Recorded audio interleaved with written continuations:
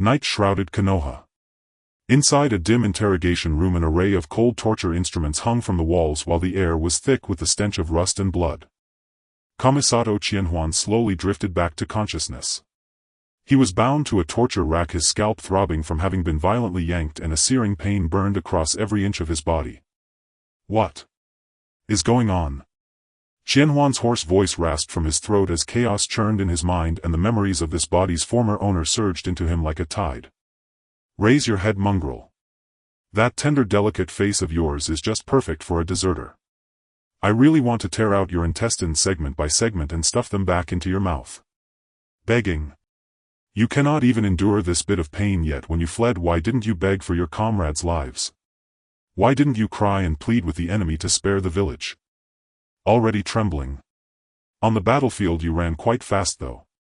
So filthy. Your teammates' corpses are still rotting out there, and their lives were traded for you, a castrated stray dog. No other choice. Traitors always have such disgusting excuses. Tell me, how much information did you pass to the enemy? Not a spy, are you? Then why did you run? Afraid of death. Your eyes are just like those of the Kirigakure spy I executed. Do you need me to gouge them out and compare? So I'm being interrogated by Morino Ibiki. Qianhuan's throat was raw and rasping, a lingering aftermath of the hysterical screams this body had unleashed under torture. The image of that sadist surfaced in his mind, sending a chill crawling down his spine. He had transmigrated into the body of a deserter from Konoha at the end of the Third Ninja War. This deserter had been swiftly captured, and the higher-ups of Konoha had handed him over to that pervert Morino Ibiki to be tortured purely to punish his act of fleeing the battlefield. He had already endured the torture. He could not tell whether that was fortune or misfortune. Fortunate because he would not be put through it a second time, unfortunate because execution now loomed over him like a blade. His mood was foul. Other transmigrators possessed the bodies of Uchiha and went on glorious killing sprees, or had a Kagaya sealed within them. At the very least they became some kind of crown prince. But him? He had ended up as a civilian ninja. Not only did he lack any Kekkei Genkai, even his chakra reserves were pathetically mediocre. On top of that, he was a deserter who could be put to death at any moment. Unable to think of any other way to escape his current predicament, he could only pin his hopes on some mysterious cheat ability. System. Deep Blue. Golden Finger. Yet no answer came, no matter how long he waited. It seemed that he did not even possess the standard golden finger of a transmigrator. A truly disastrous start. Still, having crossed into the world of Naruto and been granted another life, he refused to simply give up. He believed heaven never completely sealed off a path. He refused to accept that he would just die here. Yet Qianhuan had no chance to catch his breath and ponder how to escape. The next instant a tall figure brutally kicked open the door of the interrogation room. A vicious scar cut across the newcomer's face from right brow to left cheek, and his knife-sharp eyes radiated suffocating pressure. Kamisato Qianhuan, you've been less than honest. Qianhuan had no idea that within the entire range of Konoha village every single ninja had awakened a fragment of memory from a previous life. In the Hokage office, the pipe in Sarutobi Hiruzen's hand slipped from his fingers, fell to the floor and shattered into 2 pieces. His face twisted ferociously as his fists clenched tight, his breath coming in harsh, ragged gasps. The pain was unbearable, far, far too intense. Moments ago he had awakened a fragment of memory, and that memory was horrifying beyond belief. In it a ninja named Kamisato Qianhuan would suddenly rise to prominence in the days to come. As far as he remembered, he had never truly offended this man. They had only met once or twice. Back then, seeing him as a highly promising ninja to recruit under his banner, Hiruzen had spoken to him about the will of fire. At those words the man had flown into a rage, as though he had become an entirely different person. He had snarled something about having transmigrated here only to be brainwashed, calling it utterly inhuman. He had even said he was giving Hiruzen one last chance, to acknowledge him as his father. Faced with such a situation, Hiruzen could only reply awkwardly that at his age he should not be made the butt of such jokes. But the man was a complete lunatic. He had said that if Hiruzen refused to be his son, then he could go and die, muttering something about not eating beef. With overwhelming irresistible power he had killed Hiruzen, then bound his soul and refined it into a wick, burning it for 14 days. Hiruzen could not fathom why he had been treated that way. It was utterly baffling. Everyone loved the will of fire, did they not? Even if this man did not, he could simply have walked away. What did torturing Hiruzen over something about not eating beef even mean? Someone investigate for me, find out if there is a deserter named Konoha Qianhuan. Hiruzen's gaze sharpened. With crisis looming and his own life at stake, he finally steeled his resolve. He would never allow history to repeat itself. He had to ruthlessly strangle Konoha Qianhuan in the cradle before he could grow. If left unchecked, the consequences would be unimaginable. Yet what Hiruzen had not expected was that no Umbu operative answered his call at all. Someone. Someone. He shouted several times in succession, but the result did not change. As the situation unfolded like this, a terrible premonition rose within his heart. In the Uchiha compound, Uchiha Mikoto stood in the kitchen. The kitchen knife in her hand suddenly halted, its blade carving a deep groove into the chopping board as she froze rigidly in place. In her mind, a long stretch of memories suddenly awakened. In those memories, Fugaku had offered her up to a man named Konoha Qianhuan. In a short span of time, this man conquered the entire ninja world, unified it, ascended the throne as the emperor of the ninja world, and conferred upon her the title of imperial consort. Though Qianhuan had many women, the one he favored most was her.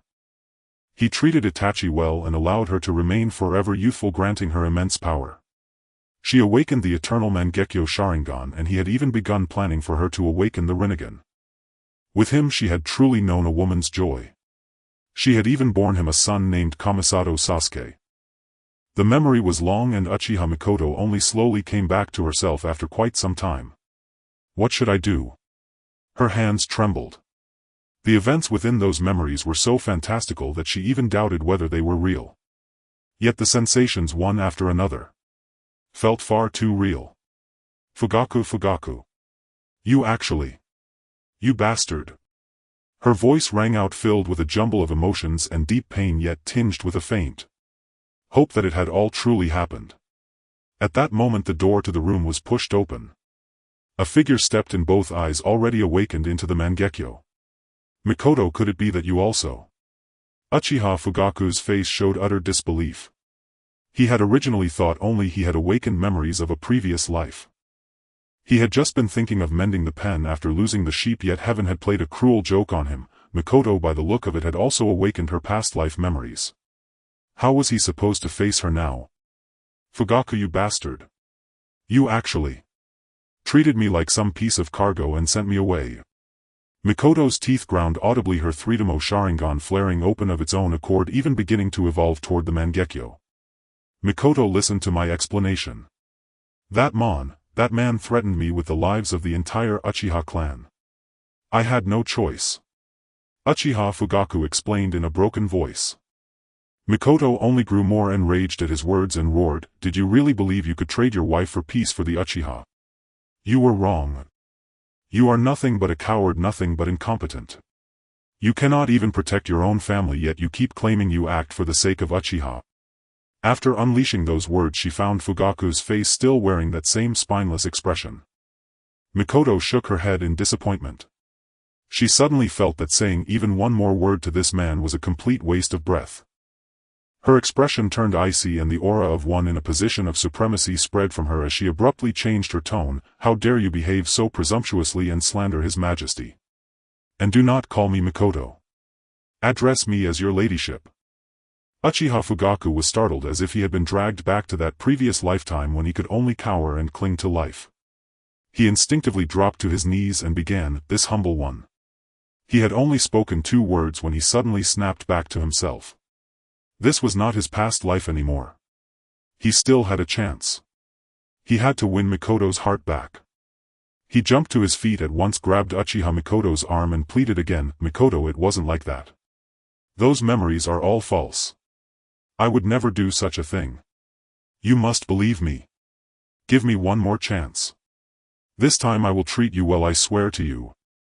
Huge tears of remorse rolled down from his eyes, but it was all in vain. The look in Mikoto's eyes remained as icy as ever. Get out of my way. I'm going to see His Majesty. Mikoto snapped, her eyes frosty as she flung Fugaku's hand aside. In this moment she did not even wish to spare the man before her a single glance. Her disappointment in him had reached the extreme. She finished speaking and walked out of the room without looking back. No. No. Fugaku collapsed to the floor, his cry of despair echoing through the entire Uchiha compound. He had lost Mikoto once again. Those were clearly the sins Uchiha Fugaku had committed in his previous life. He had done nothing this time, so why had things still turned out like this? It was that man. It was all that man's doing. Yet he was no match for that man at all. If he dared to make a move against him, the Uchiha would surely be exterminated. What should I do? What am I supposed to do? Fugaku curled up on the floor in utter despair and helplessness, his will completely shattered. Just then the sound of knocking echoed, rapid rhythmic taps at the door. Fugaku jolted and snapped his head up, then said in sudden delight, "Mikoto, you've come back." Yet the one who entered was not Mikoto but his son Uchiha Itachi. The disappointment and embarrassment on his face flickered and vanished in an instant. He straightened his expression at once, hurriedly stood up, wiped the tear tracks from his cheeks and pretended that nothing had happened. "Itachi, what are you here for?" he asked. As a father, he did not wish his son to see his weakest side, much less to lose face before him. But to his horror he saw that the eyes of his 5 or 6-year-old son had already become Mangekyo Sharingan. He remembered that in his previous life Itachi had not awakened the Mangekyo so early. What was going on? Could it be that Itachi had also awakened the memories of his past life? His heart sank. If that were the case, how would his son view him now? Fugaku did not even dare to imagine it. "Fugaku, hand over your eyes." "I am going to save the Imperial Father," the boy said. Uchiha Itachi's face was expressionless. His childish voice was firm and unyielding, devoid of the slightest emotion. "Imperial Father." Fugaku was stunned, unconsciously retreating 2 steps under Itachi's gaze, his whole body trembling, his mind a complete blank. His own son refused to acknowledge him and instead chose to recognize a traitor as father, even demanding his Mangekyo Sharingan from him. For Itachi to be so utterly ruthless, he must have been led astray by that man. After holding it in for a long moment, Fugaku finally squeezed out one sentence, "Itachi. I am your father." At his words a flash of killing intent crossed Itachi's face, and the pattern of the Mangekyo in his eyes instantly locked onto Fugaku. Itachi barked, "Insolence! A mere commoner dares to address this prince in such a way. The vile things you've done, I know them all. If you dare utter another disrespectful word, I will kill you on the spot." You. Fugaku had never imagined that his once well-behaved son would become like this. He wanted to say that all those memories were false, but in Itachi's current state it was clear that he would not listen to a single word. "Itachi, that man is a monster. He will drag the shinobi world into the abyss. Have you forgotten the will of fire?" Fugaku refused to give up, even resorting to the old persuasive rhetoric of the third Hokage, because the previous Itachi had believed in it deeply and loved to stand from the village's perspective when thinking about problems. "Stubborn fool." Uchiha Itachi snorted coldly, forming a seal with one hand. Only a small blurred afterimage of his short figure remained where he had been standing. In the next instant Fugaku only felt his vision blur, followed by a searing agony erupting from his eyes. He could no longer see anything at all. It was his own son who had snatched his eyes from him. He stood there utterly dazed. The pain in his hollow, ruined eyes was nothing compared to the agony in his heart. He did not know why Itachi had become so merciless. The will of fire. Can the will of fire make the shinobi world great again? Itachi's cold question seemed to echo in the air. The Imperial Father ended the age of chaos in the shinobi world and repelled the Otsutsuki. His achievements are without precedent and will have no successors. You, this piece of filth, are not worthy to speak of the Imperial Father. Uchiha Itachi toyed with the Mangekyo Sharingan in his hand with disdain as he spoke to Fugaku. Then a faint blue chakra flared around his hands as he pressed Fugaku's Mangekyo against his own eyes and merged them into himself. In an instant a pair of 6-pointed eternal Mangekyo Sharingan bloomed in his gaze. He then turned and left that place. In the deep shadowy roots of Konoha, Shimura Danzo jolted awake from his sleep. A hoarse, miserable scream tore from his throat. His entire body was drenched in cold sweat, as if he had just undergone brutal torture. He had just had a terrifying dream. In the dream he had merely ordered someone to test a man named Sanri Qianhuan, intending to recruit him into Root. That man had then led a group of shinobi to infiltrate Root, annihilated it and captured Danzo alive. Later he even captured Koharu Uchiha and Homura Mitokado as well. After that they were subjected to a public trial. That man exposed Danzo's deeds one by one, utterly disregarding his painstaking dedication to Konoha and only accusing him of being a scapegoat Kage, claiming every vile deed had been done by him. Some of the accusations blatantly were not his doing, yet they were still pinned onto his head. They said he had stolen villagers' rice, that he had snatched candy from children. That man even claimed he had violated a villager's old sow and had his instrument of crime confiscated. The expressions of the shinobi in the audience were still vivid in his mind. He had seen Hatake Kakashi, seen the sinister Uchiha clansmen and a host of Konoha villagers who did not know the truth. When they saw him sentenced to have his soul scattered, they all revealed looks of utter satisfaction. In the end he was paraded through the streets, executed on a wooden horse, and his soul was extracted to be refined into a wick, burning alongside 3 other wicks for a full 14 days. For an old man like him this had left a deep psychological scar. The dream had been so vivid, so real, that it felt as though it had truly happened. "Lord Danzo, what's wrong?" An anxious voice sounded from outside the door. Danzo hastily put on his night robe and said, "Ryoma, is that you? Come in." Aburame Ryoma entered, dropped to one knee and waited for his leader's orders.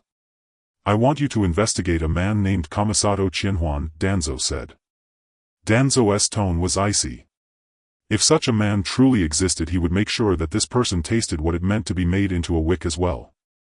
Just recalling that soul-burning pain made his whole body tremble. It was the most terrifying thing he had experienced in his long life. "Sanri Qianhuan." Aburame Ryoma swallowed hard and continued, "My lord, a moment ago a new memory suddenly appeared in my mind, and in it, there was him." "What did you say?" Danzo shot to his feet, incredulous. "In that memory, did he attack Root in the end?" "My lord, that memory appeared in your mind as well." Aburame Ryoma asked tensely, his whole body taut. "In that memory he himself had been killed by this man." "Hurry. Investigate him. Bring his head back to me." Danzo had finally realized that something was very wrong. He issued his final order: he would have this man's body torn to pieces. Inside a secluded laboratory in Konoha. At this time Orochimaru had not yet defected. He halted the human experiment he was conducting, his expression shifting restlessly before settling into a sinister, enigmatic smile. What an extraordinary individual. Memories of his past life surged into his mind. In those memories, after being defeated by His Majesty, he had not been slain, but severely punished, then entrusted with supreme authority over the Empire's scientific research.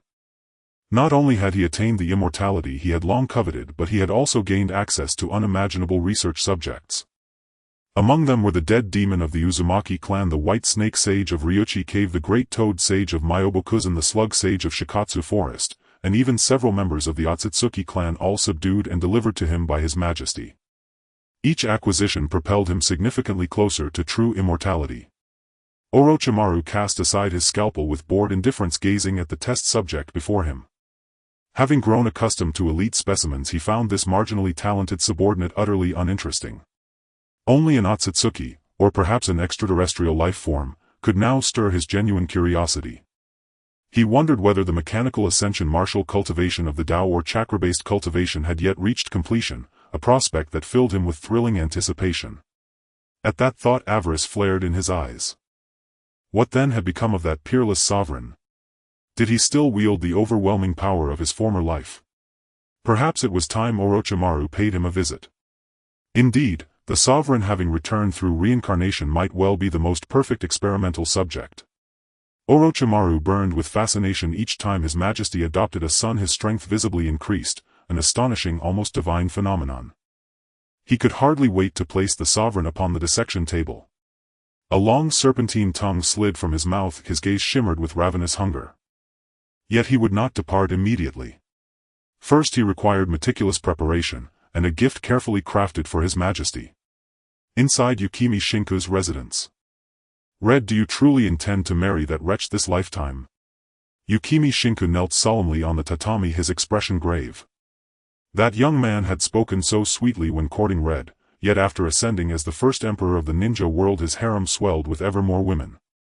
As a father, each time he witnessed Red embroiled in jealous quarrels over him, his heart twisted with anguish. Father, please, stop. Though he is unfaithful, he treats each of us with equal kindness. And we are already expecting children, though they have yet to be born. A flicker of discontent crossed Red's face, then softened gradually into quiet anticipation. You're right, though it is a pity we retain no memories beyond this point. Yukimi Shinku frowned deeply, his mind held no recollection of what lay ahead. Just then a knock echoed at their door. Red, are you home? It's Asuma. A frantic voice called from outside. I'm not here, go away. Red's expression hardened, impatience sharpened her tone. Asuma, emboldened by his father's status as third Hokage, persistently harassed her, with no recourse available to her. Thankfully his majesty had appeared, otherwise she shuddered to imagine how long such torment might have endured. Thus she now wished only for Asuma to vanish far from her sight. Why? Outside the door Asuma panted raggedly, like a defeated broken dog. He had just awakened his past life memories, memories of being slain by one named Sanri Qianhuan, yet he had not sought vengeance against that killer. Instead he rushed here breathless and urgent. His sole purpose to glimpse Red once more, and seizing courage in the crucible of life and death to finally confess his love, only to be met with this crushing rejection. Had Red's heart turned elsewhere after his death? Why? Because you're insufferable. Red's words, cold and final, pierced through the door. She thought him utterly witless, having miraculously reclaimed life yet failing to vanish quietly into obscurity, instead recklessly seeking her out. Was he courting death?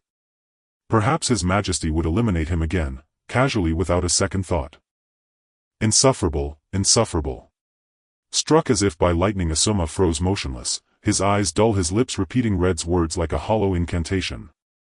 To be so despised by the woman he loved drained all meaning from existence. His knees buckled, he collapsed before Yukimi Shinku's threshold, slumping into a shapeless, lifeless heap. Get out. Yukimi Shinku kicked the door open, voice merciless. Never approach my daughter again, you are unworthy of her. Before his majesty's arrival he had tolerated Asuma's intrusions, but now such indulgence had ended. Seeing Asuma crumpled before his door, dazed, inert, absurd, Yukimi Shinku roared, did you not hear me? Only then did a faint glimmer return to Asuma's pupils. He staggered upright like a crawling dog, expending his last shred of strength to flee.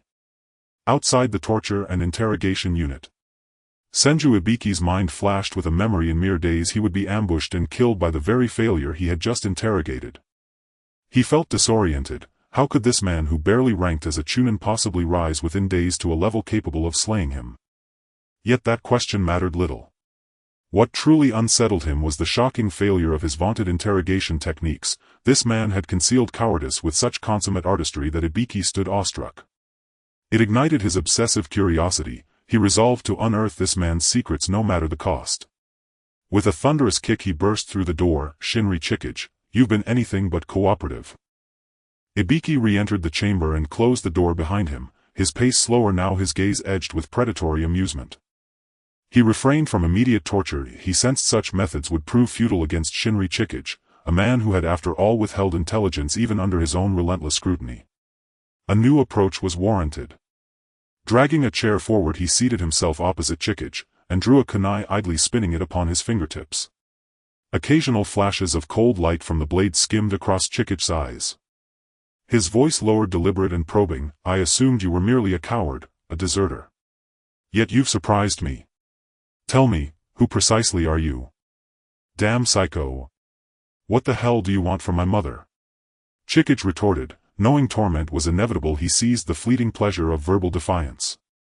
He deemed Ibiki unhinged, having just tortured him. The man now returned for more. Was he mistaking Qianhuan for easy prey, or simply addicted to interrogation? Oh. So you've abandoned your coward's act. Still, I wonder what fresh performance will you offer to amuse me? A grotesque smile curled Ibiki's lips. He awaited Qianhuan's next move with rapt, unnerving anticipation. What new spectacle would unfold? Can't you just finish already? What do you want? I'll tell you everything. Qianhuan shuddered inwardly. Already irritable, he now bristled under the deranged man's unblinking stare.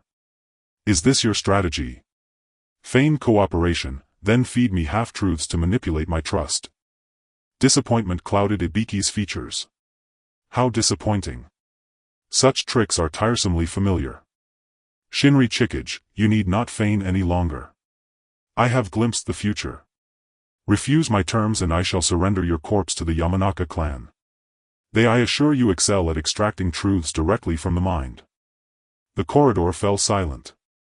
How the hell do you want me to say it for you to understand, you perverted bastard? Come on, just kill me directly. Sanri Qianhuan cursed angrily, spitting in Ibiki's face. I even saw the future. Do you think I don't know how capable you are? I've watched all 720 episodes of Naruto. Sanri Ibiki's expression changed, his eyes narrowing as he became serious upon seeing Qianhuan like this. He began to explain to himself, for people like you, information is the most important thing. Aren't you afraid that your corpse will expose information? Do you really have a curse that destroys the brain the moment you die?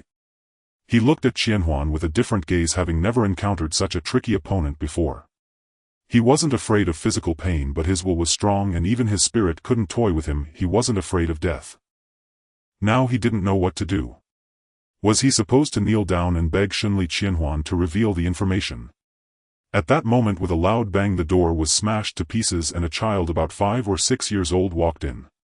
He wore a deep blue short-sleeved top with a white trim at the collar, and on his back was the Uchiha clan's fan emblem.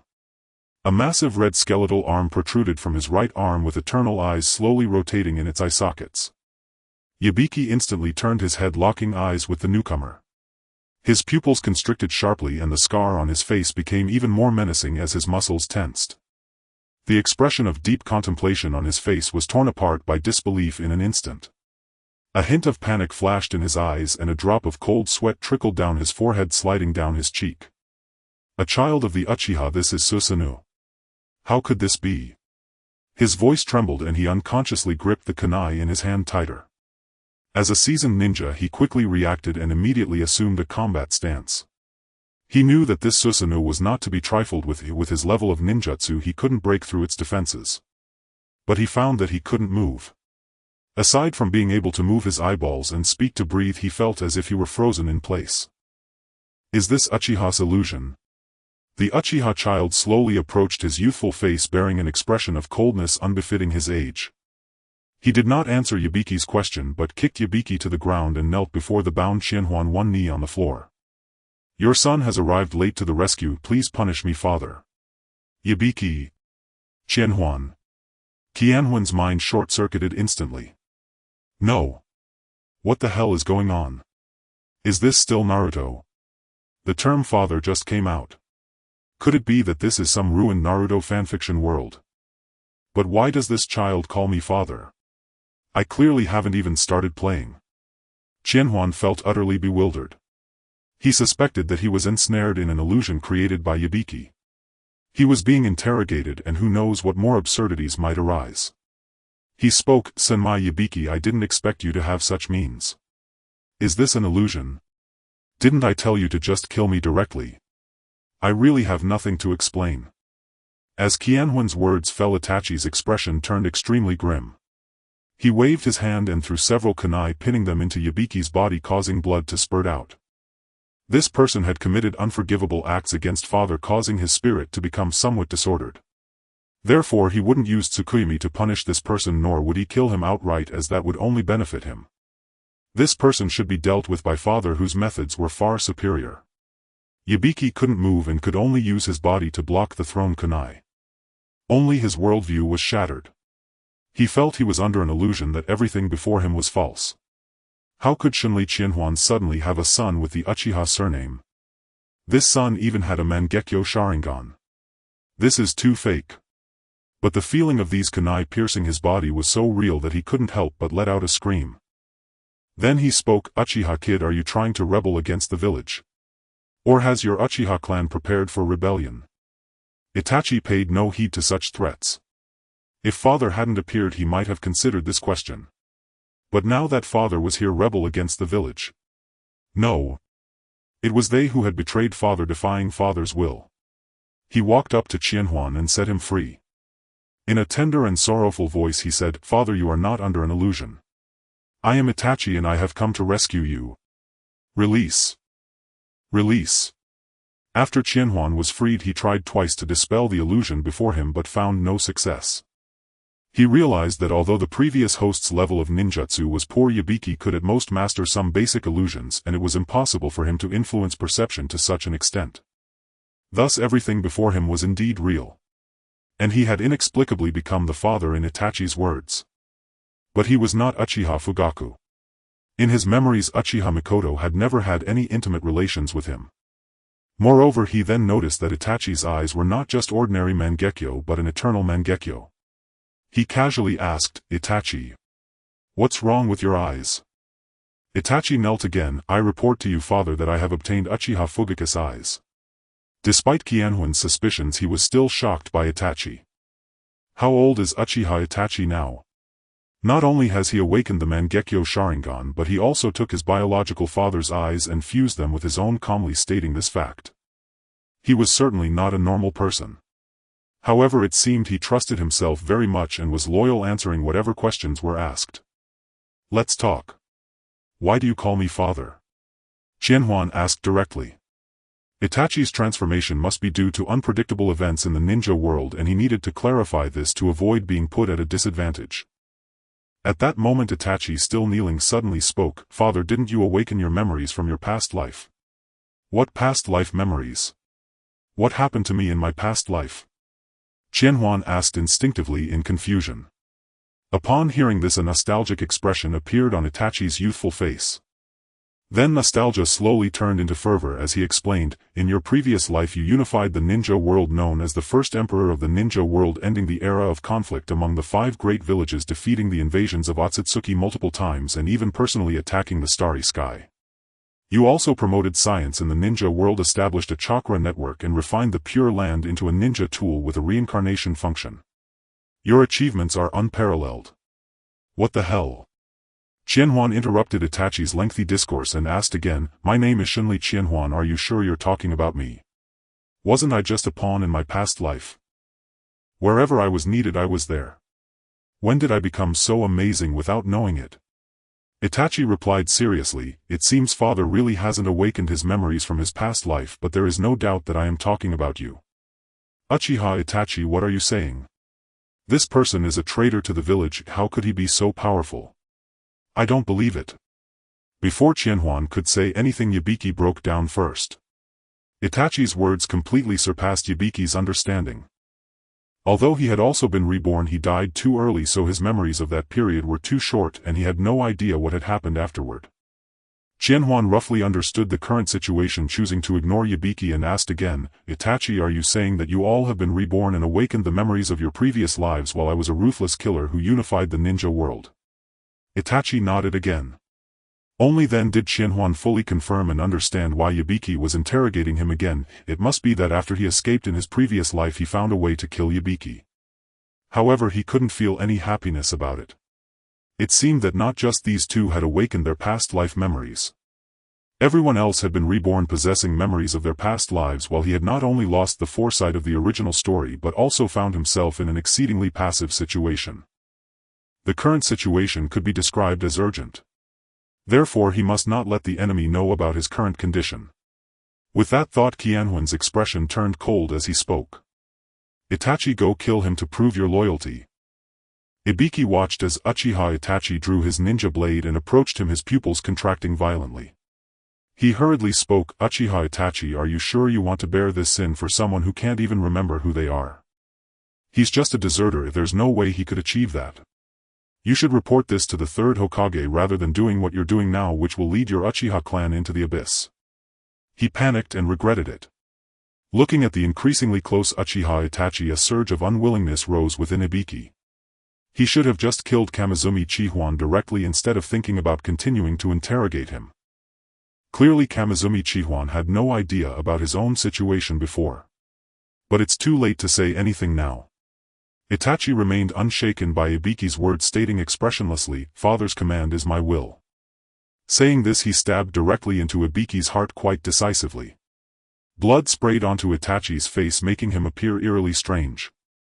Qianhuan smirked but shook his head. "Itachi, you did well, but it's not thorough enough. My situation must not be known to anyone with ulterior motives, so you should not stab his heart but rather his brain where memories are retained. Kamizumi Chihuan Yu. This devil will not die a good death. Ibiki's eyes widened as he mustered all his strength to finish this sentence, then he burst forth like a fountain, losing his breath, yet he stared unblinkingly at Chihuan as if he wanted to remember his appearance forever. Itachi nodded again, withdrawing his ninja blade from Ibiki's eye and piercing into his brain, shattering it. Only then did Chihuan fully trust Uchiha Itachi. Next, Itachi saw Chihuan in a disheveled state and immediately provided him with a clean set of clothes to change into.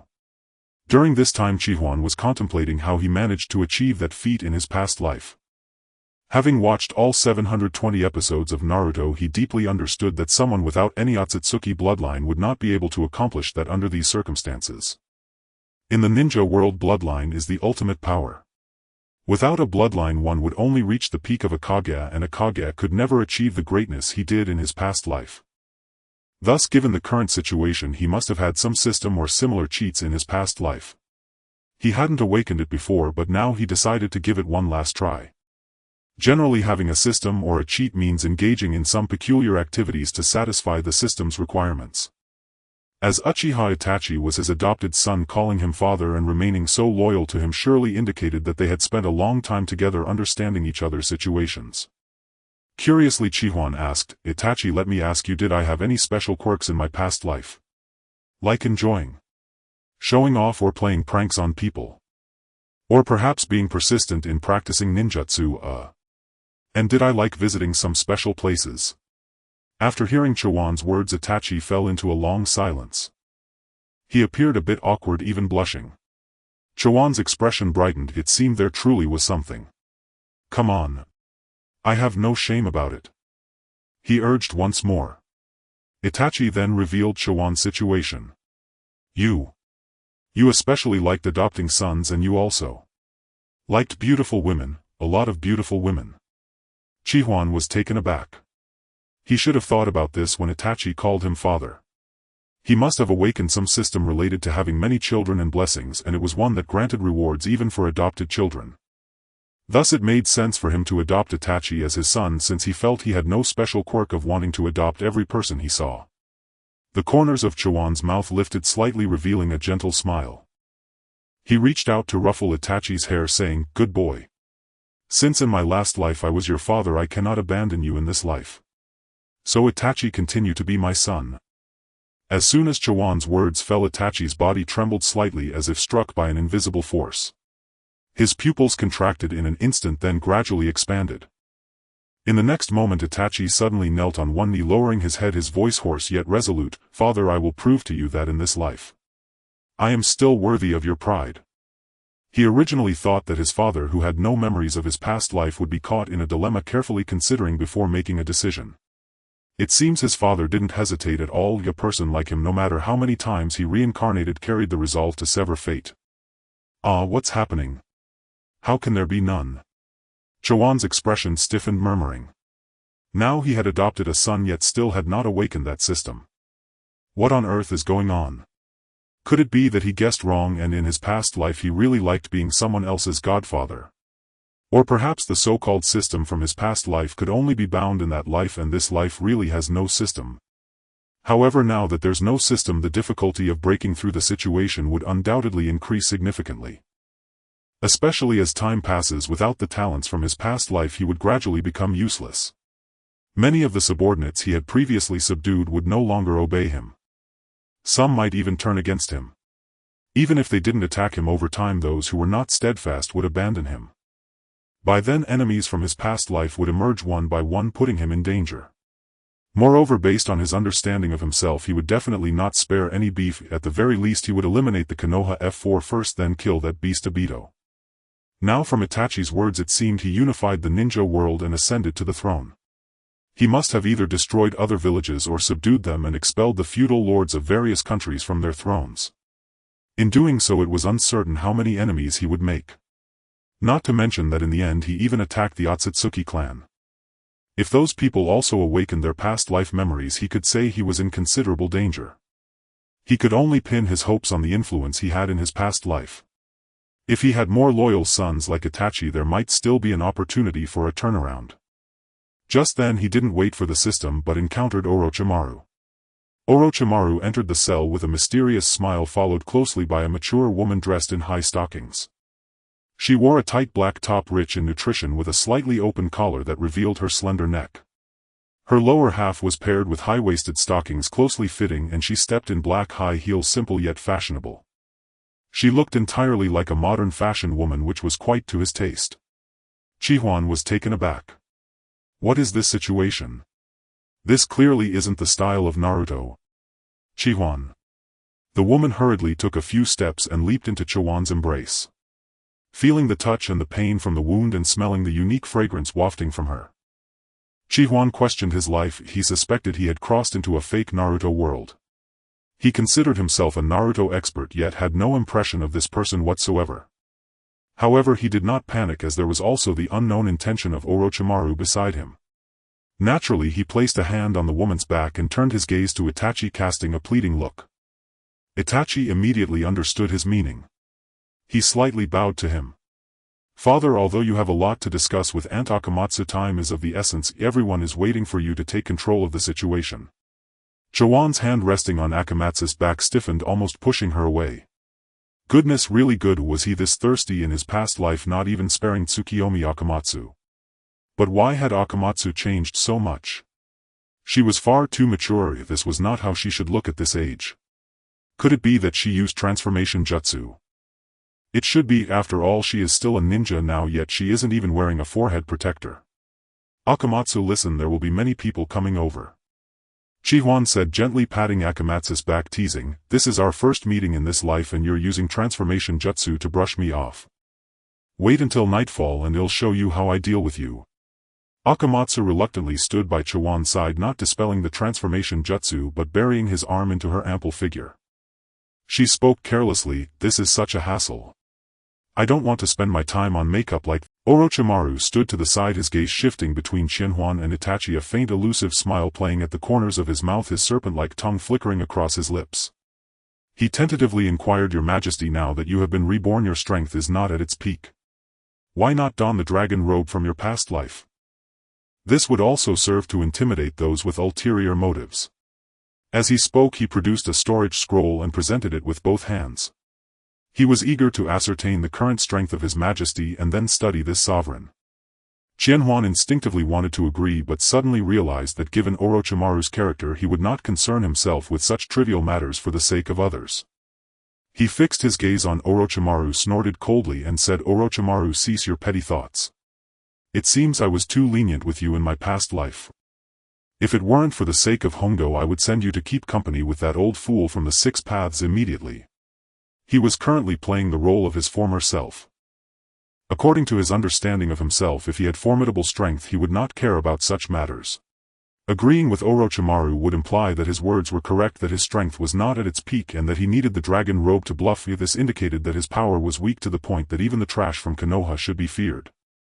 He could not reveal himself yet, at least not before determining how many usable cards he had. Upon hearing this, Itachi's eyes filled with icy coldness and the six-pointed star reappeared. If Qianhuan were to give an order at this moment he would not hesitate to strike against Orochimaru. Seeing the six-pointed star in Itachi's eyes, Orochimaru's pupils constricted. The ruthless and sinister expression on Orochimaru's face flickered and immediately he knelt on the ground, slightly lowering his head, revealing a respectful smile. Your Majesty is right, I was overthinking. With your strength you naturally need not concern yourself with such trivial matters. However, your Majesty remains as indifferent to details as ever. Qianhuan, however, was dissatisfied with Orochimaru's response and stated bluntly, Orochimaru, let me guess your probing purpose. Do you think I have been reborn and lost my past strength? And that you wish to take over my body or study it to uncover the essence of my power? Seeing that Qianhuan had laid the matter bare, Orochimaru felt it was quite troublesome and having no choice could only retreat to advance. A wry smile crept at the corner of his mouth. As expected of you, even with a rebirth you can still see through my thoughts. However, you are overthinking. If I truly wished you harm, why would I bring Hongo to welcome you? Moreover, he glanced at Uchiha Itachi, his tone cautious under Itachi's gaze, I am not foolish enough to seek my own demise. Upon seeing the eternal six-pointed star, Orochimaru abandoned the idea of acting tonight. Qianhuan approached Orochimaru leaning down and speaking in a voice audible to all. I do enjoy this expression of yours, unwilling to submit yet powerless. You are the most ambitious, yet you must bow and scrape. Orochimaru, this is the last time. I'm sure you don't wish to experience that feeling again. As for what feeling, I don't even know myself. I only know that for a beast like Orochimaru, even if I were to use such a person in my past life, I would first punish him severely, leaving a deep impression. Orochimaru's cold-blooded pupils nearly shrank into pinpoints. He lowered his head, not daring to look Qianhuan in the eye.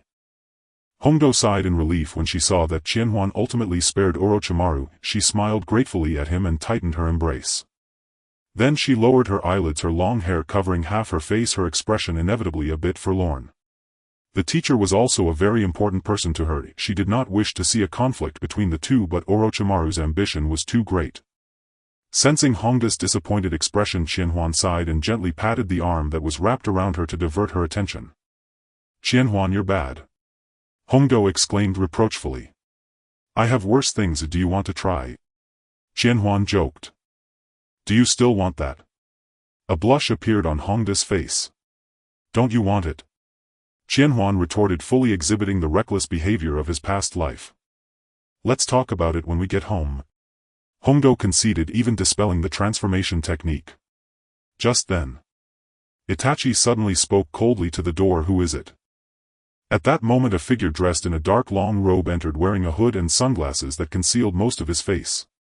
However, the purple special mark at the corner of his mouth immediately revealed to Qianhuan who this person was. He was Shimura Danzo's right-hand man, known as Aburame Ryoma. Aburame Ryoma spoke nonchalantly. It's quite lively here. This is a kid from the Uchiha clan, and there's a dead person on the ground. Isn't this Morino Ibiki from the interrogation department? But this has nothing to do with me. Orochimaru, I didn't expect you to be here too. What a coincidence, it saves me the trouble. Kill this kid and bring his head to Lord Danzo. Orochimaru stepped forward slowly. He urgently needed to do something to demonstrate his loyalty to His Majesty. He immediately spoke. Ryoma, you're still so boring. Danzo's orders. Ha! Such things have long lost their meaning to me. I now only serve His Majesty.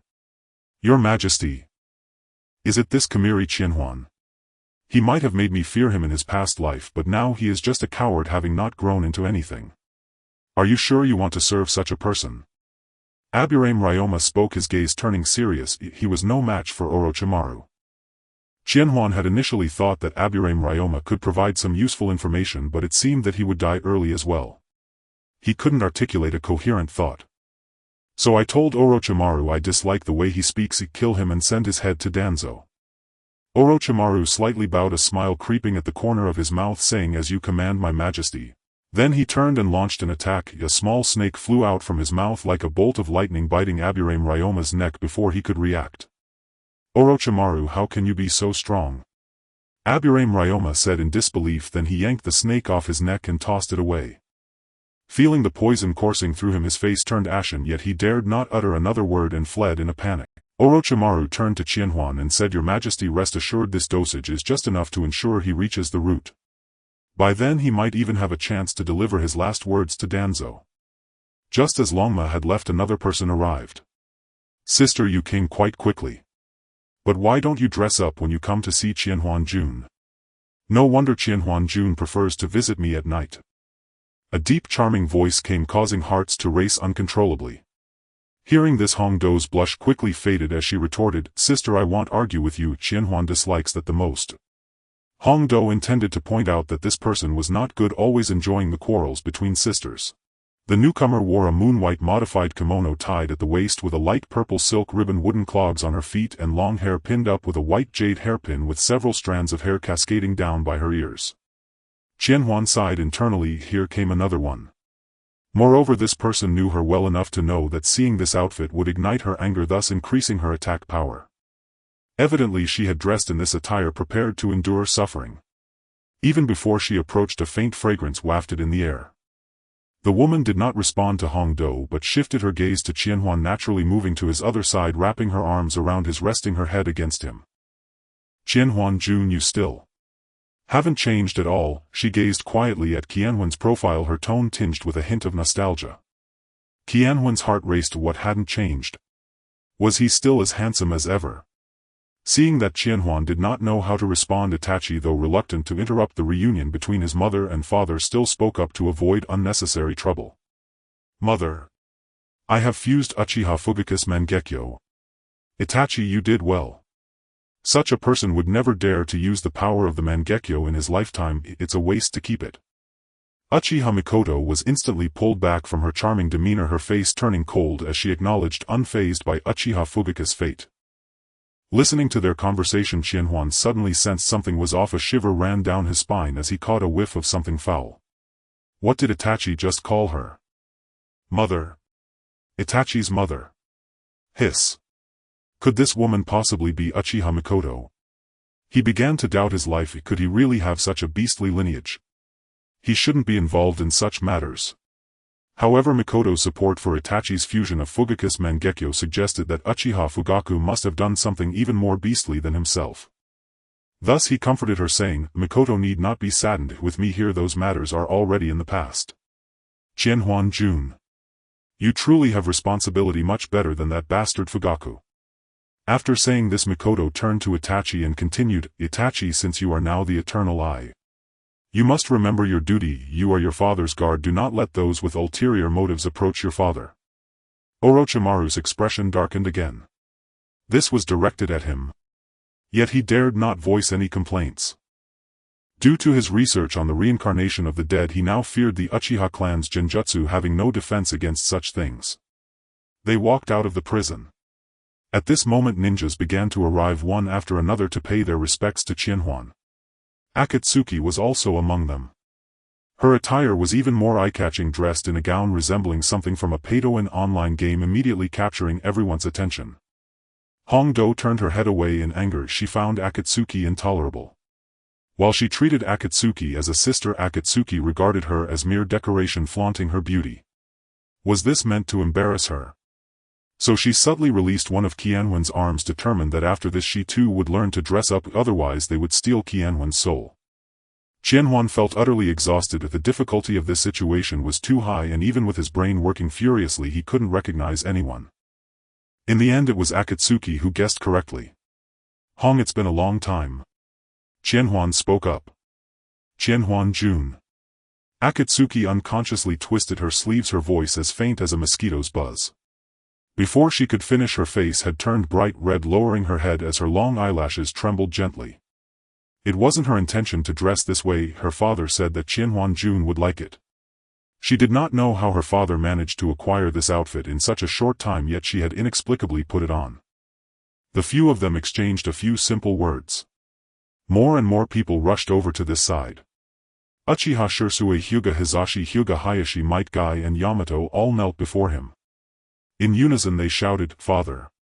Although he had some mental preparation, he couldn't help but be shocked upon witnessing this scene. Almost everyone with a bit of potential or special bloodline in Konoha had gathered here.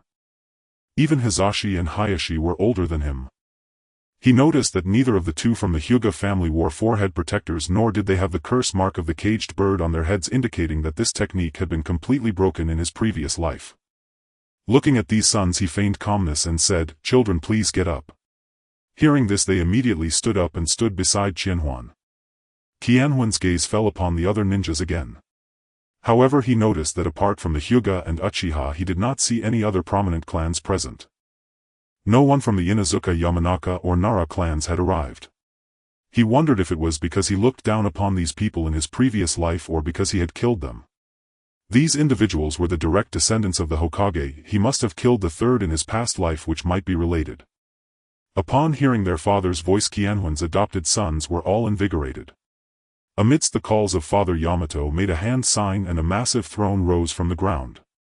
Qianhuan sat down in the middle of the throne with Mikoto and Akatsuki seated on either side.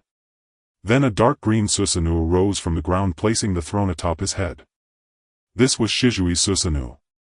Akatsuki did not have such good fortune, having not sat on the throne earlier. She could only look up in admiration and did not choose to follow. Itachi and Shursue stood on either side of the throne. The atmosphere reached its peak at that moment. The common ninjas all shouted, "Your Majesty! Long live your Majesty!" They were fervent. The boy in prison clothes before them was the god in their hearts. "We welcome your Majesty back. Please lead us once again to unify the ninja world and bring peace to the realm." A voice shouted this, followed by countless echoes of agreement, gradually merging into a tremendous roar that pierced half of Konoha village. As the crowd's shouts rose and fell, Qianhuan slowly raised his head and shifted his gaze to them. "Everyone," Qianhuan's voice was deep and powerful, cutting through the noise of the crowd for all to hear. "I fully understand your expectations and suffering.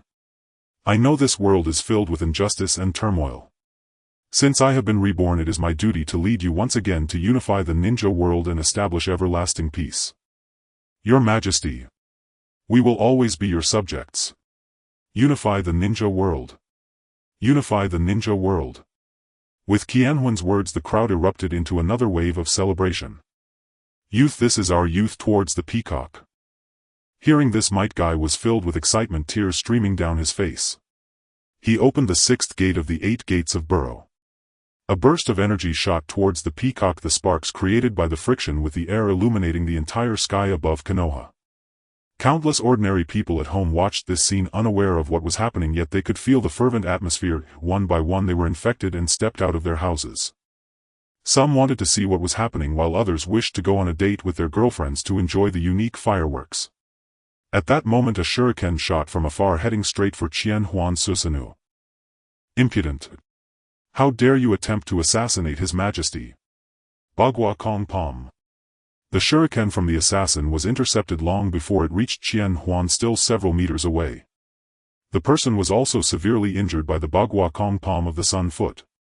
Orochimaru dragged the person closer, tore off the cat mask on his face, pried open his mouth, revealing the forbidden technique of the root's tongue.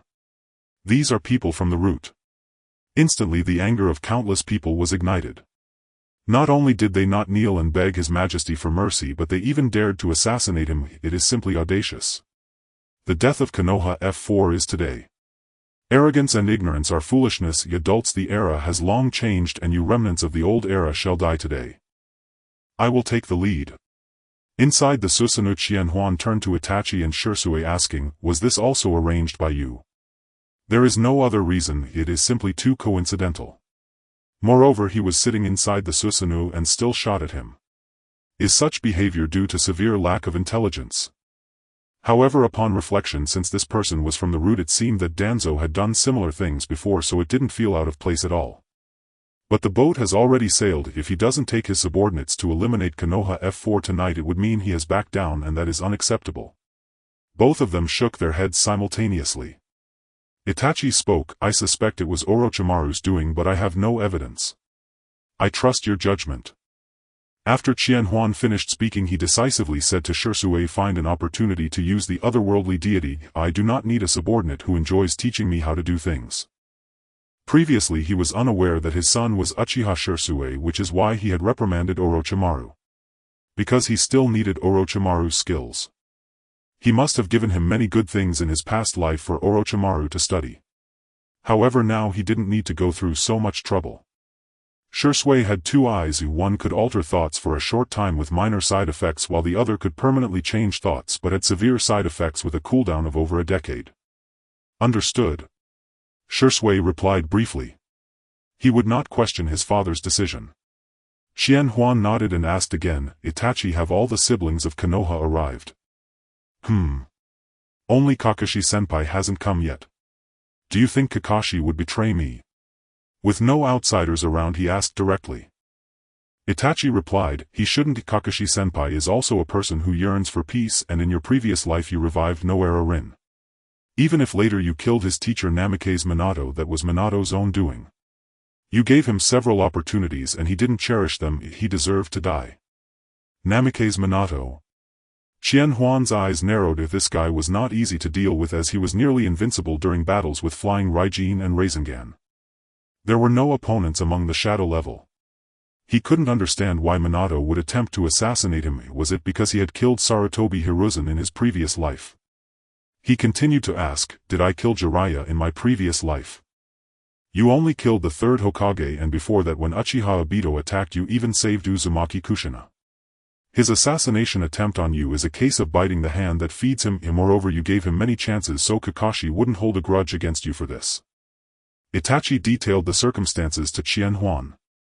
Was it the Nine Tails incident? Qianhuan asked.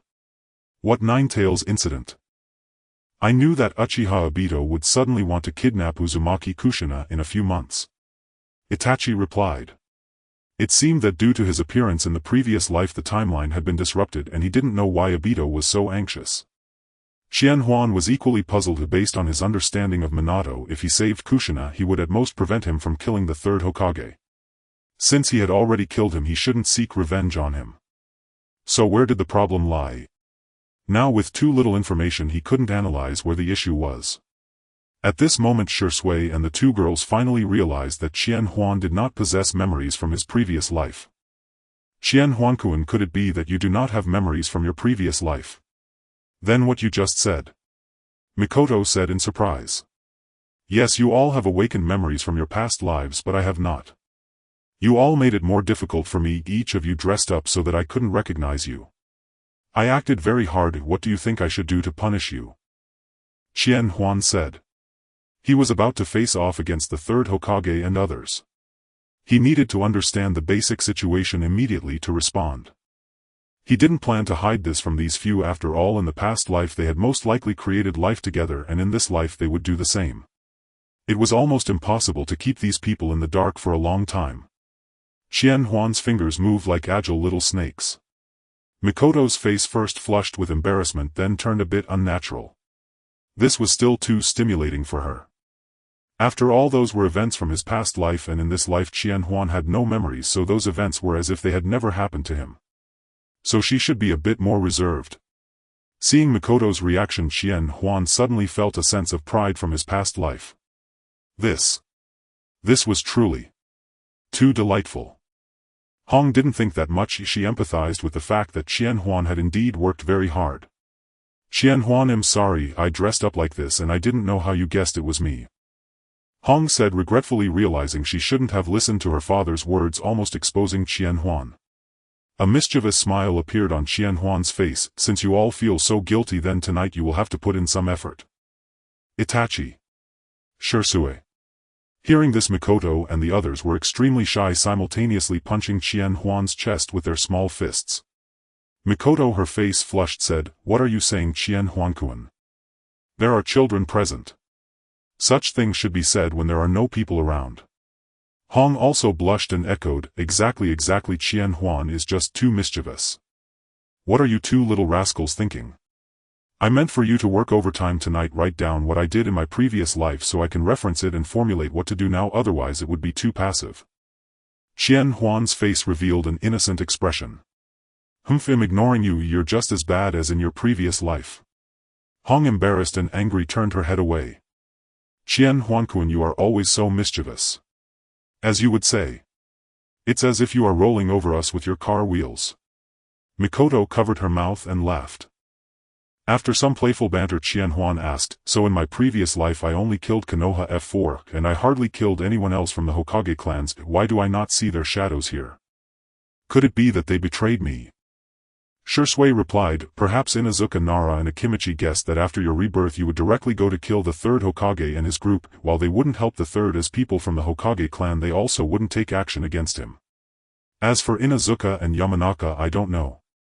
At this moment Hong spoke up, saying, "Perhaps it is because in the last life, although you did not trouble them, you seemed to dislike them, never employing people from these two clans. So they don't want to support me, this stinky foot."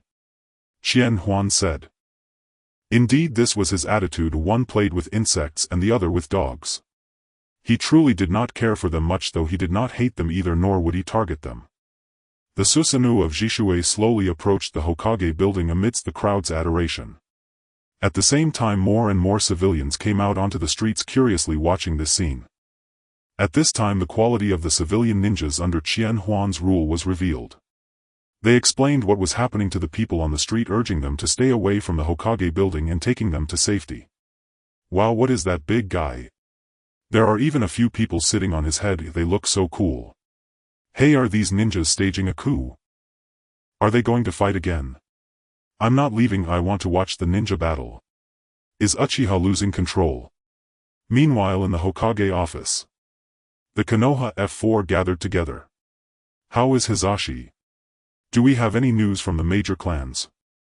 Sarutobi Hizashi shook his head saying, the Inuzuka Nara and Akimichi clans do not offer help. They want us to escape. The Inuzuka and Yamanaka clans are closed to visitors and the Hyuga and Uchiha clans are completely absent. The Jinchuriki of the Nine Tails and Minato. What happened to those two? It seems they are dealing with family matters. So you currently have no one available. Hizashi, you are too cowardly. At this time the Namikaze family is dealing with personal matters. You should have forcibly brought them here. Tuanzang's eyes were filled with disappointment, feeling that Sarutobi Hizashi was indeed too cowardly. Just then a figure jumped into the Hokage office at extreme speed. The crowd had yet to see who had arrived. This person lost consciousness mid-jump and fell straight in front of them. The F4 was greatly alarmed. Tuanzang pushed through to see that it was his subordinate Yamanaka Ryoma. At this time Yamanaka Ryoma had already completely lost his life. The atmosphere fell into a brief silence. After a moment Tuanzang slowly spoke saying, Hizashi, you are the Hokage, the pillar of Konoha. The situation is critical. You must come up with a solution. We cannot hesitate any longer. Tuanzang, it's rare.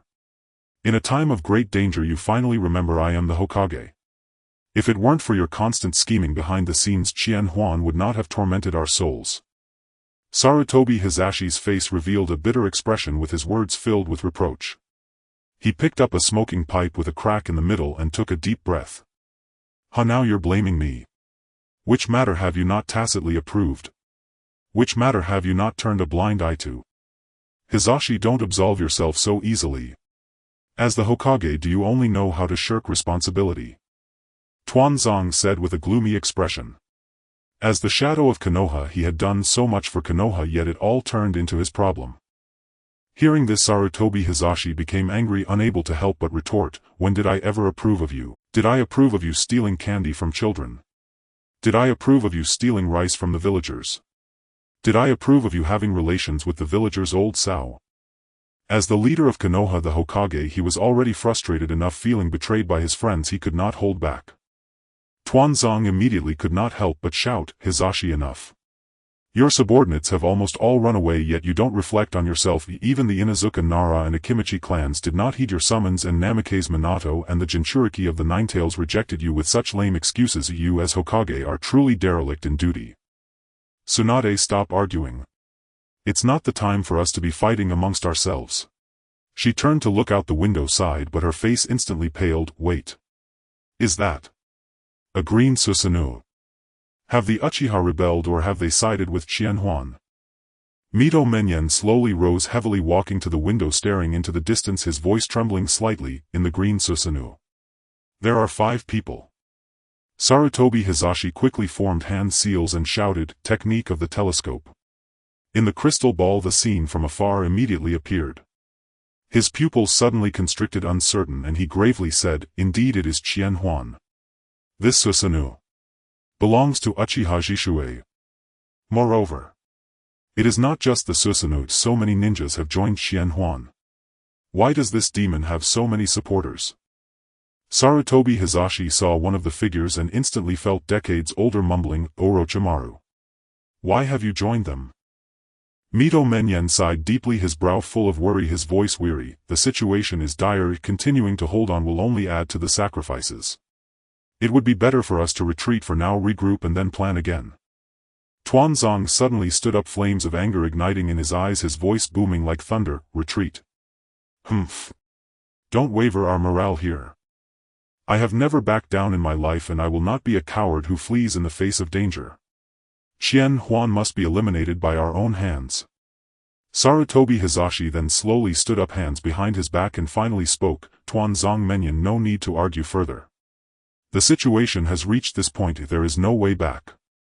If sacrificing myself can bring peace to Konoha, then it is worth it. Let me use the Shiki Fujin to end Qianhuan. This is the only way, and it is my responsibility as Hokage. As his words fell, the room fell into silence, even the air became heavy. The 4 gazes met, understanding each other without words. This battle might be their end, but for the sake of Konoha in their hearts they moved forward without hesitation. Qianhuan sat on the wooden throne as the Susanoo slowly approached the Hokage building. Countless pedestrians along the way stopped to watch while Qianhuan's subordinates took the ordinary people away to safety. At this moment several people blocked the path of the Susanoo kneeling before it. "Your Majesty, please spare the third Hokage's life." The newcomers shouted, instantly catching Qianhuan's attention.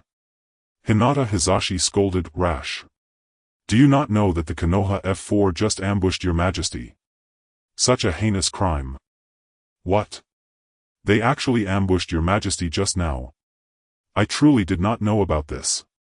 Nara Shikaku sighed and continued, "They have chosen the wrong path again. Alas, we have done all we could." After he finished speaking he exchanged a glance with Akimichi Choza and Yamanaka Inoichi, both sighing in unison, and they stepped aside.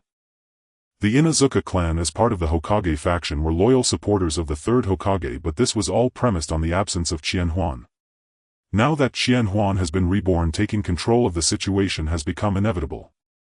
"I don't know whether it was Tuan Zhang's order or Lord Third's. What a pity. We initially wanted to persuade your Majesty." Akimichi Choza spoke. Yamanaka Inoichi nodded and added, "Let's go, we'll witness the end of the third Hokage." As they spoke the few of them followed the large group towards the Hokage building. Qianhuan merely glanced at them without any intention of engaging. Perhaps Nara Shikaku's wisdom was quite good, but this was ultimately a world where strength spoke. After this brief interlude no further incidents occurred. They quickly arrived at the Hokage building. The Konoha F4 were already outside the Hokage building waiting for their arrival. The noisy cheering crowd suddenly fell silent, collectively turning their gazes towards the group. Qianhuan, seated atop the Susanoo, looked down and declared, "Sarutobi Hizashi, either my son or death." Upon hearing Qianhuan's words the commoners below erupted in astonishment. They were not mocking Qianhuan but rather envying him, wishing they could be his son. What right does this old fool, the third Hokage, have to such honor? "Alas, your Majesty, you are mistaken." Before Sarutobi Hiruzen could speak, Nara Shikamaru could not help but rebuke impertinence. "How dare you speak so disrespectfully to Lord Hokage?" Mitokado also chimed in, "Kid, you are too arrogant. How dare you speak to the leader of a village like that? Don't forget you have just been reborn and lack the power you had in your previous life." Qianhuan remained silent, waiting for Sarutobi Hiruzen's response. Hiruzen frowned as Qianhuan's words transported him back to his past life, where two scenes overlapped, one in daylight, the other in the dark of night. This person acts like a lunatic, wanting to be his father right off the bat. He couldn't understand why this person was so fixated. Becoming his father, did that fulfill some strange obsession? He slowly spoke, "Kamizato Qianhuan, I actually admire you. The support you've garnered from so many must mean that in the future Konoha will flourish under your leadership. However, I truly don't understand why you insist on being my father. Is there something hidden behind this?" After the third Hokage finished speaking, Uchiha Mikoto, who was sitting beside Qianhuan, suddenly interjected, "Perhaps His Majesty idolized you as a child and wishes to become a ninja like you. In the future we will have a son named Kamizato Sasuke, named after your father Sarutobi Sasuke." Sarutobi Hiruzen fell into a brief silence. "I see." Yet inside his heart was in turmoil, not because of the terrifying power this kid possessed in his past life or the Susanoo before him, but because he needed to teach this kid what it meant to be a true ninja. What kind of crazy reasoning is this? He idolized my father as a child and now wishes to become my father. "Father, I have suffered greatly because of you." Just then a mature and steady voice came from below the Hokage building, "Third Hokage, you should acknowledge His Majesty as your father." It was Nara Shikaku's voice. Since His Majesty had given the third Hokage this opportunity, he naturally had to persuade him, which also served as a way to repay the third Hokage's past kindness. He continued, "His Majesty unified the ninja world in his previous life, achieving countless feats. Even the first Hokage pales in comparison before him. Moreover, in his last life even the Sage of Six Paths had to respectfully call His Majesty father. We all envy you for being held in such high regard." Bang! Bang! Bang! Danzo pounded the ground with his cane repeatedly, unable to listen any longer. This boasting had reached new heights. The Sage of Six Paths was a legendary existence, long dead for countless years, yet you wish to have him as a son. How can you be more depraved than I am? With anger he exclaimed, "Shikaku, Konoha has treated you and your clan well. Is this how you repay Konoha's kindness? To please this kid you want Hiruzen to recognize this Wetbehinthir's brat as his father. Can you really say such things? As soon as Danzo finished speaking he triggered the emotions of the ninjas on the ground. They all wanted to jump up and testify for Qianhuan and they were eager to deal with the Hokage's aide who insulted his majesty. However, this matter was preempted by Orochimaru. He instantly appeared before the Konoha F4, a faint smile on his face, licking his lips with his tongue. Ignoring the other three, he focused his gaze on Sarutobi Hiruzen. In a sinister tone he said, Teacher Sarutobi Shikaku is not lying. His Majesty is even more magnificent than he described. If you truly became His Majesty's son, then as your unworthy disciple I could also take this opportunity to get closer to His Majesty. Orochimaru. Nara Shikamaru shouted in anger. He initially thought that Hiruzen's disciple Orochimaru would side with them, but he did not expect that Orochimaru had come to persuade Hiruzen to accept someone else as his son. You, a ninja who seeks personal gain by selling out your master, are not worthy of the title of the legendary Three Ninja. Qianhuan said calmly, still scrutinizing Sarutobi Hiruzen. His words were not said on a whim. The previous attempt to adopt Itachi as a son did not trigger the system.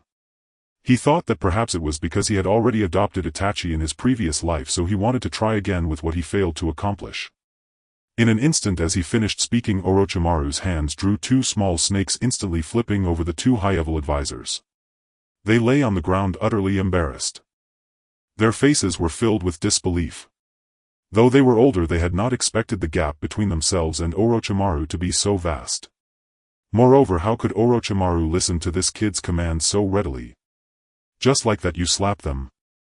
Danzo's face turned ashen, feeling utterly disrespected as his comrades were bullied in front of him. Just as he was about to erupt, he was stopped. Sarutobi Hiruzen extended an arm to block Danzo, signaling him not to act impulsively. Then his gaze sharpened as he fixedly stared at Orochimaru, his voice filled with anger and sorrow. Orochimaru, why do you assist tyranny? Is it merely because your master does not support you in becoming the fourth Hokage? You clearly have a brighter path to follow. Orochimaru's lips twisted into a cold smile, his golden slit pupils sparkling with mockery and disdain. Old man, you are already old, too old to see the situation clearly. I do not act for the mere position of Hokage, it is because His Majesty has helped me fulfill my lifelong dream. You will never understand. Let me guess, is it for eternal life or mastering all ninjutsu? Sarutobi Hiruzen said disappointedly. Whichever it is, both are but flowers in a mirror, moons reflected on water, just like the sage of six paths we discussed earlier. Didn't he also pass away? Orochimaru's smile grew wider until he burst into laughter, even unable to stand upright. Teacher, you underestimate the sage of six paths too much. He is still watching the entire ninja world from the Pure Land. How could you say he is dead? A being of his caliber cannot die so easily. Orochimaru's voice was filled with pride, like a student waiting for his teacher's praise. Sarutobi Hiruzen's expression froze at this revelation. He truly did not know of this secret. But how did Orochimaru come to know this? Could it be, as they said, that His Majesty guided him to witness a higher realm? At this moment he felt a shift, gradually accepting the words they spoke, that this great His Majesty had unified the ninja world and attacked countless. Sarutobi Hiruzen was still immersed in the shock of Orochimaru's words when suddenly a loud explosion echoed from a distance. Is it near the residence of the Nine-Tails Jinchuriki? Could it be that the Nine-Tails Jinchuriki has gone berserk? Mito Menyen murmured, his expression filled with concern. Just as he finished speaking, a figure with yellow hair flashed into the midst of the crowd. It was Minato Namikaze. As soon as he arrived, he looked cautiously at the dark green Susanoo. He fixed his gaze on Kamisato Qianhuan, who sat within the Susanoo. Kamisato Qianhuan, this time I will definitely stop you. Cease your evil deeds. If you insist on killing the third Hokage, I will take action to eliminate you. Minato Namikaze looked seriously at Kamisato Qianhuan, signaling a warning and showing his confidence in his own strength. However, he had just finished speaking. A giant woman's voice echoed throughout Konoha. Minato, where the hell are you? Hurry back to me. Upon hearing this, the crowd fell into a brief silence. Danzo now understood the family matters mentioned by Hiruzen Sarutobi. It was indeed very serious. Qianhuan broke the silence, saying he has only two paths, Be my son or die. You are utterly unreasonable. He is not only the Hokage of a village but also a man who has lived for 60 or 70 years. How can you ask him to be your son? Minato Namikaze was completely stunned by Qianhuan's words. He could not understand Qianhuan's intentions. He looked at Qianhuan as if seeing a madman. While they were talking, a figure with red hair had already arrived at the scene. She had entered her nine-tails mode, her red hair billowing, and was in a state of extreme rage. The newcomer was Kushina Uzumaki, the nine-tails Jinchuriki. Minato, I guessed you would come here. We haven't clarified things yet. Why did you run away? As she spoke, dense golden chains appeared around her, wrapping toward Minato.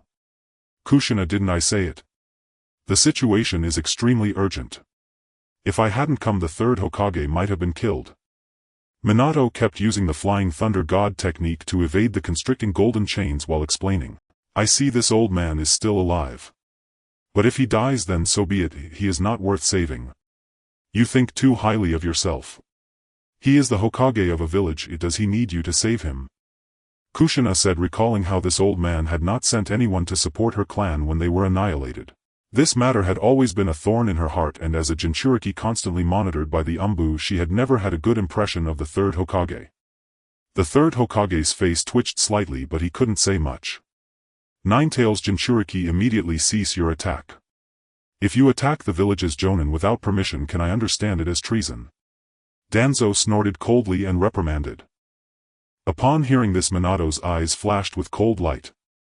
At that moment he felt no respect for Danzo, the Hokage's aide, and said, Danzo, my matters are none of your business. You should take care of yourself. I see you won't survive today. Danzo's expression darkened even more after being reprimanded by a mere jonin. Just as he was about to react, Hiruzen Sarutobi raised his hand to stop him. At this moment the scene fell into silence. They watched as Minato and Kushina performed. However, continuously using spacetime ninjutsu to evade the golden chains was exhausting for Minato. Before long he was gasping for breath. He almost got entangled by the golden chains but had no intention of attacking Kushina. He kept avoiding. Minato, your chakra is about to run out. I wonder if you can calm down this time and listen to me. Kushina's eyes were filled with a sense of triumph. Sure enough, at that moment Minato made a mistake, getting tightly bound by the golden chains, and was tied up like a rice dumpling, leaving only his head outside. Everyone was observing the battle, yet they did not notice a disheveled person slowly approaching. Kushina, why do you have to be like this? Minato sighed, no longer struggling.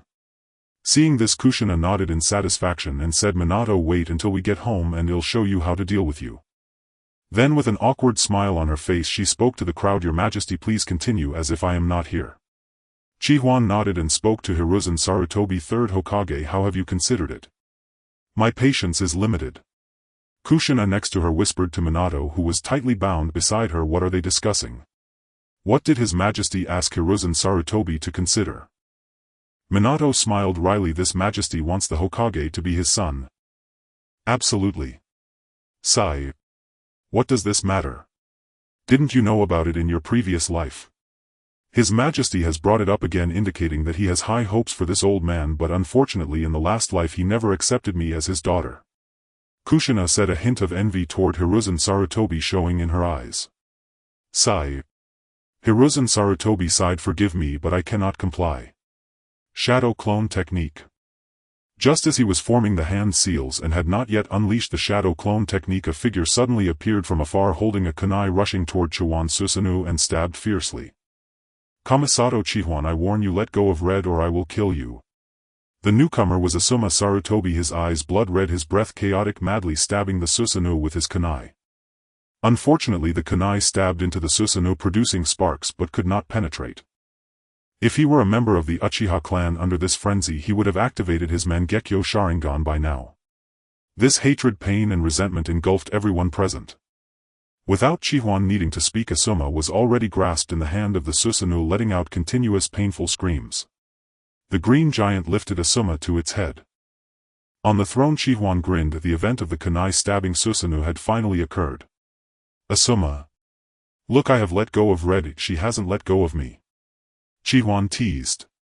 He then saw Asuma's vengeful red eyes seemingly wanting to bite off a piece of flesh from him. Feeling amused, he turned to Red and said, "Look, this guy is quite infatuated with you. Even after you dressed like this he still recognized you. In this regard I am not as good as him. Sanri Qianhuan, stop making fun of me. You have no idea how disgusting this clingy guy is. He just reincarnated and came to my doorstep looking for me like a stubborn plaster." Red looked at Asuma with a look of disdain. As the third Hokage Sarutobi Hiruzen entered the battle state, his body suddenly stiffened in place. He looked in disbelief at the figure grasped in the hands of the green Susanoo. This person was his second son, a child he had high hopes for, yet unexpectedly he was now going to his death for a woman.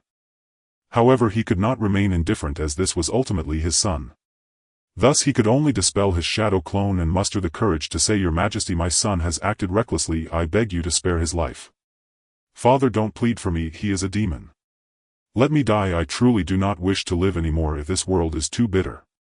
Asuma Sarutobi spoke. After a series of blows he had lost the courage to live. He just wanted to die quickly. Because only in that way could he think of nothing else. Qianhuan said, "It's better to rely on oneself than to ask others. Hiruzen, you are the Hokage of a village. Your decisions affect the rise and fall of the entire village. You cannot compromise with Sanri Qianhuan." Danzo said. He now sensed that matters were becoming increasingly precarious as he saw a clear wavering in Hiruzen's eyes. He could hardly imagine if Hiruzen were to kneel and acknowledge Sanri Qianhuan as his father. If that were to happen, then Hiruzen would become one of them. Wouldn't that mean the target for everyone would almost solely be himself? "Please do not kill him." Hiruzen finally lowered his head and spoke. "You are even unwilling to call me father," Sanri Qianhuan said. At that moment Danzo suddenly launched a surprise attack, a kunai shooting from his hand towards Asuma, who was in the grasp of Susanoo. "Danzo! What are you doing?" Hiruzen shouted, wanting to rush over to save Asuma, but it was already too late. At that moment the dark green Susanoo suddenly flipped its hand, maneuvering Asuma to the other side, and the Susanoo's arm deflected the kunai. Hiruzen took a deep breath, nearly losing his balance. "Danzo, you have gone too far," Mito Kazumi said, shocked that Danzo would act this way. "Exactly, Danzo, why would you attack Hiruzen's child?"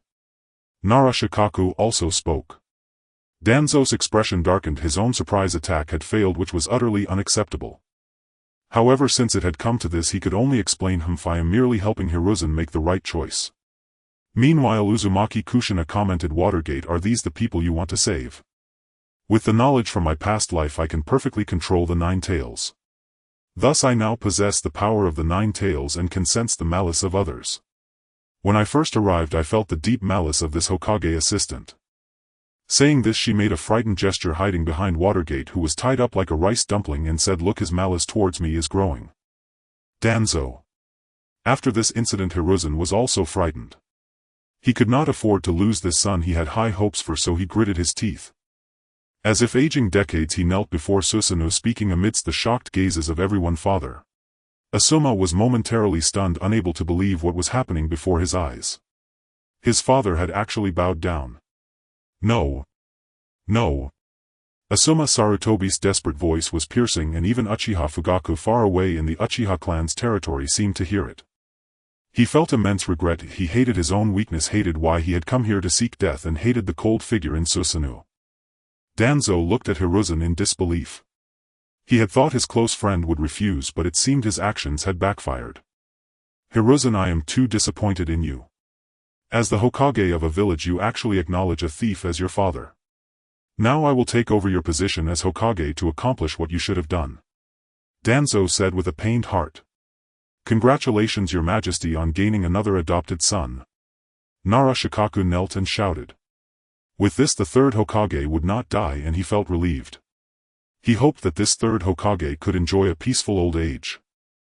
Then the other civilian ninjas followed suit and shouted. "Congratulations, Your Majesty, on gaining another adopted son. Congratulations, Your Majesty, on gaining another adopted son. The third Hokage actually became our brother. This is wonderful. In my past life I always thought it would have been better if the third Hokage had not rejected the Emperor back then." Kai said, his expression excited. If it weren't for just having opened the sixth gate and feeling a bit overwhelmed, he might have performed right then and there. This old man has truly become the Emperor's son. It's such a pity. Sigh, the emperor hasn't accepted me as a daughter. Uzumaki Kushina said once again in regret. Kushina, you are too naive. This emperor has no habit of accepting daughters. All the women related to him are his lovers. Do you mean in your past life? Watergate, you are going too far. I have no such thoughts. If I had, would I have been holding on to you, preventing you from seeking death? Kushina said angrily. The adamantine chains tightened, making Watergate roll his eyes. I am not doubting you. Didn't you see who was next to him? One is Asuma's beloved red-haired girl and the other is Itachi's mother, Uchiha Mikoto. I really... Do you know that it was Fugaku who first betrayed Mikoto? If you don't know, don't speak carelessly. Moreover, Mikoto is quite happy. The emperor is nothing like you who died early. Kushina, seeing Watergate retort, directly punched him in the face. Then continued, in this life I will tie you to my side. I won't allow you to seek death. Understood, understood. Don't worry, I won't easily die in this lifetime. Watergate comforted Kushina. At this moment Qianhuan was not happy. Although he had adopted Hiruzen as his son, he still had not activated the system, indicating that in this lifetime he was truly fated to have no connection with it. From now on he had given up. However, as the emperor who unified the ninja world in his past life, his subordinates should still have many methods to help him enhance his strength. The situation before him had failed to pique his interest. Thus he said to the kneeling Hiruzen, Hiruzen, go kill Danzo, I believe you can do it. Hiruzen lowered his head, remaining silent. Was he really going to kill Danzo, his lifelong companion? However, judging by the emperor's attitude, Danzo was surely doomed today. Moreover, Konoha wouldn't need someone like Danzo anymore. Dying at his hands meant he wouldn't be tortured like in his past life.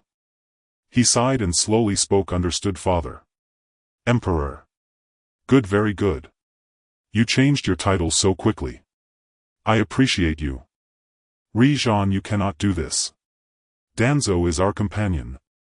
Haruno Sakura exclaimed anxiously, trying to awaken her lost companion.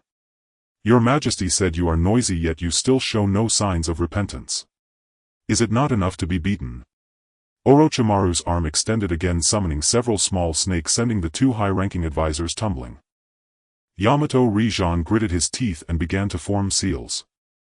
He was already no longer on the same side as these people. When he chose to kneel and acknowledge his father, there was no turning back. Jumping back and forth only made him a clown. It was better to walk the dark path to the end, as this would at least exchange Asuma's life. Rijan, you actually made this choice, but you underestimate me. I am not so easily killed. Today I will see who is stronger between us. At this moment Danzo had already unraveled all the bandages on his body, revealing the densely packed Sharingan on his arm. How despicable. The villagers are fighting for their lives on the battlefield while he secretly plots against their eyes. Although I have seen this arm of that old thief Danzo in my past life, I still want to kill this scum with my own hands. Hinata Hizashi spoke, noting that if the Hinata clan had not protected them before, the eyes on Danzo's arm would surely have been their Byakugan. However, now that they followed the emperor, no one dared to covet their eyes. The battle between the two had reached a fever pitch. One summoned a spirit beast Dream Taper while the other summoned a spirit beast Ape Demon. They fiercely displayed their strength as shadow-level ninjas. The ninjas watched with great interest. At this moment a figure approached beneath Qianhuan's throne and knelt down. Kakashi, you finally arrived. I thought you had betrayed our father. Did something happen to you? Guy exclaimed excitedly, running to Kakashi's side, grabbing his arm, unable to contain his inquiry. Qianhuan also shifted his gaze from the battlefield of Yamato, Rijan and Danzo to Kakashi, waiting for his explanation. Kakashi had an unhealed wound above one eye and the eye had mysteriously disappeared. Father, please accept these two items. Kakashi said, extending his hand to produce two sealed scrolls. Shursui controlled another Susanoo arm to bring Kakashi beneath the throne. Kakashi continued, one is Obito's eye and the other is something you asked me to remember from your past life. I have just written it down. Oh. Is that so? Qianhuan was very interested in his past life, so he took the two items and unsealed one scroll. A book appeared before his eyes. Qianhuan focused and saw Chakra Foundation Manual. At first he did not notice anything odd, only feeling that Kakashi's handwriting needed more practice. It was crooked, resembling that of an elementary school student. But the next moment his pupils shrank. The characters on it were actually Chinese characters. He eagerly opened it to browse. In your next life, when you open this book, the time will have returned to the beginning of everything, and you should already understand some of your current circumstances. I believe you should be very pleased. The girls immediately throw themselves at you, and you have so many capable subordinates. You are truly a winner in life. I envy you to the point of turning purple. To be honest, even though you are me, I still feel cheated by you. But that doesn't matter. What matters is the technique in your hands. Without a system, you must be very troubled not knowing how to obtain powers at the level of the 6 paths or even stronger. I just happen to have solved this problem for you. But you need to hurry up with your training. That old thing of the 6 paths is back in reincarnation and will definitely come after you. After all, we slept with his mother, ha ha ha. I still remember that helpless expression on the 6 paths old man's face. It was simply too amusing. To help you be less passive, I made the 6 paths old man unlock his memories last. How considerate of me. But it won't take long, just a couple of days later than you. Maybe 3 or 4 days. As for the Otsutsuki clan, they still cannot find you. As for the rest, there's nothing much to explain. It is what it is, and the future is the future. Remember, do not try to activate the system again. This book has nothing to do with the system, you can rest assured and cultivate. Alright, I hope I can enjoy my next life as well. His words revealed quite a bit of information. First, the system. I don't know how it was done in the past life, but it should have released the binding of the system and also told myself not to try to activate it again. This is understandable.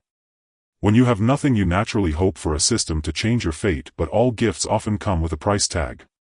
Once you grow to a certain level, the system will naturally take something from you. Next is the old man of the 6 paths. The 6 paths and the super shadow are a watershed. The current strength of his subordinates is at most that of a super shadow goalkeeper and may not even reach that. That's why memories were gradually unlocked in the last life. To help him adapt. But this time frame is too short, only a few days. He was also powerless to complain. What do you mean by we slept with the 6 paths mother? You did that, and he is still an innocent little boy. Qianhuan, what is this script? I don't recognize most of it. Hong asked. It's nothing. In the future we will have the ninjas learn this language. Your original language is too primitive. Qianhuan replied with a smirk. Is that so? That's great. I'm looking forward to it, but this script is a bit ugly, isn't it? Hong stared at the characters in the book, expressing confusion. Qianhuan's face darkened. You can't blame the script, it's Kakashi's poor writing that looks like a dog's crawl. This script is the most beautiful one. I will perform it for you when I have the chance. Kakashi's dead fish eyes were filled with despair. He wanted to express that he would not take the blame for this. What do you mean my writing looks like a dog's crawl? I perfectly replicated what you wrote, ensuring it was exactly the same as what you wrote in your past life. However, Kakashi knew that if he said this, his father would not acknowledge it, so he could only pretend he did not hear what they said. Qianhuan continued to say to Kakashi, Kakashi, you did very well. In these 2 days, quickly find a medical ninja to install an eye. I will keep Obito's Mangekyo for now. Also hurry up and master the power from your past life. We still have many battles to fight in the future. Yes, father.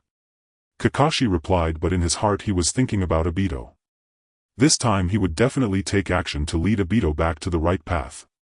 After Qianhuan finished this matter, he began to study the techniques passed to him from his past life, ignoring the ongoing duel between the 3rd Hokage and Danzo. That old man Danzo's Sharingan can use Izanagi with numbers, so he shouldn't die yet. It will take some time. He is not afraid of being affected, as his sons are right next to him, firmly locking onto the 2 on the field.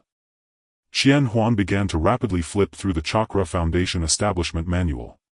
He glanced through it briefly. He discovered that this technique combined and purified one's own chakra energy with natural energy through specific operational routes, achieving effects similar to those of Taoist cultivation methods such as Foundation Establishment and Golden Core. However, unlike Taoist cultivation methods, this technique did not require spiritual roots or knowledge of meridians, likely due to considerations of his own inadequate qualifications in his past life. One simply needed to continuously refine chakra seals according to the steps of the technique. There was also a shortcut, which was to absorb the chakra of tailed beasts.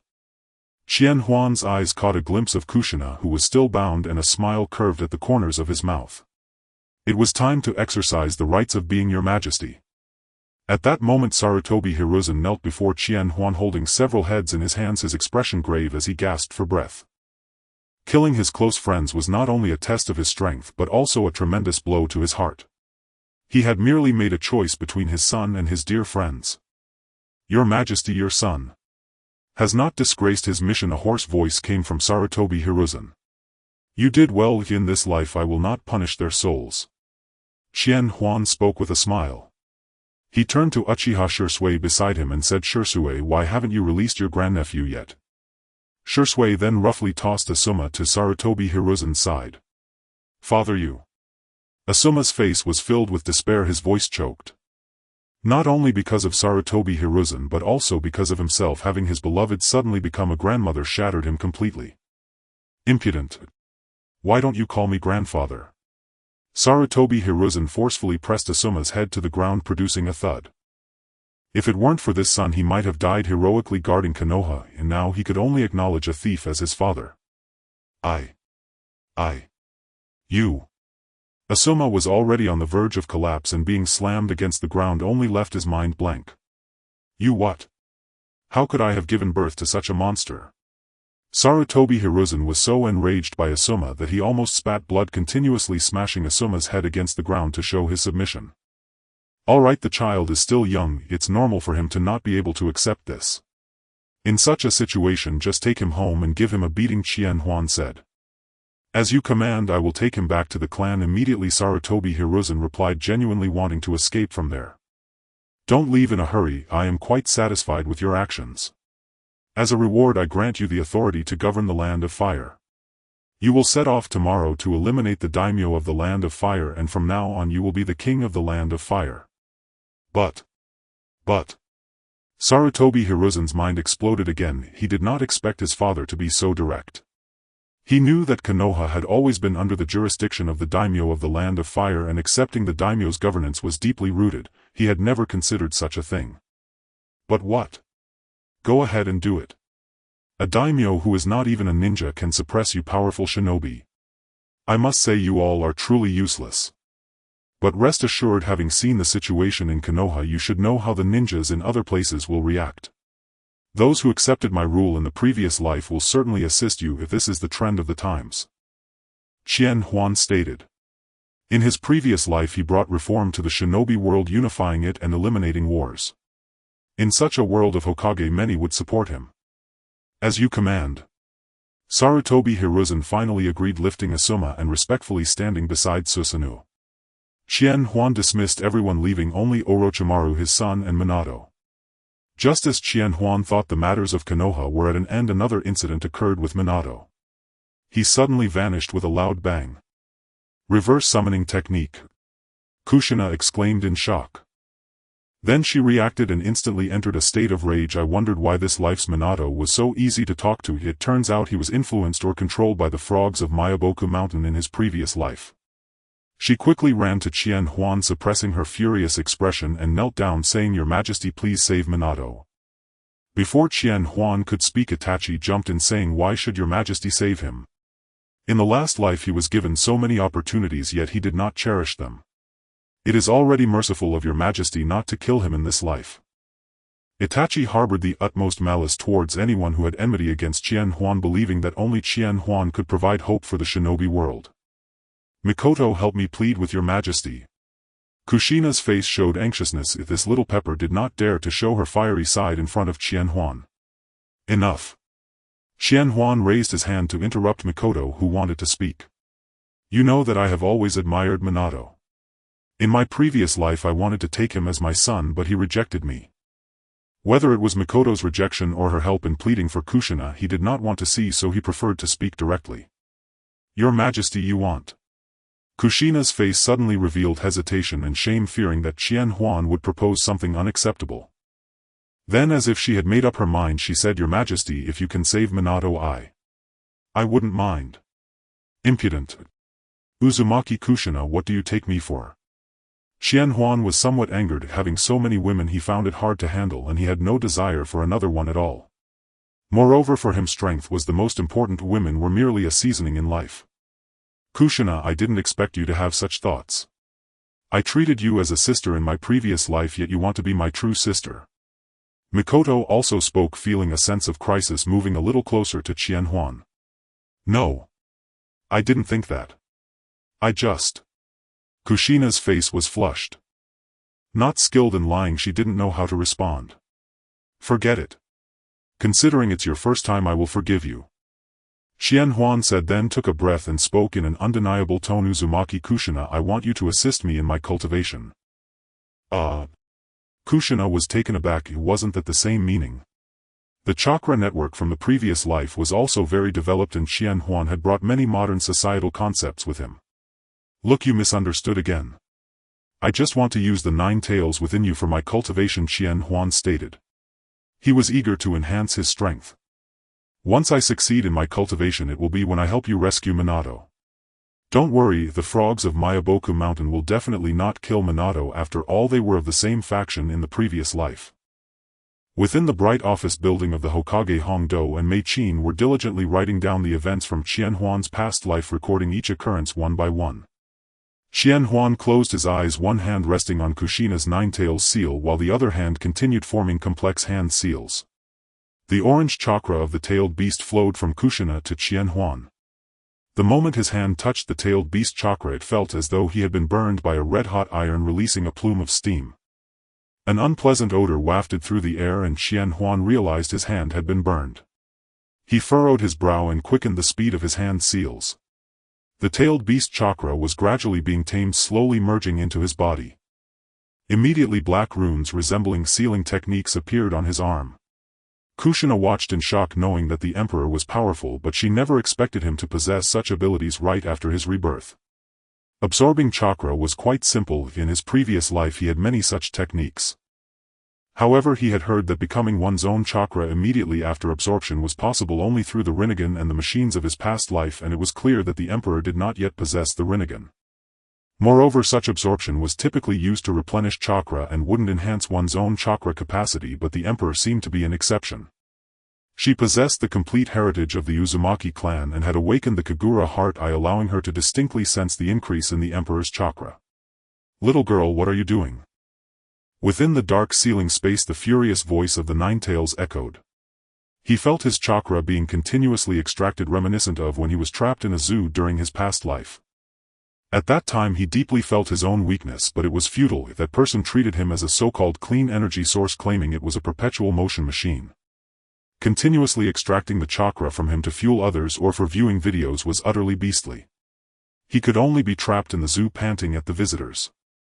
Now, seeing through the seal that the person had begun extracting his chakra again, he could hardly bear it.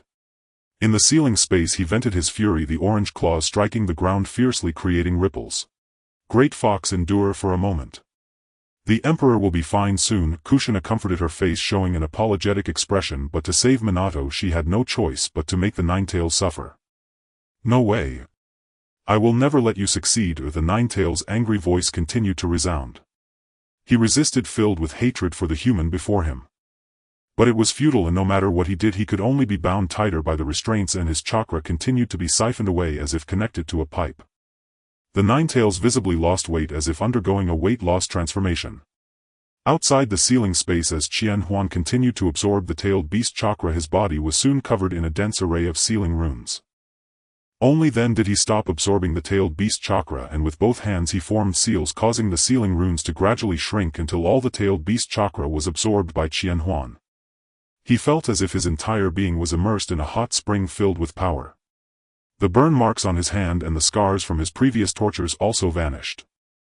Qianhuan opened his eyes, a smile unconsciously rising at the corners of his mouth. The sensation of such a significant increase in strength was truly wonderful. In the past his chakra level was mediocre, but now, after absorbing just this little amount of chakra, he felt that the chakra within his body had multiplied several times, likely exceeding a card's worth. At this rate he would soon catch up to the chakra levels of elite Jonin, or even the levels of a Hokage.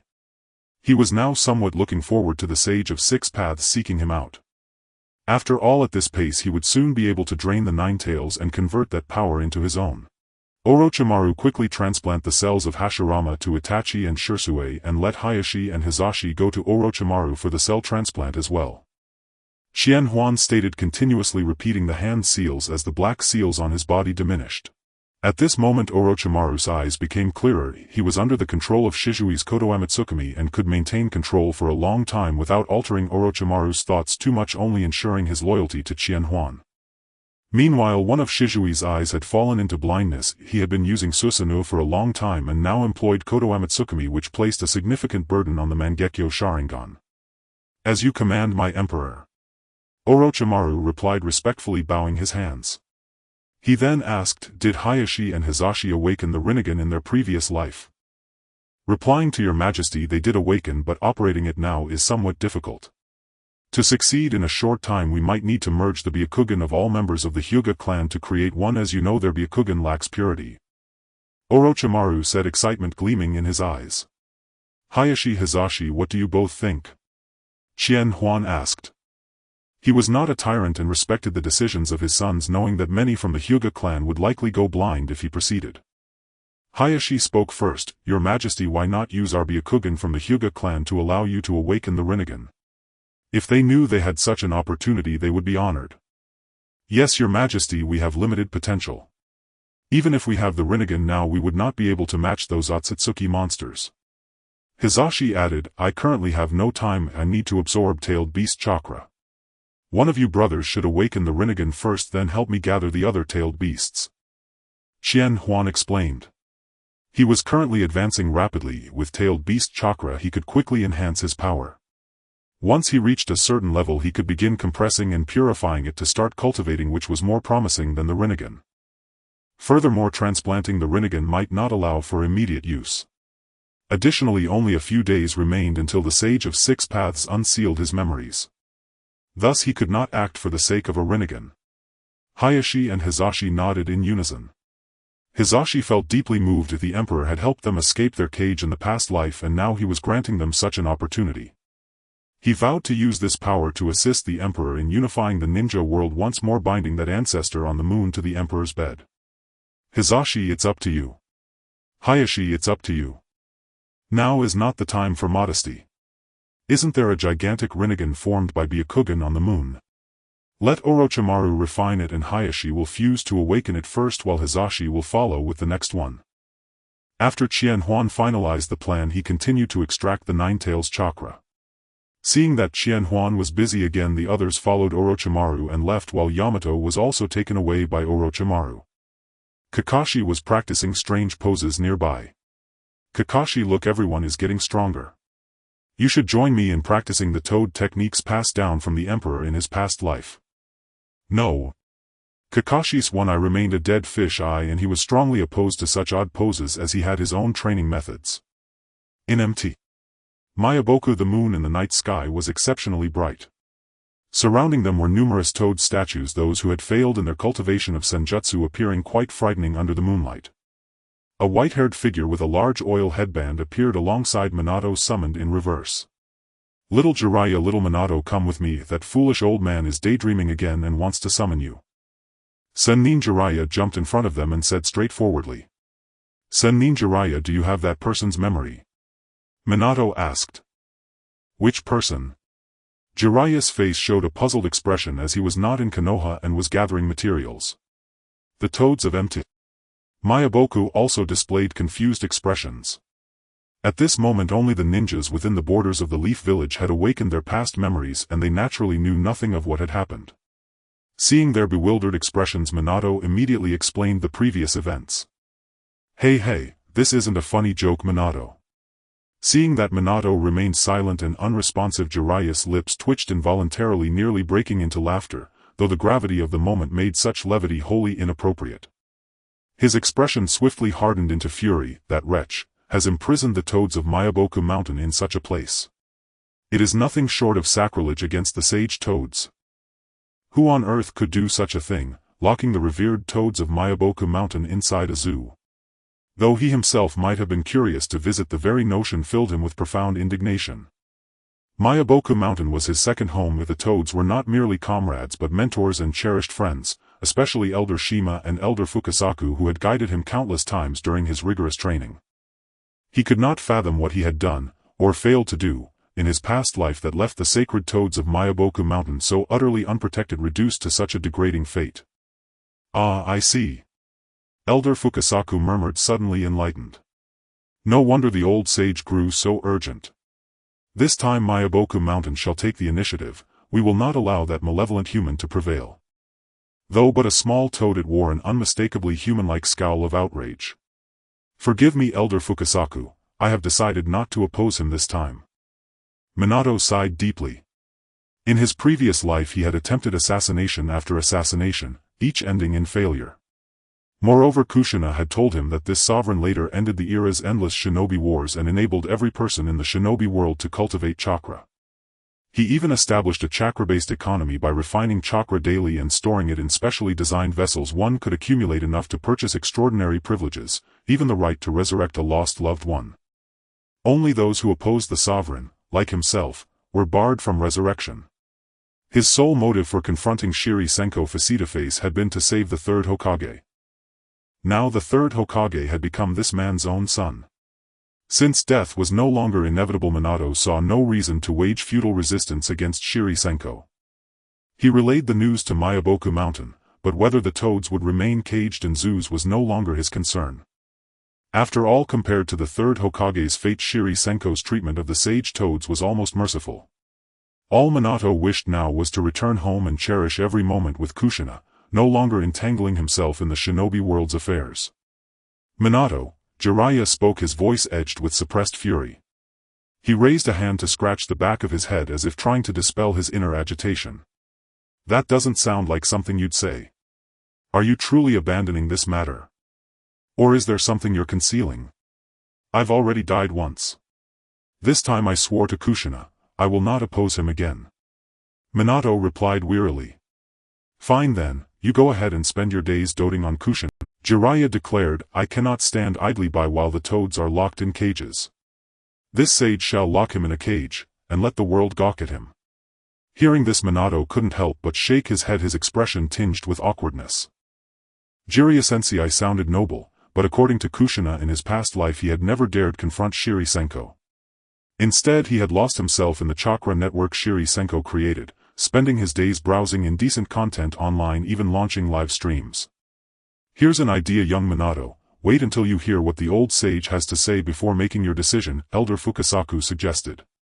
You are a formidable warrior, without your aid our Toad clan stands little chance against this threat. Elder Shima added, that addled old sage has waited long enough, let us go to him at once. Within a solemn hallowed hall the great Toad sage sat upon a towering throne wearing a scholarly cap, his eyes gently closed, as though immersed in deep slumber. Elders Fukasaku and Shima stood respectfully on either side.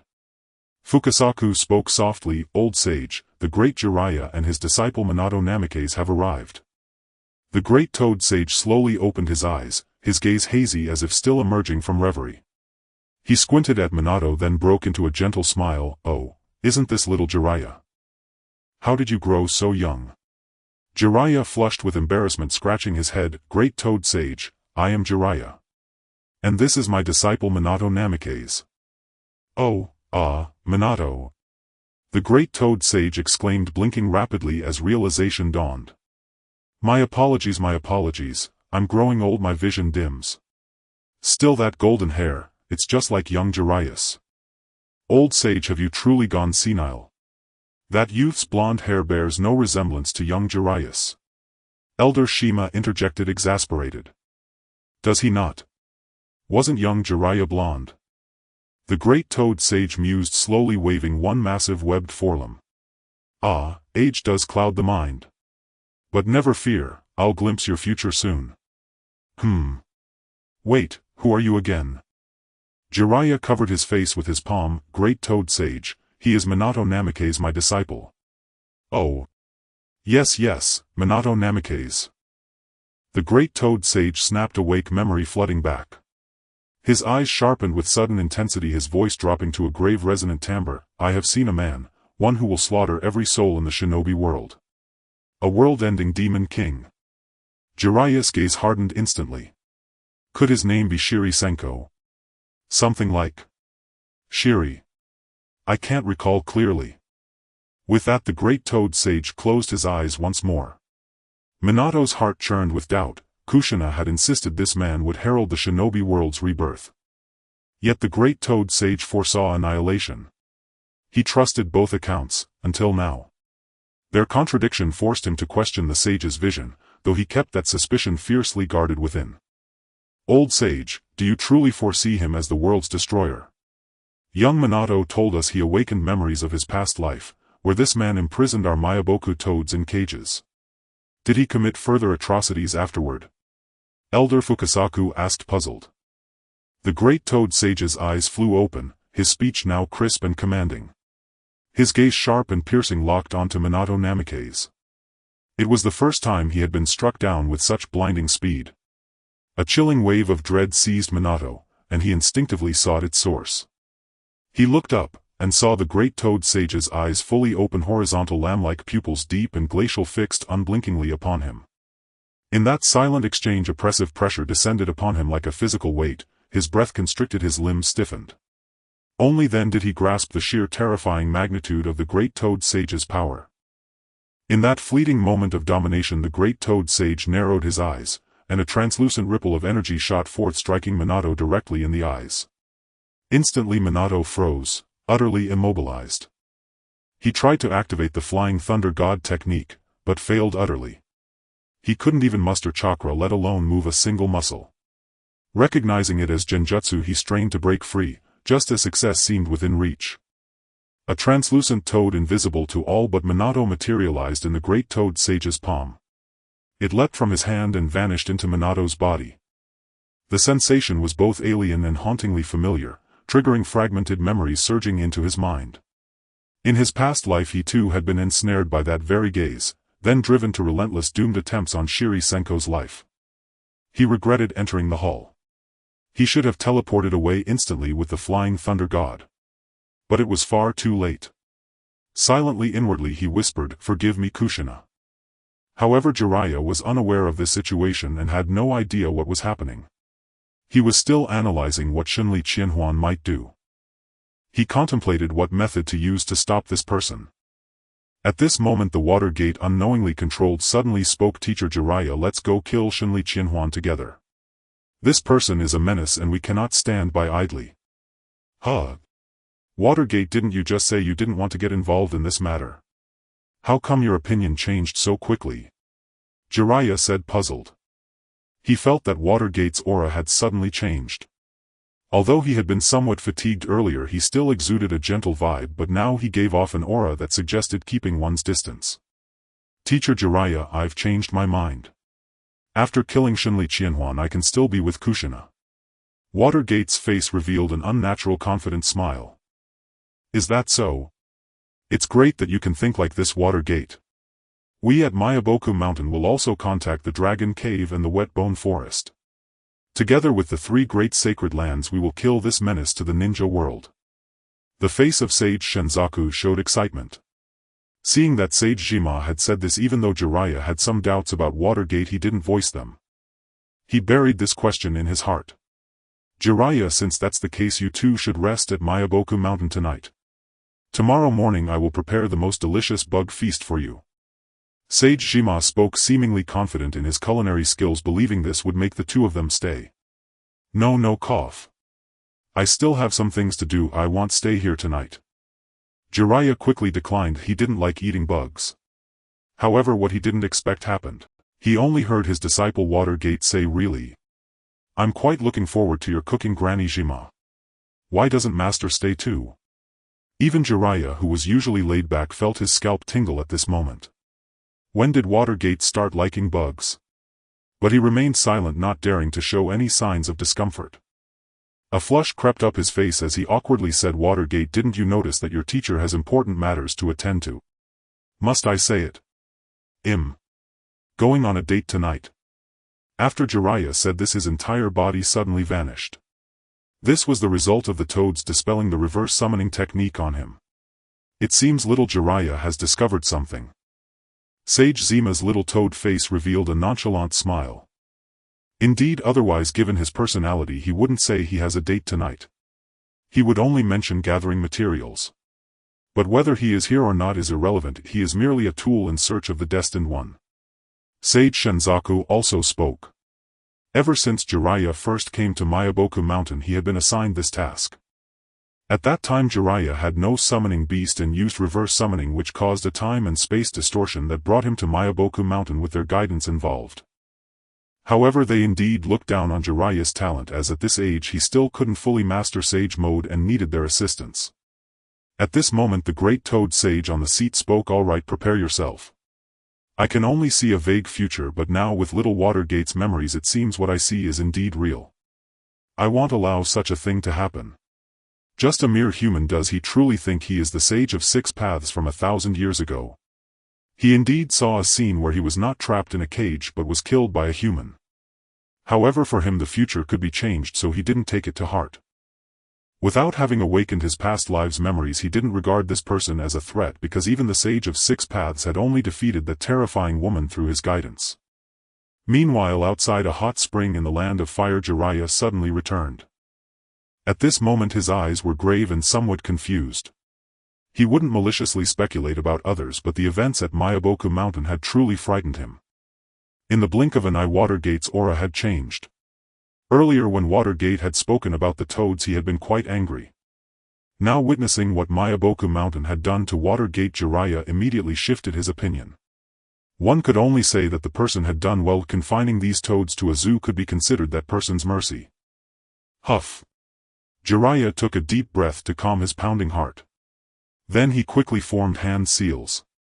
Contract seal. The contract seal could sever the connection between summoning beasts and ninja. By using the contract seal on himself, the toads of Myoboku Mountain would no longer be able to reverse summon him.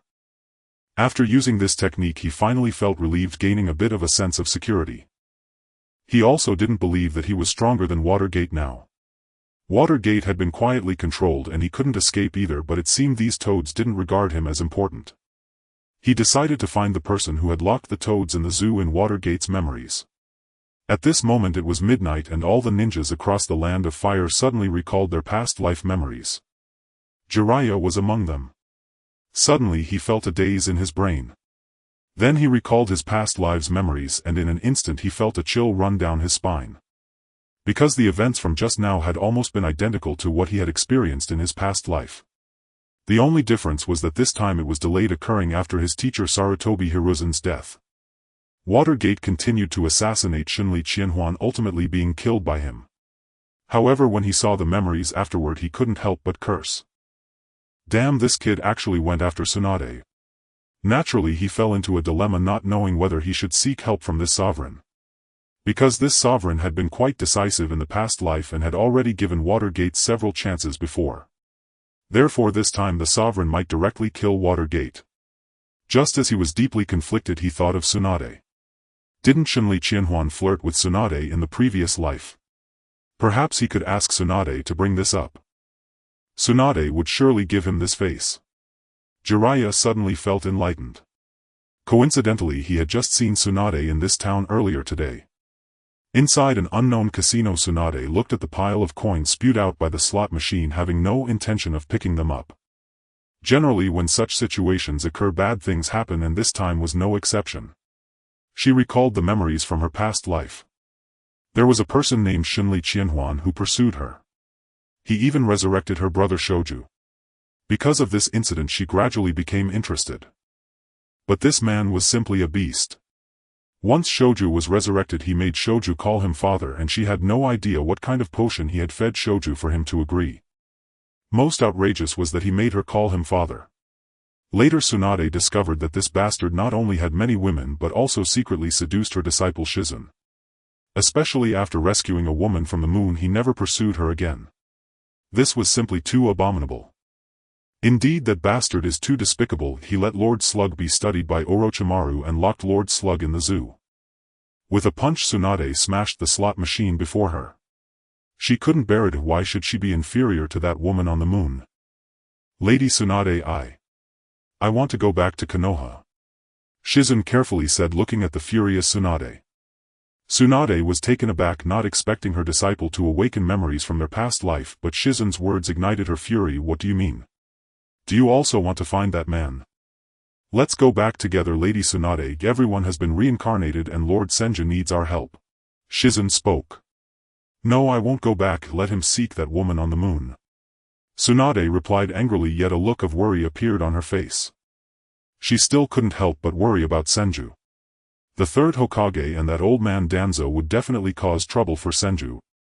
And then there are the three great holy lands. Lord Slug shouldn't cause him trouble. In the past, Lord Slug quite enjoyed the atmosphere of the zoo. Not to mention the shadows and elite ninjas from other villages. Lastly, there's that woman Sun Sage of the Six Paths would also intervene.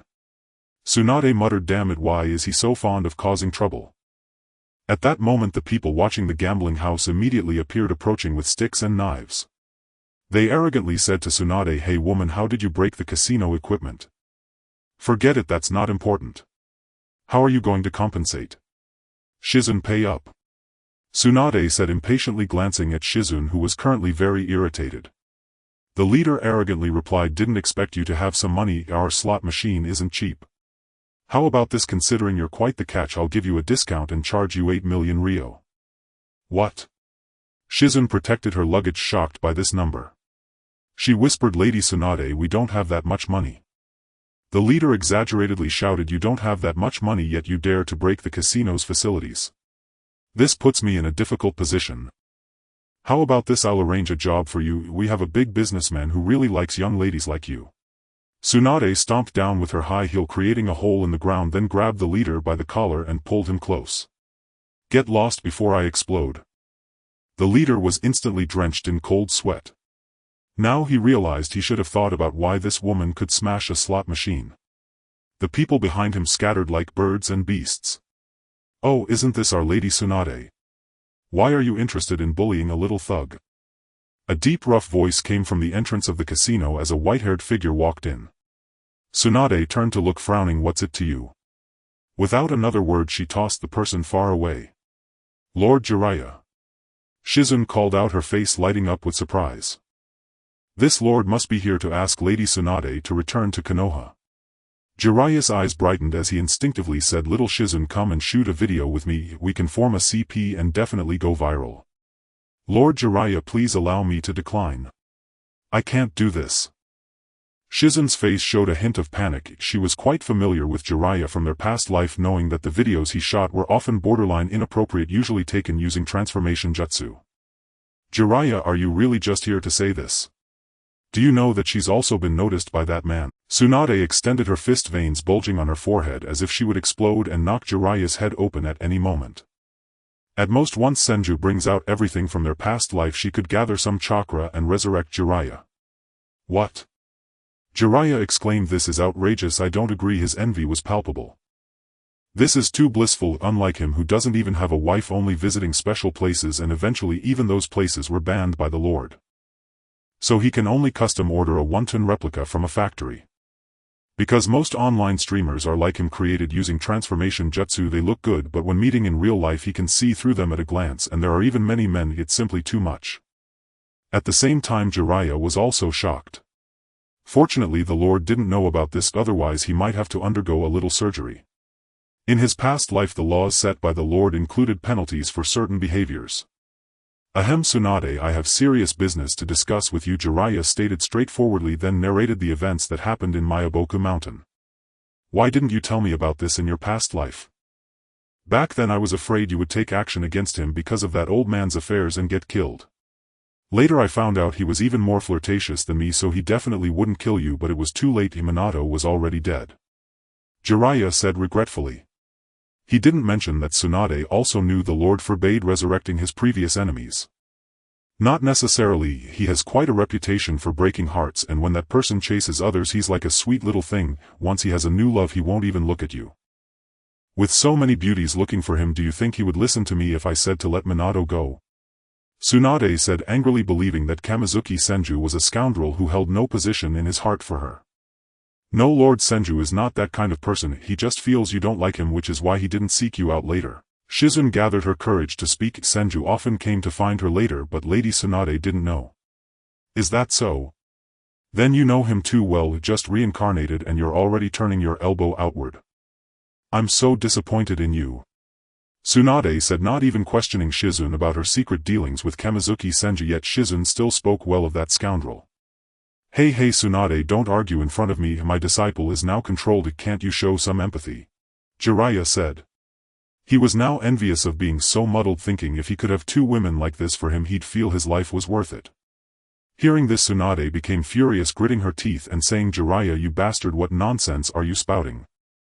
Before the words fell, Tsunade had already thrown a punch. Jiraiya didn't have time to react before he was hit hard, flying like a cannonball and crashing into the wall of the gambling house, creating a human-sized hole, brick scattering and dust flying. Shizune, standing nearby, clapped a hand over her mouth in shock. Tsunade let out a cold snort. If I'd killed him, I'd be the one gathering chakra to resurrect him, with your old flame's help. From the rubble, Jiraiya painfully raised a hand, struggling to rise. With a wry smile he murmured instinctively, Tsunade, you're still as violent as ever. No wonder he never sought you out again. Agony seared through his body, but his mind wandered. What had he done this time to provoke her wrath? Yet even then he couldn't help but think, her fury was strangely endearing. Wait, no. What was he thinking? This was no moment for such thoughts. Suddenly he realized, he'd spoken yet another thoughtless word. Tsunade's eyes flickered with dangerous light as she replied coolly, Jiraiya, evidently that first punch wasn't enough to silence you. Before the words faded, she launched herself skyward, her right leg snapping, high chakra flaring violently at her foot before descending like a thunderbolt. Pain Heaven Kick. As Jiraiya stared in terror, the ground erupted with a deafening boom, the gambling house and half the street trembled violently. Jiraiya was driven deep into the earth, buried in a smoking crater, eyes rolled back, breath faint, utterly unconscious. Shizune paled at the sight and rushed forward, dropping to her knees beside the crater. Her voice trembled with panic, Lord Jiraiya. Lord Jiraiya. Are you all right? Oh heavens, he's staring blankly. Could he possibly be dead? Tsunade brushed dust from her hands and strolled over, her temper now mostly spent. She glanced down into the crater and said calmly, relax, he's only fractured a few ribs. This man is stubbornly indestructible. And with my current medical ninjutsu, death itself would struggle to claim him. Though her tone betrayed indifference, and her expression mild disdain, she leapt into the crater without hesitation to heal him with medical ninjutsu. Inside the Hokage Tower. By now Senko had drained the Nine Tails nearly to skeletal frailty. One more pull might have extinguished it entirely. Black sealing formulae now crisscrossed his body, while an orange chakra shroud, the tailed beast cloak, rippled around him. His body hadn't yet metabolized the torrent of chakra, but through refinement his own chakra had absorbed the Nine Tails' essence, rendering further damage from its chakra impossible. Moreover, absorbing such vast reserves had not only amplified his chakra capacity exponentially but also awakened the Nine Tails' innate ability to sense malice. Yet his task remained incomplete. Though the chakra had been drawn inward, it had yet to be tempered by the chakra foundation cultivation art. Senko halted once he had refined the chakra within the tailed beast cloak. Then he sensed a surge of intense malice emanating from Kushina, and assumed she bore hatred toward him. But upon observing the seal on her body, comprehension struck instantly. The source was the Nine Tails itself. Using its own malice-sensing ability to detect the Nine Tails, this irony amused Senko deeply. So he drew once more upon Kushina's seal. Instantly the malice intensified. How delightfully absurd. He picked up the reports written by Kurenai Konan and Mikoto. Annihilate Konoha's upper echelons. Crush rival shinobi villages. Slay their Jonin and Kage. Destroy the Akatsuki. Seize the Rinnegan. Kill Obito. Capture Black Zetsu. Imprison all summoning beasts from the three great sanctuaries in a zoo. Release Kagaya Otsutsuki. Split the tailed beasts, and imprison them anew in the zoo. Enact a hypermodern reform across the shinobi world under imperial rule. Conquer the stars.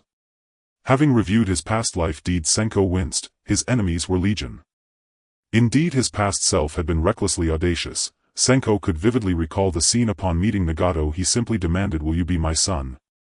Refuse, and die. That past life indulgence brought fleeting satisfaction, but left him burdened with consequences. The three great sanctuaries' rival villages, the Akatsuki, the Six Paths Sage, the Otsutsuki clan, they would all come hunting him one by one.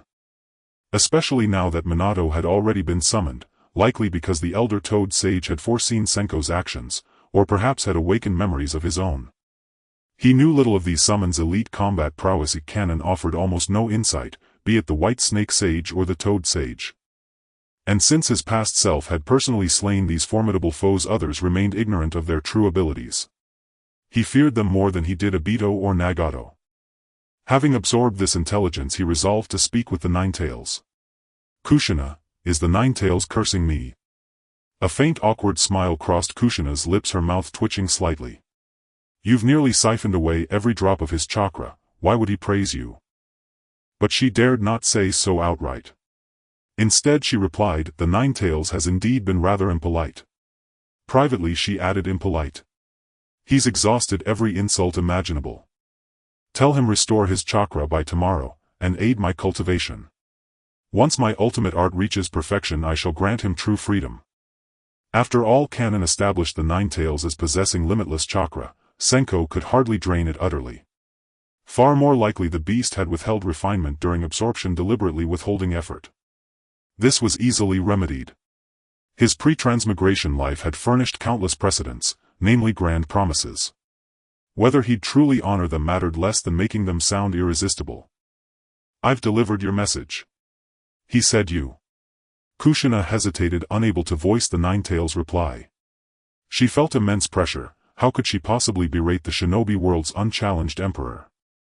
"Tell him, if he utters another insult I'll shove him back into his mother the Ten Tails, and make her give birth to him 100 times.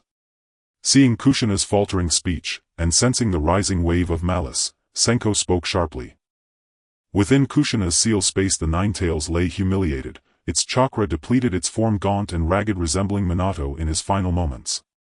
It was bound head to toe in adamantine chains wrapped tight as a rice dumpling, only its snarling panting head left exposed, baring fangs like a caged beast confronting tourists. Oz.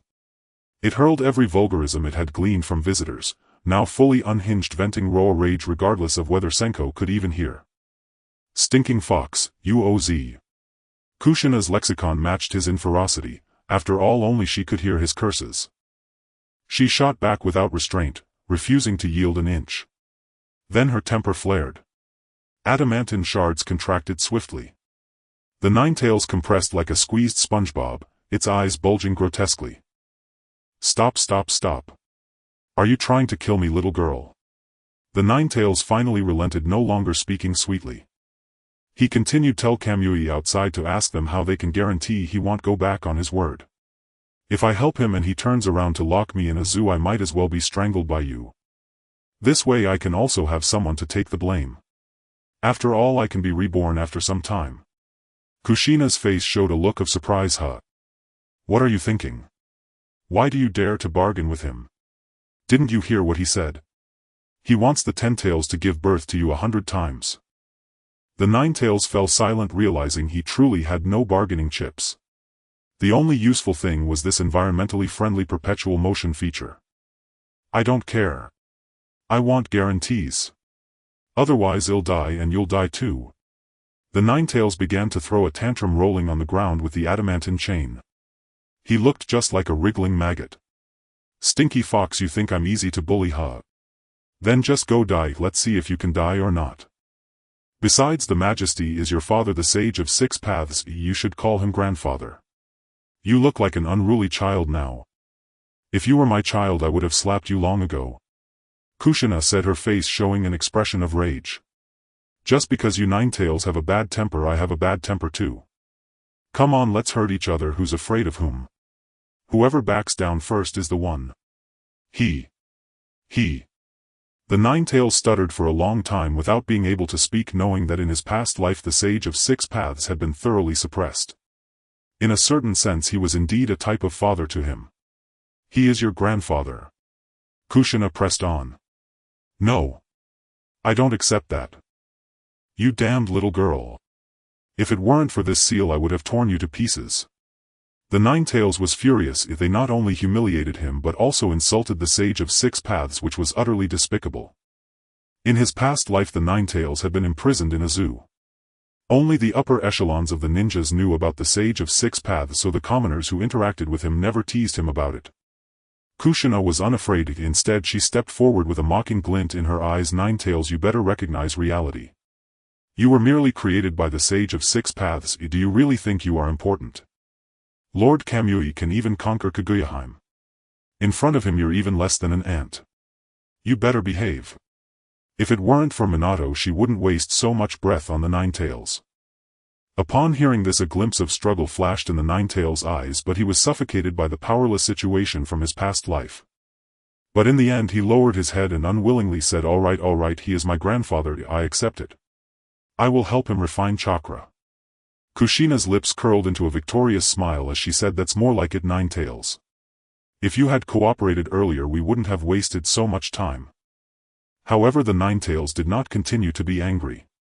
After accepting this fact a strange smile appeared on his face. Kushina, since you know I am the Majesty's grandson, how dare you treat me like this? Quickly release the bindings on me. Kushina. A complete reversal. This time Kushina's smile froze, but it did not disappear, instead it shifted to the Ninetales' face. He. How the tables have turned. Little girl, if you don't release me I'll tell my grandfather to punish you and lock you in a cage. The Ninetales let out a triumphant cackle, his mouth nearly reaching his ears with unprecedented light flashing in his golden pupils. At this moment he finally found his place. In his past life he had been locked in a zoo surrounded by countless visitors every day with no dignity at all. His power was sealed and his freedom was stripped away, leaving him only to watch as others pointed at him. He had long understood his own weakness. From now on he would no longer have to endure Kushina's oppression. On the contrary, he could use his identity to completely overpower her. I am the Majesty's grandson, who do you think you are? Moreover, grandfather has promised that as long as he helps grandfather refine chakra he can gain his freedom. So this was the best time of his 2 lifetimes. Kushina fell silent, her flowing red hair gradually falling down as she slowly released the Ninetales' bindings. Her mind was a bit chaotic and needed to sort out her thoughts. Wasn't she using the fact that the Majesty was the Ninetales' grandfather to persuade him just now? How did the Ninetales suddenly use this identity to pressure her? No, something is seriously off. If only Minato were here he would definitely clarify the relationships involved. At this moment Kushina especially missed that external brain. Humph. The Ninetales let out a low grunt, speaking in a commanding tone with an arrogant air. Open the seal a bit, I want to breathe fresh air. However, there was no response. Kushina in the ceiling space had already vanished. Hey little girl, come back. Hey. The Ninetales called out to Kushina repeatedly, but there was no sound around. Kushina came back to her senses and said, Your Majesty, the Ninetales has agreed to be your grandson under my persuasion. Kamui. A look of doubt appeared on Kamui's face. What did she do? Wasn't his earlier request not like this? What use is it to take a fox spirit as a grandson? Why would the Ninetales want to be his grandson? His head was also in disarray. Ha. Akatsuki laughed so hard that she nearly fell to the ground, pointing at the spot on Kushina's belly where the Ninetales was sealed. Kamui, when did you and the Ten-Tails have such a relationship? Hiss. No, at most the Ten-Tails is his mother. Akatsuki suddenly tilted her head, her eyes flashing with curiosity as she felt this was too stimulating. Upon hearing this Kushina's face turned bright red to her ears and she finally realized she had misspoken. I didn't mean that. The Ninetales agreed to refine chakra for you, That's it. Kamui's face darkened as he asked, what exactly did you say to the Ninetales?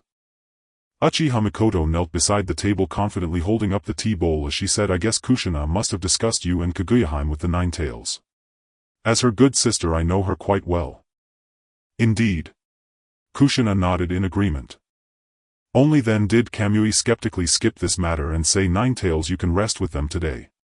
Don't worry about Minato, I promise you that even if I kill him I will resurrect him once my strength is restored.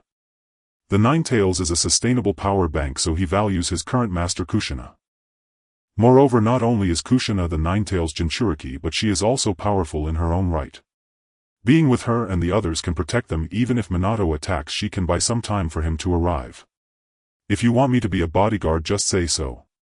Don't worry, I won't let anyone harm Mikoto and the others. Xianhuan said. Mikoto and the others looked at Qianhuan with some concern before following Xianhuan out. Qianhuan slowly stood up, carefully controlling the surge of power in his body, the floor creaking under the strain. He then reduced his physical strength again before finally standing up. His physical condition had improved tremendously, and now he needed to familiarize himself with his body before proceeding to the next stage. Kai, stop posing for a moment and come out with me to practice. Let's see how much I've improved. Qianhuan said.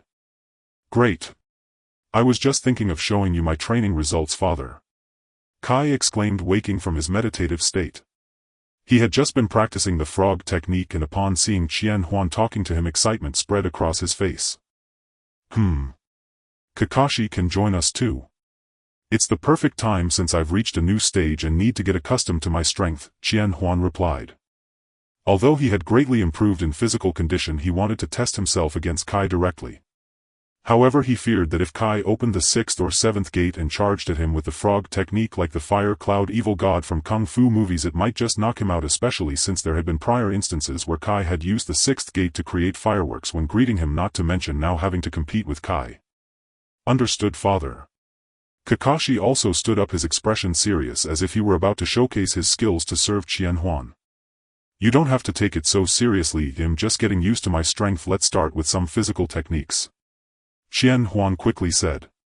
He was aware of his own situation. Before his reincarnation he had never fought, while these sons of his had each followed their past selves into the starry skies. In the dead of night the village of Konoha had returned to silence. However, many homes were still lit as their residents had yet to sleep, waiting for their sovereign's return. Qianhuan and the others arrived at a training ground near the Hokage building. Kai stood to the side, his eyes filled with anticipation. What a youthful showdown! He couldn't help but say, beginning to warm up beside them. Kakashi took up a stance but did not draw his long sword. Qianhuan did not use a weapon either, recalling the memories of that deserter from his past life who was merely a lowly genin, poor at throwing shurikens and kunai, which did him little good. In the next moment Kakashi moved, concentrating chakra beneath his feet and instantly arriving in front of Qianhuan, throwing a punch at his chest. The sound echoed like a bell being struck. Kakashi's pupils suddenly constricted and his silver hair fluttered gently in the wind. His fist had just touched his father's chest, yet it felt like hitting an iron wall. The shockwave traveled through his arm, numbing his entire body. Kakashi had thought that after his father absorbed a large amount of chakra from the Nine Tails he would possess formidable strength, and he had a high estimation of his capabilities. However, he never expected that his father, just reborn, would already possess such astonishing physical strength. It could only be said that this was indeed his father.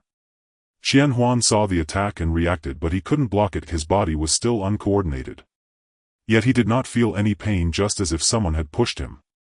Kakashi put in some effort. Don't worry about me getting hurt, Qianhuan said, sensing that Kakashi's current strength was beyond what it seemed. Hearing this, Kakashi stepped back a bit, then used chakra to enhance his fist before launching an attack. But in the next moment Qianhuan caught Kakashi's fist. Kakashi, take it seriously, Qianhuan said with displeasure. However, Kakashi's dead fish eyes showed a hint of embarrassment as he exclaimed, Father, let go of my hand, I can't break free and I feel like the chakra attached to my fist is being absorbed by you. What? Qianhuan said in surprise, finally releasing Kakashi's hand. He felt like he hadn't used much strength at all. Was absorbing the chakra of a Nine-Tails really this impressive? Kakashi's ordinary punch felt like just a tickle to him. His physical strength and quality had improved beyond imagination, especially the strength aspect. The average ninja in the Hokage world had high attack but low defense, yet his defenses had also improved. He easily caught Kakashi's fist, and he didn't remember having such fast reflexes in his past life. In the end he was even able to absorb the chakra from the fist, yet this technique had truly transformed his body into a special constitution. This comprehensive enhancement was true cultivation. If he could absorb and refine the chakra from other tailed beasts and combine it with the technique's compression to achieve foundation establishment, how powerful would that be? Qianhuan was filled with anticipation. He continued to test his current body. Kakashi took a step back and began forming hand seals. Fire-style fireball jutsu. As his words fell, a scorching flame erupted from his mouth, instantly transforming into a massive fireball that rushed toward Qianhuan. Qianhuan stood still, calmly gazing at the oncoming fireball, its speed slowing in his eyes. Just as the fireball was about to reach him, he slowly raised his hand palm facing forward and pressed it against the fireball. However, the fireball did not shrink as he had imagined. Instead, it spread along his arm, enveloping his entire body. He could clearly feel a stinging pain on his skin, but this pain was not unbearable, rather it felt more like a mild burning sensation, as if he had merely been splashed with hot water. The speed of absorbing chakra passively was slower than he had anticipated.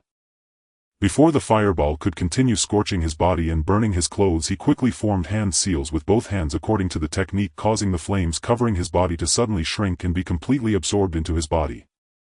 This was a pretty good ability. Although he could have easily dodged the previous attack, it could prove effective in certain specific scenarios.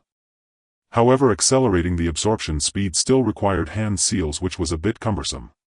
After testing the ninjutsu, Kakashi opposite him wore a serious expression.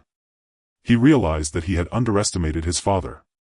Although the fireball technique was not lethal, his father's response had been far too easy, as if it were not a fireball but merely a gust of wind, and in the end that wind had been stored away. "Father, be careful, I'm going to get serious now." Kakashi's eyes sharpened suddenly, his previously lazy demeanor replaced by a fierce battle intent. He lowered his stance slightly, unsheathing his ninja sword, which crackled with purple lightning, emitting a heart-pounding aura. Qianhuan also became serious. He was certain that this strike could break through his defenses. Just as Kakashi charged toward him about to swing his sword, he channeled all his chakra into his fist and threw a serious punch. Kakashi, rushing forward, felt the threat of death under this punch. Just as he removed his Sharingan, he felt a bit unaccustomed and desperately twisted his body to dodge. However, the speed of this punch was extremely fast. Realizing he couldn't dodge, he immediately brought his arms up to shield himself. Bang! His fist collided with Kakashi's arms. Kakashi felt as if he had been punched by a tailed beast. He was sent flying, crashing into a nearby tree with a tremendous force, causing a loud thud. Pfft! Kakashi spat out a mouthful of blood. One arm was already broken, and with the other he barely propped himself up on his ninja sword, kneeling on the ground. Kakashi! Before Kai's shout could finish, he had already crashed beside the tree like a green beast, his knee hitting the ground hard without a care for pain, supporting Kakashi's neck and waist with both hands, lifting him halfway up. "Kakashi, are you okay?" Kai asked anxiously. Seeing the green chakra swirling around his close friend's body, Kakashi realized that Kai had activated the 8 gates out of panic, but instead of feeling touched, he suddenly felt a bit flustered. He hurriedly stood up and said to Qianhuan, who had just come over to apologize, "Father, don't misunderstand. Kai and I are not that kind of relationship." "What kind of relationship?" Qianhuan's brain short-circuited, not understanding what Kakashi meant. He continued, "Kakashi, I'm sorry I didn't control my strength well. Let's not train for now. Just let Kai take you to the Konoha hospital." No, I can go by myself. Let Kai continue training with you." Kakashi's face paled as if remembering something unpleasant. Saying this, he broke free from Kai's hand, wanting to stand up and go to the hospital. However, it was obvious that Qianhuan's punch had caused serious injury. As his foot slipped, he was about to fall to the ground. Kai, quick as a flash, caught Kakashi and, without caring whether Kakashi agreed or not, lifted him in a princess carry. Furrowing his brows, he said, "Youth is not to be wasted on harming the body." Kakashi's ears turned red from such treatment. He anxiously explained to Qianhuan, "Father, you must believe me, I was watching the paradise of affection." He didn't want this. In his previous life his father had said they were passionate. Just after being reborn today, he had actually forgotten this matter. Now this clumsy guy Kai was actually performing this in front of his father. It was simply humiliating. But he was injured now and couldn't resist at all, so he could only let Kai carry him. What an enviable relationship. Qianhuan couldn't help but sigh, then spoke to Kakashi, "That kind of trash book is not something you should be reading right now. Hand it over to me and I'll take care of it for you." A maternal smile appeared on his face as he said to Kai, "Kai, I leave Kakashi to you. I command you to take him to the Konoha hospital within 1 minute. You are not allowed to leave him until he is treated." He held a deep respect for Kai and Kakashi in his heart. Moreover, through Kakashi's performance he realized he had done the same in his previous life. It's a pity that he had just wanted to spar with Kai and test his current strength against Kai's 8 gates to see how large the gap was. However, a gentleman should help others fulfill their desires, he could only test himself. "Understood, father. I will ensure the task is completed," Kai replied with determined eyes. Kai, put me down or support me, I can walk by myself. Kakashi was still trying to make one last struggle, but the effort was futile. Kai completely ignored his words. Stop whining. The priority now is for you to recover quickly. Hold tight, I'm about to take off. Destination Konoha Hospital. With a whoosh, the sound of breaking air erupted as Kai, having opened the 6th gate of the 8 gates, instantly vanished, leaving only a verdant silhouette behind. Qianhuan watched them leave and Kakashi's voice came from afar. Hey! Kai, there are so many people watching. Let them watch. Anyway, the whole of Konoha knows you are my lifelong. What was it? Right, my lifelong rival and dear friend. After the two left, Qianhuan stayed behind to continue testing and adapting to his body. He found that ordinary blades could hardly injure him at all, merely leaving white scratches on his resilient skin. Then he performed a series of ninjutsu releases. Unfortunately, the original body knew very few techniques and the high-level techniques were non-existent. He had no choice in the matter. After adapting to his body, he took out the copy of the Foundation Establishment technique that Kakashi had transcribed. He carefully flipped through it and began to study. As he continued forming seals and started the next steps, the natural energy between heaven and earth began to flow towards him. And it began to merge and condense with the chakra in his body. On the other side. In the dead of night, the moonlight spilled into the room and Kushina and the others lay side by side on the soft bedding. Hongdo suddenly rolled over, pressing down on the red blanket. With an evil smile on her face, she said, Hong, did you deliberately dress up so flamboyantly tonight? You embarrassed me in front of Qianhuan. How are you going to compensate me? Her hands mischievously scratched Hong, causing her to struggle. Indeed, Hong's outfit today really stole the spotlight. I'm quite envious. Mikoto remarked. It itches, Hongdo, don't do that. Siya Hong struggled with all her might but was tightly bound by Hongdo. Then in a pleading tone she said, I was wrong, haha, I was wrong, quickly let me go. I didn't want it like that, it was something my father spent time making by hand. He forced me to wear it. That's more like it. Satisfied, Hongdo finally let go of Hong, lying back down and saying, but speaking of which, we didn't succeed tonight. Qianhuan's growth in this life will be faster and his body will be stronger. He will have to endure more hardships in the future. Mikoto was about to mention that Qianhuan did not have memories of his past life and that they should give him time to adapt, but seeing that Kushina was lying next to her, she refrained from saying it. Instead she said, this is something unavoidable. He has so many enemies now, how can he focus on these matters? However, Qianhuan is truly gentle. In his previous life he was afraid we couldn't handle it, so he specifically strengthened our bodies. Kushina's face showed a look of confusion. She didn't understand why Shinkami Qianhuan's strong body meant that they should have their bodies strengthened. Is there any connection between this? She asked, is this monarch strengthening your bodies to send you to the battlefield? Hongdo. Mikoto. Kyubi. Upon hearing this, the few of them immediately fell silent. Hong immediately covered her face with the blanket, she didn't want to be seen. This was simply too embarrassing.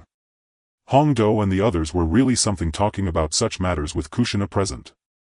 Mikoto chuckled softly, thinking how naive this sister was, not even knowing about such things. Could it be that she hadn't been with Minato yet? A wicked smile appeared on Hongdo's face as she looked knowingly at Kushina. Feeling the atmosphere, Kushina sensed that she had said something wrong.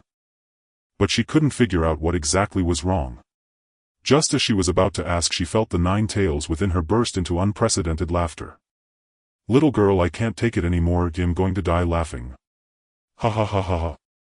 The 9 tails' living conditions had improved a lot and he was no longer bound by the adamantine chains. He patted the ground with his paws, laughing so hard he couldn't straighten his back. What are you laughing about? Stop laughing. Kushina, angry and embarrassed, bound the 9 tails into a rice dumpling again. With only his head left outside, the 9 tails wasn't angry and continued to laugh heartily, with orange-tailed beast chakra leaking from the corners of his eyes. Hey! Kushina, her red hair flying in the ceiling space, entered a rage state. I said stop laughing. Then the chains binding the 9 tails began to slam him down onto the floor of the ceiling space. Little girl, stop right now. My old bones are about to fall apart because of you. The 9 tails spoke up. although he was a noble prince. However, under the eaves one must bow their head.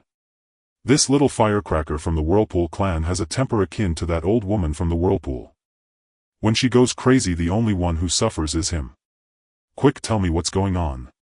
Uzumaki Kushina asked, as everyone knew she was the only one in the dark, making her appear quite foolish.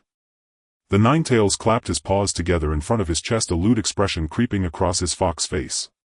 Clap, clap, clap. You see, the strength of my two paws is about the same, so neither was injured. But if my one paw becomes stronger and larger, the other will get hurt. Do you understand? Though he was not human and did not understand what this meant, it did not mean he was unaware of what was happening. After all, Senju Hashirama and that old woman from the Whirlpool often did such things. He didn't like to watch, but there was no choice. Over time he could always find out. Moreover, visitors to the zoo in his past life sometimes liked to talk while driving. He clearly remembered a little guy named Sasuke asking him how tailed beasts gave birth. Smelly fox. You. Kushina's face instantly flushed red. The children of the ninja world were quite precocious. Although she had been monitored by the Umbu and had few friends, she understood what those women were talking about. Cough, what do you mean? I'm kindly explaining it to you and you still won't let me go. The Ninetales said with dissatisfaction. I won't talk to you anymore. Kushina said resentfully, leaving the dumbfounded Ninetales behind. He was still not untied, squirming on the ground like a maggot. This little girl is too wicked. She won't even untie me. If she has the ability, let her never untie me. The Ninetales muttered to himself in the ceiling space. However, he still squirmed to stand up, trying to sit cross-legged on the ground to refine chakra for his royal grandfather. You wicked little girl. You've tied me up so tightly. The Ninetales shouted in anger. Although he could still refine chakra this way, it felt quite awkward. Outside the ceiling space. Mikoto, you've learned bad things from that man. You can even say such things now. I won't talk to you anymore. Kushina said angrily. Reflecting on the past, they had only discussed how handsome that man was. Now her sister had fallen so far, it was quite disappointing. He, Kushina, how did you know we were talking about that matter? It wasn't the Ninetales who told you, was it? Mikoto giggled, covering her mouth. Kushina, who had just been naive and ignorant, suddenly understood everything in less than half a minute. There must be a reason for this, and apart from them, Kushina only knew about the Ninetales now. I didn't expect the Ninetales to be such an unseemly fox. He understands even such matters clearly. When you say he's sealed in the Jinchuriki's body, could it be that he often peeks into others' private lives? Akamaru asked curiously, shivering all over. Ninetales. He couldn't help but feel sympathy for Kushina. And she was also speculating whether this was the reason why Sanri Qianhuan had no relationship with Kushina in his past life. After all, this man would set up many layers of barriers whenever he did bad things. In that case, tailed beasts are simply too evil. They really shouldn't be placed in human bodies. If they should be locked up in the zoo by Sanri Qianhuan. Yuhi Kurinai took on Kushina's role and spoke. Mito grandma is so pitiful. This stinky fox is simply too wicked. Kushina said. The Ninetales was indeed observing what was happening outside. Hearing this, he was nearly infuriated. As a tailed beast, he had no gender and was not interested in such matters at all. How did he become a despicable person in their mouths? It wasn't like he wanted to be locked up inside someone else's belly. No, he had to speak up for the tailed beasts. He had to change these foolish women's views on them. Unfortunately, the people outside couldn't hear his words. At the Sarutobi clan. Sarutobi Hiruzen had just finished his business. He had just gone to destroy the root. Holding Danzo's roster, he left no one alive, killing them all cleanly. The entire route was left with nothing but a floor covered in corpses. This was to give Danzo a face. Moonlight streamed through the window onto his face, reflecting his weary and aged features. At this moment, Sarutobi Hiruzen was exceptionally disheveled, his eyes filled with bloodshot veins, but he no longer cared. Holding a cracked smoking pipe, he occasionally took a deep puff only to cough violently. In his other hand he held 3 bloody headbands. These 3 headbands belonged to Danzo, Menma and Kamachi. Memories of their youth would occasionally flash through his mind, as well as their expressions when he personally severed their heads, their eyes wide open and unblinking. Danzo Menma Kamachi, forgive me. Our existence has indeed rotted Konoha. Since Konoha has a bright future under his leadership, we old folks should indeed exit the stage. He kept murmuring to himself as if explaining to those three, or perhaps comforting himself. The more he thought about it, the more he convinced himself of its truth. He was no longer the idealistic third Hokage he once was. Over time his decisions became increasingly conservative, eroded by power and compromise, turning a blind eye to Danzo's wanton actions, the corruption within Konoha's higher-ups, Orochimaru's human experiments, and the death of White Fang. If it weren't for Sanri Qianhuan's appearance, what else would he have turned a blind eye to in the future? On the surface Konoha thrived under his leadership, yet it had long since decayed beneath the surface. Thus ending it all with his own hands was indeed the right thing to do. He began to brainwash himself, seeking to find peace of mind. After all, for him now death was easy, but only this way could he have the courage to continue living. Because only by surviving could he ensure that his son Asuma could live. Otherwise Asuma would be in danger. He painfully placed his friend's headbands against his wrinkled face. After a while he lowered his trembling hand. He stepped outside. Sarutobi Hiruzen pushed open Asuma's room. The room was in disarray. Asuma sat on the edge of the bed with a vacant stare, his eyes filled with despair, his head bandaged. This was due to Sarutobi Hiruzen pressing Asuma's head against the ground repeatedly, and he had been bandaged by now. Sarutobi Hiruzen approached Asuma and placed his hand on his shoulder. "Asuma, are you okay?" However, Asuma suddenly shook his hand away, followed by a hoarse laugh. "Injured? What does it matter if I'm injured? Hinata is with that man." Asuma's voice suddenly turned sharp. "You even knelt before that man." "Asama. Forgive me. Your father is simply too powerless." Hiruzen Sarutobi fell silent for a moment before offering quiet comfort. Asama suddenly erupted into madness, leaping to his feet and shouting, "Stop. I know it's all because of me. You could have chosen another path, but I'm so worthless that you had to kneel before him and call him father." His voice then softened, trembling, "I know, it's because I'm this useless that Kurenai won't even look at me." Watching his son's anguish, Hiruzen felt as though his heart were being carved apart by a blade. To take one's own life over a woman, to hurl a kunai at Susanoo no less, and for a woman who never returned his affection. It was profoundly unworthy. Yet no matter what, this was still his son. "Asama, it is not your fault.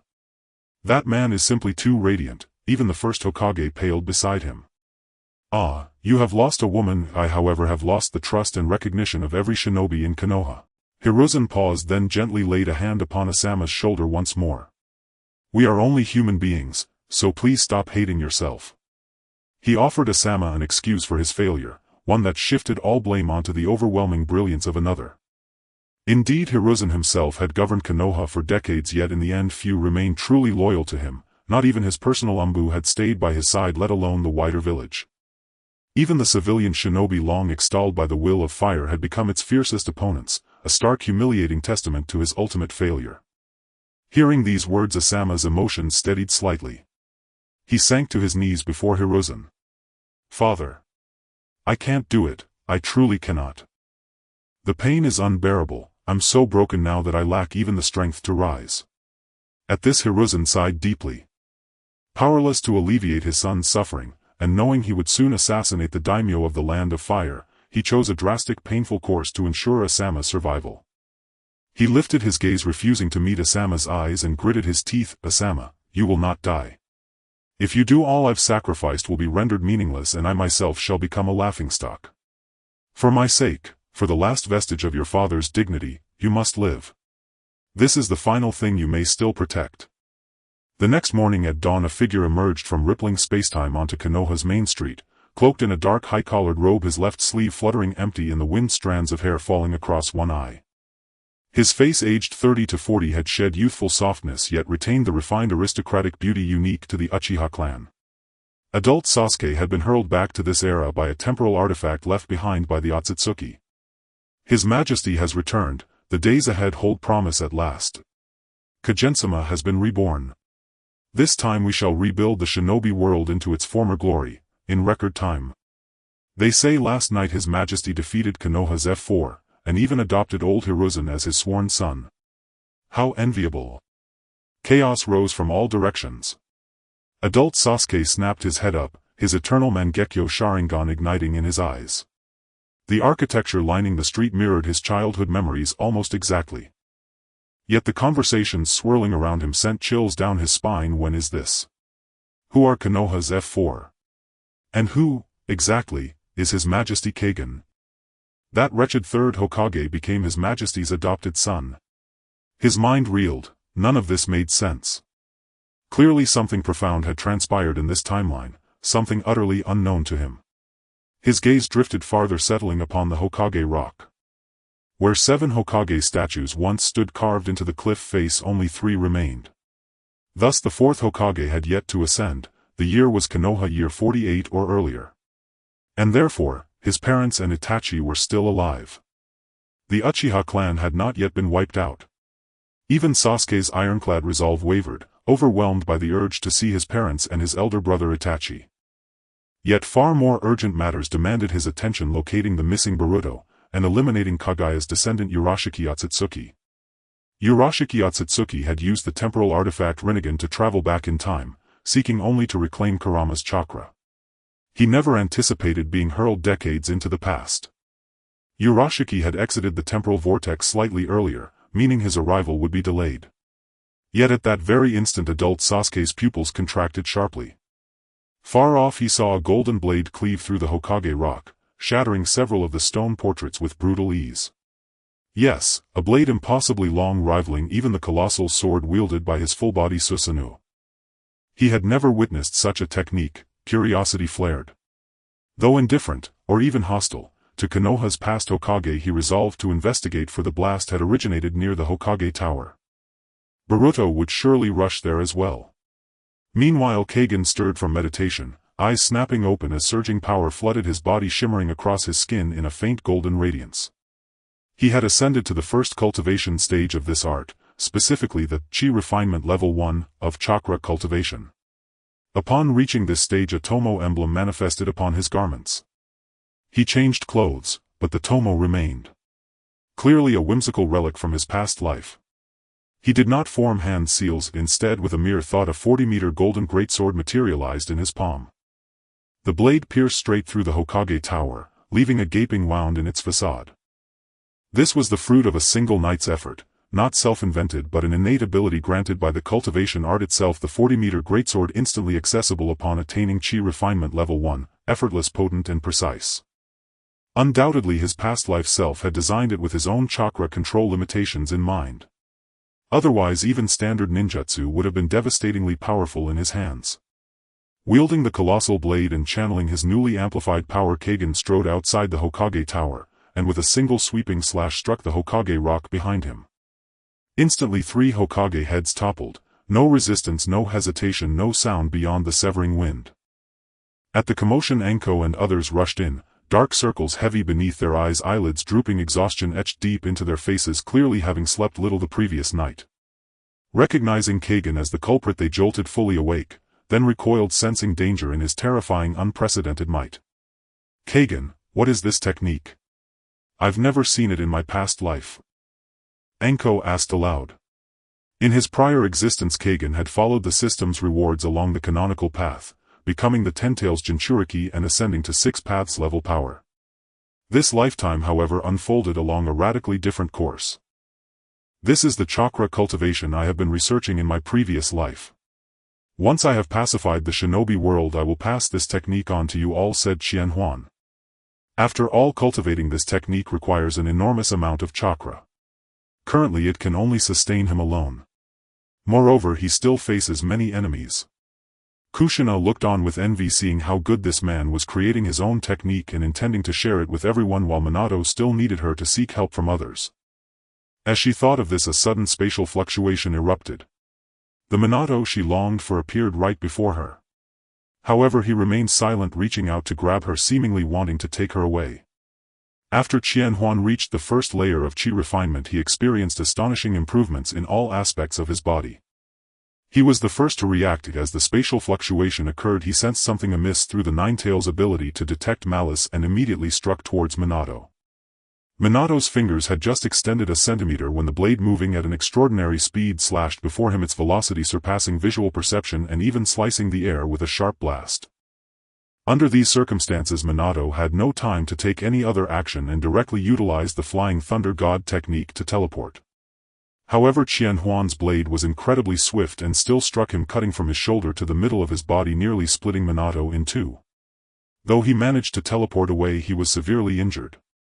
If it were anyone else, they would have already been dismembered by Qianhuan. Kushina finally reacted, exclaiming, "Minato!" Upon witnessing such an event, Kushina's face turned pale. She did not expect this ruler to be so decisive and to act so quickly. "Don't worry, I keep my word. If I kill him, I will revive him. He will only suffer some flesh wounds," Qianhuan comforted her. Of course, he wasn't a saint. When he revived Minato, he would definitely find a way to strip him of his power, as Minato's Flying Thunder God was indeed too useful.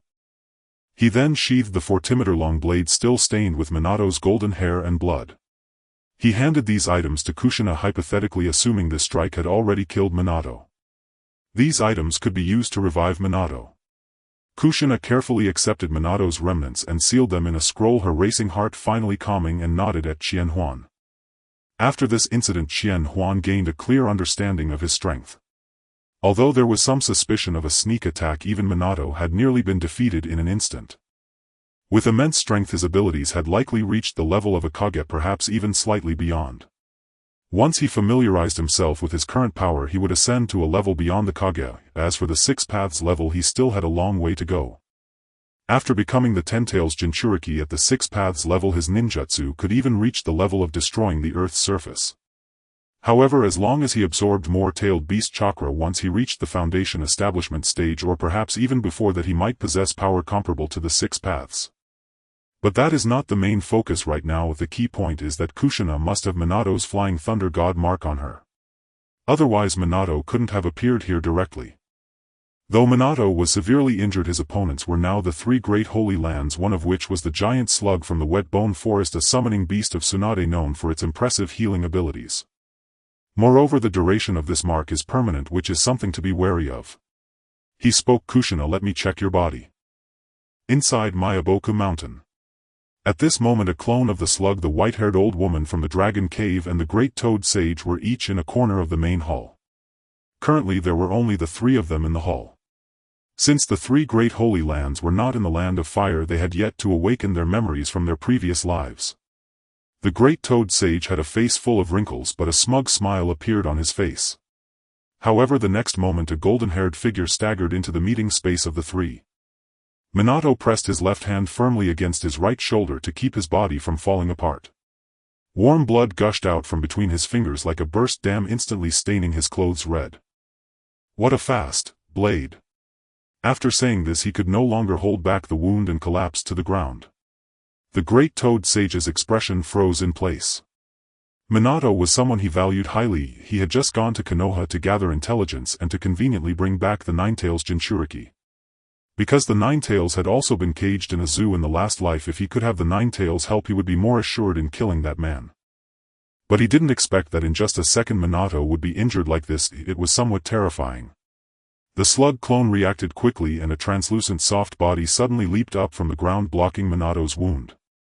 Only then did the bleeding from Minato's body stop. How is this possible? The aging body of the Great Toad Sage stood in shock, rising from his seat. The white-haired old woman also showed a grave expression on her face and said to the Great Toad Sage, "Is it because of your control that Minato's reaction has slowed down?" The Great Toad Sage shook his head dejectedly, returning to his seat.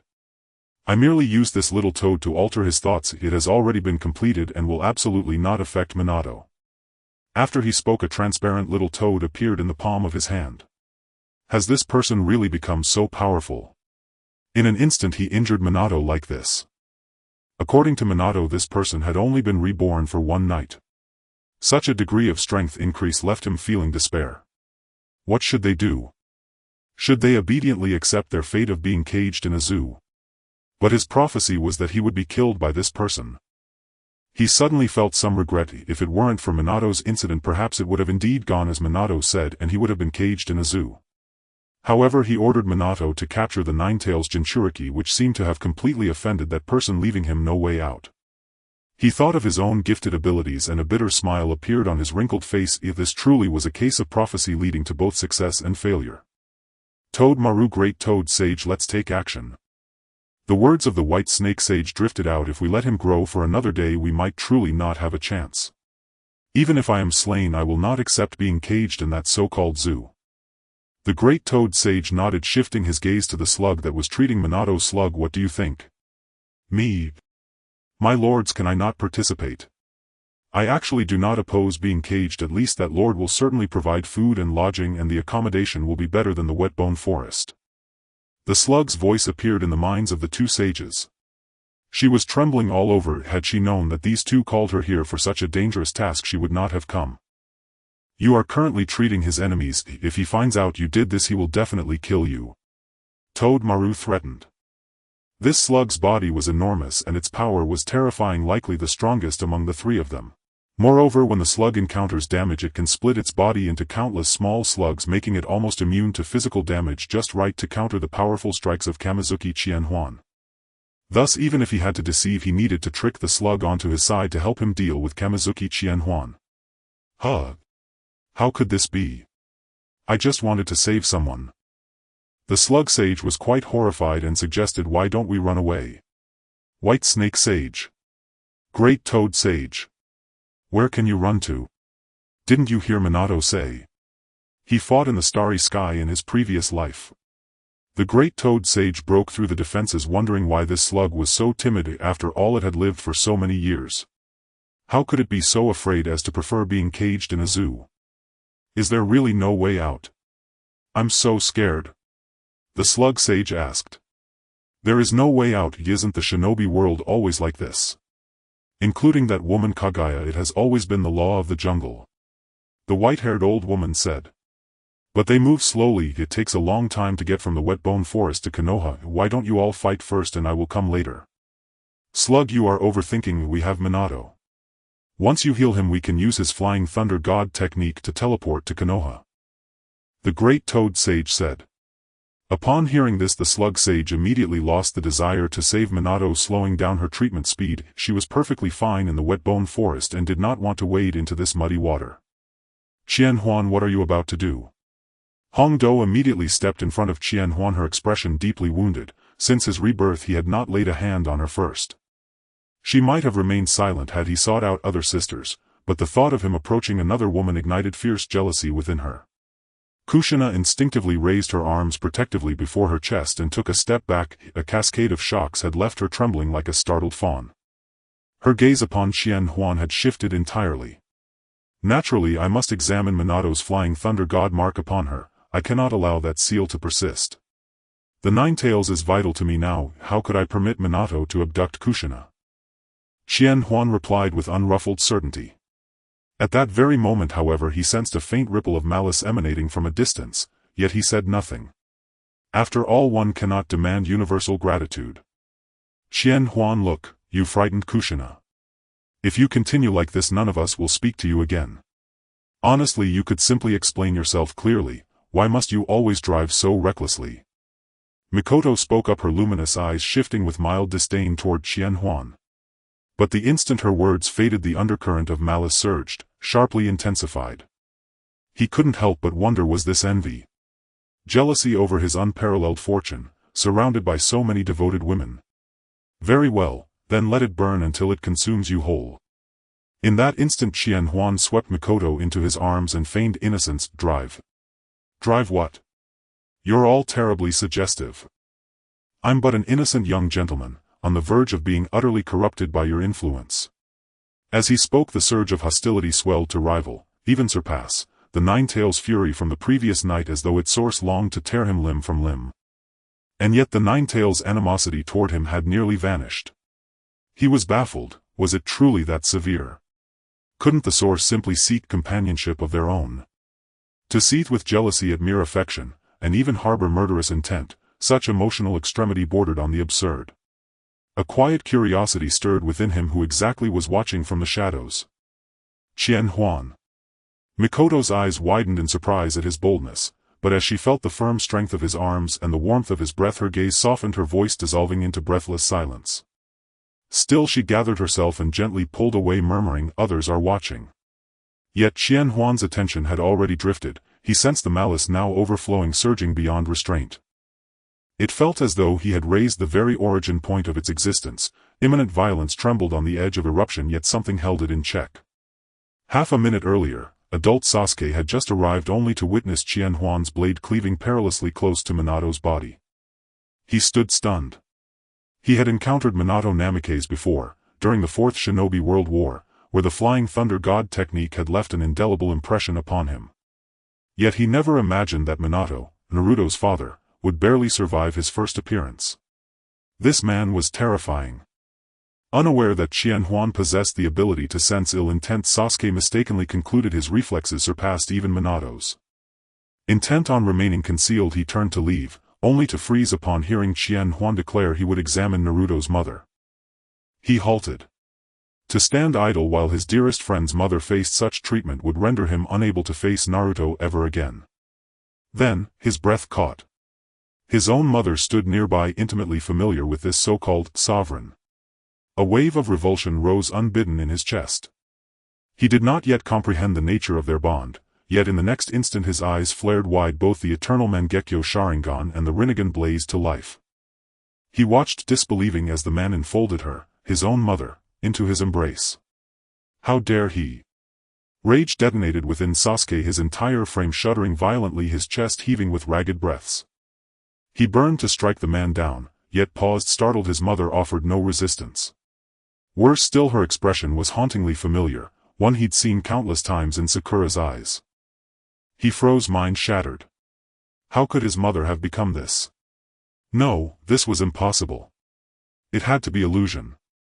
A cruel deception. He refused to believe it. His mother would never behave so, she must be coerced. And where then was his father? "Who are you, to spy upon his imperial majesty?" A youthful voice sharp with accusation rang out behind him.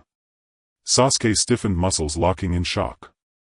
He cursed himself inwardly, so consumed by fury he'd neglected to scan his surroundings. A grave lapse. Yet, why did that voice sound so achingly familiar? As though he'd heard it every day of his youth. Cautiously he turned, and his pupils contracted anew. He recognized the voice instantly. It belonged to his elder brother Uchiha Itachi. And Itachi stood before him, not with sorrow or sorrowful resignation but with lethal unblinking intent. Then, Sasuke's breath seized. Those were eternal Mangekyo Sharingan. His mind short-circuited.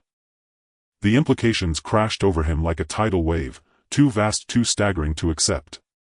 So overwhelming was the revelation that he forgot entirely Itachi's prior rebuke. Sasuke burst forth, "Itachi, how do you possess the eternal Mangekyo Sharingan? What concern is it of yours? I asked you, why do you spy upon his imperial majesty?" Itachi's gaze locked onto the stranger, unwavering. Though the face stirred vague recognition, he knew, certainly, he had never met this man. And yet the man bore both the eternal Mangekyo and the Rinnegan. Worse, he knew Itachi. That alone warranted utmost vigilance. But Sasuke reeled anew. Itachi's eyes were Mangekyo Sharingan, a bloodline limit exclusive to the Uchiha. So why did he address someone as his imperial majesty? Sasuke realized words would prove futile at this point in time. He had not yet been born. To claim kinship as Itachi's younger brother would earn only disbelief. Moreover, he grasped the peril of exposure. It might unravel history itself. Yet, history had already unraveled. His thoughts spiraled into chaos. He yearned for solitude, to gather his wits and reassess his course. But as he turned to depart, the man who moments ago had embraced his mother now stood directly before him.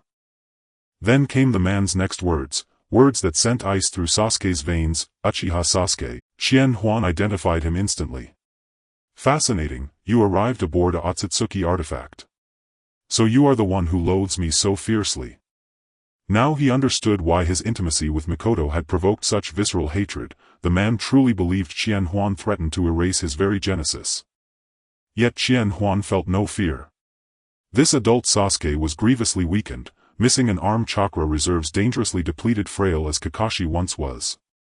And his mother stood nearby. Sasuke would not dare rash action, not when Qianhuan could easily utter words that would wound him deeper than any blade. Would you truly risk your mother's safety? Sasuke halted his retreat. His composure, though shaken, had steadied. He abandoned flight. Confidence surged within him at this juncture. No shinobi in the world could match his prowess, and he intended to uncover the truth behind this impossible convergence. Slowly, deliberately, he demanded, "Who are you? In my memory you do not exist within the shinobi world." "Qianhuan, you mean his name is Uchiha Sasuke, and he has traveled through time to arrive here. Then, is there any connection between him and our son Kamizuri Sasuke?" At that moment Mikoto interjected. She had felt an inexplicable sense of familiarity emanating from this man before her. Upon hearing her words, Sasuke instantly shattered his aloof composure. His newly regained icy demeanor dissolved in an instant, his face paling with shock. He stared at his mother in disbelief. Kamizuri Sasuke? What on earth was that? So, Uchiha Sasuke would cease to exist in the future. Then how had he come to be? "Mother, do you mean him, the child you bore together with him?" Sasuke asked aloud. He no longer intended to conceal himself. The notion of altering history had lost all meaning, for history had already irrevocably shifted. Uchiha Sasuke would vanish entirely from the timeline ahead. Did he still need to worry about such things? Upon hearing Sasuke's question, Itachi's youthful face contorted in stunned disbelief, and his murderous intent dissolved completely. This was truly his younger brother. Yet something felt profoundly wrong. Kamizuri Sasuke, his own brother, had never been like this. Mikoto's expression flickered with astonishment. In her past life Sasuke had not yet reached adulthood, but now scrutinizing him closely she recognized unmistakable echoes of her own son's features. Could it be, he was her Sasuke, returned from the future via the Otsutsuki clan's temporal artifact? She had heard Qianhuan speak of such a relic, though he had never succeeded in locating it. But for now, resolving Sasuke's situation took priority. She realized she had indulged him too deeply, shaping him into this defiant figure, and resolved to realign his understanding. "Sasuke, since when did you begin calling yourself Uchiha Sasuke? You've disappointed me deeply. Don't presume your status as a traveler from the future grants you immunity. I will hold you accountable. Change your name back, now. And how dare you address your father in such a tone? Claiming you don't even know him, that is sheer insolence. Your imperial father spoiled you far too much in your previous life." Sasuke reeled under the sheer weight of information packed into those words. Previous life, imperial father spoiled, none of it made sense to him. He had no memory of any of it. Seeing both his mother's and elder brother's faces darken with disappointment struck him like repeated stabs to the heart. He managed only a strained explanation. "Mother, I am not Kamizuri Sasuke. I am the son of Uchiha Fugaku. I am Uchiha Sasuke." Slap. His reply was met with his mother's furious open palm. "Never speak of that scoundrel again." Mikoto's brows knotted in wrath. Her son's refusal to repent ignited her fury. That single blow left Sasuke psychologically scarred, his head ringing with disorientation. Qianhuan could remain silent no longer. He could not allow Mikoto's emotional equilibrium to fracture further.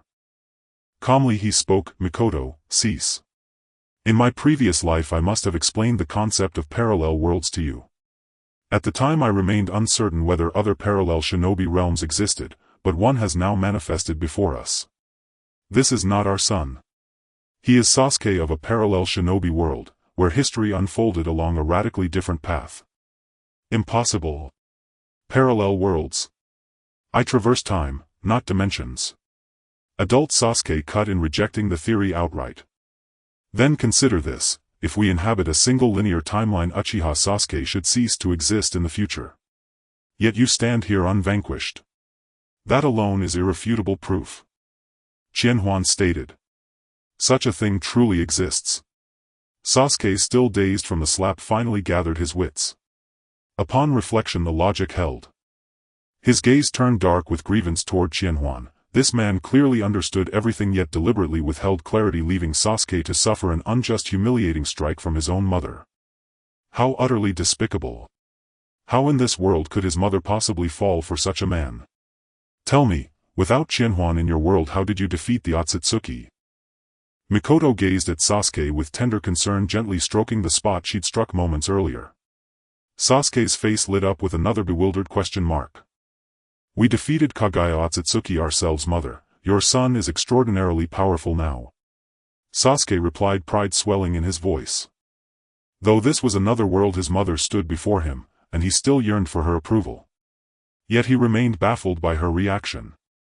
Had he alone overpowered Kagaya Otsutsuki? But the timing made no sense. Kagaya's emergence required precise conditions, and Black Zetsu, this world's catalyst, had yet to coalesce. How did they possess such intimate knowledge of the Otsutsuki? Not only were they aware of their eventual threat, but also of their sacred temporal artifacts. Kagaya Otsutsuki. Mikoto's brow furrowed in utter confusion. Why would you fight her? She is profoundly tragic. In our last life, Qianhuan painstakingly liberated her from the moon. Sasuke. His mouth hung half open, yet some invisible force seemed to clamp his throat shut, rendering him speechless before his mother's revelation. After several seconds he slowly whispered, she didn't cast the infinite Tsukuyomi. Tragic. Yes, perhaps she truly was.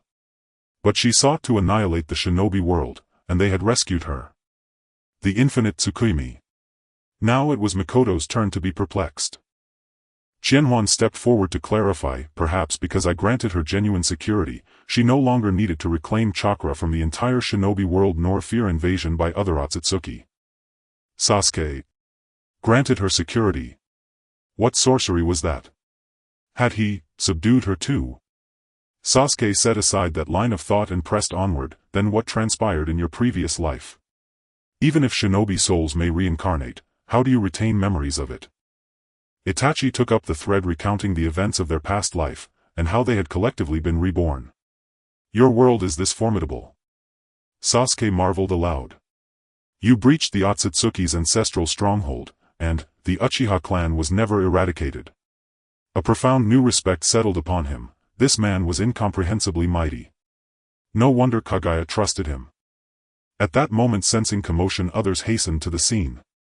Hail, your Imperial Majesty! The swiftest arrival was Hiruzen Sarutobi, who had coincidentally been en route.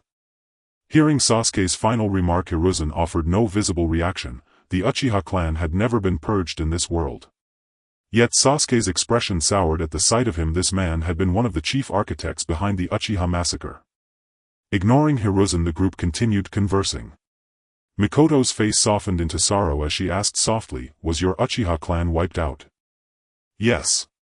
The order came from the Konoha High Command, and my elder brother carried it out. Sasuke sighed. Itachi. I carried it out. Why would I ever do such a thing? Itachi stood frozen, his mind reeling. He had obeyed the High Command, and exterminated the Uchiha. What absurdity! How could he commit so grievous a folly? Thus Sasuke briefly recounted the events on their side. Everyone's gaze simultaneously turned toward Sarutobi Hiruzen. Sarutobi Hiruzen fell into a state of existential doubt, greatly disliking the questioning looks directed at him. However, he dared not voice his thoughts, only managing an awkward smile. Upon reflection, it was indeed something he might do. In such circumstances he could not think of a better solution. For the village. Ridiculous, utterly ludicrous. For the village to make such a decision while expecting us to sacrifice ourselves is truly impressive. Sarutobi Hiruzen, were you planning to brainwash me with your will of fire to the point where you could kill even your own family for the village? Itachi questioned loudly. He could hardly fathom how foolish his past self was being manipulated by those old geezers in the higher echelons of Konoha. Sarutobi Hiruzen remained silent. What is Uchiha Fugaku doing? Is he just waiting for Itachi to come and kill him? It's hopeless. If he dies, he leaves his son with so much burden. Mikoto said angrily, considering Sasuke's words. At that time Itachi was only 12 or 13 years old, yet he had to endure such experiences. As the clan leader, Uchiha Fugaku accomplished nothing. Indeed, he remained so weak and inept. Father. Father. Sasuke realized he could not think of anything Fugaku did to remedy the situation, only knowing he did not resist. It seemed in comparison his father Uchiha Fugaku truly lacked responsibility and was exceedingly cowardly.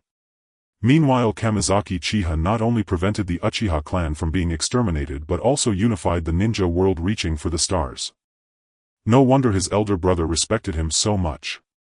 At that moment Sasuke felt a twinge of envy for this world. There was always someone ahead of them to shield them from the storms. At that moment a voice echoed from afar. Lord Orochimaru, let me go, let me go. I'm not a spy nor am I a bad person. Everyone turned their heads to see Orochimaru carrying a golden-haired child of around 10 years old, followed by Hiashi, Hizashi, Shisui and Yamato. The few had completed the transplant of Hashirama's cells. Meanwhile, one of Hyuga Hayashi's eyes was still bandaged with the Tensigen still in the process of forming. Your Majesty, look what we found. This kid is a traveler from another timeline. Orochimaru exclaimed excitedly. Such material had never appeared in his previous life. Let him go. They are indeed not from this timeline but from another ninja world. They lack the ability to traverse dimensions and are here through the Otsutsuki's treasures, Uchiha said. Orochimaru's eyes flashed with disappointment. He had hoped to encounter a rare specimen. Uncle Sasuke, you are here. I just saw a bad guy destroy Hokage Rock. Boruto rushed toward Sasuke, feeling that the people in this place were very unfriendly and that Orochimaru wanted to capture him for some experiment. Don't worry about this matter if this world no longer needs a Hokage. Sasuke said, his eyes reflecting memories. The direction of this world aligned with his previous thoughts. He had once desired to suppress the entire ninja world by force alone but was stopped by Naruto, and he later abandoned that idea. However, now hearing about their past sovereign being so powerful, not only achieving his vision but also waging war against the Otsutsuki, that idea began to resurface. How can we do without a Hokage? Boruto exclaimed in shock. Although he didn't want to be Hokage, his father was one, and he could not agree with Sasuke's statement. Not needing one simply means not needing one. There's no need for so many reasons. Your grandmother Kushina is here, why don't you go and recognize her? Sasuke said, not wishing to discuss this issue with a child. Upon hearing this, Kushina's expression became quite complex. Other grandchildren from the ninja world. She hadn't even had a son yet. Thinking of this, she suddenly took a big step forward, moving so fast that Boruto barely had time to react. In the next second, Boruto felt a powerful pair of hands grab him under his ribs, lifting his feet off the ground. Wow! Boruto exclaimed, instinctively struggling, kicking his legs in an attempt to break free, but the woman's strength was astonishing. He had not yet processed Sasuke's words, and at this moment he felt that this red-haired woman was incredibly frightened. Kushina lifted Boruto to her eye level, carefully observing the boy, searching for similarities with herself and Minato. She spotted his golden hair. Tentatively she said, "Is this my son's son? With golden hair he indeed resembles that guy Minato." "You are not my grandmother," my father said. "My grandmother is very gentle and the best person in the world," Boruto replied defensively. "My dear grandson, what are you saying?" Kushina's eyes flashed with a dangerous light. However, Boruto continued to argue, analyzing seriously. "The grandmother in the photos is clearly very gentle and wouldn't just lift someone up upon meeting them. Although you also have red hair, you are obviously not my grandmother." Bang! Kushina could no longer hold back. Her red hair lifted as if stirred by the wind, and she punched Boruto on the head. The dangerous look in her eyes intensified. "Now say that again." "Boruto." He conceded, this time fully convinced that this was indeed his grandmother, as no one else would treat him so kindly. After these small interludes, and having removed the Flying Thunder God seal from Kushina, everyone began to discuss serious matters. Sarutobi Hiruzen received a token from Uchiha. Then he set off to the capital of the Land of Fire to end the rule of the former feudal lord. As for the affairs in Konoha, he entrusted them entirely to Nara Shikaku. Because these mattered little to him. The most important thing now was to enhance the existing ninja's level of strength. Although adult Sasuke was present and there was no need for concern, he could not stay here forever. Thus the order given by Uchiha was to capture the tailed beasts. They needed to catch all the tailed beasts before other ninja villages became aware. Sasuke listened in from the side, and the more he heard, the more he felt that this father emperor was to his liking. Many of the ideas aligned with his own. However, he felt that if this man were not so fickle, it would be better. "Father Emperor, when will you ascend the throne again?" Hayashi asked, as this was what he wanted to know most right now, after all his clansmen were all waiting for their father emperor to ascend the throne. "Hayashi, are you foolish? Was this not how I taught you? Remember, stock up on resources and delay your claim to the throne. When we restore our power to the 6 paths level, even if we do not ascend, we will still be kings without a crown. The reason I say this is that Uchiha has arrived in a world of extraordinary power. He is not interested in ascending the throne. What he cares about most is being invincible and immortal. At that moment outside Konoha, a giant creature suddenly appeared. What? What is that? The monsters are attacking. Hurry to take refuge. Quickly notify His Majesty. Panic immediately engulfed my village. On the commercial street, the old man selling 3-colored dumplings slumped amidst the spilled dumplings, his murky pupils reflecting the shadow of a gigantic toad palm, its palm lines wider than the street itself. Mom! Is that a mountain walking? The little girl with horned braids pointed into the distance. What they saw was the giant toad of Miamu Mountain. At that moment the sky darkened as the colossal monster obscured the heavens. The toad from Miamu Mountain, the snake from Longdi Cave, and the slug.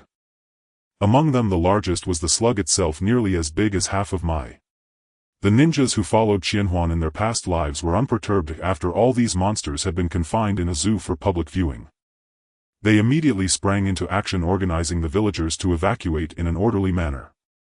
Qianhuan also sensed that something was wrong. He stood in the Hokage building looking out, feeling an unparalleled sense of oppression simply due to the enormous size of those monsters. Each of their figures was truly like a small mountain. They hurried towards the gates of Mai to confront the toads of Miamu Mountain. Meanwhile, a huge voice echoed throughout my village. Hand over Kamisado Qianhuan or my village will be destroyed. At this moment Qianhuan and the others had also arrived at the entrance of my village. Facing these monsters, Heathen Qianhuan was eager to try it. His 40-meter-long blade was already itching to strike. However, just as both sides were on the brink of conflict, suddenly a crisp voice emerged. Your Majesty Qianhuan, where are you? I don't want to attack my village, they are forcing me. You fight and I will help protect the villagers. Qianhuan then realized that the voice was coming from a massive slug. The slug shattered into numerous smaller slugs crawling towards Mai. The toads from Miamu Mountain and the snakes from Longdi Cave all glared angrily at the slug. Especially the toad sage sitting atop the giant toad, whose expression darkened. How could this be? They had clearly agreed to fight under his coercion and inducement, yet upon arrival they surrendered to the enemy. Absolutely outrageous. Qianhuan turned to Itachi and asked, can we trust this slug? In the past life anime, slugs seemed to have such a personality, but there weren't many appearances. Who knows her true intentions? Itachi nodded. Qianhuan then said, go and take the villagers far away. This place will soon become a slaughterhouse for animals. Kamisado Qianhuan, are you really this confident? You've just been reborn for less than a day and you think you can deal with us relying on these villagers of Mai? Do you know what a millennium of heritage means? The words of the giant toad sage came from hundreds of meters above. However, Qianhuan did not wish to engage in useless banter.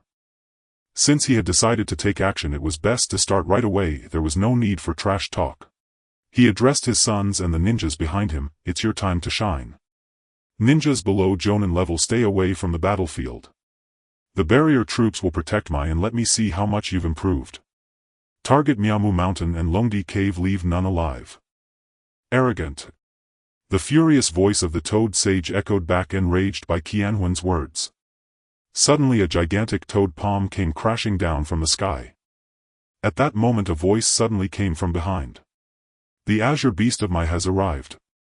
The 7th gate of the 8 gates released. The 18 palms of the dragon descending. Guy's roar sounded like thunder as violent chakra gathered in his palm, instantly transforming into several golden 5-clawed dragons. Wherever the golden dragons passed, the air erupted with explosive sounds and the violent impact slammed against the giant toad's palm. The massive palm, capable of crushing the earth, was suddenly battered and torn apart, the stench of toad blood pouring down like a torrential rain. Roar! The giant toad let out a thunderous howl, its enormous body staggering backward, the ground trembling and countless trees falling in its wake. The toad sage's eyes widened in shock. He realized he had underestimated this man. Just after being reborn, he had such a formidable subordinate. But at this point there was no retreat left. He commanded the toads behind him to launch a full-scale assault. The white old lady from Longdi Cave was no different. Countless snakes, both big and small, surged towards the entrance of Mai, where Qianhuan and the others stood. Sasuke, who was standing nearby, brightened his eyes. What kind of ninjutsu is this? Its power is incredible and this golden dragon looks absolutely stunning. However, seeing the blood rain about to pour down, he frowned slightly. He did not want to get drenched in this. Thus he activated Susanoo to shield Qianhuan within. He wasn't planning to take action yet, after all His Majesty hadn't instructed him to do so and he must have some confidence. Meanwhile, Qianhuan's sons, witnessing Guy's move, exchanged glances. The few who had just undergone modification with Hashirama's cells looked at each other. They simultaneously revealed confident expressions. At that moment they each manifested golden shadows in their eyes. This was a sage art mastered in their past life, not belonging to the three great holy lands but taught to them by Qianhuan. They exchanged glances and began to form seals together.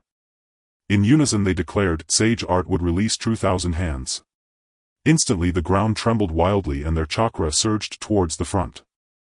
In the blink of an eye a giant wooden Buddha hundreds of meters tall appeared before them, sending the giant toad tumbling over and clearing the path ahead. The smaller snakes and toads surrounding the giant toad were not so fortunate, crushed directly beneath it. Countless gazes turned towards this scene. Among the ninjas who remained in the barrier at the entrance of my village and did not participate in the battle, seeing such a situation, each one was filled with excitement. This is actually the ultimate ninjutsu of would release true thousand hands. How exaggerated. No wonder he is His Majesty who unified the ninja world in his past life. Just after being reborn he can display such strength.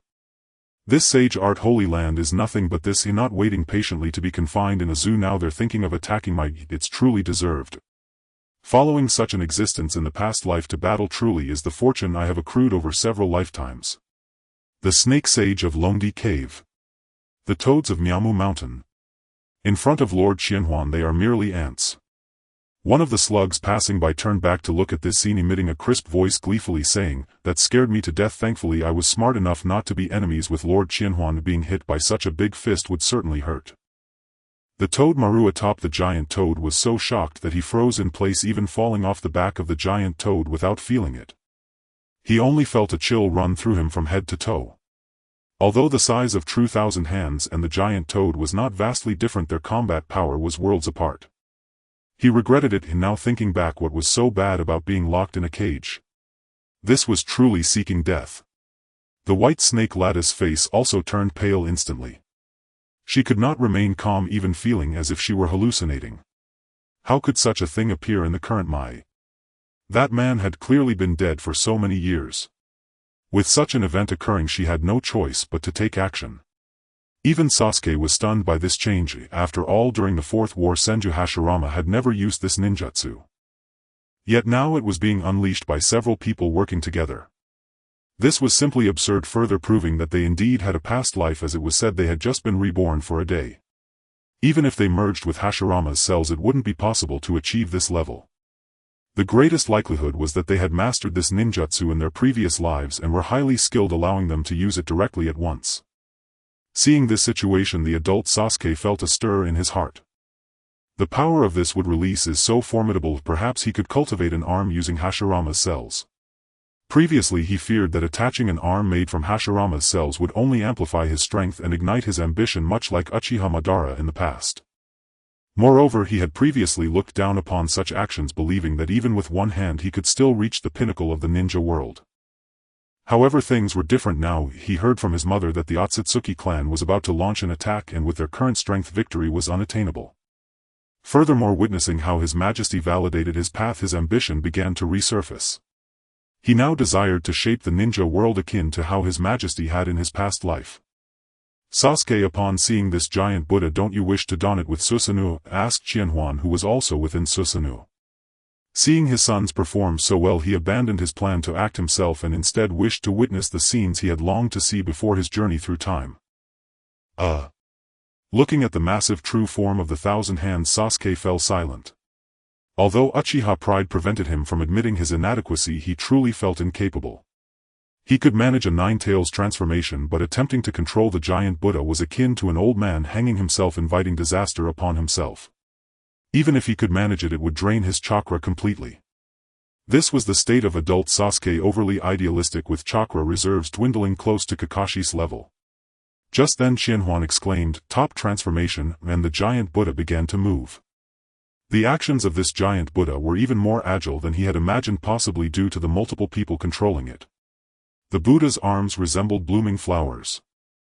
Indiscriminate attacks struck the toads and snakes on the battlefield, creating the sensation of an 8th-degree earthquake and whipping up a tempest. The ground shook and those within Susanoo struggled to maintain their footing. Dust swirled in the air mixed with various cries of despair. In an instant the entire army of summoned beasts suffered heavy losses. The two men couldn't help but be captivated, as men are inherently drawn to such savage beauty. Meanwhile, not far from Konoha, Jiraiya, Tsunade and Shizune were hastening to the village. They were all tense when they caught sight of the monstrous entity surrounding Konoha. However, upon seeing the colossal would-release Buddha, they were all struck with shock. Is this Grandpa's true form of the Thousand Hands? How is this possible? Tsunade's eyes widened in astonishment as she exclaimed, involuntarily stopping in her tracks. Jiraiya witnessed the shocking scene. These toads will probably be wiped out now. Jiraiya sighed with a bitter smile, his expression carrying a hint of melancholy. Although these toads had committed unforgivable acts against Minato, they were still his teachers in the ways of sage art. Seeing them perish like this weighed heavily on his heart. I hope Lord Minato is safe. I hope the residents of Konoha are not affected. Shizune looked worriedly at the distant battlefield, unable to voice her hopes for Qianhuan's safety. They saw that the massive rock-summoned toad had been turned into a blur of blood and flesh. Each of the wooden giant Buddha's arms was stained with bright red blood. At that moment they suddenly spotted a gigantic stone figure appearing on the battlefield. It confronted the giant Buddha, momentarily halting its assault, though the giant was clearly at a disadvantage. This was simply because the Buddha had too many arms. Whenever the stone figure was smashed, it quickly repaired itself. Jiraiya, we need to speed up. If this continues, who knows how many will die. Konoha might be destroyed. Tsunade's brows furrowed with urgency as she quickened her pace, charging ahead. However, she felt relieved not to see any slugs on the battlefield. She wanted to rush onto the battlefield to help Qianhuan repel the attacks from the toads and snakes. Hey! Don't rush, we can't interfere in this battlefield. Jiraiya attempted to grab Tsunade but only grasped at air. His expression also turned anxious, as he did not want her to be caught in the fray. If we can't interfere, can't we save people? Hurry and catch up to evacuate the civilians of Konoha. If you dawdle, I'll really send you to the Pure Land.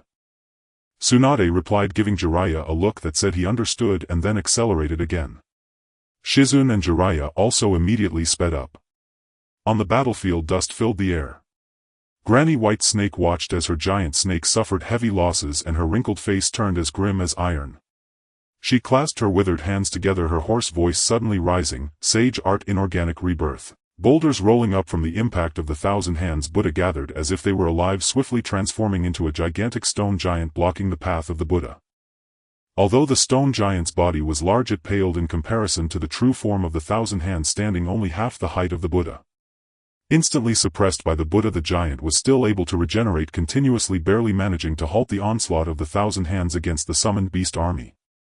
Granny White Snake did well, exclaimed Gamamaru, showing admiration. This old woman had become stronger than years before.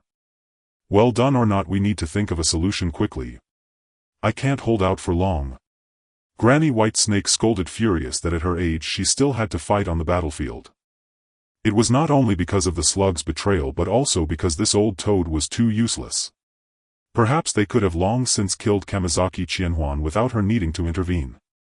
Watching his juniors perish one by one, the passage of 1,000 years had hardened Gamamaru's heart. He felt little pain. He stretched out his hand and Minato appeared beside him. At that moment Minato had also activated Sage Mode from Myaboku Mountain, significantly enhanced compared to before.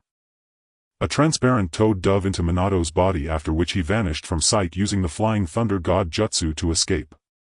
Gamamaru's wrinkled face displayed a sinister expression. He was not thinking of killing Kamizaki Qianhuan but rather how to control him like Minato. This way the entire ninja world would regard Myaboku Mountain as supreme. On the other side, Sasuke's expression tightened upon seeing the suddenly appeared stone giant. He recognized this technique. This is inorganic rebirth. This stone man is not easy to eliminate. Your Majesty, can you lend me a hand? Just hold this side and ensure the toads do not break through the line into Konoha village, Qianhuan replied. He naturally recognized this as inorganic rebirth which had previously been used by Sage Kabuto in the original story. However, Granny White Snake had intervened and he had yet to see that old toad act. This was the aspect he needed to be vigilant about. He was unaware of the old toad's capabilities, so it was wise to remain cautious. At that moment Qianhuan suddenly turned his head toward a direction only to see a golden-haired figure had already appeared. It was indeed Bofeng Shui Men. At this time Shui Men had entered his sage mode, his face devoid of expression. He seemed unfazed by Sasuke's Susanoo, as Sasuke was not in his complete form. Shui Men's figure abruptly vanished and several specially made kunai flew toward the Susanoo from different angles. Sasuke didn't even move. With a wave of Susanoo's massive hand the kunai were deflected. A cold smile appeared on his face. He had already seen through Shui Men's attack pattern, and next Bofeng Shui Men would surely use one of the kunai to perform the Flying Thunder God technique. As long as Shui Men appeared he would be met with a thunderous strike. Under the gaze of his eyes nothing could escape scrutiny. Yet there was no sign of Shui Men among the kunai. Shui Men materialized not far away, his expression suddenly dark and terrifying, and he spoke, "Susanoo Rinnegan, who exactly are you? And who are you?" "Bofeng Shui Men is not like you," Sasuke coldly retorted, having realized that Shui Men was under control. Both from the demeanor of Bofeng Shui Men and the chakra emanating from him. Who else could it be but that old toad? Bofeng Shui Men was previously summoned to Myobokuzan. Do you think I attacked him for no reason? It was because he intended to capture the Nine-Tails Jinchuriki. Though I severely injured him, his quick recovery suggests the slug provided healing. Qianhuan spoke. He also understood why Bofeng Shui Men had persistently attempted to assassinate him in his past life. It was likely due to being controlled. Bofeng Shui Men with a grim expression said, "Shinra Qianhuan, do not push too far. You are no longer human, yet you dare accuse me of being excessive. A dead toad dares to attack Konohagakure. You truly are fearless." After saying this, Qianhuan turned to the adult Sasuke, who was still planning to act cool, and said, "Let's first locate that old toad and eliminate him." "Fine," Sasuke reluctantly replied, furrowing his brows. As a Uchiha he despised schemes, but since this lord had spoken he had no intention of opposing. Moreover, the individual before him was indeed difficult to handle. If he tried to escape he wouldn't be able to stop him. "You despicable!" Bofeng Shui Men exclaimed as he activated the Flying Thunder God technique, positioning himself in front of Sasuke's Susanoo. However, something unexpected occurred for Sasuke at that moment. Just as Bofeng Shui Men appeared, a fortimeter-long blade also manifested at that location. Bofeng Shui Men was pierced through. A look of astonishment crossed his face. He never anticipated such an event. This change left Sasuke dumbfounded. "Sasuke, do you know what this is called?" "This is called attacking the enemy to save oneself," Qianhuan said with a smirk. Then, amidst Sasuke's astonished expression, he split Shui Men into two halves, not giving his opponent a chance to retort. "Is that how you kill?" Sasuke questioned himself, realizing that he could never have been so decisive in the past. His gaze towards Qianhuan had grown somewhat strange. His proud Susanoo had been pierced. Although it was from the inside out, it was still far too simple. Moreover, the speed of this lord's strike was astonishingly fast. Before he could react, the long blade had already pierced through Naruto's father, as if Bofeng Shui Men himself had charged into it. "If I don't kill him, will I keep him for the new year? Besides, in the shinobi world, resurrection is not impossible. At worst I can revive him later," Qianhuan said without a hint of psychological burden. However, these words shattered Sasuke's worldview. He believed that life and death should not be treated so frivolously. With his Rinnegan he could also revive people, but the cost was his own life unless he became the Ten-Tails Jinchuriki. Moreover, if the boundaries of life and death were blurred, what did the Uchiha massacre mean? Seeing how carefree the lord was, Sasuke felt somewhat lost. Upon seeing his mother from this world, he felt tempted to revive his mother in the shinobi world as well. "Hey Sasuke, what are you dazed about? The task is not yet complete. Let's go kill that old toad and avenge Bofeng Shui Men," Qianhuan said as he sheathed the fortimeter-long blade. Yet he turned his attention back to the two halves of Shui Men, feeling malice from one of them. Before Sasuke could reply, Qianhuan unleashed his fortimeter-long blade once more. Whoosh! The blade pierced into Shui Men's body again. Sasuke, who had just been about to speak, wore a face full of confusion. His gaze towards Qianhuan was no longer the same. While decisively killing Bofeng Shui men was one thing. But if he stabbed him again, it would seem perverse, something even some Uchiha would never do. Just as Sasuke was still trying to comprehend the situation, Qianhuan had already withdrawn the long blade from Shui men's body. Moreover, Sasuke saw through the Rinnegan that there was something different. On the blade that the Lord retrieved was a transparent figure reminiscent of Uchiha Madara's Rinnegan techniques. I see now. Qianhuan snorted coldly. He finally understood why there were two sources of malice. He realized how the old toad controlled Shui men. It was through this little toad. Otherwise, with Shui men's level, he certainly wouldn't have been so easily controlled by illusions. Your Majesty, can you please notify me next time you draw your blade? It's quite distressing to have Susanoo pierced suddenly. Sasuke said helplessly. The sudden appearance of this ninjutsu was truly too fast, so fast that he couldn't even react. And it had happened twice. He didn't want to say, but it was indeed very distressing. If a rookie who just activated the Mangekyo Sharingan were to have their Susanoo pierced like this twice, their eyes would bleed. Sorry, the timing was fleeting. If I didn't act, I would have missed it. I will be more careful next time. Qianhuan wore an awkward expression. He truly hadn't anticipated this. He would be more mindful next time, a bit gentler. On the other side, the giant toad sage abruptly clasped his massive webbed hands around his head. His expression contorted in distress. He now felt that man was truly terrifying. Within less than a day he had his subordinates master true senjutsu techniques and had even used ninjutsu that had never appeared in his previous life. Shui Men was right, it was indeed a swift blade. So fast that he hadn't even managed to react. This person's heart was dark, using the so-called attack to save oneself to create mistakes. In the end, even his specially made shadow clone was discovered. That transparent little toad was created by splitting and modifying his own soul. This technique had always been effective, and now it was unexpectedly seen through. If it were that kid with the Rinnegan, he could understand, but he never expected it to be Shinra Qianhuan, this evil spirit, who saw through it. What right did he have to do so? Old man, are you all right? The sage of Shinsaku, this little frog elder, showed a worried expression. He had lived so many years and had never seen the old man display such a face. Shinra. Qianhuan is coming, this time we might die. You two should leave.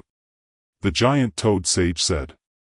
He cherished these two juniors the most. He didn't want them to die because of him. Grandma White Snake also woke from her intense concentration on controlling the stone man, her gaze shifting to the toad pill filled with malice. Old toad, is this your strategy? I exerted myself to keep that giant Buddha at bay, and this is how you repay me. In Grandma White Snake's words, the toad pill had transformed into the old toad. She might have referred to herself as old me before, but now she called herself old woman. She was furious. Are these teammates useless? It's either defection or they are utterly useless. If she had known, she would have fled herself. Now she was caught in a dilemma. Now it's clear that Shinli Qianhuan will not let her go. The zoo is definitely off limits, and she could only be sliced apart by that swift blade. Then you should run quickly, you'll hold them off here, said the great toad sage. He was unsure whether he should escape, as he had dreamed of being killed by that person. His prophetic dreams had rarely gone wrong. Yesterday, when he had the vision, he still believed he could change his fate. But only just now did he realize how terrifying that person was.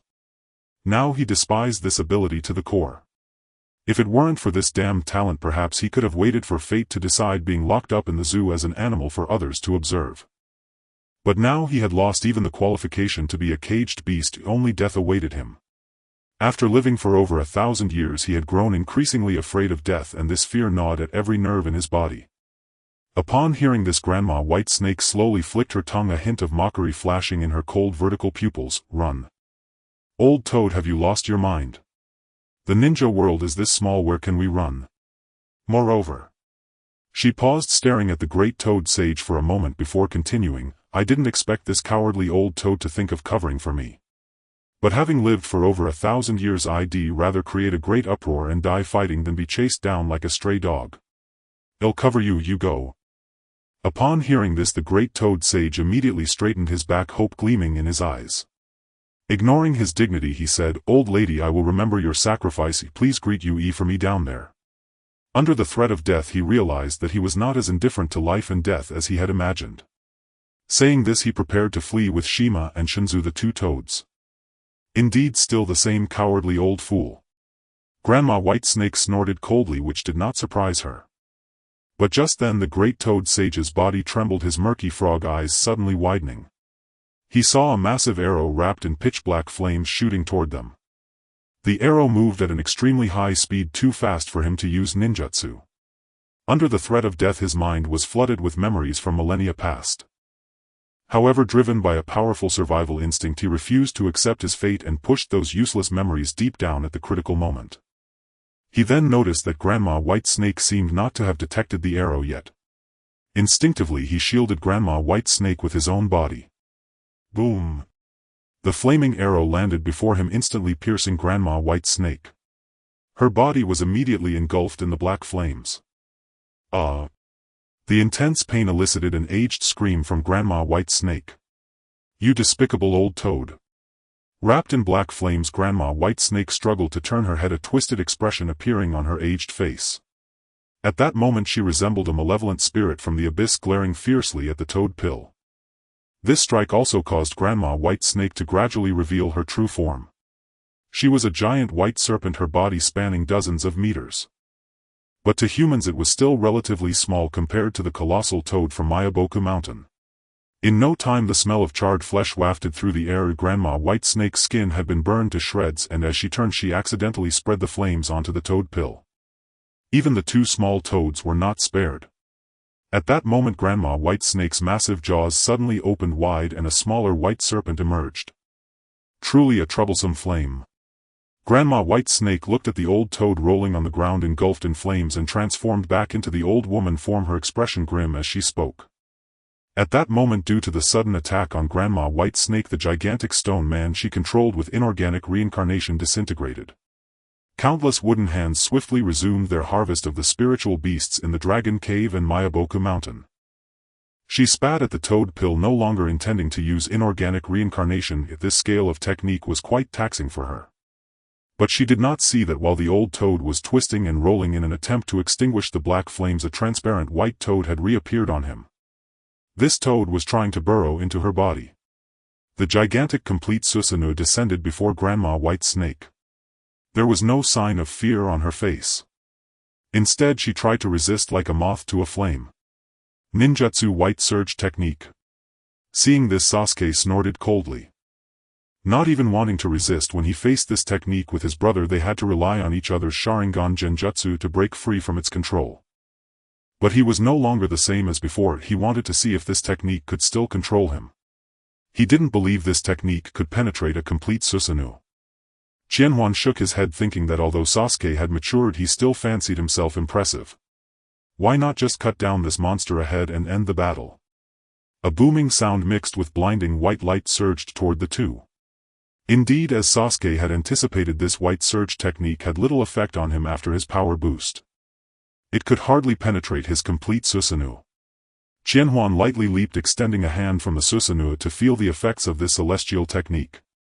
His arm felt numb as if it had been placed in an ultrasonic cleaning machine. But that was all, for his physical quality was not like those in the original ninja world. He was strong enough that even blades could not injure him.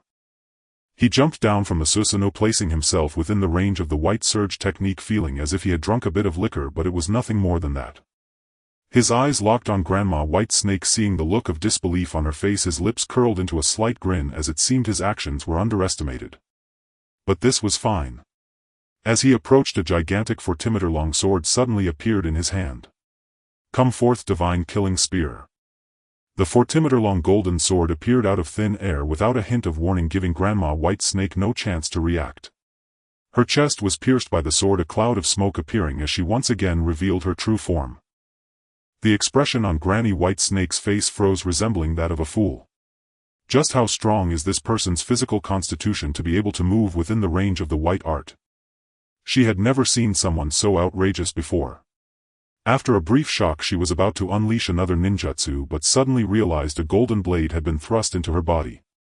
She didn't even see how the blade appeared, as this person didn't form any hand seals. She knew of ninjutsu without hand seals but had never seen one executed so swiftly. The speed was unimaginable, over 10 times faster than the appearance of the unsealed Rasengan of Namikaze Minato. Such a fast blade, said the white snake sage, preparing to shed her skin. However, in the next moment she was swiftly cut into pieces by the still airborne Sanri Qianhuan, meeting her demise. At the moment of her death, her shattered head did not display any fear, only astonishment. She didn't have time to feel fear. This transformation left Sasuke dumbfounded. The first few times he witnessed His Majesty perform this move he hadn't thought much of it, he only felt it was fast. But now he realized how extraordinary this ninjutsu truly was. He believed that even with the eternal Mangekyo Sharingan he wouldn't be able to dodge such speed. Within the range of that long blade His Majesty was nearly invincible. He didn't think anyone could match His Majesty in this area. Perhaps only by becoming the Jinchuriki of the Ten Tails could one have the strength to fight in this range. At that time the body would be nearly immortal with greatly enhanced capabilities. Even if one couldn't react in time and got stabbed, it wouldn't be a big deal, as they could recover quickly. The subsequent slashes slowed down and he was confident he could dodge them. Moreover, he presumed that His Majesty's great blade couldn't harm the jewel of the path. With this thought, Sasuke finally breathed a sigh of relief. Otherwise it would have been too outrageous. Unbeknownst to him, he had begun to compare His Majesty with the Jinchuriki of the Ten Tails. The transparent toad pill which had been trying to infiltrate the body of the white snake sage was frozen in place. He hadn't expected that the white snake sage would be killed so quickly. This change terrified him. Just as he was about to flee the battlefield, he found that the man's gaze had shifted to him. He was so frightened that he couldn't move. This was his last clone, and if it died he would truly be finished. He wanted to beg for mercy, but the man gave him no chance, sending him to meet the Sage of Six Paths with a single slash. At this moment on the battlefield, due to the continuous deaths of the opposing leaders, without the protection of the giant stone man, the thousand-handed Buddha swiftly harvested the battlefield. The sons of Qianhuan and Orochimaru had already arrived before Qianhuan. Each one struggled to even stand up. The true thousand hands consumed an immense amount of chakra. However, they felt very invigorated. Their father once again displayed immense strength, and although they were at the thousand-handed Buddha's location, they were still paying close attention to this side of the battlefield. Go back to rest, each of you is truly troublesome. Just after merging with Hashirama's cells you initiated such a large-scale ninjutsu, it's far too impulsive. He had initially planned to scold them properly, but seeing their pale faces and fatigued expressions he couldn't bring himself to say more. He could only let Sasuke use Susanoo to send them back. As they were leaving, Qianhuan suddenly spoke, "Sasuke, you will have to face enemies like Otsutsuki in the future.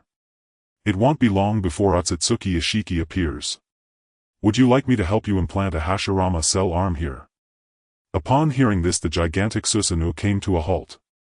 After this incident he was indeed tempted.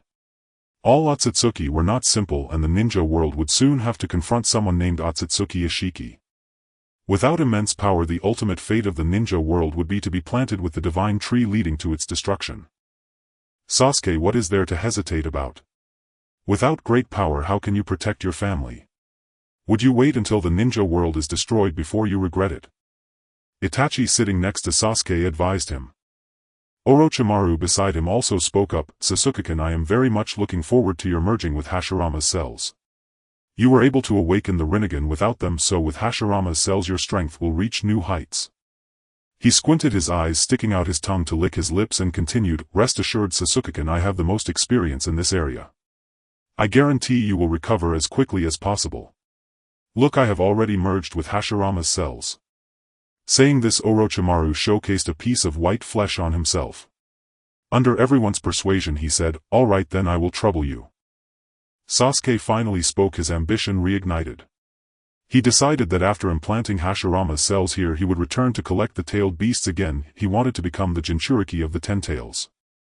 He also wanted to like His Majesty over here and the pattern of the ninja world. He aimed to be the emperor of the ninja world like His Majesty, reaching for the stars. After everyone left, Jiraiya and the others arrived late. "Your Majesty." Jiraiya knelt before Qianhuan, looking at the countless toad corpses around. His expression was quite complex. These toads had indeed perished. Moreover, it was a complete rout, and even the great toad sage was nearly burnt to ashes by that black flame. When Tsunade saw Qianhuan again, her eyes sparkled with tears. She then turned her head away, remaining silent, waiting for the man to speak first. But she noticed that her disciple Shizun had immediately leaped into Qianhuan's embrace. "Lord Qianhuan, I was really worried about you. I was afraid I would never see you again." Shizun instantly began to cry. Qianhuan awkwardly patted Shizun's back and said, "It's just some beasts. Do you really think they could hurt me?" This time he recognized who these people were, as they were too distinctive. Jiraiya's lion-like long white hair, Tsunade's flowing waves, and the large character bet on her back. Even so, he couldn't help but marvel at how extraordinary his past self was. At the same time, he keenly noticed Tsunade's strange reaction. This must be related to his past life inextricably. Thus he said, "Tsunade, don't you recognize me? Why so distant?" Qianhuan then saw Tsunade directly using the 100 healings technique on her face, releasing the chakra from the Yin seal. He instantly pushed Shizun away, realizing that Tsunade was serious and wanted to spar with him. Shizun and Jiraiya wisely stepped far away. "You are truly a scoundrel. To do such things with Shizun in front of me. Are you prepared for how you will die?" Tsunade exclaimed in indignation. "Pain heaven kick." Tsunade let out a sharp cry, her lithe figure launching skyward as chakra erupted violently beneath her feet. Her raised right leg descended with crushing force toward Senko's crown. A gust of wind roared in its wake. Senko, utterly unruffled, simply stepped aside, and seized Tsunade's calf with one hand. A tremendous surge of force surged into his palm and traveled downward, causing the earth beneath his feet to tremble faintly. And then, nothing more. Such impact paled in comparison to a direct hit. He knew well Tsunade's monstrous strength, a ninjutsu channeling all her chakra into a single devastating point. So long as that precise point missed him, he faced no real danger. And with all her chakra concentrated there, the rest of her body became vulnerable. Of course, only someone with Senko's current physical prowess could pull this off. Anyone else attempting it would likely perish before even trying. "Let go!" Tsunade cried, voice thick with humiliation and fury, straining to wrench her leg free, only to find it locked fast as though clamped in iron. She dared not unleash her brute strength to break free, fearing she might injure him instead. So they remained locked in stalemate. Fortunately, no one stood directly ahead to witness it. Senko did not release her. Instead, he eased his grip slightly and brushed his fingertips lightly along her calf. "The you of old would never have struck me like this." His voice was low, his gaze layered with quiet sorrow, as if sifting through fragments of shared memory. Tsunade's body trembled faintly. This moment felt hauntingly familiar. In her past life she had attacked him just so, and he had responded identically. Yet hearing those words only stoked her rage anew. "So naive, I was utterly foolish, deceived beyond measure by you. Still, it's Shizun, and that woman from the moon. Senko Kagami, how much else have you kept hidden?" Tsunade ground the words out between clenched teeth, words long pent up now erupting with a ferocity surpassing even her most devastating gambling losses. It was the raw sting of betrayal, yet laced with a bitter unacknowledged ache she refused to name. Senko watched her simmering jealousy with a faint involuntary twitch at the corner of his mouth. He almost admired himself. How exactly had he made them all fall so irrevocably for him? Certainly not just because of his looks. With that thought his hand suddenly covered her mouth. "Woman, you know far too much." His voice dropped, edged with quiet menace, making Tsunade shiver. For an instant her amber eyes widened in genuine alarm, convinced he might truly strike. "Just kidding, don't take it seriously." Senko released her, instantly retreating 2 playful steps and theatrically patting his chest. "Don't change the subject." Tsunade snapped, humiliated and furious, her temper flaring hotter still at his deliberate mocking charm. "I'm simply broad-minded. I water every beautiful flower I see, I bring home every wounded creature I find. So naturally my circle of loved ones keeps growing. What can I do? You're truly a scoundrel, I'll kill you." Tears welled in Tsunade's eyes. That he voiced such thoughts so shamelessly, so utterly unburdened, was nothing short of outrageous. "Ah, don't rush, truth is the one I most wish to bring home is." He paused, deliberately holding her gaze to gauge her reaction. Seeing the subtle shift in her expression he knew, She'd already caught the bait, already imagined herself as the answer. He continued smoothly, a certain hot-tempered princess with abysmal luck at gambling, and an insatiable appetite for it. You. Her fist swung wildly into empty air. He'd vanished, leaving only his grinning face perched atop the shattered remains of the colossal white serpent winking at her. Then the rogue dashed off toward Shizen. Jiraiya immediately distanced himself from her, having earlier asked whether she'd consider deepening their bond. If that man found out, his fate would be sealed. As for Minato, best not to inquire now. He barely knew the Hokage prying might backfire. Yet he sincerely admired the Hokage. If given the chance, he'd gladly become his son. The Hokage was legendary for his devotion to his children and surely wouldn't hesitate to pass on his unparalleled mastery of romantic diplomacy. Meanwhile in Konoha, civilians en route to shelters halted mid-step. A little girl gasped, "Oh my gods, what is that?" It defeated monsters larger than mountains. I've lived 60 years, and never witnessed combat so terrifying. Only the first Hokage could possibly wield such a jutsu, an elder murmured, awestruck, gazing at the colossal wooden Buddha rising beyond Konoha's borders. A shinobi guiding civilians wore an ecstatic grin, like a devoted fan watching his idol perform yet another miracle. Grandfather, pity you lack future memories, you'd know this is undoubtedly the work of Lord Senko. There will be no more Kage, no more war. Soon Lord Senko will unify the shinobi world, and bring prosperity to all. The elder smiled wryly. You youngsters know nothing.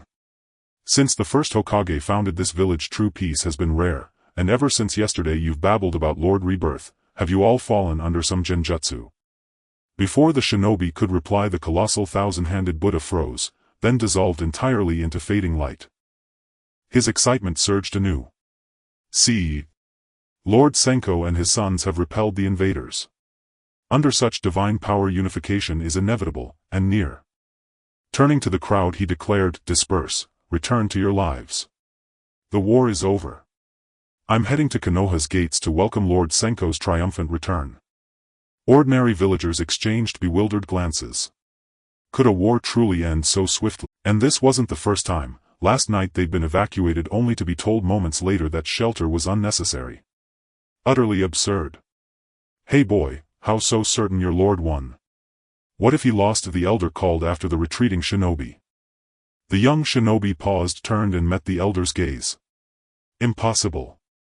Lord Senko has never known defeat. Go home in peace, tranquility across the shinobi world is but days away. Similar scenes unfolded across Konoha, confusion, tearful relief at surviving unscathed, and quiet calculating note-taking of the title Lord Senko. More than 10 miles outside of Konoha, Sarutobi Hiruzen was on his way to the capital of the Land of Fire. He couldn't forget about his second son, and despite having provided plenty of psychological counseling, he still feared he would fall into despair. At that moment they also saw the giant Buddha statue appearing in Konoha. Is this the true thousand-handed form of the first Hokage? He looked over in shock at the situation unfolding. Having set off early, he was unaware of the attack on Konoha by Myobokuzen and the Dragon Cave. Normally he would have rushed back if Konoha was under attack, but upon seeing this he completely dismissed the idea of returning. Under this disaster-like ninjutsu, all opponents would be reduced to ashes. If this giant Buddha were an enemy, returning would only lead to his own demise. If it was created by that sovereign, there was no need to return. Who could stand against such a force? So he merely paused his steps, standing atop the tallest tree gazing into the distance. Upon discovering that the adversaries were those toads and giant snakes and that these beasts were retreating in defeat, he let out a deep sigh. It was overwhelmingly powerful, even stronger than he had imagined. When his father had killed him in his past life, he hadn't been this strong. He felt extremely fortunate for his actions the night before, otherwise if that sovereign had struck, the two of them would have been tormented for 14 days. Just thinking about that scene sent shivers down his spine. Asuma was also left in a daze. This immense entity completely reshaped his understanding. He had no idea what this thing was. He only knew that this likely belonged to the realm of divine power. Asuma, I told you last night not to think about opposing that sovereign. You may not have understood just how formidable he is back then, but do you see now? This is his power, akin to a deity, while we are ultimately just mortals. Sarutobi Hiruzen's voice was low and hoarse, carrying a sense of weary counsel that was not a reprimand but rather a sigh of warning. Heh. Asuma let out a short cold laugh, his eyes hollow as they stared at the ground. Father is right. What am I worth? Red. Being with him is better. At least. She won't be dragged down by a worthless person like me. His voice grew softer, almost a whisper. The bandage on his forehead had already turned yellow and the dried blood had congealed into dark brown spots on the gauze, itching as if it were going to grow a brain. He slowly raised his hand, seemingly wanting to scratch at the wound on his forehead, but it froze midair, ultimately falling weakly down. He spoke again, I will live well and never want to trouble him again. A pure land, a resting place for souls. A hazy eternal realm shrouded in gentle spiritual light where countless souls of fallen ninjas lay in repose. They had no awareness, lying there as if in a deep slumber. At that moment the spirits of the Great Toad Sage and the White Snake Elder had just recently arrived in the Pure Land. They had not yet fallen into slumber. The stronger the individual in life, the longer their soul remained aware after death. However, the two of them were clearly not strong enough and were gradually losing their consciousness. At that moment a gentle aged voice came forth. You two awaken. The Sage of the Six Paths, seeing his old friends had died together, guessed that a major event had occurred in the ninja world and thus came to learn what happened. He sat cross-legged in the air holding a staff, and with a gentle wave a surge of energy flowed into the spirits of the two. The Great Toad Sage's eyelids twitched slightly and the White Snake Elder's snake eyes gradually focused. Their consciousness was drawn back to clarity by the chakra of the Sage of the Six Paths. Is this the Pure Land? Am I dead? That was one swift blade. The White Snake Elder croaked. Her gaze then shifted to the Great Toad Sage beside her, her serpent body tensed, scales slightly bristling. Heh. Old Toad, I never expected to see you again after death. What? Not using me as a shield now? Each word seemed forced through gritted teeth, her face twisted in anger. The Great Toad Sage took a deep breath only to realize his soul could not inhale. Realizing death was a foregone conclusion, madness and resentment gradually appeared on his face like a beast on the brink of losing control. If it weren't for you, this venomous woman, that fire would never have reached me. You deliberately entangled me, seeking death and dragging me down with you. A hoarse voice erupted, wanting to fight the White Snake Sage. The White Snake Sage, not to be outdone, also opened her mouth, wanting to tear a piece of flesh from the Toad Sage. Silence. The Sage of the Six Paths tapped the air with his staff and ripples spread out. The two beasts were immediately restrained in their movements. However, they glared at each other with mutual resentment, wishing to obliterate each other's souls. Toad Maru, what happened? What enemy did you encounter to end up in such a state? The Sage of the Six Paths asked. Although death usually meant dust to dust, these were his friends, so he still wanted to understand. Moreover, with both of them dead, something significant must have happened in the ninja world. Feeling the restraints on their mouths lifted, yet both beasts fell into silence. It seemed they were both reluctant to mention the matter. Seeing this, the Sage of the Six Paths had no choice but to let them fall back into slumber. As he prepared to wave his staff again, a look of fear appeared in Toad Maru's eyes. Although death had claimed him, he could not change that fact, but he knew the Sage of the Six Paths had the ability to resurrect people. He also understood that the Sage would certainly not agree to his request. This was still out of concern for an old friend from 1,000 years ago. Yet he was unwilling. The thought of endless slumber made him feel as if he could not breathe. Even though he could not breathe now, he still felt that way. He did not want to die. Yui, a great demon has appeared that will end the ninja world. If we confront him, we will perish. If you resurrect me, I will surely protect the ninja world this time. An aged voice came from Toad Maru, his eyes filled with a thirst for life. Ha ha ha! Seeing Toad Maru's reaction, the White Snake Sage burst into laughter, and if it weren't for their spiritual forms, she would have been in tears. Then the White Snake Sage quickly reined in her laughter and said, You Toad really fear death. Clearly it was that guy who wanted to put us in a zoo and we were only resisting. To talk of world destruction is truly amusing. Venomous woman, you truly are a venomous woman. Toad Maru, exposed by the White Snake Sage, cursed loudly. He only wanted to live. What was wrong with that? Seeing this, the Sage of the Six Paths could not help but shake his head. His old friends had truly changed to utter such words. Hearing that it was merely about being confined in a zoo, it clearly wasn't a major issue, so he felt somewhat disheartened and prepared to wave his hand to let the two spirits fall into sleep. However, at that moment the white snake sage suddenly spoke, saying, "Indeed, a remarkable individual has appeared. Otsutsuki Yui, you might want to ask the similarly deceased Namikaze Minato about it." Although the white snake elder was unaware of Kagaya Otsutsuki's matters, she believed that as long as the sage of the Six Paths understood what had happened in their so-called past life, he would take action. It was highly likely he would confront Kamizumi Chiharu, and that would suffice. After taking care of several individuals, Qianhuan returned to the Hokage's office once again. Tsunade and Shizune did not follow, as they were not very familiar with the others waiting for Qianhuan in their past life. A slug rested on Qianhuan's shoulder. The two conversed merrily.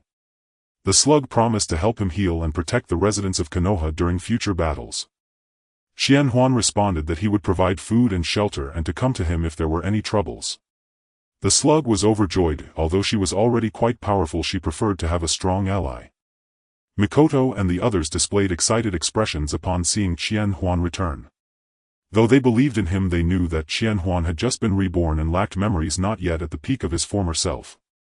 The summoned beasts from the sanctuaries had lived for many years and might possess unknown ninjutsu. Now seeing Qianhuan's return, they finally let out a sigh of relief. "Qianhuan, it's good that you're fine. I knew you wouldn't lose," Mikoto said, her eyes shimmering with tears. Hong and Akane also gathered around. They looked at Qianhuan with concern. "How could I have any issues? They are just a few beasts," he replied, shifting his gaze to the silent Kushina Uzumaki. He spoke directly. "Kushina Uzumaki, I need to tell you that Minato was controlled by the old toad and has now been killed by me. When I become strong enough, I will help you revive him." Kushina trembled at his words, her eyes suddenly reddening, tears welling up, and as her lashes fluttered they finally fell. She bit her lip, turned her face away, her shoulders quivering slightly, her hand wiping her cheek in a futile effort to stop the tears that continued to flow. After regaining some calm, a killing intent surged in her eyes as the chakra of the tailed beast gradually manifested around her. "So that old toad is dead." Although she knew this lord would keep his promise, Minato still could not escape death. It was all that old toad's doing. Without that beast, Minato definitely would not have died this time. She had clearly convinced Minato in this lifetime. She still could not change Minato's fate. "He is dead," Qianhuan answered succinctly. To comfort Kushina, he continued, "However, I still cannot kill the spirit body. Once I become strong enough, I will reduce that old toad's spirit body to ashes." At that moment Mikoto suddenly asked, "Qianhuan-kun, where did Sasuke go? Did he return to his original timeline?" This was her son from another world, so she was naturally very concerned. Sasuke, he figured things out and went to find Orochimaru to transplant the cells of Hashirama. When you see him again, he will probably have grown an arm. The pineapple head beside them lit up excitedly, saying, "Really? That's great. Uncle Sasuke will find it much easier this way, but what exactly are Hashirama's cells?" The little one had too many questions. Qianhuan briefly answered several questions. Then he began to continue his training, extracting the chakra of the Nine Tails. Meanwhile, in Orochimaru's laboratory within the eerie green cultivation chamber, Hashirama's cells wriggled like living beings, the dividing flesh-blood stretching in the nutrient solution. Sasuke leaned against the wall with one arm, his scarlet Sharingan, observing Orochimaru's operation. He did not guard against Orochimaru. Although he couldn't say he trusted him, he believed that this lord would not allow Orochimaru to engage in any underhanded tricks. He simply watched curiously as Orochimaru performed step by step, fusing his cells with Hashirama's. This world's Orochimaru seemed different from the one in his world, whether it was the ambitious one before the Fourth Great Ninja War or the one after it. He suddenly asked, "Orochimaru, why would someone like you willingly work for Senju Qianhuan?" Orochimaru paused slightly with the scalpel in his hand, his golden serpentine eyes turning to Sasuke, a strange smile curling at the corners of his mouth. "This question is quite simple. I am under the influence of Uchiha Shizui's Koto Amitsukami." His voice was low and calm, as if stating an utterly ordinary fact. Sasuke was taken aback, his pupils suddenly constricting as he spoke. "What did you say?" He had never considered this possibility before and thought Orochimaru was willingly following this lord. Now it seemed that this lord's methods were even more forceful than he had imagined. Orochimaru continued adjusting the culture solution, his tone devoid of waves as if discussing someone else's affairs. The Lord ordered Shursui to alter my will. Now even if I know I am being manipulated, I cannot harbor any thoughts of resistance. He gently stroked the glass of the cultivation chamber as if admiring his own masterpiece. Not only that, but I even feel pleasure within my heart. Since you have discovered this, why do you feel pleasure? Sasuke looked at Orochimaru with a puzzled expression. He had a strange feeling that this Orochimaru seemed to have awakened some bizarre trait, being happy even while controlled, which was simply odd. Is that strongest genjutsu Kodo Amatsukami really that powerful? Because not wanting to resist is itself the effect of Kodo Amatsukami. Even if I am aware that I am being manipulated, my thoughts and desires will naturally lead me towards loyalty. Orochimaru chuckled softly and concluded, "It's quite interesting, isn't it?" Hearing this, Sasuke fell silent again, looking at Orochimaru seriously, wanting to see through his true thoughts. Tentatively he said, "So now that you are telling me this, do you hope I will help you break free from Kodo Amatsukami's control?" Orochimaru shook his head. "No, I am merely stating facts, and besides..." His smile deepened, "I don't think there is anything wrong with my current state. Following the Lord and serving him not only allows the ambitious me to survive but also enables me to continue unfinished business from my previous life. This is undoubtedly the best outcome." At this point Orochimaru did not intend to discuss the matter further. Instead, with great interest he asked Sasuke, "By the way, Sasuke-kun, you seem to be quite familiar with me. Can you tell me what happened to me in your world? After the Fourth Great Ninja War you remained in Konoha to assist with research." Sasuke paused, "and occasionally helped the 7th Hokage resolve troubles." Orochimaru chuckled lightly, "That sounds like quite a good ending. I never expected someone like me would consider living such a life." At this moment within the cultivation chamber, Hashirama's cells and Sasuke's cells gradually began to form the shape of an arm under Orochimaru's chakra. Both of them stopped speaking simultaneously. Orochimaru licked his lips and took out the pale arm once more, comparing it to the spot where Sasuke was missing an arm. Nodding in satisfaction he said, "Sasuke-kun, you haven't transplanted Hashirama's cells like Uchiha Madara, and yet you've awakened the Rinnegan. I truly look forward to your transformation this time." Sasuke cooperatively walked toward the operating table and lay down. Now Orochimaru's expression unexpectedly gave Sasuke a sense of familiarity, as if Orochimaru had looked at him like this back then. That night. Yunin Village. The light in the office of Raikage AI was still bright in the dead of night. Yet beneath the light Raikage A's face was terrifyingly grim.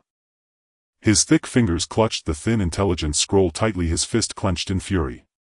At any moment he could tear the scroll to pieces.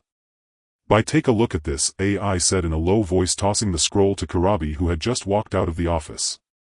Kurabi easily caught the scroll, his expression hidden behind his sunglasses, but his rapping rhythm noticeably slowed. "Yo, big brother, calling me over so late, seems like things are not looking good."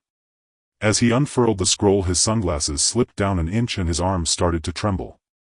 This is... Kurabi rarely lost his rap rhythm, his eyes widening behind the sunglasses. The true would-release secret technique of the first Hokage Senju Hashirama's 1,000 hands. AI stood up from behind the desk, his burly figure casting a shadow, but Hashirama has been dead for decades. How could Konoha still have someone capable of using such a level of wood release? AI felt an intense anger. Why did such powerful figures always emerge from Konoha? First it was the Yellow Flash Minato Namikaze who single-handedly changed the course of the war. Now another one capable of using the true 1,000 hands has surfaced. At this moment the Eight Tails Gyuki also reminded Kurabi in his consciousness, wood release techniques are highly restraining against tailed beasts, you must be careful. Kirabi's forehead dripped with cold sweat, but he quickly adjusted his breathing and put his sunglasses back on. Big brother, calm down, the intelligence might be false. How could something like this possibly be true? False. AI slammed his fist on the desk and the heavy wooden surface instantly splintered. Then he spoke angrily, "The spies we sent out, all of them ninja, have gone silent. If this information is all relayed by civilian ninja. Even so, 7 different channels of spies returned the same intelligence simultaneously. Moreover, if you look closely, the intelligence also mentions a phenomenon. The ninja of Konoha suddenly awakened some memories last night and they are now supporting someone named Shinra Chiho as their emperor." Kurabi fell into silence. He didn't know what to do. AI on the other hand paced restlessly around the office. The Ninja World War has happened so many times and every village has suffered tremendous losses, hatred has already taken deep root. If Konoha suddenly produces a monster capable of using the true thousand hands then. They did not finish their thought. In this trend of hatred this would release ninja will definitely not be like Senju Hashirama. Most likely he would stop at nothing to exterminate them. Yo, listen to me big brother, it might be an experimental product that guy Orochimaru loves to do forbidden techniques. Kurabi slightly regained his focus and began to rap again. AI stopped, his brows furrowed. Are you saying this is the result of Orochimaru's human experiments? But soon he dismissed this question, it felt unimportant now. It was too late to discuss how it came to be. After a brief silence AI walked to the window staring at the moon shrouded in dark clouds, gritting his teeth. No matter what it is, we cannot sit idly by. If Konoha truly has a ninja of this level, I believe the other ninja villages will not sit back and wait for Konoha to attack. We must unite with the other ninja villages. Big brother, should we unite with Iwagakure? Kurabi asked, his expression inquisitive, completely lacking the mood to rap. Unite? But. No buts. You don't understand how terrifying would release is. AI made a decision. He harbored hatred for that old man Inoki, but he was the leader of a village. He could not only take responsibility for himself but also for others.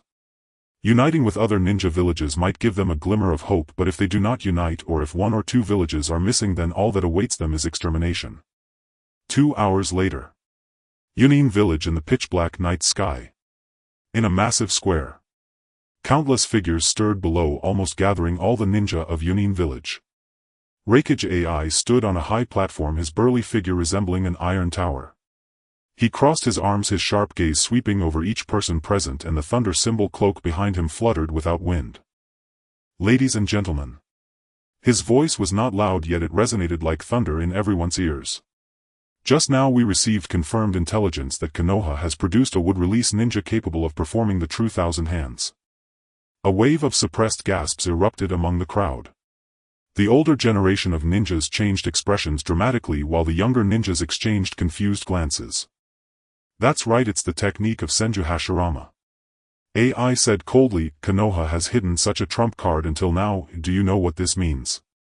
He suddenly stomped on the high platform and the heavy stone surface instantly shattered, sending debris flying.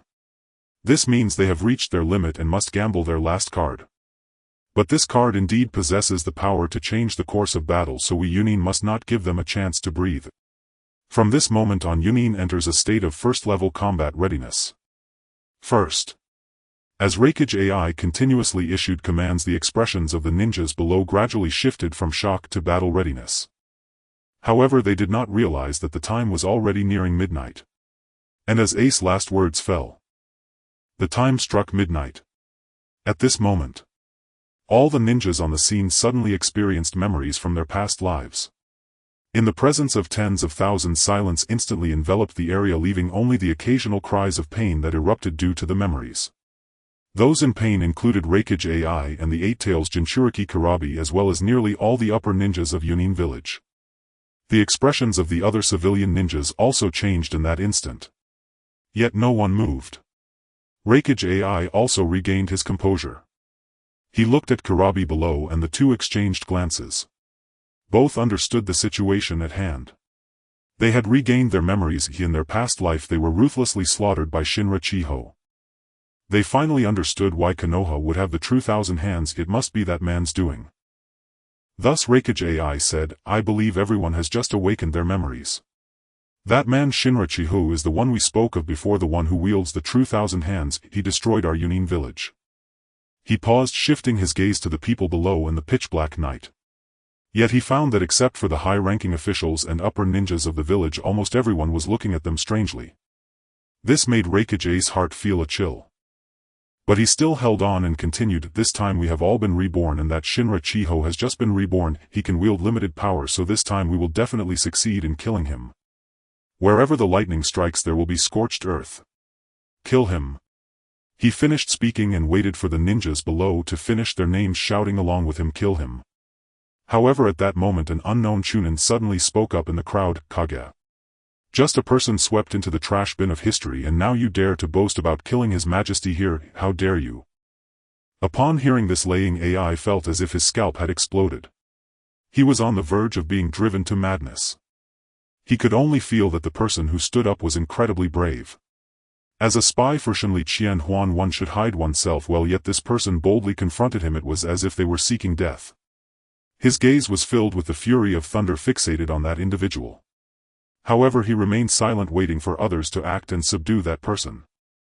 Suddenly another person in the crowd shouted, "This is ridiculous. If you have the guts, challenge His Majesty yourself and let the entire village accompany you to the grave. You are truly a beast, and thank goodness I awakened my memories, otherwise I would have become your cannon fodder. You." Laying AI activated his lightning chakra mode in an instant, genuinely furious beyond measure.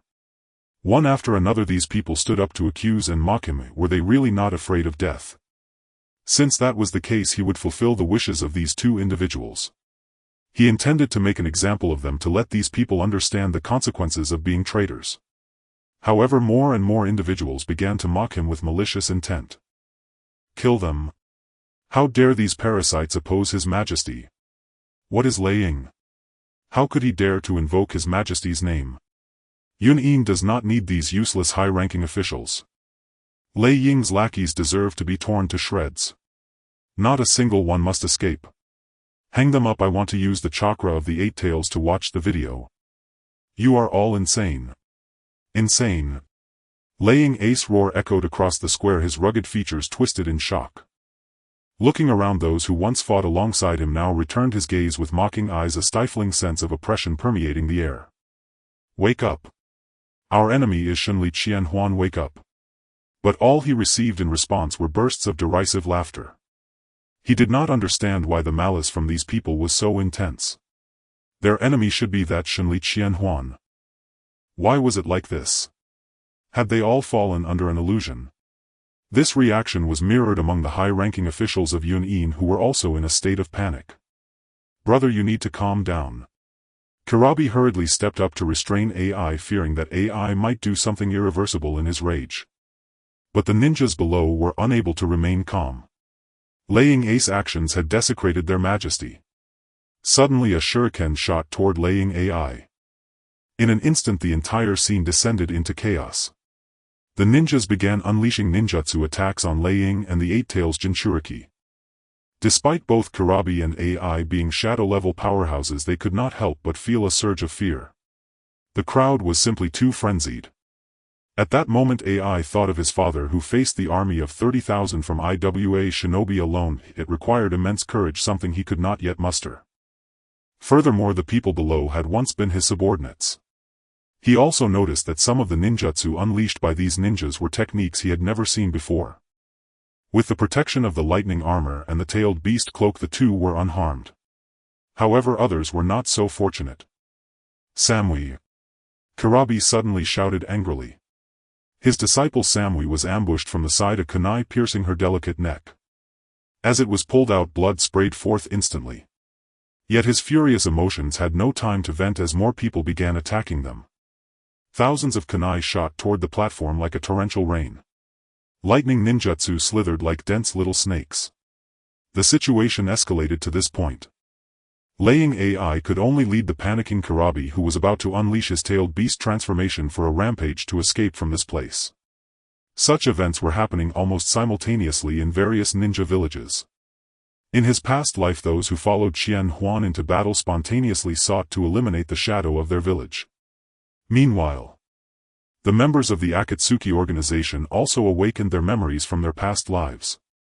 At this time they were conducting a remote meeting using the holographic technique. In the dim cave, colorful illusions intertwined to form vague human figures. Alongside them was the outer path golem. The number of members was still few. The Akatsuki organization was not as strong as it would be over a decade later. Only Daidara Haiden, Kisame, Toby Black, Zetsu Konan and Pain were present. Pain's Rinnegan glimmered with a cold light in the shadows. You all must have awakened your memories from your past lives. Speak up, how should we deal with Sanri Qianhuan? Although Nagato did not want to ask this question, he had still felt that person's might in his past life. He was not a match. The opponent had not even given him a chance to react. Thus relying on himself was hopeless. He turned his gaze toward the mysterious masked individual Uchiha Madara. At that moment Kakuzu's green eyes flickered, seemingly filled with fear. He spoke first. 5 hearts were destroyed in an instant by his attack. We might as well disband here rather than be killed by him. Senior Kakuzu, you are so timid. Why not just withdraw from the Akatsuki? After all, facing a powerful enemy is clearly too much pressure for you. Kakuzu's shadow suddenly contracted as the earth grudge fear appeared beside him, a chilling killing intent suddenly enveloping the air. Little brat. Kakuzu's deep voice carried a threat.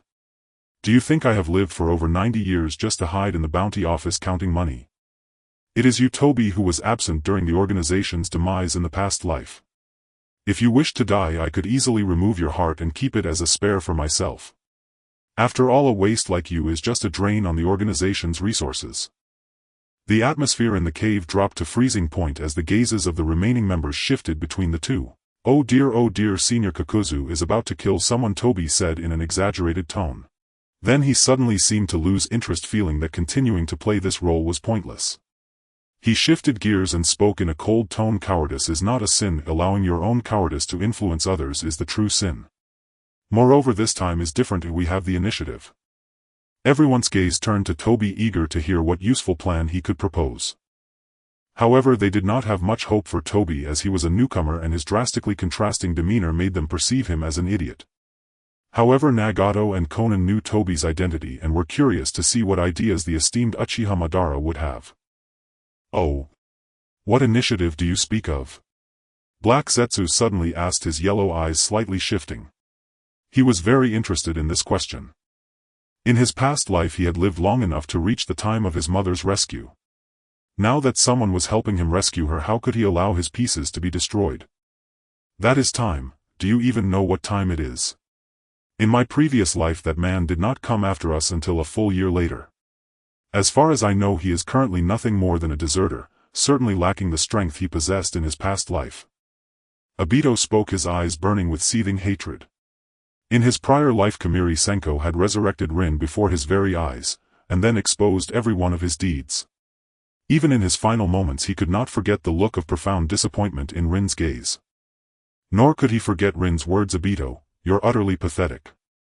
That despair stripped all meaning from his existence. But now, he has returned. And before that man grows stronger he will be eliminated. The others fell into silent contemplation upon hearing this.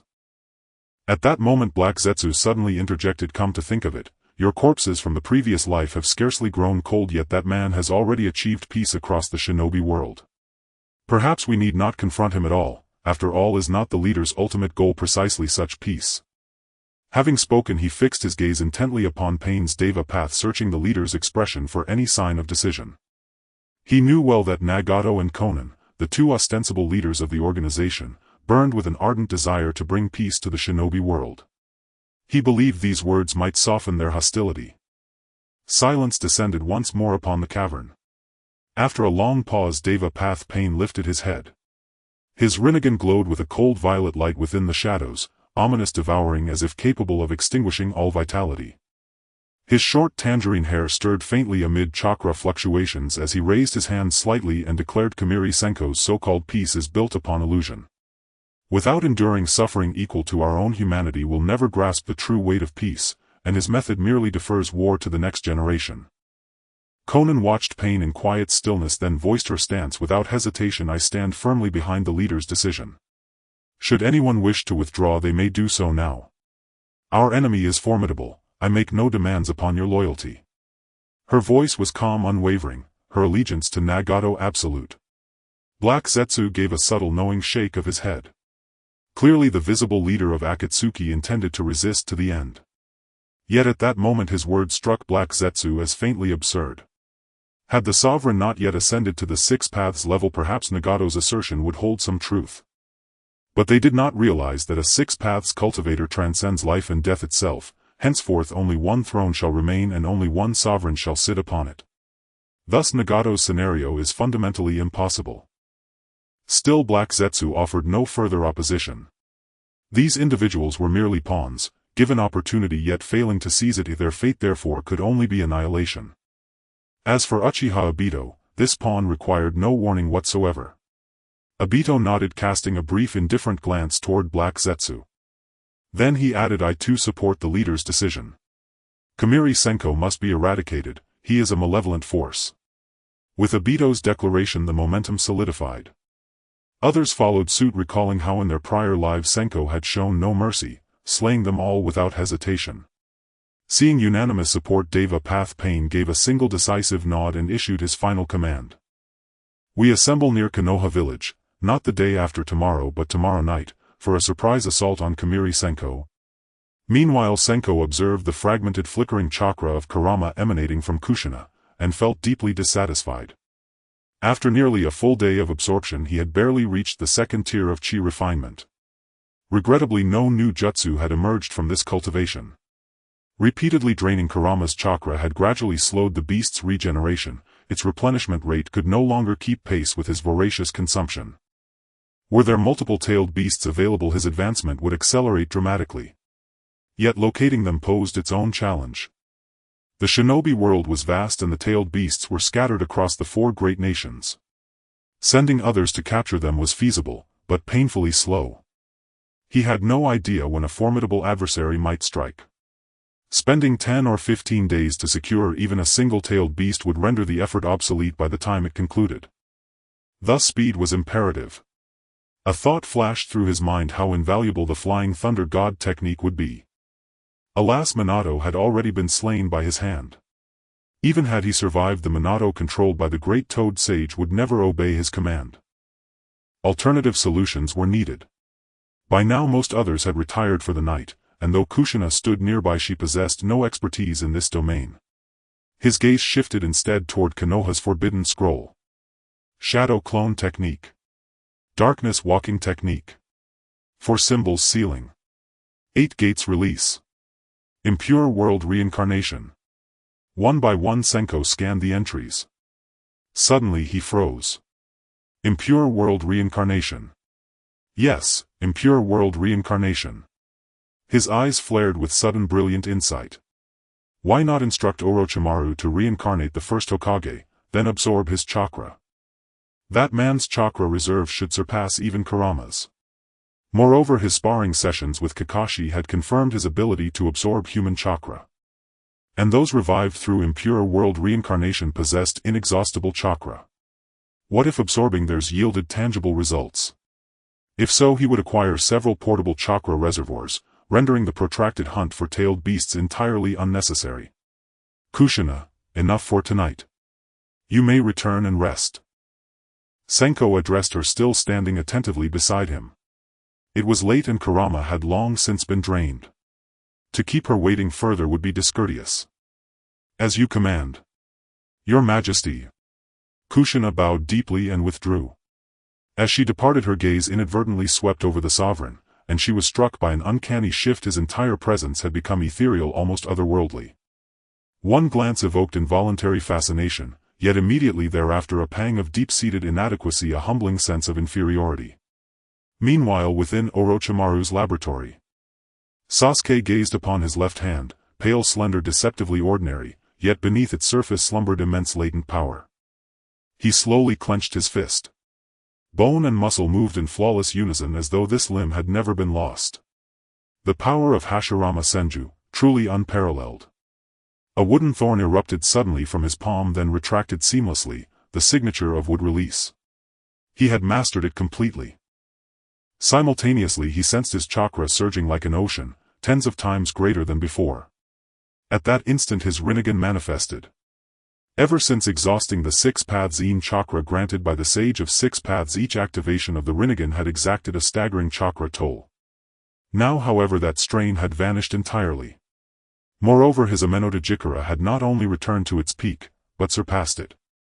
With mere intent he could now exchange places with surrounding air itself, whereas previously post-in chakra depletion he could only swap with solid matter like stone. This was a comprehensive total enhancement.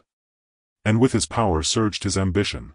He resolved upon returning to his native world he would immediately become the Ten-Tails Jinchuriki, and then annihilate Otsutsuki Ishiki outright. He would feed the corpse of the Otsutsuki to the Ten-Tails, accelerating its evolution. How is it, Sasuke-kun? You're adapting faster than I imagined. Orochimaru observed the flames flickering in Sasuke's eyes, narrowing his gaze slightly. Very well, I'm doing great now. Sasuke repeatedly clenched his left hand, trying to perform hand seals. As long as you're satisfied. Orochimaru finished speaking but did not cease his questioning, instead asking Sasuke an unexpected question. Sasuke-kun, how does my counterpart in your world compare to me in this aspect? A rare sense of competitiveness flashed in Orochimaru's serpentine eyes. He typically scorned comparisons with others, but not when it came to his counterpart in another world. Sasuke was taken aback, a strange smile appearing at the corner of his mouth. You are still superior. My Orochimaru from my world probably can't achieve such a perfect transplant. Is he feeling competitive against his counterpart from another world? In this light, Orochimaru seemed somewhat endearing. However, he was not lying. In terms of technique, this version of Orochimaru is undoubtedly far superior. Take this matter for instance, it is not merely a simple fusion of Hashirama's cells but rather merging his cells with Hashirama's, eliminating any rejection. Even if his counterpart in that world could accomplish this, he could not possibly create this thing in a short time using chakra. He. Orochimaru let out a low rumbling laugh, his golden pupils faintly glowing in the shadows. To earn Sasuke-kun's approval is truly delightful. At this moment the metallic door of the laboratory creaked open. Qianhuan stepped inside. He himself did not realize that he was now enveloped in a faint layer of spiritual light. This change occurred upon breaking through the second layer of refining chi. Since the breakthrough was recent, the phenomenon was quite evident. Sasuke and Orochimaru simultaneously shifted their gazes, and Sasuke's Rinnegan opened uncontrollably. He sensed that he was no longer seeing a familiar human silhouette but rather a mass of moving chakra. The density of the chakra had materialized, making him feel the oppression of life's hierarchy. To think that when he met this majesty during the day it was not like this at all, and they were even far apart. It could be said that this individual was indeed a figure who unified the ninja world in his past life, and such a speed of growth was simply unprecedented. Orochimaru instinctively took half a step back, feeling that the majesty before him was perhaps not an existence he should gaze directly at. The two slightly adapted before the phenomenon disappeared. While Sasuke was observing Qianhuan was also observing Sasuke. When he stepped in, his first glance caught sight of Sasuke standing in front of the operating table. Sasuke was just moving that pale arm. When Sasuke looked up, Qianhuan keenly captured the fleeting light in his eyes, which was not the usual coldness of an adult Sasuke but a long-lost aggressive ambition. It was unclear whether this was the influence of Hashirama's cells or the result of physical recovery and enhanced strength. However, this was just right. Sasuke's world was also facing an attack from the Otsutsuki and indeed needed someone to step up. In this lifetime, Qianhuan without a system also had to face the Otsutsuki. Having a companion of the Six Paths level was certainly quite beneficial. Yet this atmosphere did not last long. Qianhua's lips curled into a smile as he said, Sasuke, it seems the surgery was very successful. Congratulations on reaching the peak once again. Sasuke nodded slightly and replied, thanks to His Majesty allowing Orochimaru to assist you. This fusion was much faster than I anticipated and it was quite perfect. He did not act arrogant just because he had just gained immense power, but was rather quite modest. He continued, I appreciate your Majesty's help. I will remember this gift, and if needed I will offer my assistance. His tone was low, yet it revealed unparalleled confidence, as if no one in their ninja world was his opponent. Qianhuan certainly felt Sasuke's confidence and his smile grew wider. Your strength is indeed needed right now. I have just been reborn and my power has not yet recovered to its peak. The enemies from my past life will come one by one, but rest assured the time will be before Otsutsuki Kinshiki's attack. Alright, I will remain nearby until Kinshiki appears. Sasuke readily agreed.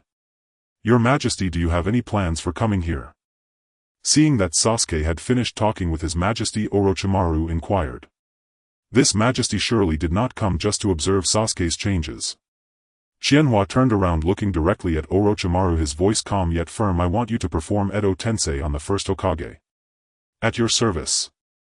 Orochimaru responded immediately, almost reflexively bowing.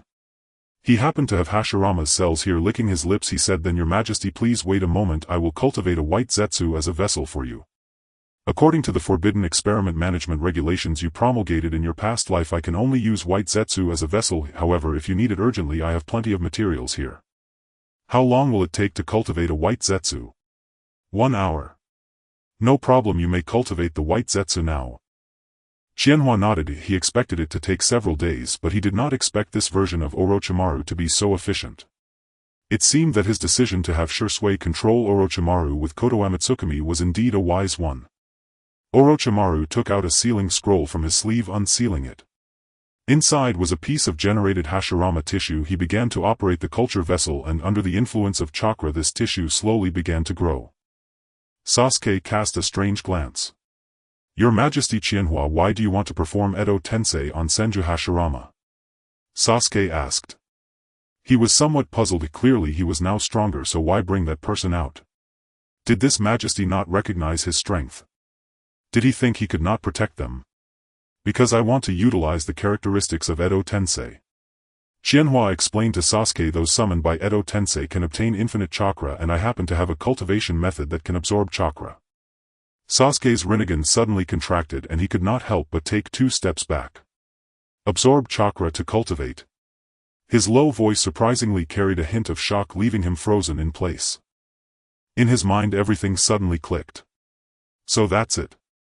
He finally understood why this Majesty could grow at such a terrifying speed. He could directly devour others' chakra to cultivate. Such a method was unheard of even in the Forbidden Techniques Compendium. To think that they had a Jinchuriki of the Nine Tails in their ranks, yet now they needed to rely on Edo Tensei to replenish chakra. This meant that even the almost infinite chakra supply from the Nine Tails could not keep up with this Majesty's absorption speed. What an absurd efficiency this is. Furthermore, chakra absorption. This cultivation method completely contradicts the common sense of the ninja world. More frighteningly, it seems not to be a bloodline limit but a reproducible cultivation system. The developer's talent is probably not inferior to that of the Sage of Six Paths who founded the ninja religion. To be able to transform such a defiant theory into practice.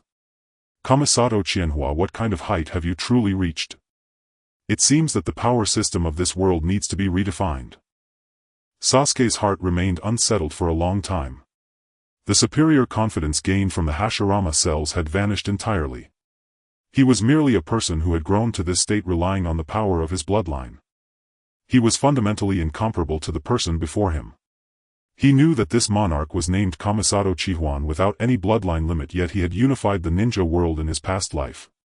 In comparison, he found himself to be worthless.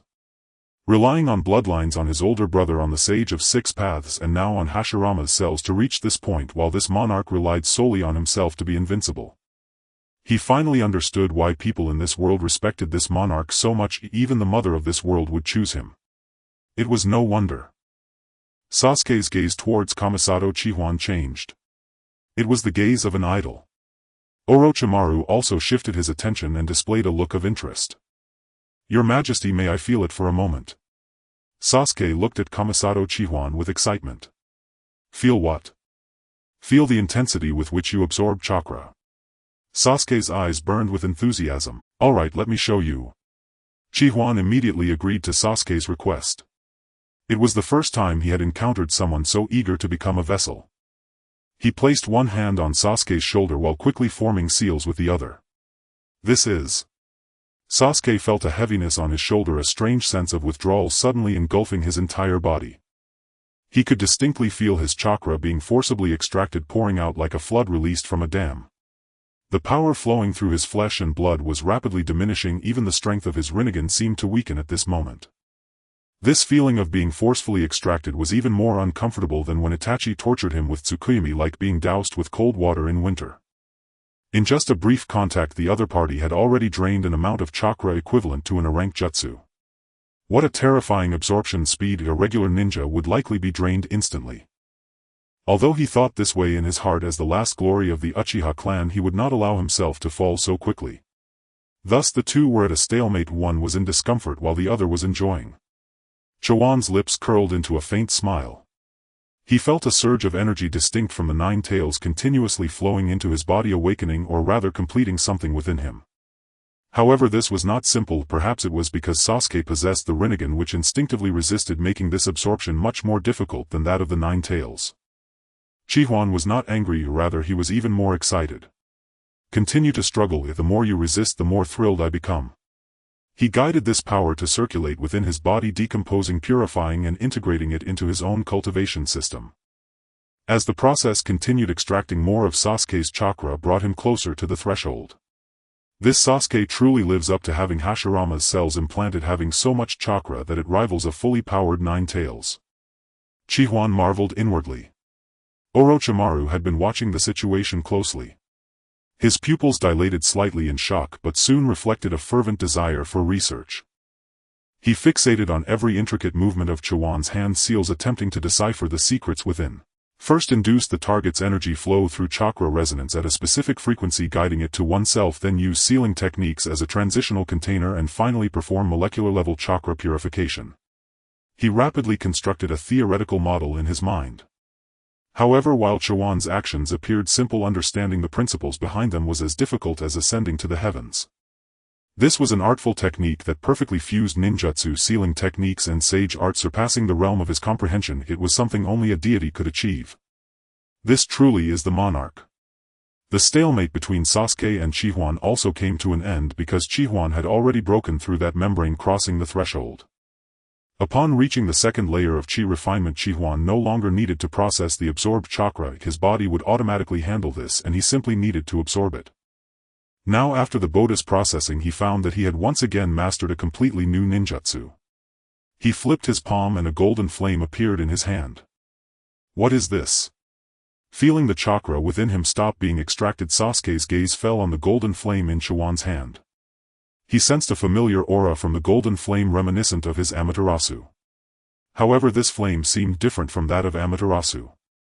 I just mastered this ability and need to experiment with it a bit more. Just mastered? You mean to say that by absorbing my chakra you have acquired a flame similar to Amaterasu? Sasuke's eyes widened. He was once again struck by the shock of this training method developed by the monarch.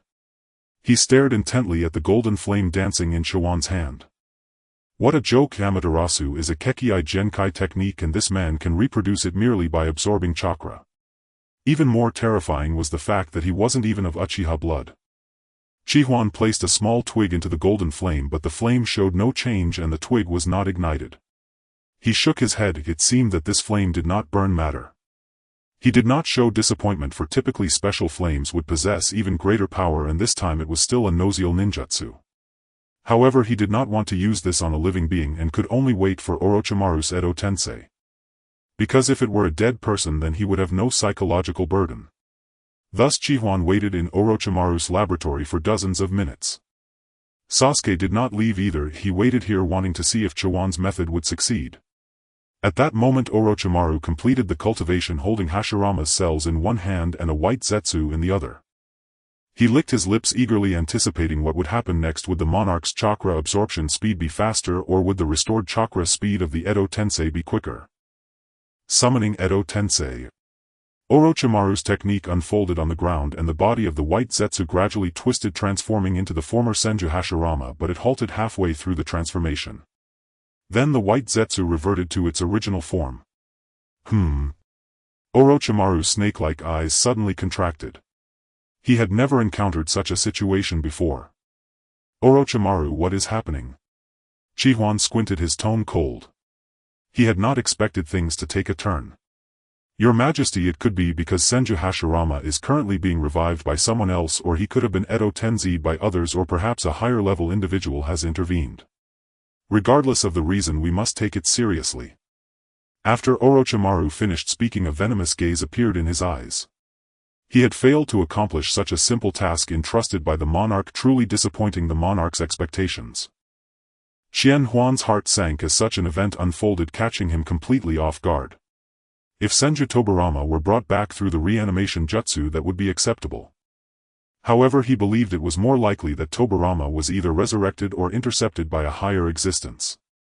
This would complicate matters, because this indicates that the old man of the Six Paths has likely begun to meddle in the affairs of the ninja world.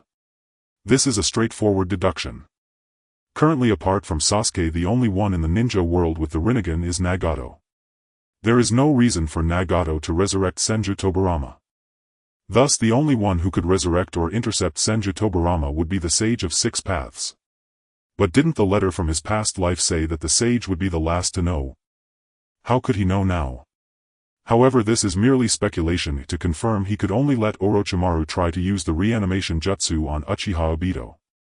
Qianhuan immediately asked, what about Uchiha Obito? Orochimaru shook his head. Your Majesty, I currently do not have Uchiha Obito's cellular material to perform the reanimation jutsu. Then forget it. Just help me use the reanimation jutsu on someone with a higher chakra capacity. Qianhuan's disappointment flashed across his face. If he couldn't test it out, he would have to continue to strengthen his power to resolve this crisis. Orochimaru observed this and couldn't help but resent his own incompetence allowing this great sovereign to show such an expression. This morning the chakra of the giant toad and the white serpent sage was quite impressive, Sasuke suggested. Moreover, those two summoning beasts possessed a substantial amount of sage chakra, and he wanted to see if this sovereign could absorb sage chakra. That won't work, Sasuke-kun. I have never tried reanimating a summoning beast, and the white zetsu we prepared now has a human-like form, not a monster. Orochimaru shook his head again. Then let's start by reanimating that old guy Danzo. It could be considered a waste utilization. At present the organizations capable of quickly providing shadow-level power are probably Shimura Danzo and Minato Namikaze. Since Minato has some connection to Sasuke, it would be inappropriate to experiment with the golden flames on him in front of Sasuke, so Danzo is the best target for now. Orochimaru nodded in agreement, as he indeed had the cellular material of Danzo because he previously performed a transplant of Hashirama's cells on him. Summoning reanimation. The body of the white zetsu before him twisted and changed once again. This time it transformed into the form of Shimura Danzo without any hindrance. Hiruzen, you will regret this. Danzo suddenly opened his murky reanimation eyes and his withered face twisted in anger, unable to accept the fact that he was ended by his closest friend. But even as he became reanimated, the first thought that crossed his mind was of Sarutobi Hiruzen. How pathetic! Your dependence on my son Sarutobi Hiruzen is truly pathological, wanting him to regret even in death.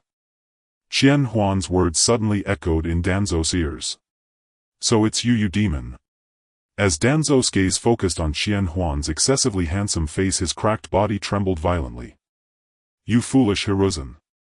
Danzo's voice emerged as if squeezed from the depths of hell, with pieces of earth falling off as he grew agitated. The esteemed third Hokage actually recognizing a thief as a father. This is the shame of Konoha. Orochimaru suddenly let out a hoarse laugh. Lord Danzo, what's wrong with that? The teacher has now been entrusted by His Majesty with the responsibility of managing the entire land of fire. Shut up. Danzo roared, feeling the state of his current body. He understood the situation. It was Qianhuan, this devil, who had reanimated him. Was he going to set his soul on fire again? 14 days, does he know how he spent those 14 days? Danzo's body trembled as he made a certain decision. He quickly formed hand signs and his reanimated body suddenly swelled. Since Hiruzen has fallen this far, let me take all of you with me. For symbol's seal. A gleam of pleasure appeared in his eyes. In such a confined space, even this devil should not be able to escape. I advise you to save your strength, Orochimaru said, forming a single-handed tiger sign. A cold smile appeared on his face. Even Senju Hashirama could not escape his control of the reanimation jutsu, let alone a mere Danzo. If he makes a mistake this time, he will directly take his own life in front of His Majesty. Sure enough, in an instant Danzo's movements came to a halt. He couldn't even speak. Sasuke's Rinnegan suddenly glowed. If Danzo really made any moves, he wouldn't hesitate to kill that old man Danzo a few more times. Thinking about this timeline where the Uchiha clan wasn't wiped out only because His Majesty Qianhuan had first eradicated the Konoha F4, ignited a fire in Sasuke's heart. He was very angry. If Danzo were not this sovereign's tool, he would have acted long ago to let Danzo experience the might of Amaterasu. Danzo's fierce expression suddenly froze as he noticed a naturally evil Uchiha glaring at him with hatred. He didn't remember an Uchiha like this, but Danzo felt a strong sense of threat from this person's eyes, the eternal Manjikyu Sharingan and the Rinnegan. It seems you still haven't grasped the situation. Qianhuan gently raised his hand and a ball of golden flame rose from his palm. Danzo's pupils suddenly contracted. This flame was the same one that had burned him for 14 days in his past life. Surely this devil was going to torment his soul again. Although the body of the reanimation jutsu does not feel pain, his soul can certainly feel it. He had experienced that in his past life. Is this devil going to do that again? To make his soul into a wick and then ignite it once more? Qianhuan Orochimaru, you two devils, did you bring me back to life just to torment me? Danzo shouted hoarsely. Oh. A look of surprise appeared in Qianhuan's eyes. You old man, why do you react so strongly upon seeing this flame? Have you seen it in your past life? Feigning ignorance. Danzo snorted coldly. Although his mindset was exploding, he still would not relent. After all, Danzo had not backed down during those 14 days, but it was of no use if this man before him was a devil. The more you yield, the more painful your cries become and the more excited he gets. Seeing Danzo like this, Qianhuan also smiled, not expecting this old man to be unexpectedly tough. He just didn't understand why this old man was so afraid of the flames he was conjuring. But that didn't matter, he would soon find out. He infused his chakra into the golden flames, causing them to surge explosively. In an instant the flames surged up Danzo's arm. Tuanzo watched as the flames of Qianhuan fell upon his arm, terror instantly flashing in his eyes. He would never forget the excruciating pain. Yet he could not resist, only able to watch helplessly as the flames crawled up his arm. The golden flames were not frantic if they slowly ignited from Tuanzo's fingers. Tuanzo emitted a scream that was far from human, a chilling sound as if he were being served by 100 swimsuit-wearing Chio. Amidst the desperate and unwilling cries, the Sharingan embedded in his right arm closed one by one as if afraid of this power. His arm began to disintegrate, the dirt and dust of the impure world reincarnation unable to repair the portions burned by the golden flames, leaving him to watch as his existence was gradually erased. When the flames had completely consumed Tuanzo's arm, Qianhuan waved his hand, retracting the fire. He needed to keep this power bank. Only then did he understand why Tuanzo was so afraid. It turned out that the power of this flame was so formidable. It could incinerate Tuanzo's soul, akin to the Ten-Tails Jinchuriki's attack on a body of impure world reincarnation. In his past life he had mastered this flame. Orochimaru stood half a step behind Qianhuan, his golden pupils narrowing into slits. His throat involuntarily convulsed, a long-lost shiver climbing up his spine. He couldn't help but think that if it was this kind of flame, it could truly kill him. A flame that can burn the soul directly. Could it be that your majesty has entered the realm of the gods? Orochimaru's voice was more hoarse than usual, trembling with indescribable excitement. He was referring to a 6 paths level powerhouse, for only at that level could one harm the soul. Qianhuan shook his head, he was certain he had not reached that level yet. When it came to some divine techniques at the 6 paths level, there were manifestations that could obliterate the surface. Even the complete body of Uchiha Madara Susanoo could be shattered with a single strike. Yet he still could not achieve that. Sasukekin's chakra can actually nurture such power. Orochimaru's tongue lightly licked his dry lips, his eyes flickering with a sickly fanaticism. He was becoming increasingly interested in Uchiha Sasuke from another world. Sasukekin truly one of the strongest in the ninja world. Sasuke was still in shock at the effect of the golden flames. He never expected this flame to be more powerful than his Amaterasu burning souls. This was the strongest flame, but just seeing Orochimaru's fervent gaze made him uneasy. He recalled some unpleasant memories and couldn't help but sigh. It was better to see Orochimaru in this state during their world. Orochimaru is still impressive, and my Amaterasu can only burn matter. An unnatural expression crossed Sasuke's face. Qianhuan. You damned devil. Tuanzo's face twisted in rage, breaking free from the pain of his soul, burning, his eyes ablaze with hatred and fear. How dare you desecrate the souls of the dead? My will never perish. Tuanzo, do you think that once your soul is burned away you can return to the Pure Lands? What kind of good idea is that? But rest assured, I'm not a truly evil person. Once I'm satisfied, I will let you go. Qianhuan's gaze was cold, yet a hint of an almost imperceptible smile lingered at the corner of his mouth, as if he were enjoying the last struggles of his prey. Your hatred is even more delicious than I imagined, he whispered, placing his hand on Tuanzo's shoulder. His other hand began to form seal. In an instant the chakra within Tuanzo was forcibly extracted like a tide, transforming into a stream of bluish energy that surged into Qianhuan's body along his arm. However, unlike the chakra absorbed from the Nine-Tails or Sasuke, Tuanzo's chakra had a strange chill. This might be due to Tuanzo being a body of impure world reincarnation. Yet he did not concern himself with this matter. After all, he could feel the chakra foundation establishment technique progressing once again. Moreover, this time his body seemed to greatly appreciate this energy, serving as a form of supplementation. He just didn't know what skill he would awaken this time. His growth this time was rapid. He felt that he could reach the third layer of chi refinement in just one night. However, this was a misfortune for Tuanzo.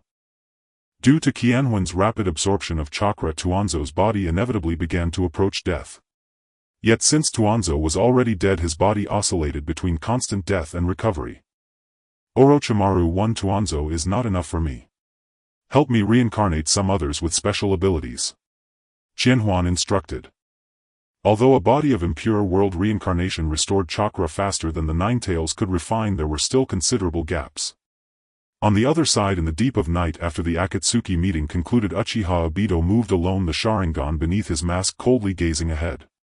His destination was Konoha. He wanted to witness the destruction of Qianhuan with his own eyes, even though he didn't need to take action in tomorrow's operation.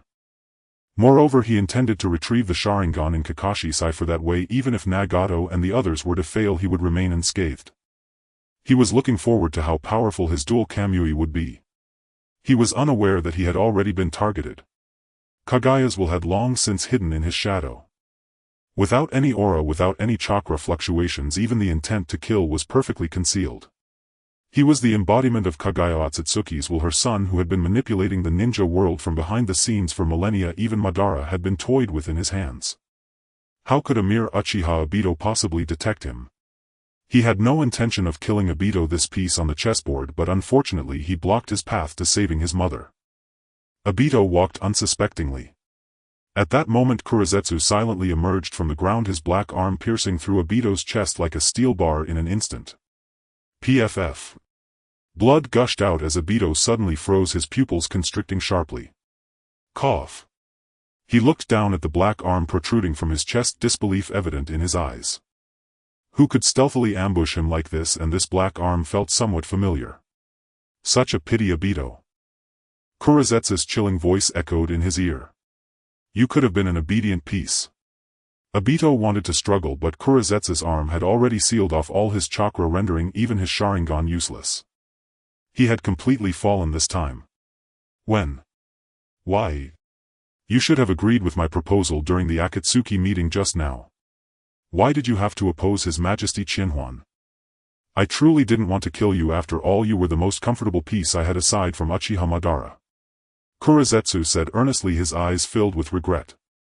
Hearing this, Obito's pupils constricted violently. Black Zetsu's words carried immense weight, and for a moment he couldn't process it all. A pawn? He never expected that Black Zetsu had also pledged allegiance to Kamisato Chiharu. What abilities did Kamisato Chiharu possess to gain the favor of so many? Moreover, the Uchiha Madara mentioned by Black Zetsu and he himself were both pawns of Black Zetsu. What did this truly mean? Given your imminent demise, I shall enlighten you. You and Uchiha Madara are both my pawns. I am not Madara's will, I am the will of my mother Kagaya Otsutsuki. I have lived for thousands of years, and the moon I plan is merely my ruse, all to rescue my mother. Ha ha ha. Obito, do you understand now? Black Zetsu slowly withdrew his arm that pierced through Obito's heart, his gaze icy. Your Kamui is indeed troublesome, but as long as you remain unaware of the attack, you are completely defenseless. Obito collapsed to the ground, blood staining the earth. His vision began to blur and his consciousness swiftly faded. Why? He rasped, struggling to comprehend the situation. One moment it was Kamisato Chiharu, the next it was Kagaya Otsutsuki. What connection could there be between the two? Black Zetsu looked down at him, devoid of any pity. The emergence of the Emperor has rendered my moon I plan unnecessary, yet you still oppose him. Your existence has become an obstacle to my mother's resurrection. Mother. Obito repeated the unfamiliar term, dazed. He was on the brink of death, and all he gathered from Black Zetsu's words was that he and Uchiha Madara had become discarded pieces. But Black Zetsu no longer responded. Obito's breath grew weaker. Memories of the moment spent with Rin began to resurface in his mind. Finally he remembered Rin's words before his death in his previous life, Obito, you truly are pathetic. Bearing that piercing remark, Obito ultimately collapsed, his mask rolling aside to reveal his despairing, blood-soaked face. Black Zetsu coldly gazed at his corpse. He then reached out to extract the only valuable thing Obito had left and placed it within his own eye. With Obito eliminated, it was certain that Kamisato Chiharu would appreciate this eye.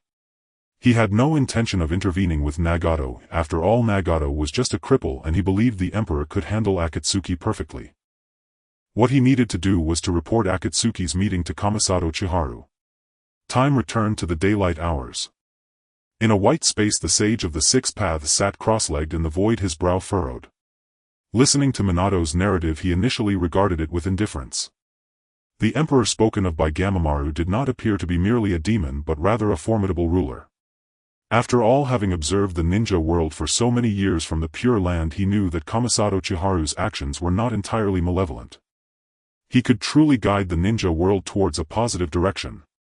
He was somewhat eager to see the people of the ninja world living such a life. Yet the more he listened, the more unsettled he became, for Minato revealed that the man would eventually release his mother Kagaya Otsutsuki from the moon and he would become that emperor's son. Absurd. The Sage of the Six Paths clenched his palm tightly, his chakra surging, causing the space of the Pure Land to tremble. Mother. The being that devours chakra and destroys worlds is actually to be released by him. And she is to become his wife. His face turned ashen, veins bulging on his forehead. This was no ordinary threat. This was blasphemy. A heresy that must be eradicated. Gamamaru is right. This person is no reformer but a complete demon. After placing Minato back, he decisively pulled two souls from the depths of the Pure Land. Uchiha Madara slowly opened his eyes, the purple light of the Rinnegan particularly striking in the Pure Land. Senju Hashirama looked bewildered. Where is this? The Sage of the Six Paths coldly regarded them, getting straight to the point. I am the Sage of the Six Paths, the creator of the ninja world.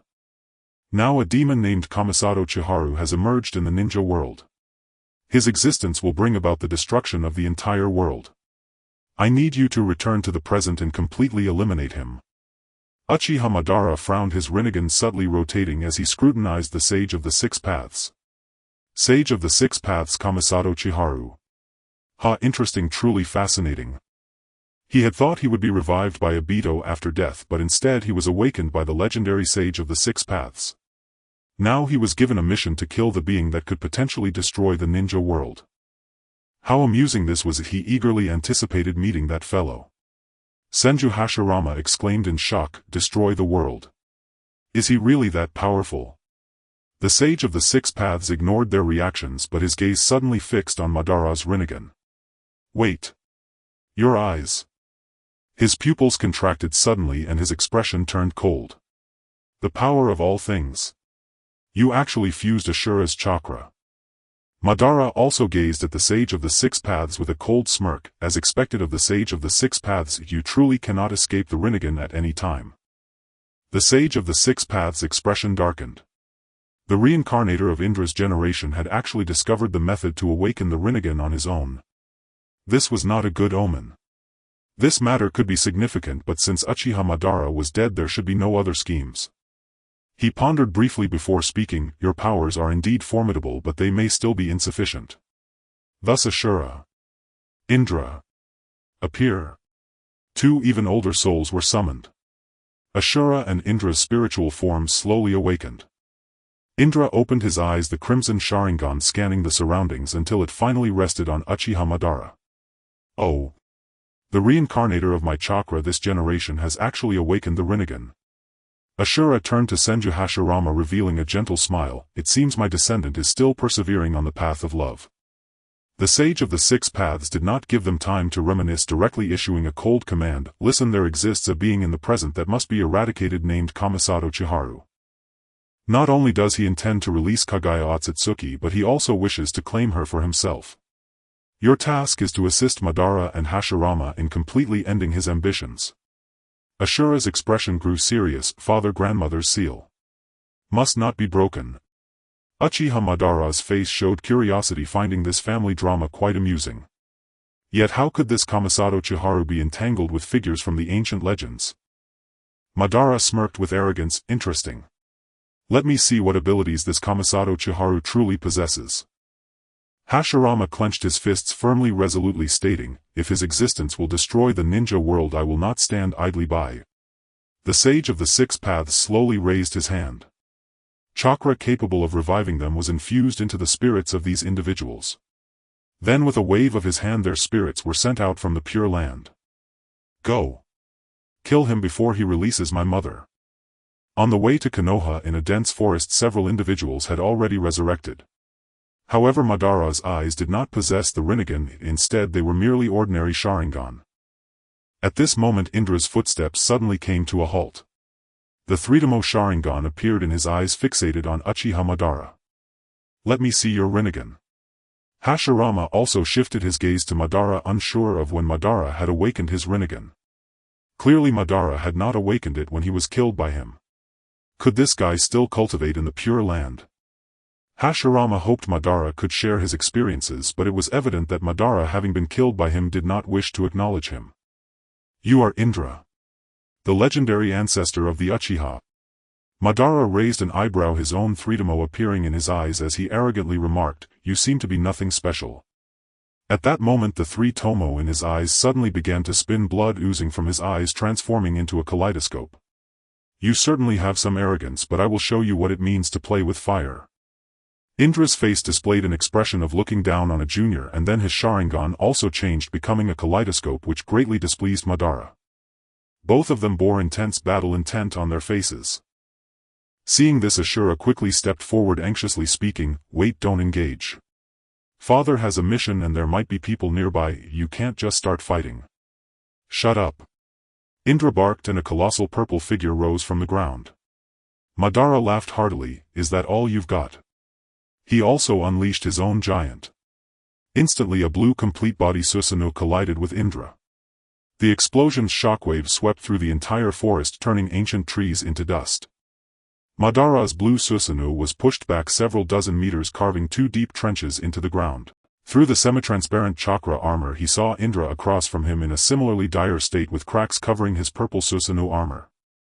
Not bad chakra, I acknowledge you, truly worthy of being the ancestor of the Uchiha, Madara shouted, his black hair fluttering, his eyes filled with combat fervor. Arrogant junior. Indra's purple Susanoo soared into the sky, seriously observing the enormous blue figure in the distance. Then his purple Susanoo suddenly began to form a massive ball of lightning. Junior, you do not understand what true power is. Madara coldly snorted and likewise swung his sword. The lightning ball collided with the sword aura, resulting in a fierce explosion that dealt devastating damage to the surrounding environment. Unbeknownst to them, a disguised white cloud floated above their heads. This cloud was made of paper by Conan, with Nagato and the 6 paths of pain above it. They now looked down with serious expressions at the battle on the ground. Nagato felt somewhat compromised. He realized that the divine power he had always prided himself on was not as formidable in front of these 2 giants. Just then the earth trembled violently. Countless wooden vines broke through the ground, forming a massive barrier that separated the 2 Susanoo. Stop. Madara. Indra. Hashirama stood atop the suddenly appeared wooden dragon's head, hands in a prayer position. Do you realize your recent attack destroyed a small village in the distance? If you continue to fight, do you intend to destroy the entire land of fire? Ashura's figure appeared on the other side, his wood release forming numerous gigantic hands to support a protective shield. Indra, if you continue like this you will surely lose yourself in power. Madara's Susanoo let out a proud and cold laugh, his battle intent unwavering. Hashirama, this is our Uchiha's private matter. His gaze shifted toward Indra. Let's go to a deserted place. Madara, our current task is to kill the world-destroying demon Shinra Tensei. Hashirama tried to persuade, ha ha ha. Hearing this, Madara erupted into wild laughter. Destroy the world. Is there really someone so bored as to do such a thing? Hashirama, you are truly naive. Seeing Madara insisted on determining the outcome with Indra first, Hashirama's expression grew serious, the sage mode pattern spreading across his face. In that case. He suddenly clapped his hands together. Sage art would release true 1,000 hands. A massive 1,000-handed Buddha statue rose from the ground, thousands of arms stretching toward the 2 Susanoo. Ashura, seeing this, also performed the same technique, a second wooden Buddha appearing on the other side of the battlefield, similarly pressing toward the 2 Susanoo. Madara and Indra were forced apart, each dealing with an attack from a wooden Buddha. The giant sword of Susanoo clashed with the wooden Buddha's fist, producing a deafening roar. Ashura. Don't meddle in others' business. Indra roared, his Susanoo being struck by dozens of wooden fists, the armor fracturing extensively. Madara did not confront Hashirama Hiden. He was aware of the terrifying nature of this wooden Buddha as he had once struggled against the Nine Tails. To surpass Hashirama he needed to regain his own power.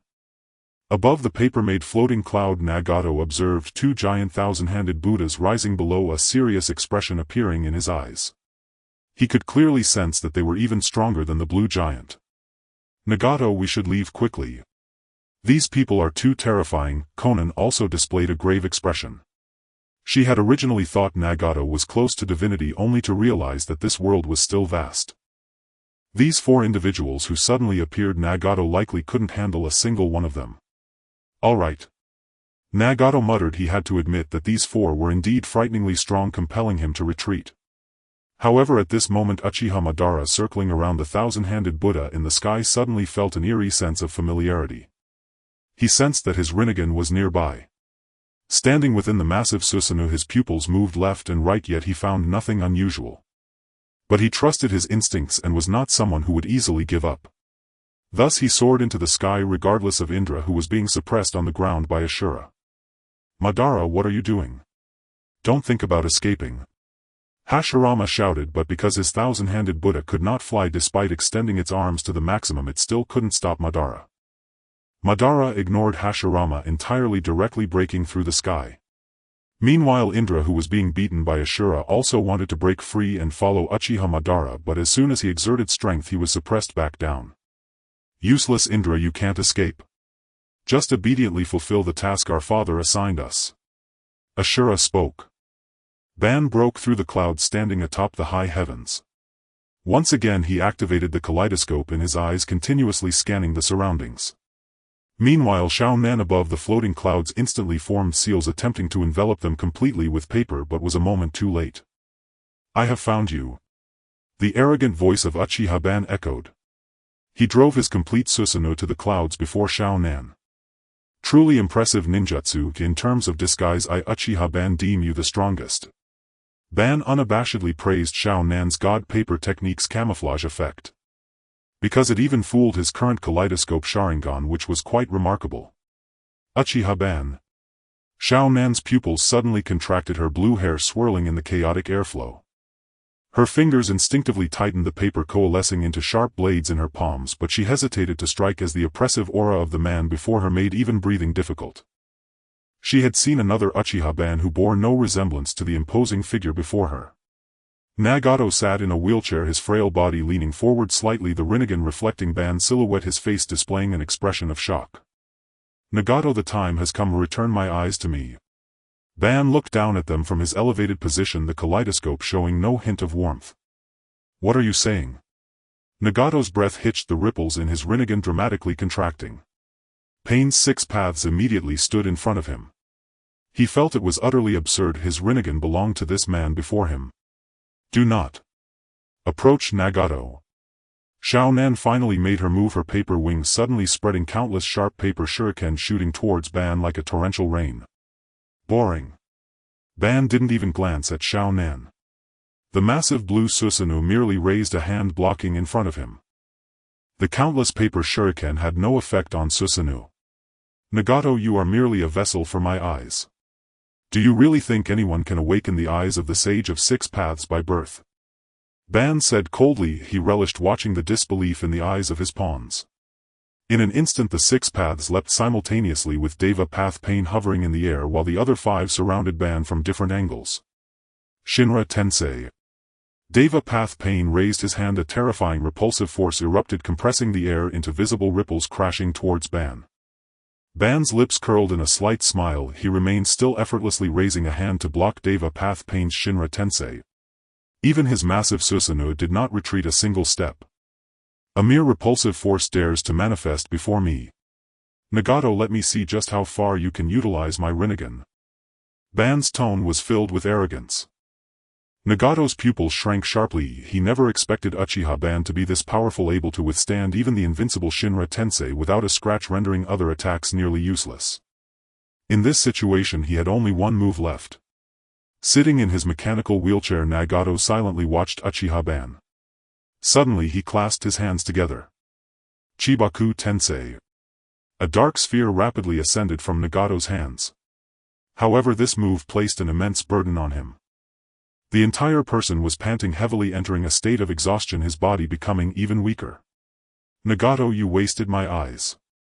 Uchiha Ban scoffed, finding Nagato's level of Chibaku Tensei utterly disappointing. Do you have a method to break this move? Nagato's breath was shaky, feeling the terror of Uchiha Ban before him. Because you are too slow. After Ban finished speaking, he manipulated his complete Susanoo to slash, obliterating the incompletely formed Chibaku Tensei. If Nagato has no other means to please me, then hand over your eyes. Ban said, thoroughly disappointed in Nagato, who had not showcased the true power of his Rinnegan. Azura Path Rocket of the Arm. Beast Path Summoning Technique. Preta Path. Human Path. The Azura Path mechanically modified split its arms, locking onto Ban with dozens of missiles. The Preta Path appeared before Ban, attempting to absorb his chakra, while massive Cerberus Yata no Kagami and Hell Crab were summoned, roaring as they charged at Ban, and the Human Path ambushed from behind, attempting to extract Ban's soul. Xiao Nan also launched her attack. Simultaneously, countless paper clones appeared in the sky, all rushing towards Uchiha Ban for a surprise attack. These paper clones were all composed of explosive tags. Countless attacks rained down on Ban's Susanoo. Instantly, a violent explosion occurred atop the blue Susanoo. The blast engulfed its head completely. Just as Nagato and Xiao Nan hoped their attack would yield results. A blue blade of light suddenly appeared, clearing the field. Aside from Deva Path Pain, both Xiao Nan's paper clones and the other 5 were instantly sliced in half. As the dust settled, the blue Susanoo finally showed signs of slight collapse amid the bombardment. Not bad, Nagato, you are indeed impressive. You continue to please me. Ban laughed heartily, finally feeling a hint of interest. Just then, Super Shinra Tensei. Deva Path Pain suddenly launched forward, unleashing a repulsive force hundreds of times stronger than before. The blue Susanoo was sent flying from this strike, traveling several kilometers before it barely stopped. However, this strike left Nagato in worse condition. His whole body seemed to have shriveled, gasping for breath as his lungs resembled a deflated bellows. Nagato. Are you alright? Xiao Nan asked with concern. Then she spread her wings, releasing the paper-made clouds, lifting Nagato, intending to escape. But suddenly a flash of knife light swept across the distance. Xiao Nan's arm was instantly severed and Nagato in her hands plummeted downward. At that moment, Ban Susanoo also arrived on the scene. He caught Nagato with one hand and with the other extracted the Rinnegan from Nagato's eyes, placing it into his own. He casually reinserted the original kaleidoscope back into Nagato, saying, Nagato, watch closely, this is how the Rinnegan is used. He then tossed the newly equipped Nagato to Xiao Nan. At this moment, Xiao Nan was activating the God Paper technique, temporarily immune to physical attacks, so her arm was not severed. She quickly flew to Nagato's side and rescued him. Within Susanoo, Uchiha Ban felt an unparalleled power coursing through him. He set his sights on the 3 below. The Rinnegan in his pupils rapidly spun. Rinnegan Tomb Edge of Hell. Invisible shadows split from Ban's Rinnegan, and the Rinnegan clones, unobservable in the real world, instantly descended beside Hashirama, Azura, and Indra. On the ground, Hashirama looked up at the events unfolding in the sky, his expression grave. He had no idea what that guy Madara was up to. But he knew that if things continued this way, something bad would happen. Lord Ashura, can you capture that guy Madara? Hashirama asked expectantly. He did not want to see Madara, who had been given a second chance at life, go astray once again. Ashura shook his head. He lacked the strength to fly. Just then the 3 of them were suddenly struck by an invisible force, collapsing to the ground and sustaining heavy injuries. Madara, controlling the complete Susanoo, hovered above them and said, how about that? Indra, do you still want to watch? This is the power of the Rinnegan. Indra, lying on the ground along with Ashura and Hashirama, all displayed expressions of disbelief. How could you possess eyes like father's? Ashura asked, as if his worldview had shattered. Madara, what exactly did you do? Hashirama couldn't help but inquire. During their time in the Pure Land, he had noticed that Madara had awakened such eyes. However, after the Sage of 6 Paths had remade their bodies, Madara lost this ability. And now Madara had suddenly appeared with the Rinnegan. Could it be that he retrieved them from the 2 above? Ha ha ha. Indra laughed heartily. As expected of my junior Ashura. It seems my chakra reincarnated junior excels even more. Indra was unconcerned about where Uchiha Madara had obtained the power to awaken the Rinnegan, he only knew that he had one. Ashura was no match for his reincarnation and that felt incredibly satisfying. However, Madara did not kill the three of them, for he knew that an unpredictable sage of 6 paths was watching them from the Pure Land. Before he completely executed his plan, he did not want to provoke the sage of 6 paths. "You three stay here, let me test the depths of Kamakiri Chikich's abilities." "Uchiha Madara, you cannot leave, your father ordered us to go together," Ashura shouted loudly, as he had always been so straightforward. "Humph. Are you all just going to hold me back?" After saying this, the clone of the Wheel of Hell instantly immobilized the others. Then he laughed heartily and manipulated the complete Susanoo to depart.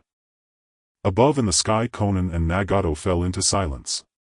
The three who had been so powerful could now be easily defeated by Uchiha Madara after he obtained the Rinnegan. "Konan, it seems we can no longer achieve peace," Nagato said dejectedly, realizing they could not fulfill Yahiko's last wishes. Konan gazed at him, her light purple eyes reflecting Nagato's despondent figure. She gently raised her hand but paused in midair, ultimately just resting her hand on his shoulder, her voice soft yet firm. "Nagato, do not blame yourself, at least we are still alive." "Yes, we are still alive, but the current situation in the ninja world is beyond our intervention. Let's return. Cease the revenge on Kamakiri Chikage and disband the Akatsuki organization." Nagato issued his final order. With Uchiha Madara becoming so strong, it was certain that Kamakiri Chikage could not escape death. This could be considered revenge for their past lives. In the end, Konan returned to Amigakure with only the body of Pain Tendo and Nagato. As the sky slowly brightened, Chikage suddenly opened his eyes. After a night of uninterrupted extraction of the chakra from the reanimated bodies, he had reached the 3rd level of chakra refinement. 3 Tomo appeared on his clothing. This time he realized that what he had obtained was no longer a mere ninjutsu. He discovered that his state might resemble that of a Jinchuriki of the Ten Tails. A black orb appeared in his hand. Yes, that was the truth-seeking ball. After absorbing a significant amount of the chakra from the reanimated bodies, his own chakra was replenished once more. He was now able to mold the truth-seeking ball by hand. Being able to do this puzzled Chikage, as the truth-seeking ball was composed of a mixture of 7 types of chakra. Except for those with the Rinnegan, others had to possess 6 paths level power to condense it. Yet now he already had that capability. One could only say that the chakra foundation technique left to him by his past life was indeed powerful. Moreover, the truth-seeking ball he fashioned was even more flexible. He could integrate the properties of the truth-seeking ball into his ninjutsu. Currently he had only a few ninjutsu. One was a 40-meter-long sword and the other was golden flames. The 40-meter sword could no longer be called a 40-meter sword but rather a 100-meter sword. It resembled the god-killing spear of Jin Ikamaru from the anime Bleach. Its retracting speed was as fast as a gun. After merging this ninjutsu with the truth-seeking ball, he was now invincible beneath the 6 paths. The golden sword wrapped around the black truth-seeking ball transformed into a pitch-black sword. With the speed at which he drew the sword and the ability of the truth-seeking ball to disintegrate all as long as he locked on, he could strike with no hindrance. Sasuke had already returned to rest. Orochimaru was still guarding Chikage's side. Undoubtedly he recognized the significance of the truth-seeking ball at a glance. He immediately knelt on the ground, his eyes filled with a fervent expression. "Congratulations, Your Majesty, on becoming a god once again." In their previous lives they may have been said to be at the 6 paths level, but the gap between the 6 paths level and other levels of ninjas was too vast, one that effort could not bridge. So most of the time they referred to the 6 paths level as divine. In front of Orochimaru and Chikage were 2 more individuals in the reanimated state. One of them was Danzo and the other was Minato. Because Chikage absorbed chakra too quickly, Danzo's chakra couldn't keep up with usage, so he also reanimated Minato. Danzo's mouth opened and closed but no sound emerged. However, his lip movements indicated that he was still expressing his emotions. "Kamakiri Chikage, you won't have a good end. You better kill me or I will make you regret it. Don't be arrogant, becoming a god is merely your delusion. Who are you trying to scare with a black ball?" It was all similar to such remarks. Chikage had now grown powerful to an incomprehensible level. Although his current state might not match the 6 paths level, his physical quality and reaction speed could surpass even that of the 6 paths. Thus he easily noticed that Danzo was still cursing him. He picked up the truth-seeking ball in his hand and placed it into Danzo's mouth. In an instant the truth-seeking ball disintegrated Danzo's mouth. Now Danzo no longer had a mouth and could only glare at Chikage with a sinister look. Chikage found Danzo's gaze somewhat bothersome, so he took away Danzo's eyes as well. Now the Danzo before him had utterly turned into a wooden figure. Meanwhile Minato by the side became much quieter. He had escaped the control of Gamamaru, having died once, which effectively reset his state. Watching Chikage's actions towards Danzo, Minato even felt a slight sense of pleasure in his heart, as Danzo had always coveted Kushina's body. Desiring to control Kushina, Danzo's fate was indeed a great relief. He refrained from cursing Chikage and instead joined Orochimaru in saying, "Congratulations, Your Majesty, on becoming a god." Although he did not know what being a god was like, following Orochimaru's lead was surely not a mistake. As for why the Water Gate killed by Qianhuan had this attitude, it was simply because Qianhuan revealed his promise to Kushina. Naturally, Water Gate, who yearned to reunite with Kushina, held no animosity towards Qianhuan. He even felt a bit guilty. In his past life under the control of Gamamaru, he had made several attempts to assassinate His Majesty Qianhuan, who had spared him multiple times out of appreciation. Now reflecting on these events, he could hardly contain his hatred for those frogs from Myoboku Mountain. To be controlled in both lives was simply too much to bear. At this moment Qianhuan at the third level of Qi refinement approached Water Gate with a slight smirk and said, "Water Gate, I can help you return to the ninja world." Indeed, the state he had attained was not merely about condensing the Tao-seeking jade, it allowed him to accomplish many things at the Six Paths level. This included resurrecting others. The cost for his resurrection was no longer his life but merely some chakra. What he lacked the least now was chakra, as after reaching the third level of Qi refinement he could absorb vast amounts of Senjutsu chakra from the air through his techniques without needing to draw from others. Having refined so much chakra before, his chakra reserves had already far surpassed several tailed beasts. Water Gate's eyes were filled with a deep yearning for the word resurrection. But soon this yearning was overshadowed by a heavy expression. He finally made up his mind, lifted his face and forced a broken smile as he said, "Your Majesty, while I wish to reunite with Kushina immediately, I understand that resurrecting someone is not a light matter. You have many enemies now, please focus on the bigger picture." Though his life in the last world was short, he knew that this emperor was decisive in battle and had countless enemies. Therefore it was better to preserve strength for now. Orochimaru upon hearing this had a dangerous glint in his golden snake eyes, clearly holding a different opinion on the matter. A mocking smirk appeared at the corners of his mouth as he said, "Water Gate, are you questioning His Majesty's power?" His voice was deep and hoarse, carrying an undeniable authority. "Do you think His Majesty is like those mediocre individuals who exhaust themselves when using forbidden techniques? He is the emperor who unified the ninja world, a being above all ninjas. Do you think resurrecting someone would weaken His Majesty? Ridiculous. He has long surpassed the limits of mortals. His chakra is like an immense ocean, while your understanding remains trapped in the narrow confines of the former ninja world." Qianhuan did not refute this. Approaching Water Gate, he placed a hand on his shoulder. "Resurrect Namikaze Minato." Golden chakra surged forth from Qianhuan's palm like roaring waves, instantly enveloping Water Gate's entire body. The quality of his chakra was frighteningly high. Even a severely injured person could fully recover just by relying on his chakra, surpassing even the effectiveness of Kurenai. Not to mention the abilities he could unleash. Water Gate's body, composed of impure earth, began to tremble violently as blinding golden light burst forth from the fissures. A muffled groan escaped his throat as his bones grew, flesh sprouted, and the first heavy heartbeat echoed from his chest. Water Gate looked down at his hands, watching as the cracks in his skin healed at a visible rate. The pale color of his impure reincarnation faded, replaced by vibrant flesh.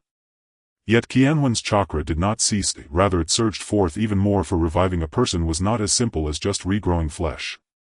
It involved breaking the boundaries between life and death, defying the rules of the ninja world.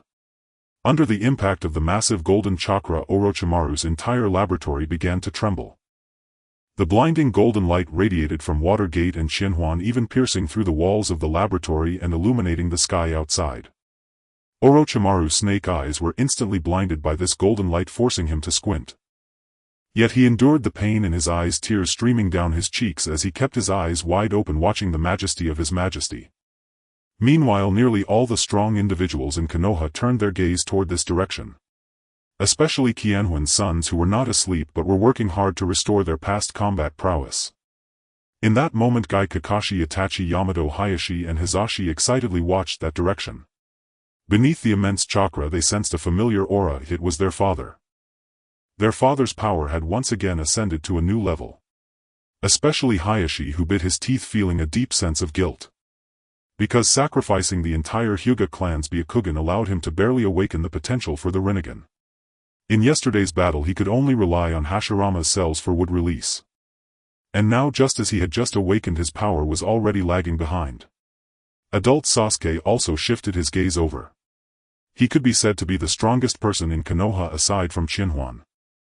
Thus his perception was the sharpest. The immense chakra was not meant for battle, it was intended for something else. As for what that was he could naturally guess, for he had experienced such a feeling before. It was resurrection. His heart trembled. Just a day after yesterday could that man already accomplish this? It was simply terrifying. Moreover, based on his understanding of that man, he would use ninjutsu to resurrect others without paying too high a price. At the very least he certainly would not die. To achieve this Sasuke knew it required the power of the Six Paths. Has His Majesty already advanced to the level of a Six Paths powerhouse? Sasuke couldn't help but speculate, wanting to take another look in Orochimaru's laboratory. Having transplanted Hashirama's cells he was full of energy and despite only sleeping for a few hours was not tired. Kushina suddenly sat up in bed, her bright red hair clinging to her pale cheeks due to cold sweat. She was breathing heavily, gripping the fabric of her nightgown at her chest, her heart racing and tears streamed uncontrollably from her eyes. She had dreamt of Watergate again, and in the dream Watergate died a tragic death. He attempted to assassinate His Majesty and was cut into several pieces by him. Then he was resurrected by His Majesty, enduring being whipped with chilly water. Dreaming of Watergate again. A deep voice echoed from within her, the voice of the Nine-Tails. Since the Nine-Tails had reconciled with her, its voice was no longer filled with malice as it had been when it was first reborn. Yes, I dreamed of Watergate being tortured by His Majesty, Kushina replied, slightly regaining her composure. Little girl, isn't it normal to torture a little? If I were His Majesty I would also torture Watergate, making him always oppose. Cough, His Majesty. She sat on the bed hugging her knees, her spirit immersed in the ceiling space. You stinky fox, you're going too far. Watergate is already dead, how can you say that? Kushina thought the Nine-Tails would comfort her, but to her surprise the Nine-Tails was rubbing salt in her wounds. The Nine-Tails snorted coldly and said with dissatisfaction, I will definitely fulfill what I promised. That yellow-haired kid will come back to life, I guarantee it, by the name of the Six Paths Immortal. To increase his persuasiveness he changed his address to grandfather. Jio Zinai's thoughts were entirely on Minato, and she did not notice the change in the Nine-Tails address. I know that your Majesty will keep your promise. She got out of bed barefoot on the cold floor and walked to the window worriedly, saying, but I am concerned that even if Minato is resurrected he still cannot escape the control of that vile toad. Then you can use a rope. Yes, that is the adamantine ceiling which will bind Minato, isn't that right? You were quite professional when you bound me, weren't you? The Nine-Tails said nonchalantly, believing that Jio Shinai was worrying unnecessarily. Jio Shinai. The Nine-Tails word successfully reminded her of the scenes in her dream, and she was furious. She suddenly realized that since recognizing him as grandfather the Nine-Tails had been quite arrogant, attempting to provoke her all the time. Thus she bound the Nine-Tails with the adamantine ceiling. As the Thousand Illusions reached its final stage, a shadow as dark as ink slowly appeared in Orochimaru's laboratory. This person was none other than Black Zetsu. Thousand Illusions had long since noticed Black Zetsu, but he took no action. After all, resurrecting Minato had reached a critical moment. If he stopped he would have to start over. Most importantly, he felt no malice from Black Zetsu. This indicated that Black Zetsu was now on his side. Thinking about it, it made sense. Black Zetsu's lifelong goal was to rescue his mother Kaguya, and in his past life he saved Kaguya. It would be quite rude for Black Zetsu not to kneel and bow to him a few times. It seemed to validate what was in Thousand Illusions' mind. Black Zetsu immediately pulled his entire body out of the ground and in the piercing golden light deeply bowed in the direction of Thousand Illusions. Black Zetsu pays respects to your Majesty. Black Zetsu trembled with excitement. He had already discovered a fact through the actions and chakra amount displayed by your Majesty. That is, this invincible monarch from the past has regained part of his former strength. Everything about this person, including this unfathomable aura, was proof of one thing: Your Majesty has already stepped into the realm of the six paths. He had originally worried whether Your Majesty could withstand the enemies from the past life. Now he was utterly convinced. Such power could definitely rescue his mother. Orochimaru, upon hearing Black Zetsu's voice, realized that someone had intruded into his laboratory. Instinctively defensive killing intent surged, but because this person addressed him as Your Majesty, the malice in his heart vanished in an instant. At that moment the golden light gradually retracted and finally disappeared. Hoo. Minato knelt on one knee on the ground, his chest rising and falling violently as if a drowning person had finally surfaced, greedily gasping for the long-lost air. After a few seconds he raised his head, his azure pupils gazing at the being that had forcibly pulled him back from the edge of the underworld. Clearly the resurrection of this being was merely a trivial task, and there was not even a hint of breathing irregularity. This was truly astonishing. Indeed, as Orochimaru had said, Your Majesty had long surpassed the limits of mortals. Minato shook his head, casting these thoughts aside, and firmly said, "Thank you, Your Majesty. I am willing to serve you until death. It is nothing, merely fulfilling a promise." Thousand Illusions waved his hand and turned his attention to Black Zetsu.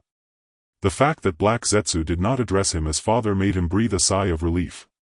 Fortunately, not everyone from his past life was accepted as a son. If this dark mass were his son, he would have nightmares at night, whipping Kaguya, asking her if she drank soy sauce when giving birth to Black Zetsu. Feeling the gaze of Your Majesty, Black Zetsu quickly adjusted his mindset, respectfully lowered his head and took out a blood-red Sharingan from his eyes, which was actually Uchiha Obito's Kamui eye. He presented it with both hands, speaking respectfully, "Your Majesty, this is Uchiha Obito's left eye, which possesses the space ability of Kamui." Thousand Illusions took the eye and casually played with it, a slight smile appearing at the corner of his mouth. "Oh. Obito is dead." He did not expect Black Zetsu to have killed Obito. This was a pleasant surprise. After all, Obito possessed Kamui, a powerful ability to save his life. It was difficult to find him even if he tried to escape. Black Zetsu lowered his head. "Yes, I have dealt with this unstable factor." Minato on the side couldn't help but feel sorry for Obito. Although Obito had tried to abduct Joshinai in his past life, he was still his disciple. But this is also good. This is Obito atoning for his actions. Thousand Illusions chuckled. It doesn't matter, after all he was just a pawn. Then he took out a scroll from his waist and unsealed it. Before his eyes appeared another eye. This was Uchiha Obito's right eye, which Kakashi had offered. Now Obito's two eyes were all gathered together. Moreover, in his current state it seemed like he could do things he never dared to imagine before. He smiled slightly, gathering a wisp of golden chakra at his fingertips, gently tapping it on both eyeballs. In the astonished gaze of Orochimaru, Black Zetsu, and Minato, the two eyeballs trembled violently. Although they were composed of flesh and blood, cracks resembling spider webs appeared on their surface. A stream of pitch-black energy was forcibly drawn out, coalescing into a constantly twisting black mist-like chakra in the air. It emitted a cold, oppressive aura, and one could vaguely hear phantom whispers. This chakra was different from ordinary chakra energy. It was a materialized obsession, like thick tar, as if countless tiny spikes were resisting Thousand Illusions' touch. Within this chakra it contained Obito's despair towards the world, his madness over Rin's death, and his obsession with the Moon Eye plan. All negative emotions were refined by the Sharingan into the purest release power. Minato was so shocked by Thousand Illusions' actions that he involuntarily took a few steps back, his determined expression frozen in place. Because at this moment his understanding was completely shattered. He had thought that resurrecting someone was already the limit of Thousand Illusions' power, and now it seemed that was merely the tip of the iceberg of his strength. If Your Majesty could extract the release energy from the Sharingan, then other bloodline abilities could also be extracted at will. In his mind he could imagine that the entire ninja world structure would change at that time. Black Zetsu's dark body trembled slightly at this scene, as if it were made of mud. Having lived for over 1,000 years, he had witnessed the Sage of Six Paths creating the ninja sect and Uchiha Madara awakening the Rinnegan, but he had never seen such a desecration of common sense. At this moment he even had a thought: the seal of his mother must be nothing but a toy that could be easily broken by Your Majesty. Orochimaru's golden snake-like pupils constricted sharply, his fingers trembling uncontrollably. As the top researcher in the ninja world, he understood better than anyone that the Uchiha clan's ocular techniques were essentially a unique fusion of their bloodline and chakra which could not be physically separated. Yet at this moment His Majesty Qianhuan could extract the in-release chakra as if dissecting a specimen. Heh. A low hoarse laugh escaped Orochimaru's throat, transcending the realm of ninjutsu. No. It even surpassed the limits of what science could achieve. In his mind several frenzied experiments instantly appeared. Qianhuan was unaware of the thoughts of the three of them, and even if he knew, he wouldn't care. He gazed at the pitch-black in-release chakra in his hand, feeling the astonishing hatred emanating from it. If this thing were placed on another person, that individual would likely fall into madness. Even with his current significant boost in strength, he had no desire to experience it. Therefore the golden chakra at his fingertips surged, firmly enveloping the black chakra within. Refine. The golden chakra illuminated the twisted obsession seeping into it. The pitch-black in-release chakra began to be forcibly decomposed and purified like snow meeting a red-hot iron rod. The remnants of resentment and pain left by Obito within the chakra quickly vanished under the cleansing of the golden chakra. The pure in-release energy manifested as two gray orbs, the very essence of Kamui. Merge. Under Qianhuan's control, the gray energy shot into his eyes. His eyes felt as if they were enveloped in a cool spring. In an instant everything before him appeared different. With a thought, his body seemed to be separated from the real world by a thin veil, existing in a different time and space while still present in the ninja world. This was the ability of Obito's intangibility. However, he was different because for him this was no longer just an active skill but had become a passive skill. If attacked, his body would automatically enter an intangible state. Moreover, his eyes would not suffer blindness from overuse like a regular Sharingan. The power of this Kamui depended not on his ocular power but on his chakra. Obito's intangibility had a 5-minute limit, while Qianhuan's intangibility had no time limit and could be maintained almost indefinitely as long as his chakra was sufficient. He gazed at Shimura Danzo. Narrowing his eyes, golden chakra flickered within them. The space around Danzo rapidly twisted as if grasped by an invisible giant hand. Deprived of sight, Danzo naturally focused on his sense of hearing and touch. As his body felt the pressure, he instinctively began to struggle, but it was futile. Ultimately, Danzo's neck was completely twisted and pulled into the Kamui space. Fragments flew into the air and Danzo began to recover, perhaps left with only a head, his recovery speed exceptionally slow. This was the power of Obito's right eye. Qianhuan felt no difference. He would need to continue his exploration and research. However, Qianhuan's actions appeared horrifying to others.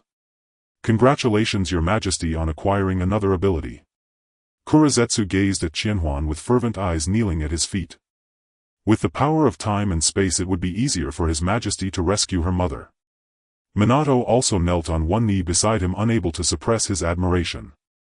Learning the Flying Thunder God technique was no easy feat, yet now His Majesty could not only extract the power of the Sharingan but also use it for himself, mastering a powerful time-space ninjutsu in an instant.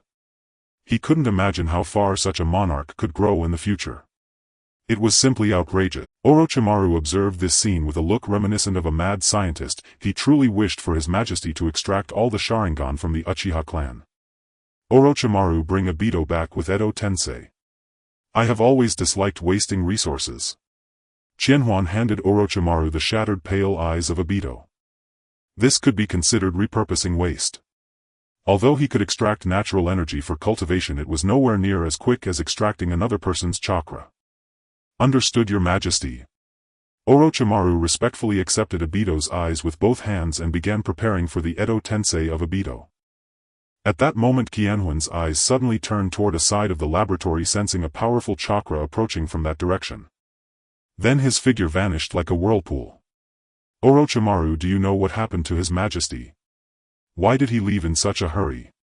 Minato's eyes were filled with seriousness. It must be an enemy. Orochimaru replied, his thoughts not on the enemy, simply adding, perhaps it's someone like Senju Hashirama. What? The first Hokage? Minato's eyes were filled with shock. He had heard of the first Hokage's immense power, and just last night he witnessed the destructive might of the Senju Buddha. Unaware of the significance of the Sage of Six Paths, Minato was filled with worry, uncertain if His Majesty could be a match for the first Hokage. Most importantly, he had not heard of any conflict between His Majesty Qianhuan and the first Hokage. Bluffing Minato, you underestimate His Majesty too much. Even if Senju Hashirama and Uchiha Madara teamed up, they would not be a match for His Majesty now. Kurozetsu said ominously to Minato. Although he didn't know how Senju Hashirama had returned, it didn't stop him from predicting the situation. Minato nodded reluctantly yet still felt uneasy, so he activated the Flying Thunder God technique and returned to the battlefield from yesterday. Ah, such an impatient person. Orochimaru, you shouldn't follow. Complete the task His Majesty entrusted you with here. I will go assess the situation. Kurozetsu spoke to Orochimaru with a commanding tone. Kurozetsu, I remember you are not His Majesty's adopted son. Do you think His Majesty would object if I were to study you? Orochimaru was quite displeased with Kurozetsu's words. He only took orders from His Majesty. His Majesty's adopted sons could be listened to somewhat. But you, this dark figure, what are you? Why should Orochimaru listen to you? Orochimaru, you. Kurozetsu's expression darkened, but in his previous life His Majesty indeed did not accept him as an adopted son, leaving him with no choice. He could only refrain from arguing with Orochimaru, as it was evident that Orochimaru had been entrusted with an important task by His Majesty. Above the leaves, Uchiha Madara stood at the peak of the clouds, his black hair swirling wildly and the purple light in his Rinnegan flickering like lightning. He gazed down at the entire Konoha from his lofty vantage point. He couldn't help but reminisce about the scene when he and Hashirama established Konoha. As Madara recalled his youth, suddenly a spatial vortex appeared before him. The figure of Qianhuan emerged from within. Madara's eyes immediately locked onto Qianhuan and a cold sneer of disdain appeared at the corner of his mouth. You must be Kamizari Qianhuan. To be a being that even the Sage of Six Paths fears, you are indeed more interesting than I imagined. He stared intently at Qianhuan, noting that this person did not possess a Rinnegan and his aura was distinct from that of the Sage of Six Paths. He wasn't even using the technique of supergravity, yet he could fly in the sky. It is known that flying with a Rinnegan is not a simple task, and Madara believed only he could achieve it perfectly. Qianhuan did not rush to attack. Although things were different from what he had anticipated, Uchiha Madara now possessed a Rinnegan, but to him it was merely a Rinnegan, nothing more. The Sage of Six Paths. Just a coward who doesn't dare face his mother. But you, Uchiha Madara, I admire you. I offer you a chance at life, submit to me. Qianhuan proposed, giving Uchiha Madara this opportunity, for he was not a bloodthirsty person. If Madara refused, he could only be reincarnated as a tool. Oh. Interesting. Are the younger generation so arrogant now? Uchiha Madara looked at Qianhuan with interest yet did not become angry. In his heart there was no need for an adult to stoop to the level of a child. However, Qianhuan's next words made his expression turn serious. Uchiha Madara, you may think I am arrogant, but I see your ignorance. You believe that by stealing Hashirama's power and awakening the Rinnegan you can change the ninja world, but you do not know that your so-called Eye of the Moon plan is merely a delusion. You are merely a pawn of Kagaya Otsutsuki, who seeks to resurrect her mother, and when you become the Ten Tails Jinchuriki and activate the infinite Tsukuyomi, that is when Kagaya will take over your body. Qianhuan slowly spoke, revealing the future to Uchiha Madara, which was a rather interesting endeavor. At the same time, he did not wish for Kagaya to possess a man. Kagaya Otsutsuki Kurozetsu. Madara's expression grew grave. He had heard the name Kagaya Otsutsuki just yesterday. She was the mother of the Sage of Six Paths. When Qianhuan mentioned this name he believed it, but he was merely Kurozetsu's pawn. How could he accept that? After all, Kurozetsu was his will. Qianhuan and Madara faced off in the sky. His sons had gathered together, each one resembling Vegeta, arms crossed, heads tilted back as they looked at the two figures above. They wanted to help, but they knew that against someone who could fly their assistance would be limited. They could only hope that their father would prevail. However, Sasuke thought differently. He could fly without the Susanoo, but his flying skills were rather poor and his control over gravity and repulsion was lacking. He simply could not manage prolonged flight. Therefore, when he saw another figure, he was still shocked that guy Uchiha Madara could stand steadily in the sky for a long time, relying solely on his Rinnegan. As for why Uchiha Madara appeared at this time, he did not consider it too deeply. Subconsciously he had already accepted that everything was possible in the ninja world under Qianhuan's reign. Thus he was not overly surprised that Qianhuan could fly. After all, reaching that level could no longer be considered human and flying was merely a basic ability. Sasuke made a great leap, shooting straight into the sky. In no time he stood beside Qianhuan. Uchiha Madara was still recalling the previous details with a grim expression. Now seeing Sasuke approach, he noticed Sasuke's six-pointed Rinnegan and couldn't help but scrutinize Sasuke a few more times. Is the Rinnegan now so cheap? Uchiha Madara, give up your ambitions. Submitting to his majesty is also a good outcome. Sasuke's black hair danced in the wind. Although he was previously an enemy of Uchiha Madara and Madara had almost killed him, his focus was no longer within the ninja world but beyond it.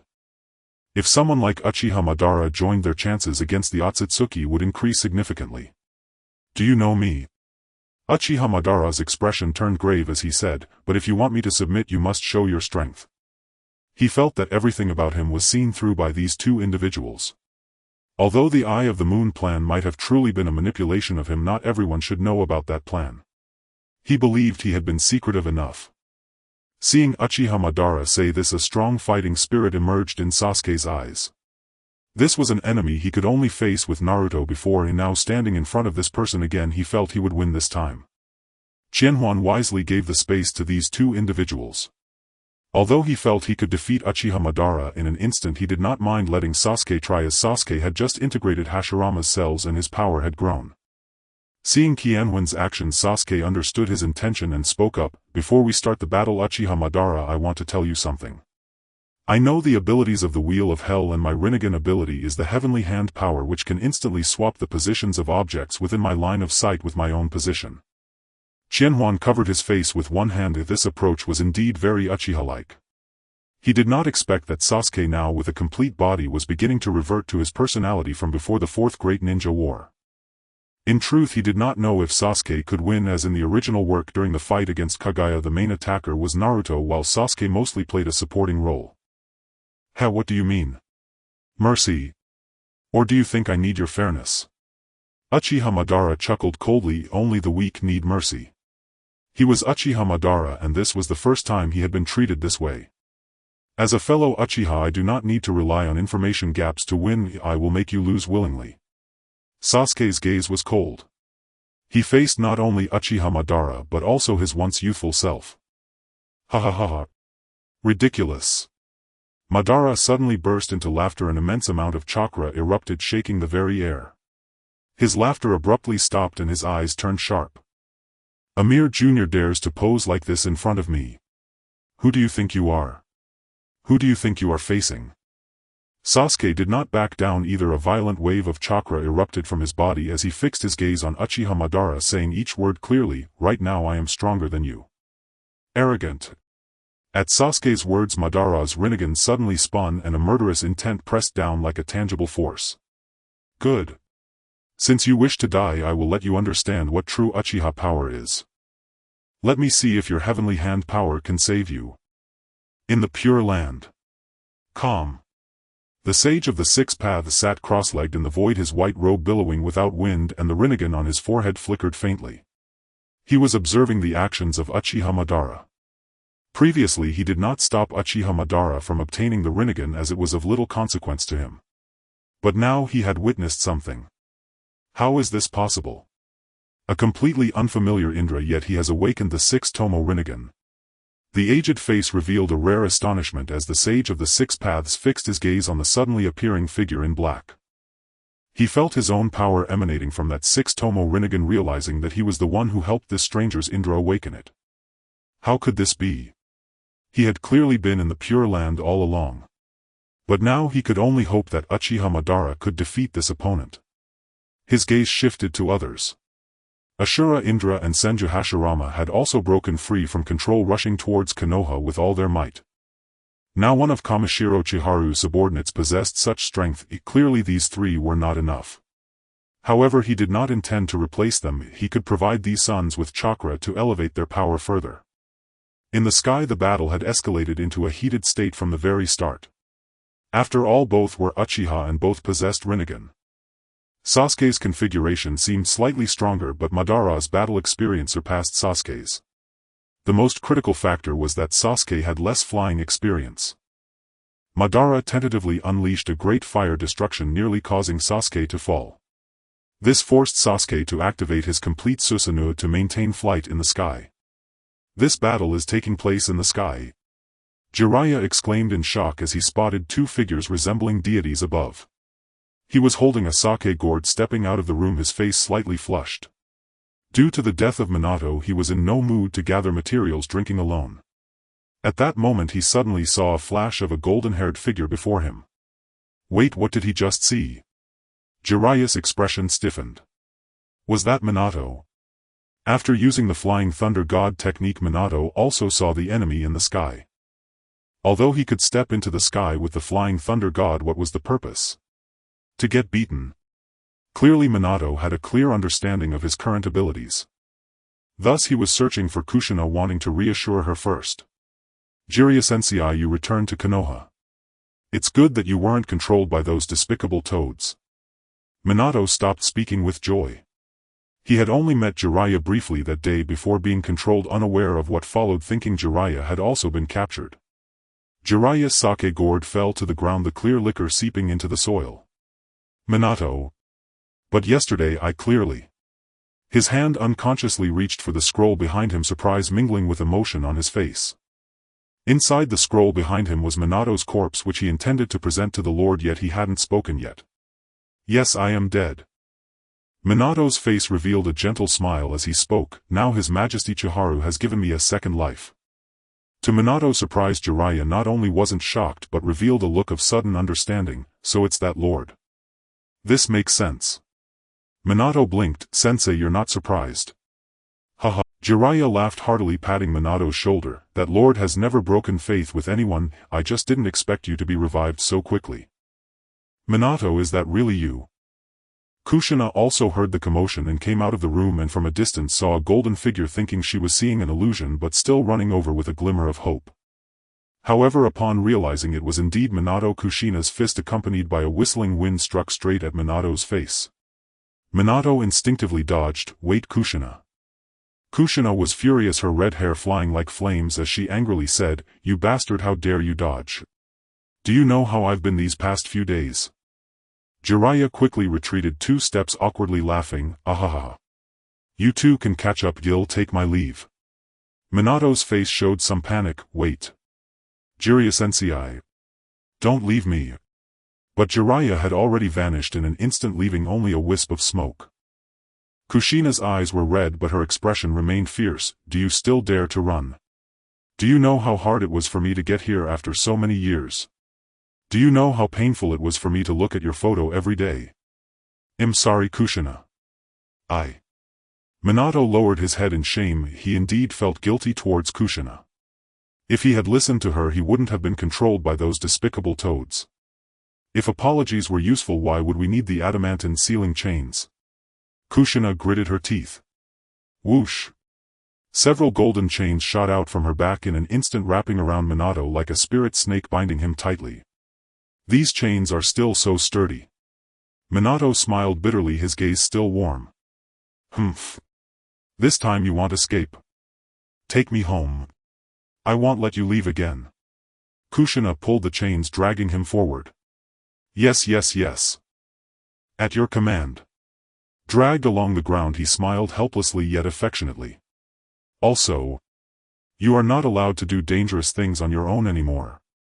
Otherwise. Kushina turned to glare at Minato. Otherwise. Minato gazed gently at Kushina. Otherwise I will use adamantine sealing chains to bind you for a lifetime. Her face flushed slightly, yet she still spoke fiercely. Ha ha ha, that doesn't sound too bad. Minato chuckled. Idiot. No backtalk. Ha ha ha. What are you laughing at? You resurrected and didn't look for me right away but went to find that shameless guy Jiraiya. On a distant rooftop, Jiraiya wiped his eyes, shaking his head with a smile. Being young is wonderful. However, it would be even better if Kushina didn't hold any prejudice against me. In the sky, seeing that the two had yet to distinguish a winner, Chiharu felt somewhat bored. Sasuke's current strength was not much different from Madara's, and both knew each other's core abilities.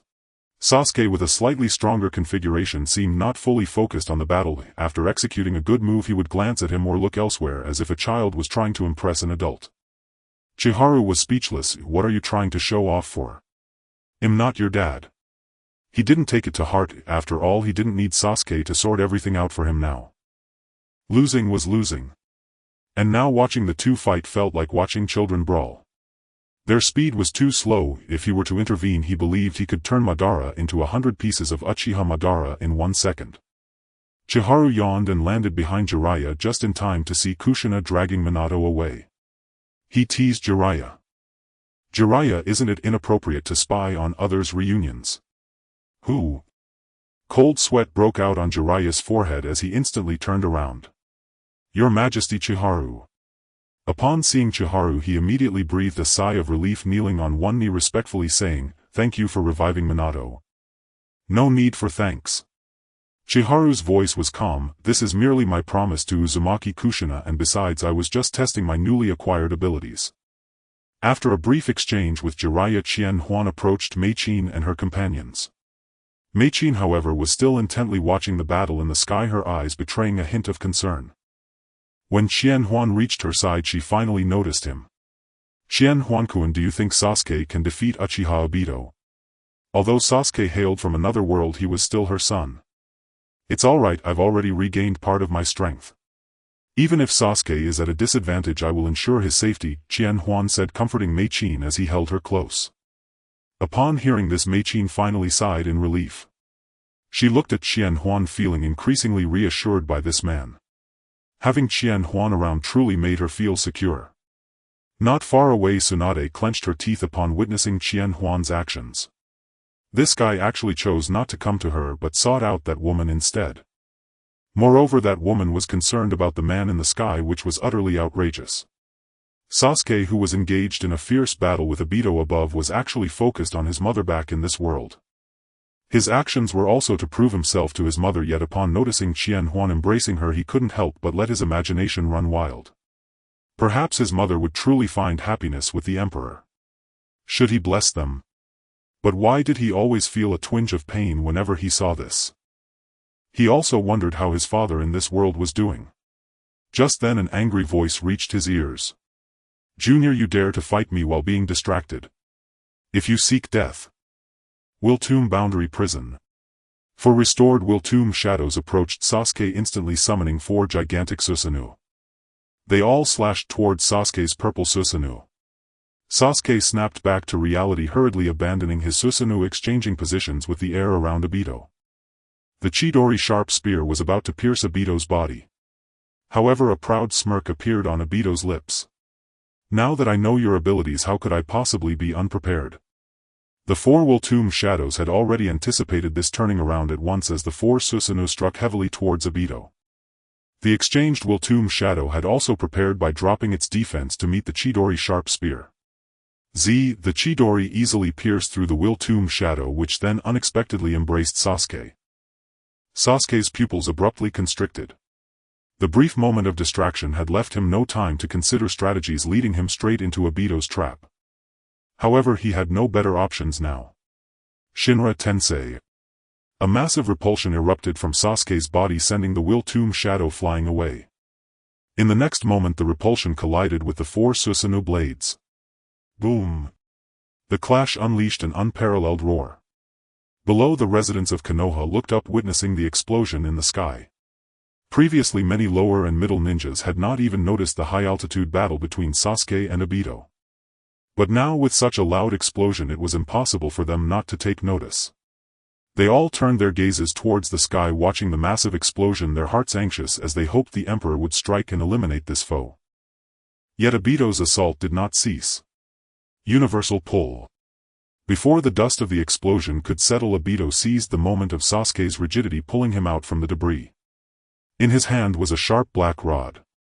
Everything happened in an instant and Sasuke was horrified. He had not expected Obito's combination of moves to be so perilous. At that moment a sigh echoed from behind Obito. Sigh. Qianhuan placed his palm on Obito's shoulder and slowly spoke, "If Meichin is saddened, I too will be troubled." Obito was taken aback. Cold sweat immediately formed all over him. How could someone approach him silently? He had now given up on attacking Sasuke and instead targeted Qianhuan behind him. Yet he found the power in this person's palm to be extraordinarily strange, suppressing him completely, leaving him unable to move. Qianhuan. Obito's expression darkened. Although this person rudely interrupted his battle, his pride prevented him from voicing any complaints. Qianhuan ignored Obito. Instead he looked at Sasuke, who staggered and nearly collided with Obito, and said disappointedly, "Go down, leave this to me." Sasuke wanted to say something, but seeing the disappointment in Qianhuan's eyes, he ultimately held back his words, feeling a deep pang of pain. He clenched his fists, nodded, and then flew down. He vowed never to let this happen again. He understood what Qianhuan was disappointed about. It was not because he lost to Uchiha Obito, but because after gaining power he had become arrogant, allowing himself to be distracted during battle. "Just kill me." As the pride of the Uchiha Obito could not bring himself to ask for a redo after being let go. "Oh. Despite me rudely interrupting your fight with Sasuke, you don't blame me?" Qianhuan asked curiously. "Ha ha ha ha ha." Obito laughed maniacally. "With one hand you have rendered me immobile. Our battle must seem like a child's play to you. Though I Uchiha Obito harbor resentment, I will never allow my enemies to pity me. Good, as expected of Uchiha Obito. I Qianhuan acknowledge you and shall call you the greatest of the Uchiha." Qianhuan stated, preempting Obito's words. At the same time he lifted his hand off Obito. He decided to give Obito a chance and to stretch his body, familiarizing himself with this newly acquired power. For he felt that the decisive battle with the Sage of Six Paths was not far off. The greatest of the Uchiha. Obito showed no hint of a smile at Qianhuan's acknowledgement, for to him it was not praise but an insult. He had always been the greatest of the Uchiha, even the progenitor of the Uchiha was nothing compared to him. He turned and stepped back 5 meters, retracting all the will tomb shadows into his body to await cooldown. Qianhuan exerted tremendous pressure on him. Though he would not flee, he would do everything in his power to please this man. "I advise you to retreat further, otherwise when you make your move it will be your end." Qianhuan smirked, not minding to remind him that this was not his arrogance but that he could not move his body at all. Obito silently retreated several dozen meters before coming to a halt. "Am I being underestimated?" Qianhuan shook his head at this and said nothing further. Instead he demonstrated his power through action.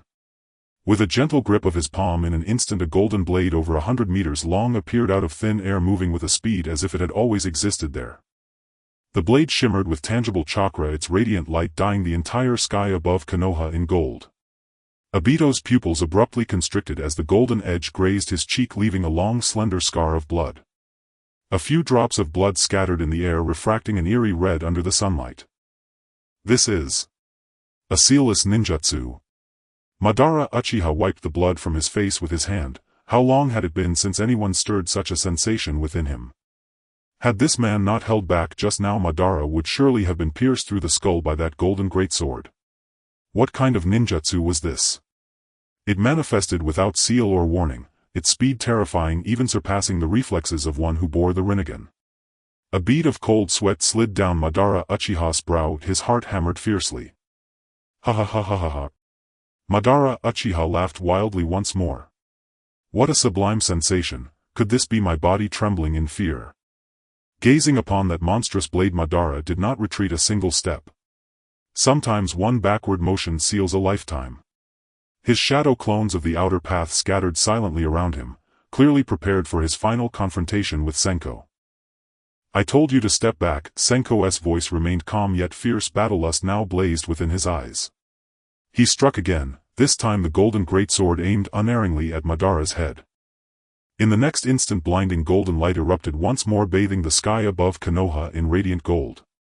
Yet Senko's pupils contracted sharply. He saw in the split second before his strike landed Madara swap places with one of his outer path shadows. His blow thus struck not Madara's true form but only a shadow clone. Speed, power, reach, flawless in every regard. This is the quintessence of ninjutsu. Your technique is formidable, but your intent is glaringly transparent. If I deny you the chance to lock onto me, how then shall you respond? Madara Uchiha's raven hair billowed in the wind, his gaze burned with arrogant confidence as though recounting a trivial anecdote. Senko's expression hardened instantly.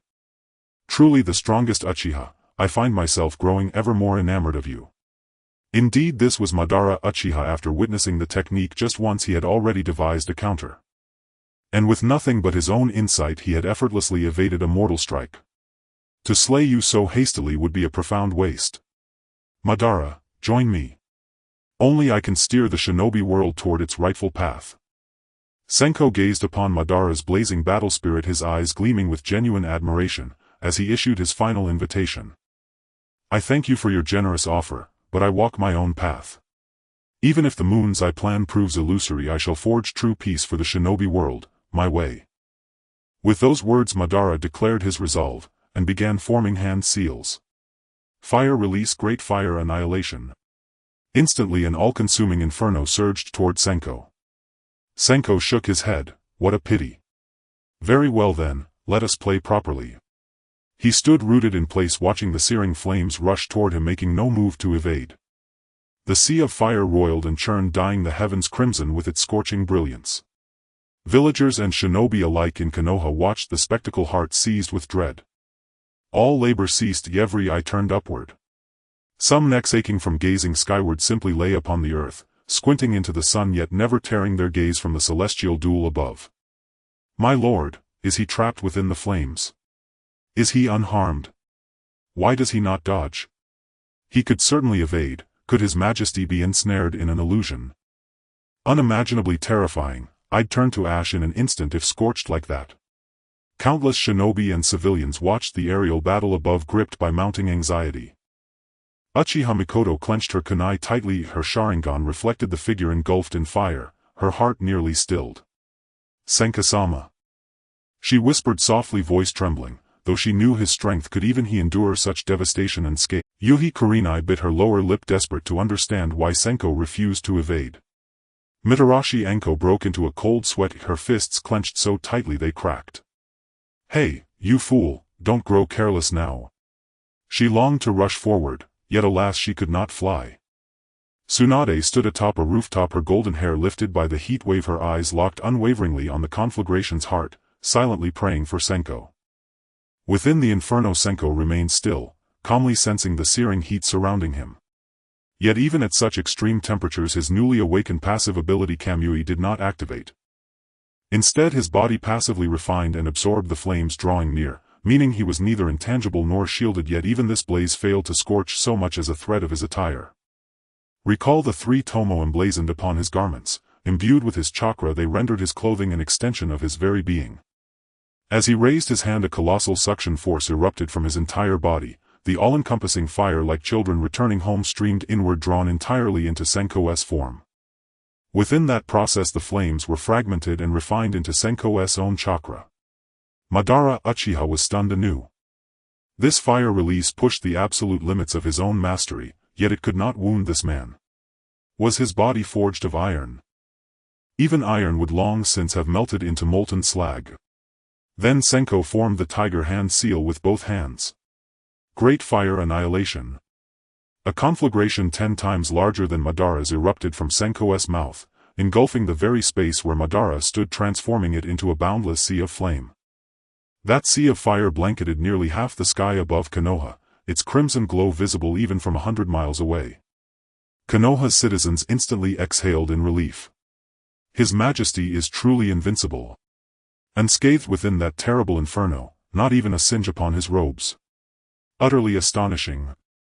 I've never witnessed flames of such magnitude, even in my past life. It's blistering hot even here. Standing beside Mikoto, Sasuke declared, "Ladies, didn't I tell you?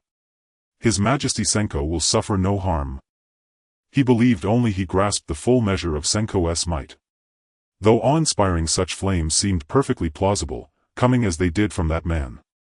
Far beyond Konoha's borders, Sasori of the Red Sand, Kakuzu and Hozuki Kisame halted in their tracks, gazing grimly toward the blazing horizon. They remained unaware the Akatsuki had disbanded. "We stand ready to die in battle. Why then has our sovereign already surrendered?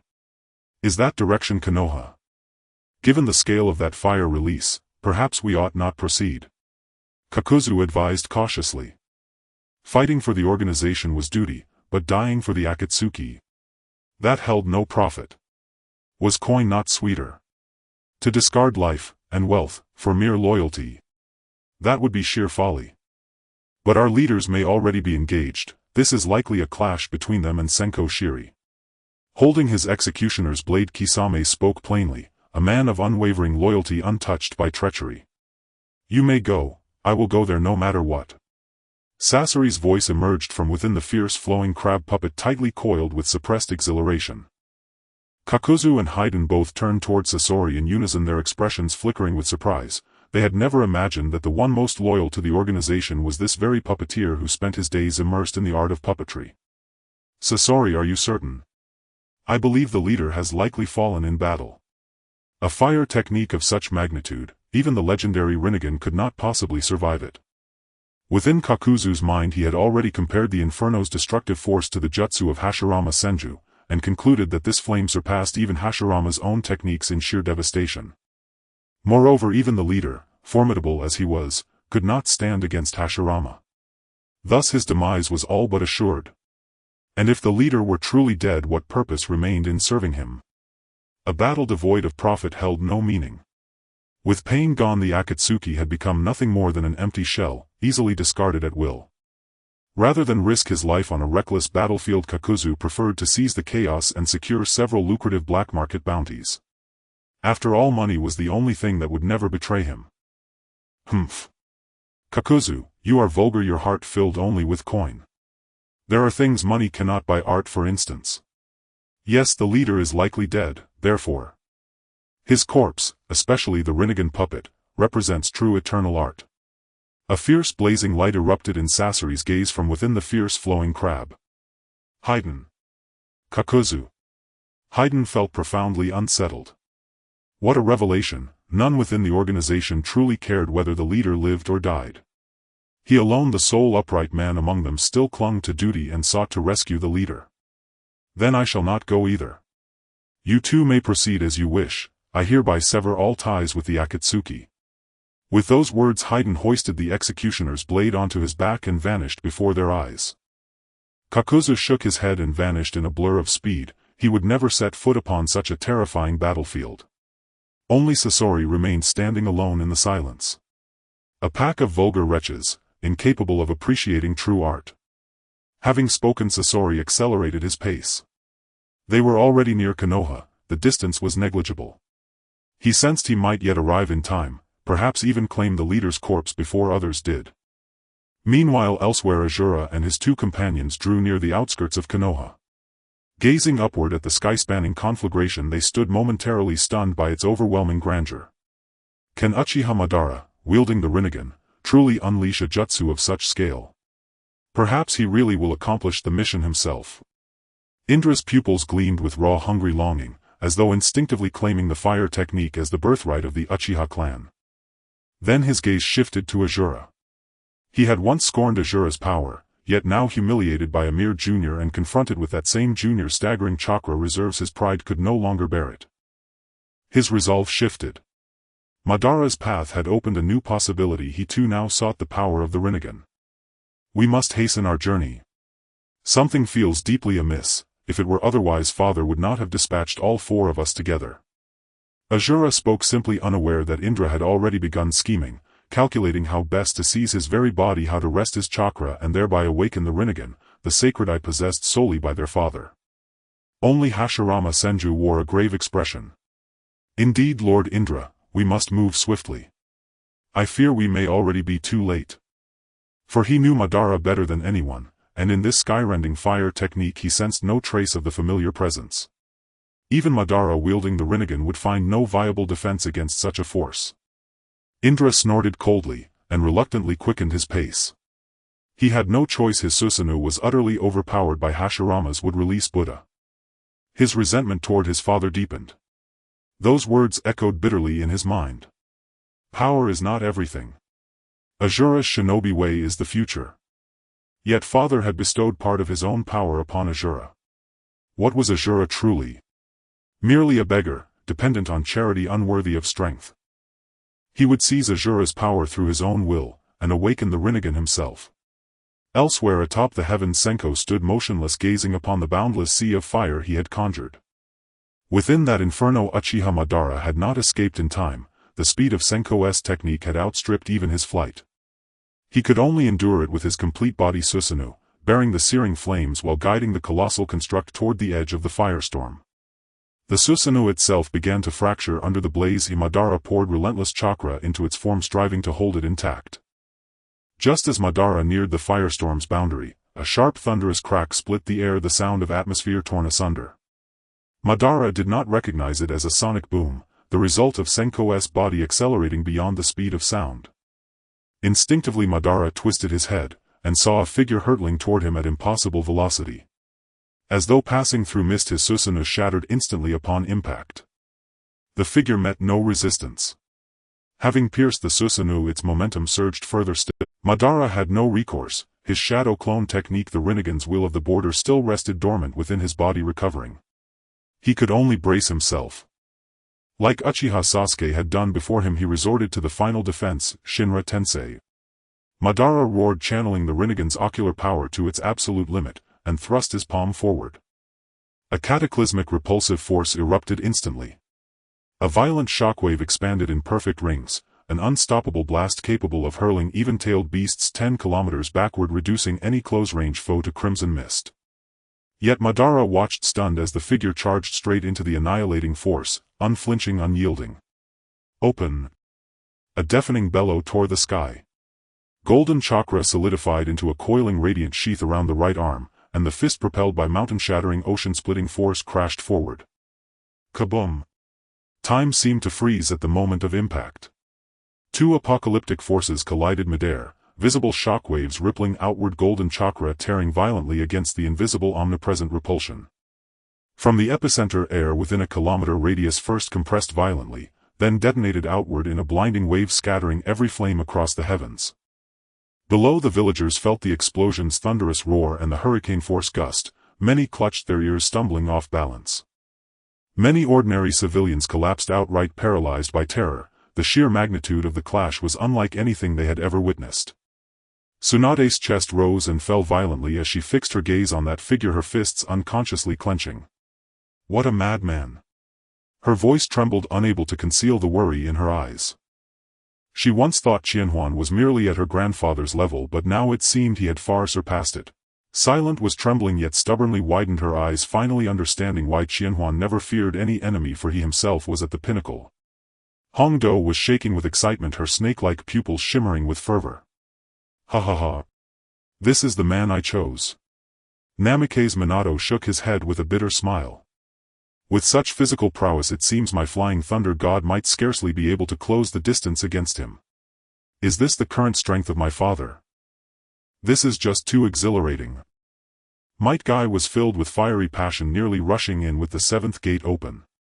He thought that if it were his father's current body using the dragon subduing 18 palms taught to him in his past life, it could likely shatter Shinra Tensei. Uchiha Itachi unconsciously curled his lips. Only such power could completely alter the fate of the ninja world. To actually withstand the full power of Shinra Tensei with his physical body. Sasuke activated Susanoo to stabilize his form, shielding everyone within, his face filled with shock. This man was simply too strong. The power of this strike was even approaching Kagaya's 80-god vacuum attack. This is the strength of the 6 paths. That was his goal. If he had possessed such power earlier, even distracted Madara would not have been his opponent. Meanwhile, Uchiha Madara in the sky was not faring as well. The force of that punch had somewhat surpassed Shinra Tensei, striking his body. The residual force of the punch sent him flying uncontrollably for dozens of meters. By the time Madara regained stability in the air, the figure resembling a deity had already arrived before him. Shinra Tensei. Just this. A cold voice echoed in Madara's ear. He had no time to act further. Qianhuan's right hand pressed directly against his face. Have you ever experienced the sensation of a meteor crashing to the ground? His arm's muscles suddenly tensed as he forcefully pushed Madara's head down. The two dove from hundreds of meters up Madara's back of the head, leading the way, Qianhuan's palm following. This is... Madara's vision was completely obscured by that hand, with the sound of air slicing sharply in his ears. What terrifying speed this was! The descent was so rapid that Madara's clothes caught fire from the friction. He tried to break free but was rendered immobile by the fierce wind pressure, with shame and anger finally reflected in his rinnegan. This person was treating him like a child, which was simply infuriating. Yet no matter how furious or unwilling he was, it could not change the fact that he had used all his strength and lost to this person's seemingly playful physical attack. How could one person be so powerful? How had he achieved this? This man didn't even appear to possess the bloodline of the Sage of Six Paths. This caused the resolute Uchiha Madara to feel a sense of despair. If this person had existed in the same era as them, perhaps Konoha would never have come into being. There might not even be a ninja village. The entire ninja world would tremble under this person's hand. The ground rapidly enlarged in his field of vision. The two fell like meteorites, tracing a burning trajectory through the sky. Boom! The earth shattered. Cracking like fragile eggshells, the terrifying impact caused the ground to sink into a funnel shape over 1,000 meters. Madara's body was forcibly pressed underground, and the debris and dust exploded skyward like a tsunami. Amidst the smoke, Qianhuan released his grip on Madara's right hand. Uchiha Madara, the war god of the ninja world, now lay miserably on the ground with not a single part of him unscathed. His bones were shattered, flesh mangled. All that could be seen was a blurred silhouette. Qianhuan lifted him up, observing the faint glimmer of consciousness in Madara's eyes as he spoke. "You refuse to submit. Then you'll just have to become my tool." He did not kill Madara, for if he did, Madara's soul would return to the Pure Land and the Sage of Six Paths would likely take control of him once more, which was not what he wanted to see. Thus he was now using his own chakra to heal Madara's injuries. Madara opened his eyes, looking dazedly at the Qianhuan who was treating him. He thought this man was giving him another chance out of admiration. However, he was completely mistaken this time. By the time Madara was sufficiently healed, Qianhuan pressed his hand once more onto Madara's body. Now at the third layer of chi refinement, he could absorb another's chakra without forming seals. As he pressed down, the chakra within Madara flowed toward him like a tide. "Qianhuan, what are you doing?" "Madara, you lost and still refuse to yield, so I will mold you into my tool," Qianhuan said expressionlessly. He had once given Madara a chance because he admired him, but since Madara did not cherish it, he could not be blamed for being ruthless. Fear finally appeared in Madara's eyes. "Qianhuan, kill me. Death is a ninja's destiny." He was not afraid of death, thus asking Qianhuan to kill him. But that did not mean he was not afraid of being imprisoned for eternity. He had already endured decades of solitude orchestrating the ninja world. Did he now have to continue suffering? He now realized the terror of this man. Under this man, even dying was difficult. "Madara, don't let your image in my heart collapse. Act like a warrior." Qianhuan spoke, showing no signs of relenting. "Ha ha ha ha ha. The strong can control everything about the weak. You truly are something, Qianhuan." Madara laughed maniacally. Despite his fear of endless confinement, he showed no signs of pleading for mercy. He had plotted his entire life, even crossing death, only to ultimately fail. Perhaps it was true what Qianhuan said: he was the savior of the ninja world. He even gave up resisting, resolutely accepting his fate. Qianhuan's actions continued until he left Madara with just a sliver of chakra to ensure he would not die. At that moment, Qianhuan's gaze suddenly shifted to the side. He sensed someone of lesser strength lurking nearby along with their malice. In his perception, this person possessed roughly the strength of a shadow. However, now that he had Uchiha Madara, he looked down upon such a person, believing they didn't even qualify to be his tool. Thus Qianhuan didn't even glance, forming a seeker's jade in his hand. He threw it directly in that direction. After the two left, Scorpion set off on his own, hoping to gamble on a single bicycle becoming a motorcycle. However, just as he was nearing Konoha, he suddenly saw two figures in the sky plummeting to the earth like shooting stars. His heart surged with joy. This was a buy one get one free, a double surprise. At this height and speed, the two would surely perish. He had already thought of how to manipulate the corpses of these two powerful beings. It would certainly be a splendid piece of art. As the dust began to settle, Scorpion cautiously approached the crater created by their fall. Looking down, however, he was met with an unforgettable sight. He saw one of the men actually standing up unscathed. Yes, that man had actually stood up. To come down from such a height without a scratch, not even a tear in his clothes. What kind of physical quality was this? However, because of this, the person who opposed this man was certainly not weak. He only hoped that after this man left he could take over his body. What followed was something he could not comprehend. The man simply diverted a small portion of his chakra to the bloodied figure on the ground. The person on the ground recovered at an astonishing speed. This was simply outrageous. Could such a thing happen in the shinobi world? The dust continued to settle. Scorpion's pupils suddenly constricted. He recognized the person. It was Kamisato Chihayaburu. Despite having this realization, Scorpion couldn't help but feel a surge of murderous intent. In his past life this person had slandered his art, claiming it was not art at all but a morbid obsession that needed curing, and said that this illness could not be treated by him but had to be left to that old man of the 6 paths leading to his demise. Upon realizing it was Kamisato Chihayaburu, despite the turbulent murderous intent within him, Scorpion still maintained his composure and sought to retreat. He knew he could not match this monster. Just as he was about to leave, the feeling he had before his death in his past life surged within him once more. He only saw a black sphere being hurled towards him at an incredible speed by that man. Indeed, it was so fast that it surpassed the speed at which Uchiha Madara was slammed to the ground from the sky. It was so fast that Scorpion had no time to react. Bang! It directly struck Scorpion's core, resulting in a violent explosion. The Tao-seeking jade exploded, and at that moment Scorpion saw his great-grandmother. Meanwhile, on the other side, Kamisato Chihayaburu felt somewhat speechless from the intense shockwave generated by the explosion. The power of this Tao-seeking jade explosion was quite considerable. It had been thrown so far yet still affected him. However, for Kamisato Chihayaburu, the shockwave that could kill most shinobi was merely a gentle breeze. He stood in front of Madara, blocking this strike for him, and then proceeded with the action that had yet to be completed, which was to remove Madara's Rinnegan. This was his first time performing such an act, and he was somewhat afraid of damaging the Rinnegan.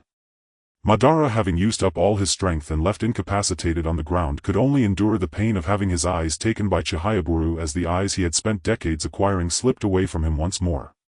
Moreover, upon discovering it was Kamisato Chihayaburu, Madara sensed that this man was about to destroy his Rinnegan. Kamisato Chihayaburu, why are you destroying my Rinnegan? Madara.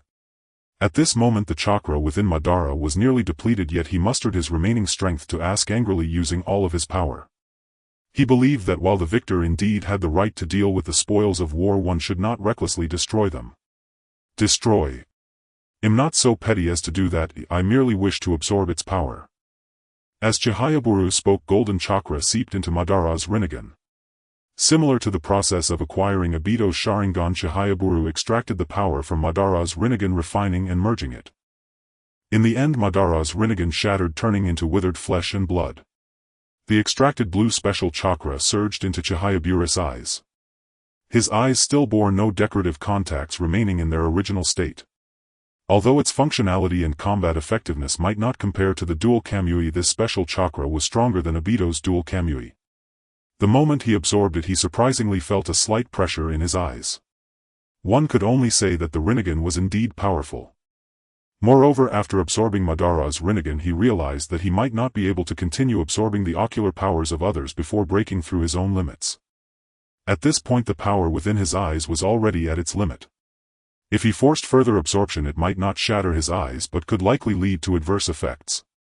After receiving Chihayaburu's response, a self-deprecating smile rose on Madara's face. How the power I gained after a lifetime of effort is being dismantled like a toy in your hands. How ironic.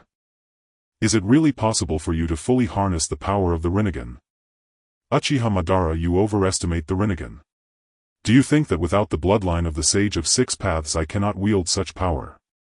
Your Rinnegan can only exhibit its true value in my hands. Rinnegan of the grave. Golden light flashed in Chihayaburu's eyes, and suddenly 10 Rinnegan clones appeared around him.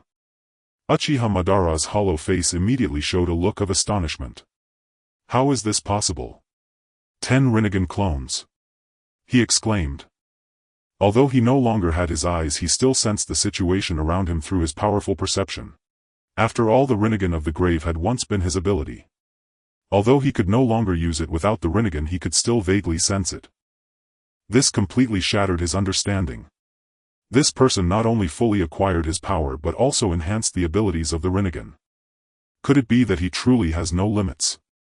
Kamisato Chihayaburu. I hope your path will not be as filled with delusions as mine. I look forward to you completely transforming the shinobi world. After saying this, Uchiha Madara's face revealed a rare expression of fatigue, as if the obsessions of his life had become utterly meaningless. In the Pure Land, the Sage of Six Paths had been observing Madara's situation. The Pure Land should have been devoid of wind, yet at this moment the white robe of Otsutsuki Yui moved without a breeze.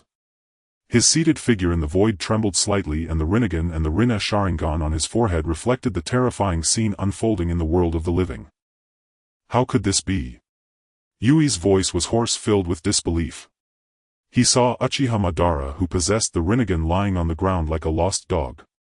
In front of Madara, Kamisato Chihayaburu held Madara's two Rinnegan in his hands. He had expected Chihayaburu to implant the Rinnegan into his own eyes. But what did he see? Chihayaburu was absorbing the power of the Rinnegan. This was the Rinnegan.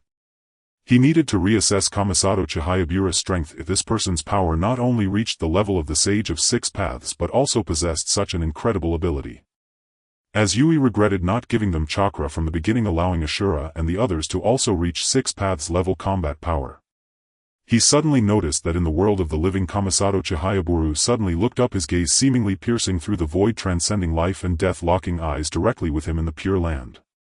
A cold smile appeared at the corner of Kamisato Chihayaburu's mouth, and as his lips moved it seemed he was saying, "Unfilial son, wait for death." Beneath this smile Yui's soul began to tremble. Moreover, this reckless fellow actually dared to say such words, showing utter disregard for him. His overwhelming arrogance could not be allowed to remain. Outside the village of Mai, amidst a dense forest, Ashura, Indra and Hashirama were still on their way to Mai. At this moment, through subtle hints, Indra had already realized how Obito had obtained his power. At the same time, the earth suddenly trembled as if an earthquake had occurred. The three of them came to an abrupt halt, each gravely looking toward the direction of Mai. Obito has fallen. Hashirama's expression turned serious, his fists unconsciously clenching. He did not know why he felt that Obito had been defeated, but he just knew. Though he continuously tried to stop Obito's actions, deep down he still cared for him. Humph, trash is just trash. Indra let out a cold snort, yet he did not doubt Hashirama's speculation. A flicker of jealousy passed through his eyes. To be defeated even while possessing the Rinnegan is truly a disgrace. Ashura frowned and looked at his brother. This is not the time for infighting, we must stop Kamui Qianhuan. Stop Kamui Qianhuan. Indra burst into laughter, tears nearly streaming from his eyes. As long as we work together we can definitely defeat Kamui Qianhuan. Ashura's gaze was resolute as he looked toward the source of the seismic waves. However, Indra's laughter faded and a look of disgust appeared in his eyes. His eyes transformed into the kaleidoscope Sharingan as he stepped closer to Ashura, saying, "How disgusting. You talk about bonds every day, yet everything is a gift from that old man. Now even Obito, who possesses the Rinnegan, may have fallen. Are we really going to die in vain with our current strength?" His voice was icy and he made a firm resolution in his heart. Hashirama sensed the change in atmosphere and said in a deep voice, "Indra, what do you mean?"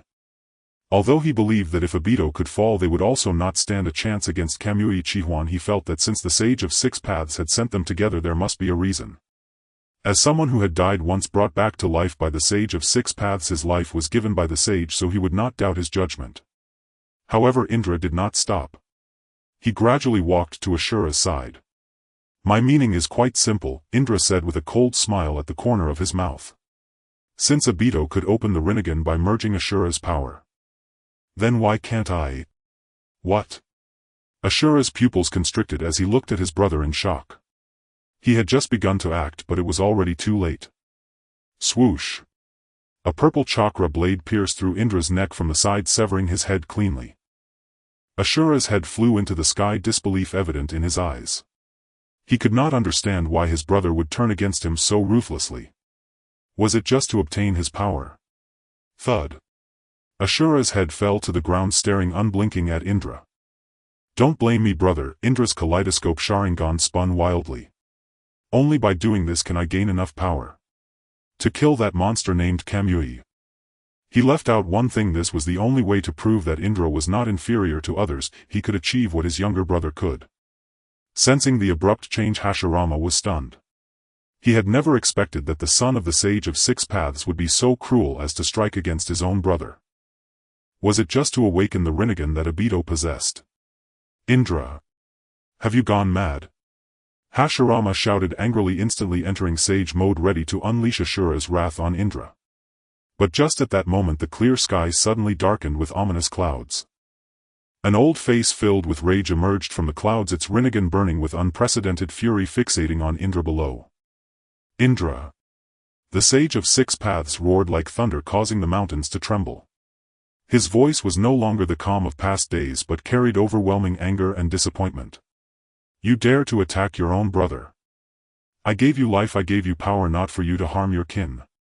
A colossal chakra hand formed from the clouds, crashing down toward Indra. Ha ha ha. Father, have you finally decided to show yourself? Indra's kaleidoscope power exploded as his complete body Susanoo rose from the ground, forcefully blocking the sage's chakra hand. He grimaced and said, Father, I no longer need your approval. Being able to awaken the Rinnegan makes me worthy to stand alongside you. The Sage of Six Paths was infuriated, staring incredulously at Indra, but he did not make any further moves. He only heard Indra continue with words that pierced the heart, Father, you are simply biased and hypocritical. You constantly claim to love us, yet you have never acknowledged my path. You gave part of your chakra to Ashura, making me unable to compete with him. What did I receive? Only your disapproval, your estrangement, and your indifference. The sage's face twisted in anguish, his deep voice accompanied by thunder, I have never been biased. Nor hypocritical. It is you who has obsessed over power, straying from the true essence of the shinobi. Just like you are now completely lost in the pursuit of power. I am truly disappointed in you.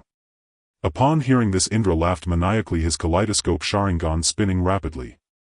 He angrily retorted, the essence of the shinobi. Ha ha ha. That's merely an excuse for the weak. Look at the current world, Uchiha Obito Kamui, who isn't deciding everything by strength. And you, my father, only know how to hide in your pure land, judging right and wrong from a lofty perspective. The sage's immense face trembled slightly in the clouds, a deep weariness flashing in his eyes. He spoke slowly, his voice no longer filled with anger but carried a certain melancholy calmness. Indra. Do you really think that by obtaining the Rinnegan you can defeat Kamui?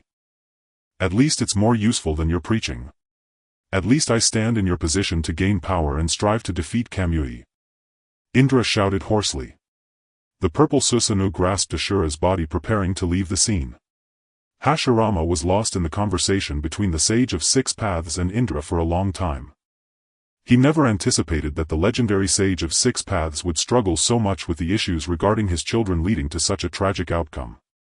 The sage's massive face closed its eyes in pain. If that's the case, then I can only correct this mistake.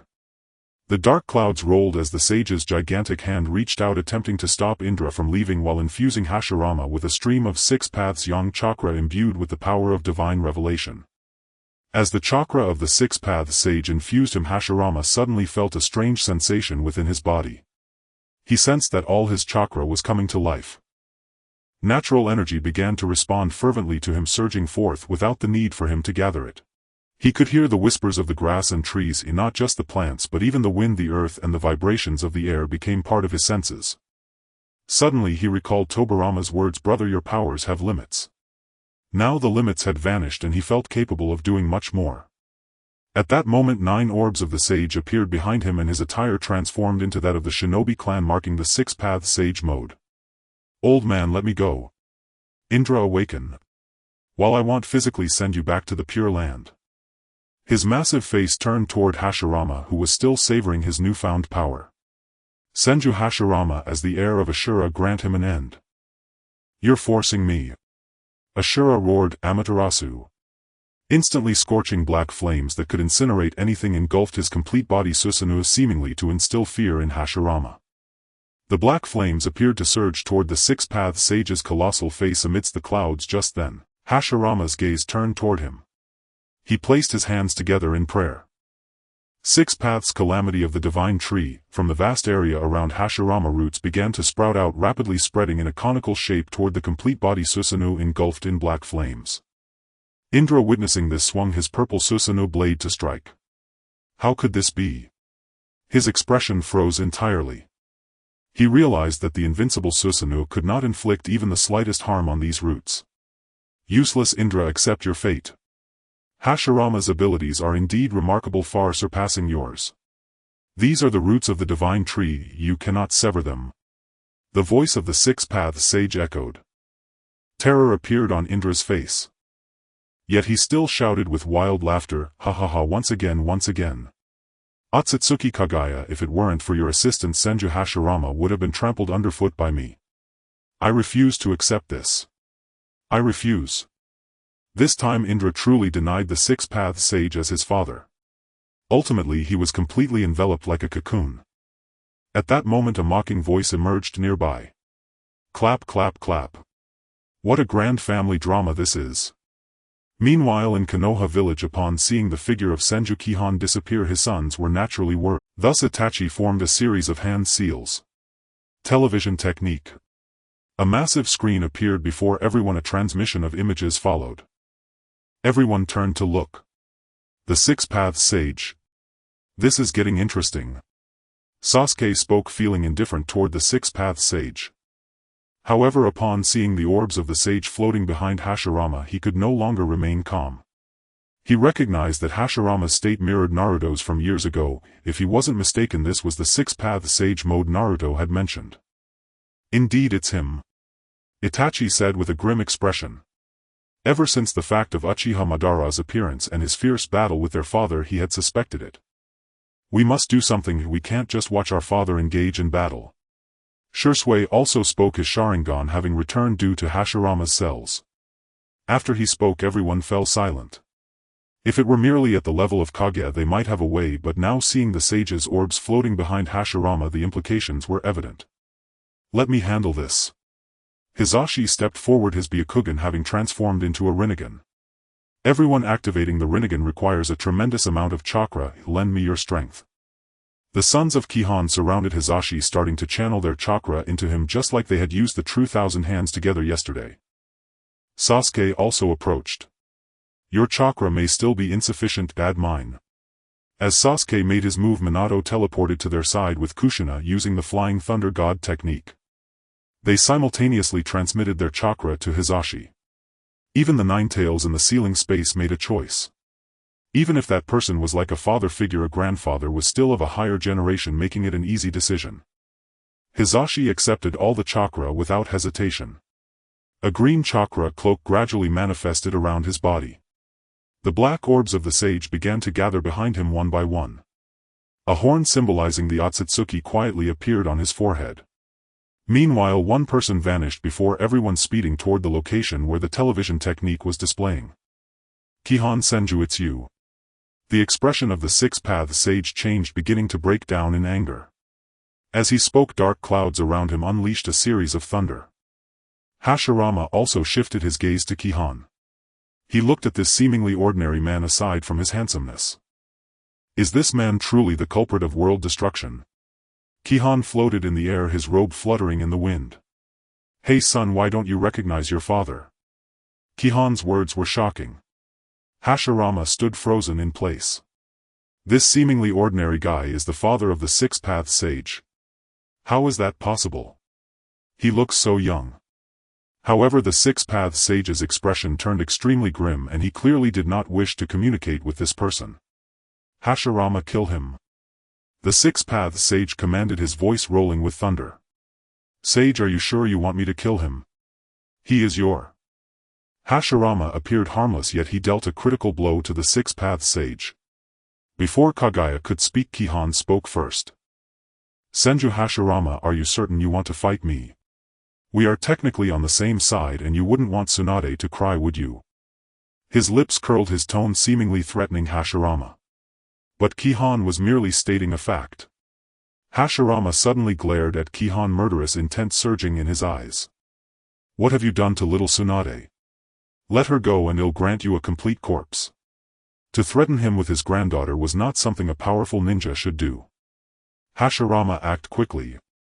I promise you, if your granddaughter dies, I can also help her come back to life. The Six Paths sage spoke urgently.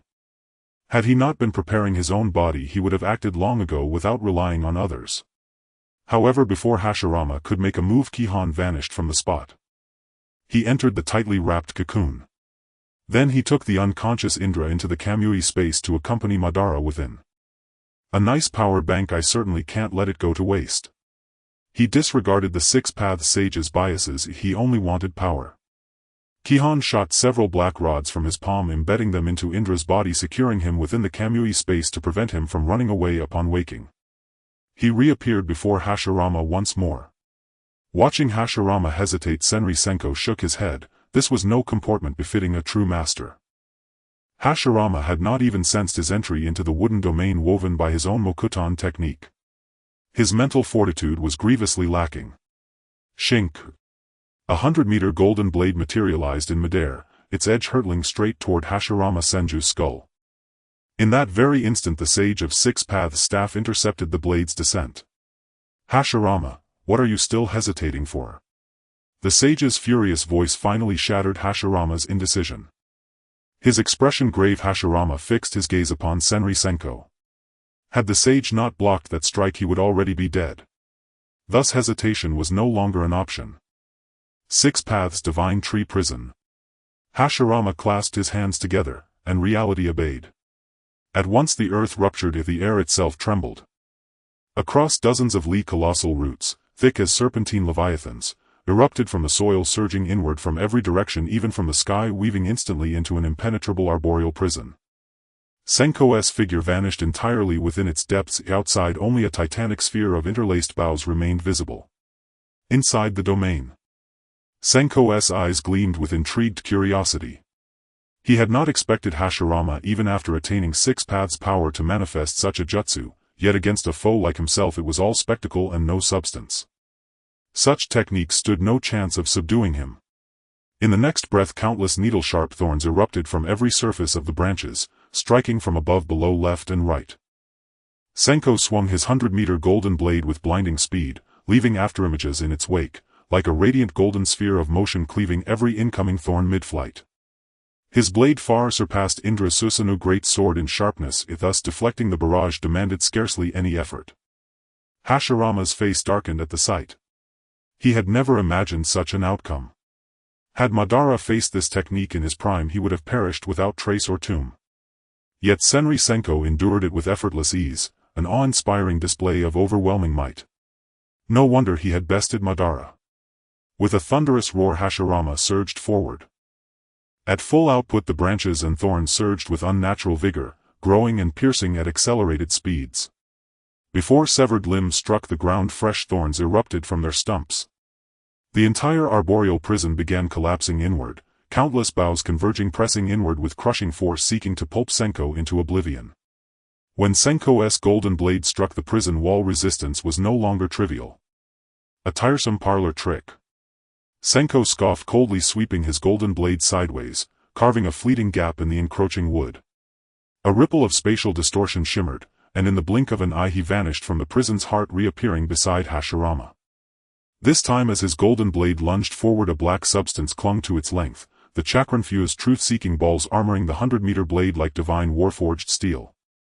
Though the enhancement was modest, it cost him little effort. The blackened blade shot forth once more, aimed unerringly at Hashirama's head. Hashirama, ever vigilant, had tracked the spatial fluctuation, locking onto Senko the moment he reappeared. As the blade pierced the air, Hashirama stomped hard, sparking a metallic shimmering spike erupting from the earth directly toward Senko. Its speed was staggering. Shink. Yet it struck empty air. And the black blade slashed across Hashirama's face, carving a wound deep enough to expose bone. Still the injury sealed itself almost instantly, vanishing before the eye could register its depth. Hashirama's expression grew heavier still. This was his first use of such power, and yet he found himself utterly unable to land a single blow upon this adversary. Even in the Pure Land the Sage of Six Paths wore a countenance of profound gravity. He saw clearly now Hashirama was no match for Senri Senko. Hashirama's strength had just ascended to that exalted tier, yet this battle defied all expectation. Truly this man was incomprehensibly formidable. Beside him lay two bodies, one nearly identical to his own though markedly younger, capable of restoring him to his absolute peak. The other was unmistakably his younger brother Kagaya Otsutsuki's son Homura Otsutsuki. Facing so perilous an opponent after a millennium, he had naturally summoned the brother who once served as his steadfast support. After all, the brother was exceptionally useful. At that moment Senko reappeared once more. Your jutsu is too slow. If this is all you can muster, you will never compel me to take you seriously. Senko's hand settled upon Hashirama's shoulder, palms radiating a violent suction. Feeling his chakra flood away like a torrent, Hashirama lashed out with a desperate fist. But Senko did not flinch, not a muscle shifted. Two shadowy figures from the Rinnegan's will burial technique rose before him, jointly absorbing the full force of Hashirama's blow. Meanwhile Senko continued drawing Hashirama's chakra, feeling his cultivation surge rapidly toward the third layer of chi refinement. A faint sardonic smile curved his lips. Exquisite. Truly delectable chakra.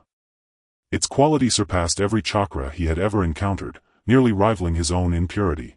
Thus his innate passive refinement required minimal effort, allowing near instantaneous conversion, transforming Hashirama's chakra into his own in the span of a heartbeat. How is this possible? It was the first time he had witnessed chakra absorption so brazen, so absolute. Overwhelmed by creeping exhaustion, Hashirama strained violently, desperate to break free. Then, 8 more shadowy figures emerged, mirroring those that had blocked his earlier strike, encircling him completely, pinning him immobile where he stood. Senko's hand never left Hashirama's shoulder, not for an instant. Hashirama fought with all his might, yet Senko's grip clung like indelible lacquer, unwavering, unyielding. Only when Hashirama glimpsed the floating truth-seeking balls behind his back did his resolve crystallize. His jaw clenched. A flash of grim determination lit his eyes. It ends now. Behind him the 9 obsidian truth-seeking balls contracted violently, then detonated in unison. Boom! Instantly heaven and earth lost all color. The previously impenetrable tree domain shattered like brittle parchment beneath the blast, while a colossal mushroom cloud billowed skyward. Though truth-seeking balls inflicted minimal recoil on their wielder, the simultaneous detonation of 9 unleashed devastation beyond reckoning, demanding a terrible price from Hashirama. His body rocketed backward like a cannonball, accelerating past supersonic velocity, until it punched clean through a distant mountain before grinding to a halt. Ugh! Hashirama spat a gout of crimson blood. Not a single inch of his body remained unbroken, bones pulverized, blood weeping even from his pores. Yet sustained by his 6 paths level constitution, he clung to life. Moreover, the 6 paths yang power had amplified his innate regenerative capacity, a passive blessing now pushed to its apex. His flesh knitted itself back together at visible speed, wounds sealing, bones reforming, yet the agony forced him to one knee, coughing raggedly. This time, surely he is gone. Gasping, Hashirama lifted his gaze toward the epicenter, where faint ghostly embers still flickered amidst the smoke. The towering mushroom cloud bore silent apocalyptic testimony to the cataclysm's magnitude. Hashirama believed no living being could survive such annihilation, certainly not Senko. In Konoha village countless citizens stared skyward, watching the monstrous cloud ascend. A seismic shockwave followed, shaking the earth beneath their feet. Fear coiled instinctively through their hearts. No order was needed, each fled on their own, knowing full well that if such a blast struck Konoha, none among them would endure. No one would believe they could survive.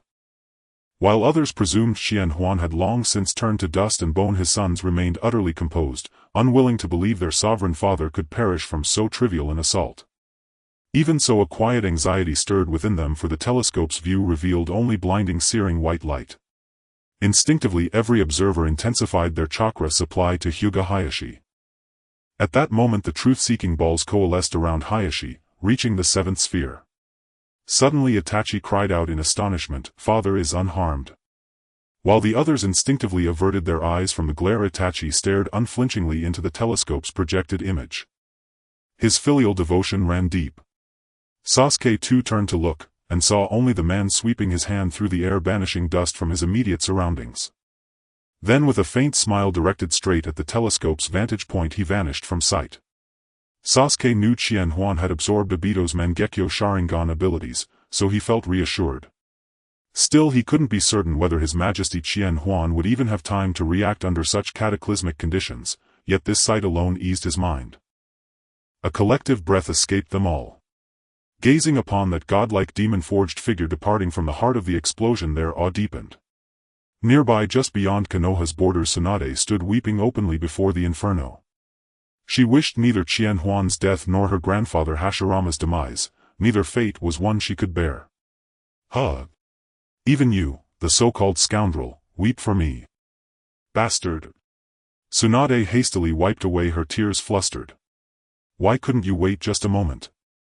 Grandfather always listened to me, we never needed to fight. She could not comprehend Qianhuan's motives.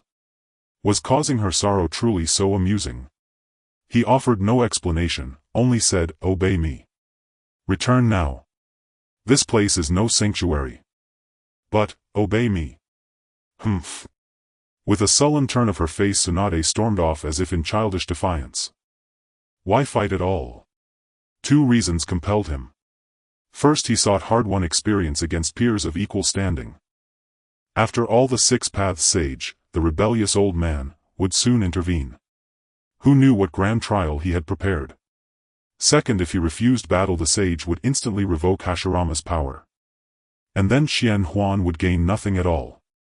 Watching Tsunade walk away, glancing back 3 times, he smiled faintly, already anticipating the day he'd leisurely savor the bliss of shared affection.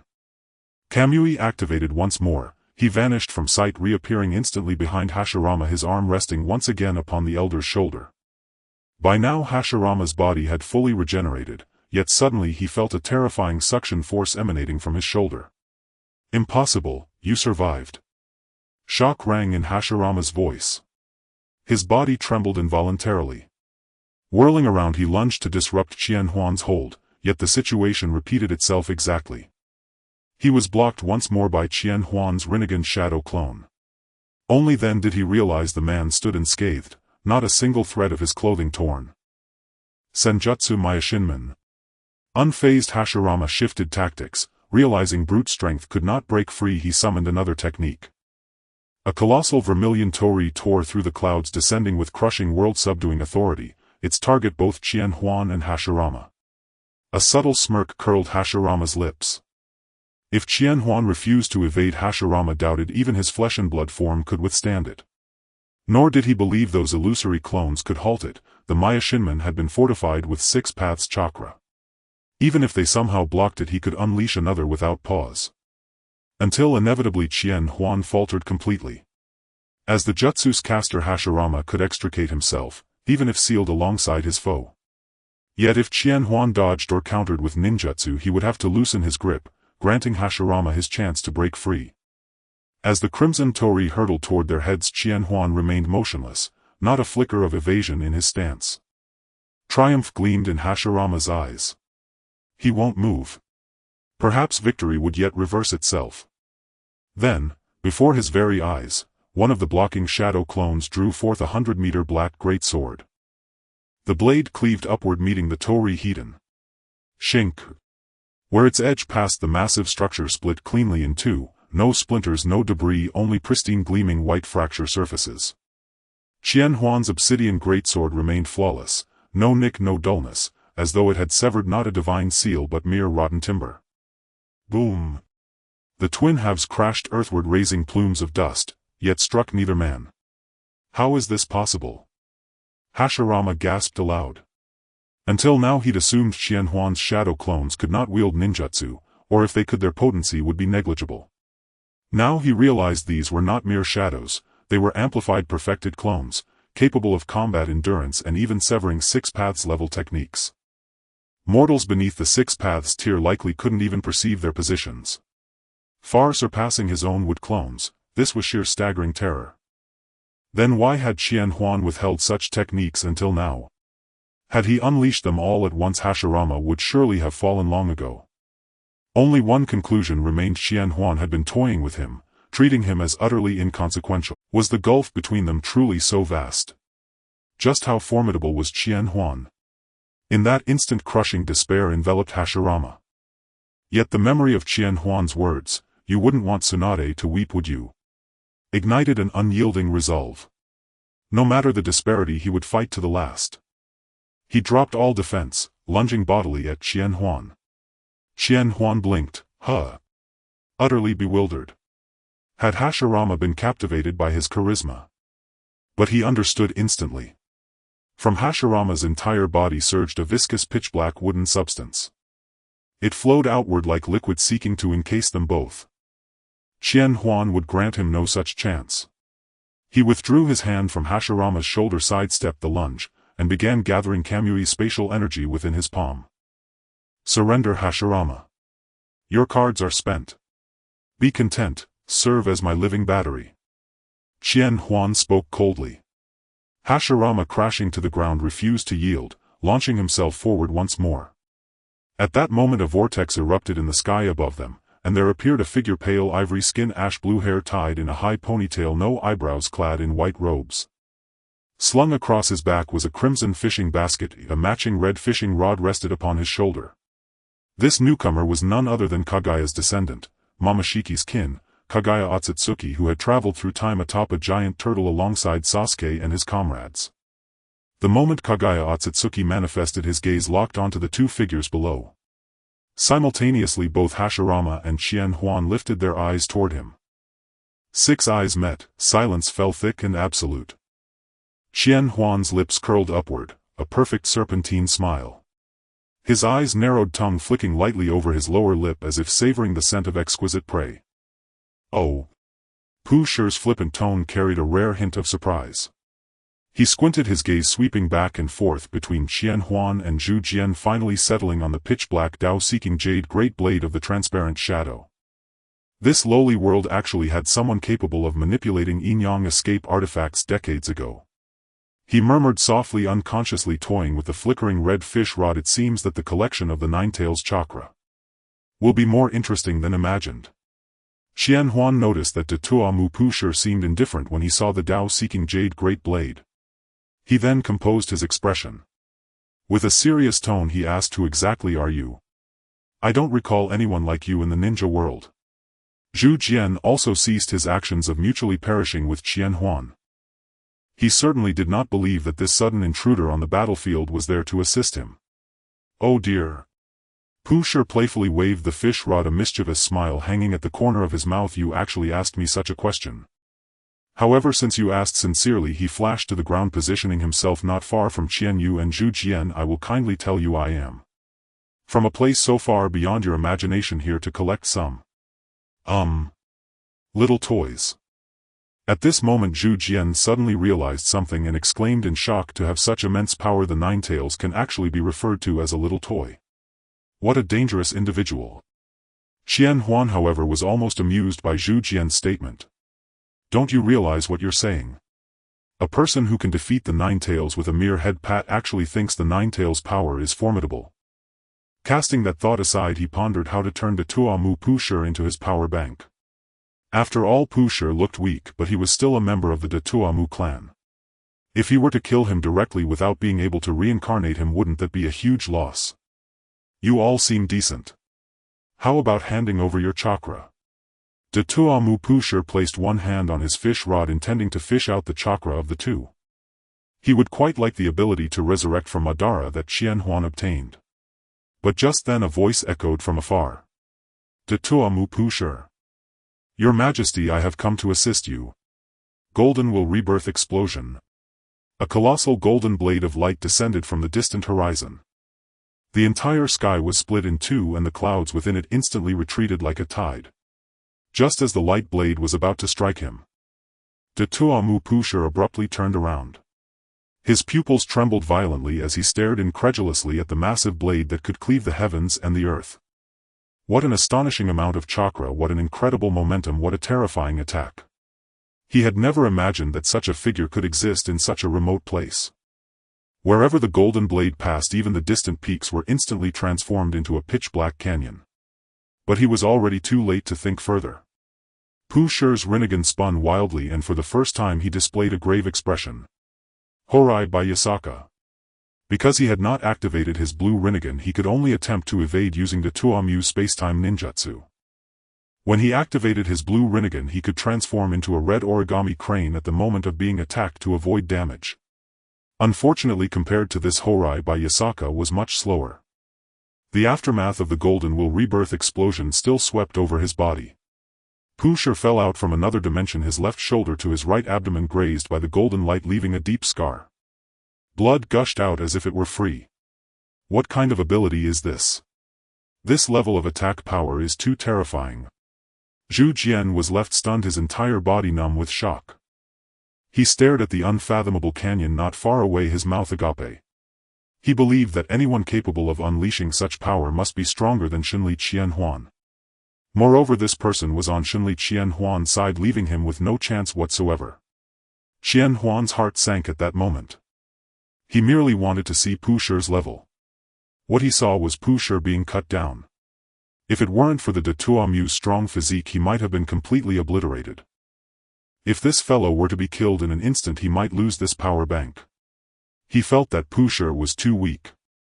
If it were him, he could dodge the Golden Will Rebirth explosion 10 times under these circumstances. With such slow attacks, how could they possibly hit a person? Hey! You're still a de Tuamu. You can't really only have this little skill. How is this possible? Pu Shi knelt on one knee, looking at the figure in the sky wrapped in green chakra. De Tuamu Pu Shi, today is your day of demise. Standing above in the sky, Ri Zhu looked down at the disheveled de Tuamu Pu Shi, speaking as if observing an ant. It truly hurts. How many years? How many years has it been since I've bled? You lowly creatures dare to injure me using the stolen power of the de Tuamu. Unforgivable, absolutely unforgivable.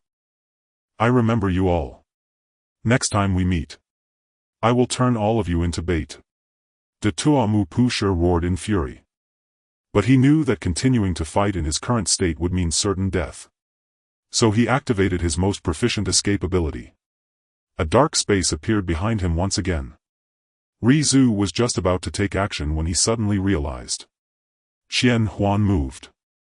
His figure instantly appeared in the hollow of Horai by Yasaka. With one hand he pressed down on de Tuamu Pu Shi's body, forcefully stopping him. You! How is this possible? How can a lowly creature like you do this? De Tuamu Pu Shi's body was completely immobilized, captured effortlessly by Qianhuan. He felt that he was not facing a person but a mountain. A mountain pressing down upon him, rendering him utterly motionless. Lowly creature. Qianhuan chuckled coldly and then unleashed his best physical technique attack, the de Tuamu elbow strike. But the result was quite unfortunate. Thud thud, 2 strikes caused Pu Shi to spew blood wildly. He looked at the de Tuamu Pu Shi he was holding and disdainfully said, weak, too weak. You have completely refreshed my understanding of the de Tuamu. Don't go too far. Our de Tuamu is not something you can insult. Pu Shi was broken by Qianhuan's words, as the truth was a sharp blade. He struggled like Zhu Jian. But the next moment a tremendous pulling force emerged from Qianhuan's palm.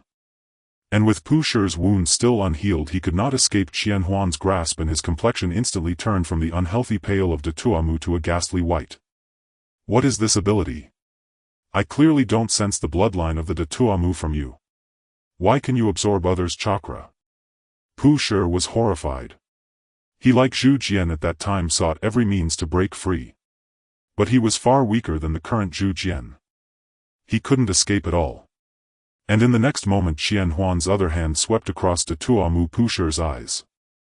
In his hand appeared de Tuamu Pu Shi's Rinnegan, but unfortunately he had not yet reached the 4th level of forging, and the abilities in his eyes were already full, so he could only seal Pu Shi's eyes for now.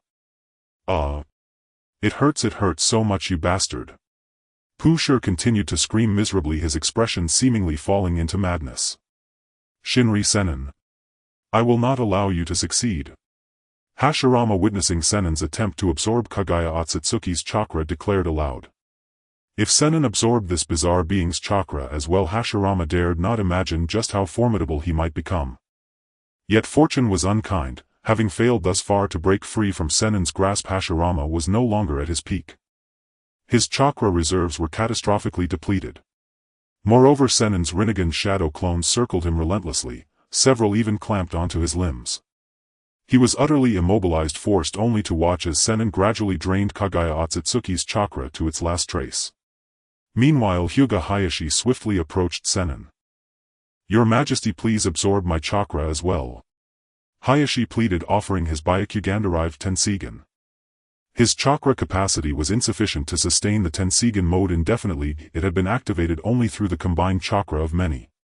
And if his power could elevate His Majesty even further, it would be worth every sacrifice. Very well. After this great battle I shall enhance the strength of all of you. Sennin nodded. He was soon to confront the Six Paths renegade, and the elder Six Paths sage was no mere Six Paths tier opponent. Moreover, Hayashi's current form could not be maintained for long. Better to channel its energy than let it fade uselessly. With that, Sennin placed his other hand upon Hayashi's body. The immense chakra coalescing within Hayashi now surged once more into Sennin. Since attaining the third tier of chi refinement, Sennin's chakra demands had grown ever more voracious, yet Hayashi's contribution was vast and Hashirama's chakra had already been absorbed in abundance. Thus another Magatama emblem shimmered into existence upon Sennin's body. Meanwhile, far away, the Six Paths sage had already resurrected his younger brother Kagaya Otsutsuki's son Homura Otsutsuki. Only one final step remained to complete his vessel. This power. Is it the Tensigen? Murmured the venerable Six Paths sage, his voice heavy with recognition. Yes, brother. It was but a theoretical concept I conceived in life, never imagining descendants would one day realize it. Homura, restored to youthful vigor, stood beside him. Do you believe you can master this ability now? Indeed. My descendant upon the moon has already forged the colossal Tensigen. I shall journey there, and claim this power for myself. Then let this extraplanetary Otsutsuki hold Shinri Sennin at bay, for now. But haste, you must return without delay. His power surges without limit. If this continues, we may fail utterly to prevent him from rescuing our mother. The Six Paths sage spoke with seething hatred toward Shinri Sennin. Had it not been for this man, Indra would never have committed such atrocities. At that moment Homura suddenly halted mid-step, his gaze fixed upon the screen, where Kagaya Otsutsuki's vessel, Kagaya Otsutsuki's subordinate, Kagaya Otsutsuki's vessel, Kagaya Otsutsuki's vessel, Kagaya Otsutsuki's vessel, Kagaya Otsutsuki's vessel, Kagaya Otsutsuki's vessel, Kagaya Otsutsuki's vessel, Kagaya Otsutsuki's vessel, Kagaya Otsutsuki's vessel, Kagaya Otsutsuki's vessel, Kagaya Otsutsuki's vessel, Kagaya Otsutsuki's vessel, Kagaya Otsutsuki's vessel, Kagaya Otsutsuki's vessel. Kagaya Otsutsuki's vessel, Kagaya Otsutsuki's vessel, Kagaya Otsutsuki's vessel, Kagaya Otsutsuki's vessel, Kagaya Otsutsuki's vessel, Kagaya Otsutsuki's vessel, Kagaya Otsutsuki's vessel, Kagaya Otsutsuki's vessel, Kagaya Otsutsuki's vessel, Kagaya Otsutsuki's vessel, Kagaya Otsutsuki's vessel, Kagaya Otsutsuki's vessel, Kagaya Otsutsuki's vessel, Kagaya Otsutsuki's vessel, Kagaya Otsutsuki's vessel, Kagaya Otsutsuki's v. Is this truly the enemy my mother feared? Yet I sense he is not even a match for me. The Six Paths sage too stared in bafflement at Kagaya Otsutsuki's vessel's performance, having previously assumed only that the Tensigen's overwhelming speed had caught him off guard. But could such superficial wounds truly be called injuries? Even Hashirama Senju, a mere half-competent Six Paths tier being, had swiftly recovered from far graver damage. Now you tell me he cannot regenerate from a single slash. How utterly feeble. And yet, feeble as he was, he still attempted to flee. Flee he did, and failed utterly. How humiliating. Did our mother truly absorb the chakra of the entire shinobi world to oppose this? Had he lain dormant in the Pure Land for a millennium, ensnaring nearly every spirit of the shinobi world, solely to guard against this? Perhaps, this particular Otsutsuki simply lacks innate strength. He could offer no other explanation, else his millennia-long vigil would seem nothing but clownish folly. Brother, now that this foreign Otsutsuki has fallen, must I still journey to the moon to obtain the Tensigen? Homura asked, uncertain how to proceed. Go. Shinri Sennin's power is indeed ascending, but incrementally. Yet should you master the Tensigen, your strength will surge exponentially. The Six Paths sage spoke without averting his gaze from Sennin, who continued absorbing chakra. Once Homura departed, the sage turned his attention back to the body lying upon the ground.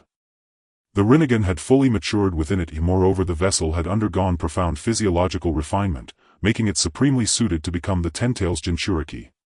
He had already resolved to wield the Ten-Tails power. With hands forming the Mi seal, his spirit body began to transform, his aged withered form gradually reshaping into that of a youthful Otsutsuki. Indra, though morally corrupt, possessed genuine talent. The hand seal method of jutsu activation is indeed efficient. His spirit body stepped across the void, descending toward the recumbent vessel, until the two merged seamlessly. At that instant a colossal chakra tremor erupted from the Pure Land. Countless slumbering spirits stirred by the disturbance awakened, however briefly, for half a second startled into momentary consciousness. In their dazed confusion they all turned their gaze toward the six-paths sage. Only when he rose again, and gradually acclimated to his new vessel, did the disturbance subside. Yet suddenly he sensed a faint but distinct resistance. So this is the repulsion Homura mentioned, because I now exist as a living being. The pure land itself rejects me. Very well, I shall depart immediately. Meanwhile Sennin's absorption proceeded flawlessly. Within moments Kagaya Otsutsuki's vessel had lapsed into unconsciousness, his chakra drained almost entirely. Hayashi's Emerald Tenseigan chakra aura likewise dissolved, its energy wholly transmuted into fuel for Sennin's ascension. Hashirama meanwhile refused to yield. Even Sennin admired his tenacity. His endurance after attaining six-paths tier status was truly extraordinary. Shinri Sennin. You betray even your allies, you are truly evil. Hashirama roared, bound and controlled. He found such conduct abhorrent. To seize the very life force of comrades in pursuit of power violated the fundamental tenets of shinobi honor. Hashirama Senju. What do you know? His Majesty's adversary is the six-paths sage, not some half-competent gatekeeper like yourself.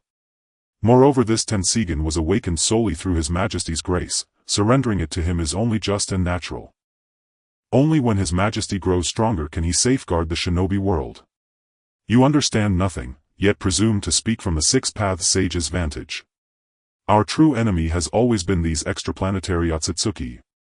Hayashi bristled with fury at Hashirama's accusations, but bereft of the Tenseigan chakra mode he could not strike back physically and so resorted only to verbal rebuke.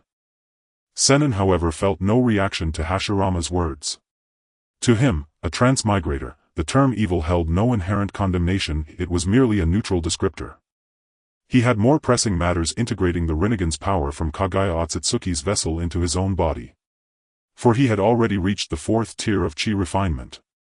And through absorbing Kagaya Otsutsuki's vessel's chakra he had awakened the Yellow Spring Path, a technique nearly universal among the Otsutsuki clan. Though hardly indispensable given that he could already achieve similar spatial displacement via Kamui. As for the changes in absorbing the chakra of Hashirama he could indeed utilize would release now. However, he no longer valued such power, finding it inferior to his own 100-meter-long blade. Regarding Hashirama's rapid regeneration ability to heal injuries, he possessed it himself because his chakra could help others recover. If he couldn't heal himself, that would be quite pathetic. Speaking of which, it was no longer a 100-meter-long blade but a 200-meter-long blade. With his advancement to the fourth layer of chi refinement, all his ninjutsu gained enhancement once again. Moreover, he could already sense that his eyes could merge with another type of power. Yet he chose not to adopt the rebirth eye of the Sun Foot. Not because the rebirth eye was ineffective. In fact, the rebirth eye was indeed powerful. However, Qianhuan valued the time power within the Uchiha's Rinnegan more. It is known that time is revered while space is king. As a power more noble than spatial abilities, time abilities were more important to him than the rebirth eye. Furthermore, after reaching the fifth layer of chi refinement, it would not be impossible for him to acquire the power of the rebirth eye. In the original work, Uchiha's Rinnegan, when switching to the blue Rinnegan, could reset the surrounding objects to a few seconds before. However, it could not reset one's own state. If he could obtain the power of time, he would be more confident when facing the Sage of Six Paths. He had always kept a trump card hidden, which was the golden flames awakened by absorbing Sasuke's chakra. This flame specifically burned souls. The reason he kept it hidden was that this was his attack prepared for the Sage of Six Paths. After reaching the Six Paths, level 1 is almost immortal with injuries able to heal in an instant. Can you recover injuries on your body and on your spiritual entity? He believed that should be impossible. Qianhuan withdrew his thoughts and shifted his gaze to Uchiha's Rinnegan. The golden chakra on his fingertips suddenly surged in. In an instant, the chakra containing all the abilities of the Otsutsuki's Rinnegan was extracted. After purification, Qianhuan's essence surged into his pupils. Instantly his eyes felt a refreshing sensation. Simultaneously, all the powers of the Uchiha's Rinnegan were refined and absorbed by Qianhuan. He did not pay attention to some less useful abilities. For instance, the ability to transform into a red origami crane when attacked was decent, but now his Kamui had become a passive skill and he did not value this ability much. Instead, he focused on the power of time. Any ability related to time is incredibly potent. However, it was evident that in the original work Uchiha did not utilize this ability effectively. Every time it was Uchiha being attacked, then rewinding time to render that attack as if it never happened, yet Uchiha himself could not recover from injuries. Now the question arises, if you've been struck, rewinding time won't heal your injuries, and if you do not use this foresight to attack your opponent and instead only evade, are you just wasting time with this rewind? In Qianhuan's view, the battle intelligence of these Otsutsuki was lacking, having grown accustomed to brute strength and neglecting strategy during battles. This ability is a divine technique for survival and counterattack, choosing to rewind time when unable to evade a fatal blow, a valid method. After remembering the opponent's attack patterns, rewinding time to predict and counterattack is also a technique. Even more extreme, if this rewind cannot revert one's own state, it indicates a cooldown ability which can be used to rapidly recover cooldown time. To achieve the effect of continuously releasing the same attack within a short period. For example, Shinra Tensei Sasuke's Heavenly Hand power, etc. However, Uchiha did not do this, which is why Qianhuan deemed him incompetent. Qianhuan sensed the portion of Uchiha's time abilities within his eyes. He was equally able to perform everything Uchiha could do. Moreover, he discovered that Uchiha's abilities were enhanced in his hands. It was an enhancement that encompassed both aspects. He could not only return his body to a state from 5 seconds ago, but also choose to rewind the time of surrounding objects without reverting his own state. This greatly increased his survival capability. Now he possessed passive Kamui in space and time rewind abilities. He truly did not know how he could lose. All of these are abilities akin to divine flaws. After the Sage of Six Paths emerged from the Pure Land, he was also in Konoha, and at this moment he was not far from Qianhuan. He now aimed to become the Jinchuriki of the Ten Tails and elevate his power to its peak. Summoning Outer Path Golem. The young Sage of Six Paths floated in the air, pressing his hands against the void. Instantly the Outer Path Golem, which had been hidden by Nagato's summoning, appeared before him. He looked at the Ten Tails shell with a nostalgic expression in his eyes. Nearly everyone from that year had already perished while he remained in the Pure Land watching the passage of time. However, his hand movements did not cease. He pressed his hands into the air once more. Six Paths Tailed Beast contract, return my children. Instantly all the Jinchuriki in the ninja world froze simultaneously. They felt the tailed beasts within their bodies disappearing. Killer Bee and Raikage were fleeing from the pursuit of the ninjas from the hidden cloud village. Suddenly Killer Bee stumbled and fell to the ground, feeling incredibly weak. Be the Sage of Six Paths is summoning me, I have to go, goodbye. Killer Bee's 8 tails disappeared in an instant from his body, causing his expression to freeze. However, the next moment the 8 tails Gyuki left behind an octopus leg within him, barely preserving his life. Big brother. Bee. What happened to you? Gyuki said he was summoned by the Sage of Six Paths. Killer Bee weakly replied, but don't worry big brother, I won't die yet. Gyuki left an octopus tentacle on me. Raikage finally sighed in relief, although his expression was still grim. Crossing time and space, forcibly removing the tailed beasts from the Jinchuriki seal, was a capability beyond his imagination. Yet he had no time to ponder this matter further. Because the pursuers had returned. Raikage, don't run, the dust of the old era should be swept into the trash can. You too shall die. Capture them and deliver them to His Majesty. Sensing the malicious intent approaching from behind, Raikage had no choice but to pick up Killer Bee and flee. Yet within the vast ninja world there was hardly any place left for them to hide. Such events were happening in every corner of the ninja world. However, the other Jinchuriki were not as fortunate as Killer Bee. The tailed beasts within them did not possess the same ability as the 8 tails to leave behind a leg and could only be forcefully removed from their bodies. Nonetheless, the Jinchuriki of the 3 tails was lucky because the 3 tails had just revived and its previous Jinchuriki Yugura had long since perished, sparing him from dying a second time due to such matters. Little girl, the unfilial son of the Sage of Six Paths, is trying to summon me forcefully, I can hardly resist it. Gyo Xianhuan was currently using the telescope technique together with Minato. At that moment the voice of the 9 tails suddenly echoed in her mind. What? The Sage of Six Paths has such abilities. Gyo Xianhuan was astonished.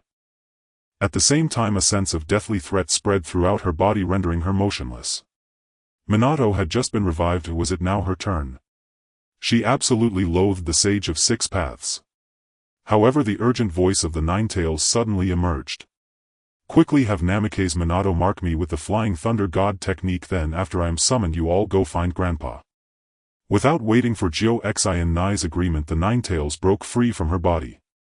Previously, at the strong insistence of the Nine-Tails, Gouged had almost completely lifted her own seal. Because Gouged belonged to the Uzumaki clan, her vitality was exceptionally strong. Even though the Nine-Tails had emerged from her body, it did not immediately lose its life. The Sage of Six Paths is forcefully summoning the Nine-Tails. Quickly mark him with the Flying Thunder God technique. Gouged's complexion was pale and she struggled to stand.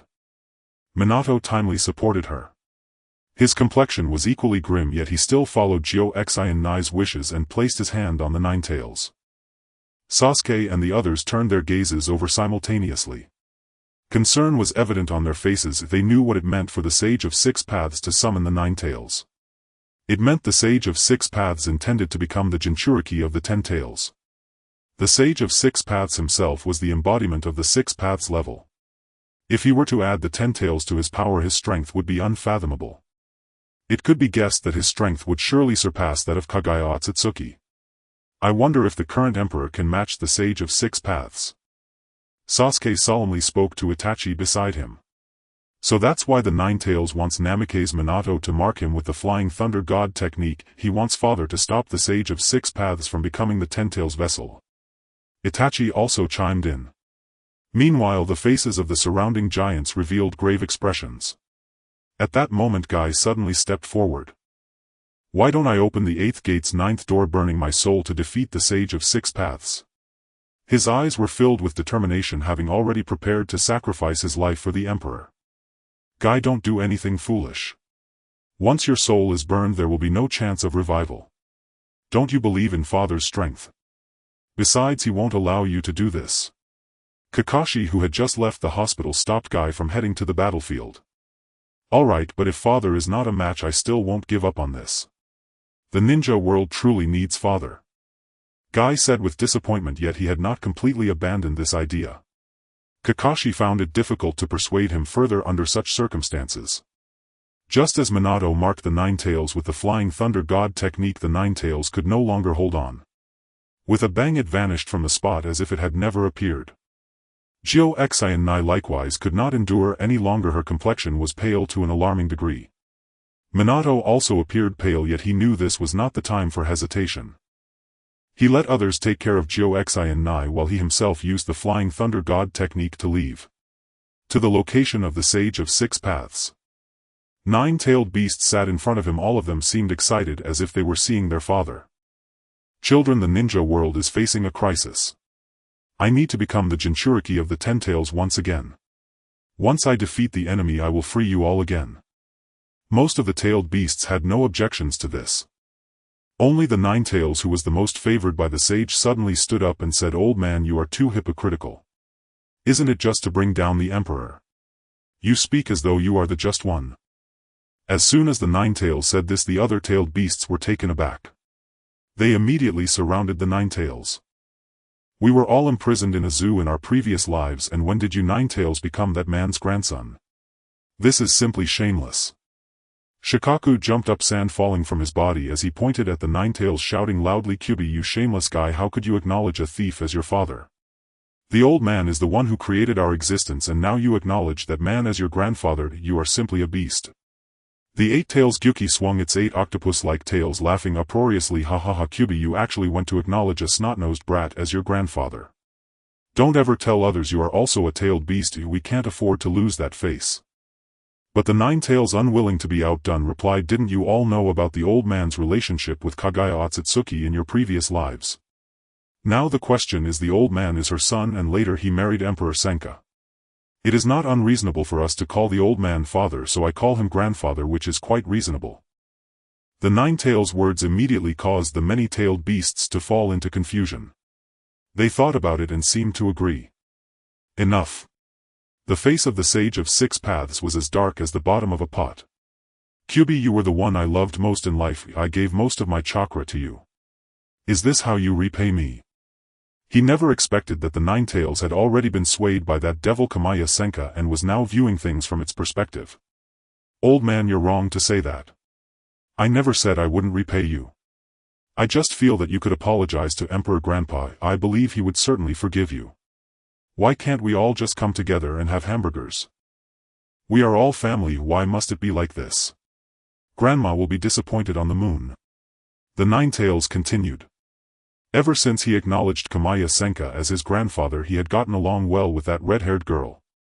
Now seeing her possibly perish because of him made him feel uneasy. Moreover, he had never liked the actions of the Sage of Six Paths. Enough. I said enough. With the Sage of Six Paths' frustrated shout. His chakra surged violently, stirring up fierce winds. It even affected the surrounding celestial phenomena. Sigh, old man, have you asked your grandmother's wishes?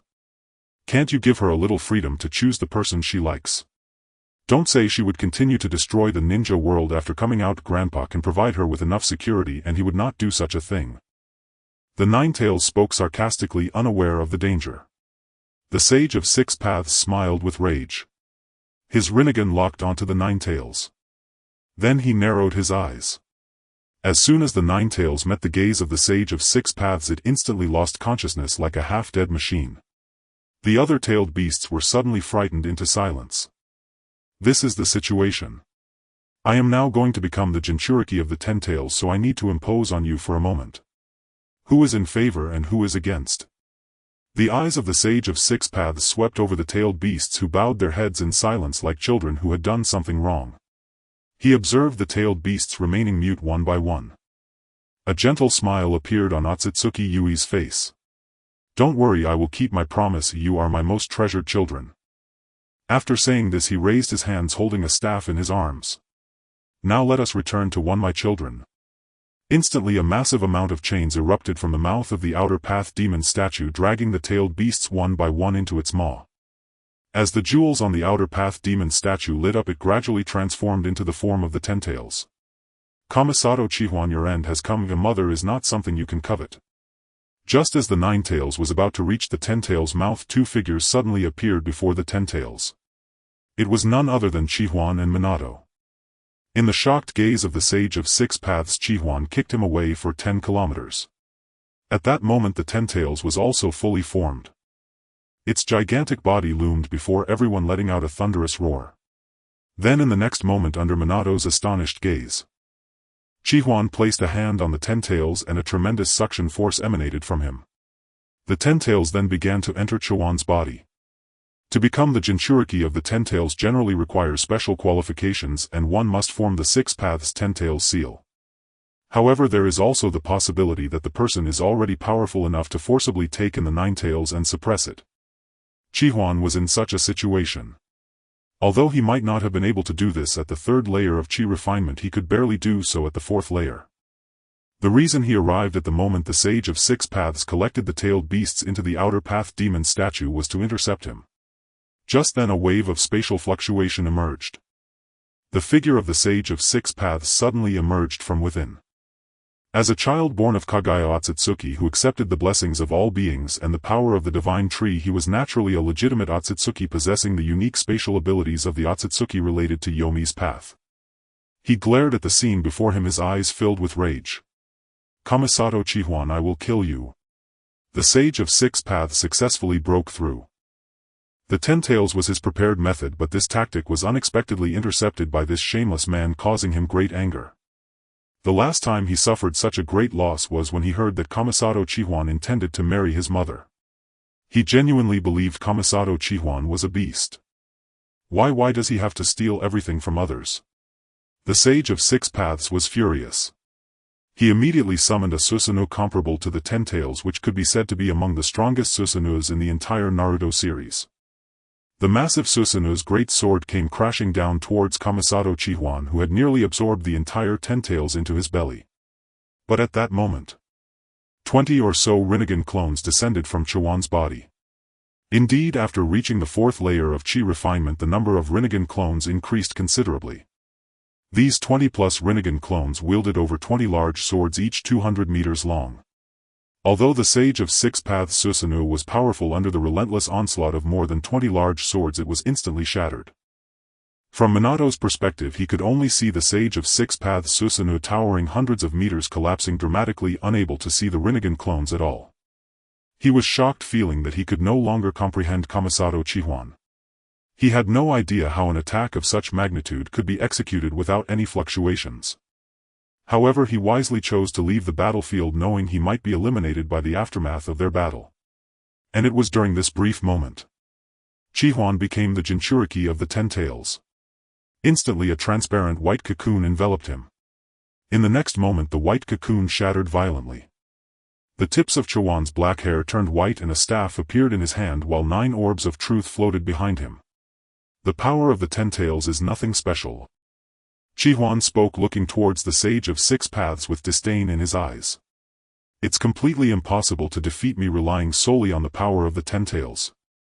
That is because only the Otsutsuki can truly harness the power of the Ten Tails. You lacking Otsutsuki blood can only do so little. The Sage of Six Paths' expression darkened. With the Ten Tails stolen and Kamisato Qianhuan empowered by it, fighting would be exceedingly difficult. 1,000 years ago he fought for 3 months against his brother and mother to seal her. Now with Kamisato Qianhuan possessing the Ten Tails and reaching Six Paths level strength, it would certainly be even harder to fight. Yes, I can't harness the Ten Tails power very well, but I have the Ten Tails, do you? Qianhuan grinned with a wicked smile. Moreover, do you think I want to rely on the power of the Ten Tails? Humph, to me the Ten Tails is merely a qualified power bank. Qianhuan felt that as long as he drained the Ten Tails he could reach the 5th layer of Qi refinement. The chakra of the Ten Tails would always belong to the Ten Tails, only when he transformed it into his own would it truly be his. Thus from the very beginning he never considered using the power of the Ten Tails, but rather treated it as a training aid. Thanks to the enhancement from the Ten Tails he had almost no opponents within the Six Paths level. Even Otsutsuki Kagaya, a strong Six Paths contender, he could handle with ease. Therefore he was not in a hurry to strike. After all, time was on his side and he still didn't know what cards the Sage of Six Paths held. What do you want to do? The Sage of Six Paths looked at Qianhuan in shock. He had previously noticed that Kamisato Qianhuan possessed methods to absorb chakra and grow stronger, but he never expected him to attempt to absorb the chakra of the Ten Tails. Moreover, if Qianhuan succeeded and completely drained the chakra of the Ten Tails, what would happen to his mother? Would she die outright? After all, his mother had consumed the fruit of the divine tree and was already an embodiment of the divine tree. If the divine tree disappeared, she would likely vanish as well. Although he had sealed his mother, it did not mean he wished for her to die completely. Rest assured, I have always been kind to my own people, especially since she was my woman in her last life. However, you, my ungrateful son, truly deserve a good beating. As he spoke, he flashed to the side of the Sage of Six Paths, delivering a powerful punch infused with all his chakra. The target was the young and ugly face of the Sage of Six Paths. But the Sage of Six Paths was clearly no pushover. He immediately placed his black staff in front of himself. However, Qianhuan passed right through his body. In the next moment he felt as if his waist had been broken. Instantly, at an incredible initial speed, he vanished again into the horizon. The immense wind pressure generated by the rapid speed distorted the face of the Sage of Six Paths. He never anticipated that Kamisato Chika had the ability to phase his body. Thus a certain degree of initial shock was unavoidable.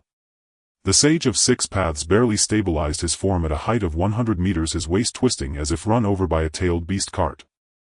However, this was not fatal. Moreover, this body possessed the ability for rapid regeneration.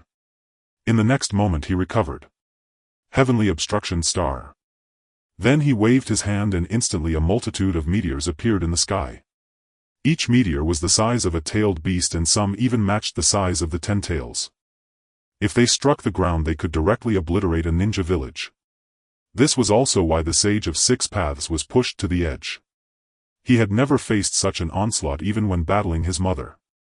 The meteors carrying earth-shattering energy fell from the sky. He aimed to cover the entire battlefield with one blow.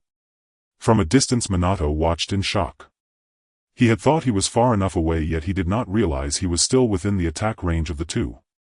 If such a shockwave had occurred during the previous battles of the 5 great villages, it would have decisively determined the outcome. Truly a godlike figure. Minato marveled. However, in the next moment he noticed that Kamisato Chika had not moved from his spot. He only saw Kamisato Chika's hand suddenly reach into the void. Minato looked around but failed to locate Chika's hand. But then he noticed something unexpected. The meteors in the sky had stopped falling. Instead they gathered at incredible speed towards the Sage of Six Paths. In the sky the Sage of Six Paths suddenly felt something new at his waist. He turned his head, his pupils shaking. For there was a flawless hand holding a black sphere which pressed against his waist. A terrifying pulling force emanated from the black sphere. Shinra Tensei. The Sage of Six Paths immediately tried to repel the hand with a forceful push. However, the hand remained completely unmoved, for Chika had activated his phasing ability again. And just as the Sage of Six Paths stared in horror, another hand appeared in the sky, firmly grasping his body. At this moment he was unable to move. The meteors in the sky began to converge at an incredible speed towards him, and the Sage of Six Paths' body bent like a steel rod to an angle of 270 degrees. He was being drawn in by that immense pulling force, unable to resist at all. Moreover, he could not escape as Chika's other hand held him tightly. On the ground, Chika calmly observed this scene. This was a new ability he had developed after absorbing the power of the Yellow Springs and combining it with his own. Now it was just right to deal with this ungrateful disciple, allowing him to experience the sensation of being sealed by the heavenly explosion star. Unfortunately, he did not know the Six Paths heavenly explosion star, otherwise this battle would have already ended. Suddenly an unparalleled explosion erupted in the sky. A fierce light emanated from the explosion center, visible to everyone within a radius of hundreds of miles. In the next moment the shockwave from the explosion reached Chika's side. He remained unmoved, merely retracting his hand from the void. The sudden explosion had triggered his passive phasing ability, so his hand suffered no harm. Chika's eyes narrowed. He never expected that the Sage of Six Paths would use the same method as Hashirama, igniting the pursuit of Truth Jewel. It was just unfortunate for him that the motherly experience package he had painstakingly prepared for the Sage of Six Paths was wasted. Meanwhile, Minato wasn't so fortunate. His body was instantly blown away. Fortunately, he reacted quickly and used Flying Thunder God to teleport to another location. His golden hair was disheveled, even his leaf headband had fallen off. This was the consequence of underestimating the battle. However, he had no choice. He could not return to Konoha and watch Kushina die. He only wanted to see Kamisato Chika achieve victory at the earliest opportunity. Just as Minato stabilized his form, he saw Kamisato Chika's hands disappearing again. This time his gaze was focused on the somewhat disheveled Sage of Six Paths. But contrary to his expectations, Chika's hands did not appear beside the Sage of Six Paths. He was still searching for Chika's hand. In the next moment he saw two hands in the sky above the floating Sage of Six Paths, pushing a gigantic black sphere. He did not know what this black sphere was, but he could sense its threat. The Sage of Six Paths in the sky clearly felt the rising sense of crisis from the sphere above him. His figure quickly vanished from the spot, flying at an incredible speed, attempting to evade the impact of the black sphere. After all, this thing looked very much like the pursuit of Truth Jewel. However, the faster he moved, the higher Kamisato Chika's smirk became. By the time the Sage of Six Paths was fast enough to take off into the air, Chika's hands with the black sphere suddenly vanished and appeared right in front of the Sage of Six Paths. The Sage of Six Paths couldn't react in time, unable to make any additional moves. He could only use the staff in his hand to defend, and the staff instantly morphed, completely enveloping him. However, before the black sphere touched the Sage of Six Paths, it did not directly collide with him. The massive black sphere suddenly contracted and then expanded at a speed almost invisible to the naked eye. Humph. Using such tricks. I can do that too. Boom. A world-destroying explosion occurred. The blinding white light revealed a second sun to everyone in the ninja world. The air was compressed to the extreme, even distorting and tearing the fabric of space around it. The Sage of Six Paths was right at the center of this terrifying explosion. Instantly this miniature sun engulfed the body of the Sage of Six Paths. On the ground, Minato felt his soul leave his body. Is it coming again? He knew this explosion was far more powerful than what the Sage of Six Paths had previously unleashed. He dared not linger, feeling that even the residual waves of the explosion could kill him. Thus he activated the Flying Thunder God technique to reach a farther location. As the explosion, resembling a miniature sun, spread outward, the ground within a radius of hundreds of miles rapidly collapsed downwards. Other trees, flowers and some buildings were reduced to dust under the shockwave produced by the explosion. The location where Chika stood was no exception. The ground beneath him fell at incredible speed. He remained motionless, merely gazing through layers of dust at the smoke produced by the explosion in the sky. Chika saw that the black sphere encasing the Sage of Six Paths was shattered into pieces under such a tremendous explosion. Meanwhile, the figure of the Sage of Six Paths gradually dissipated into nothingness. The Sage of Six Paths had not uttered a single farewell, nor had he even let out a scream. Only then did the residual waves of the explosion gradually subside, leaving the area completely transformed into a basin. The waters of the underground river surged forth, gradually gathering together. "Is he this weak?" Chika murmured. However, he knew that this was far from over. After all, although this attack was highly damaging, it could not erase the soul. Presumably the Sage of Six Paths' spiritual form had merely returned to the Pure Land. Alas, he could not yet enter the Pure Land, because he had not yet died.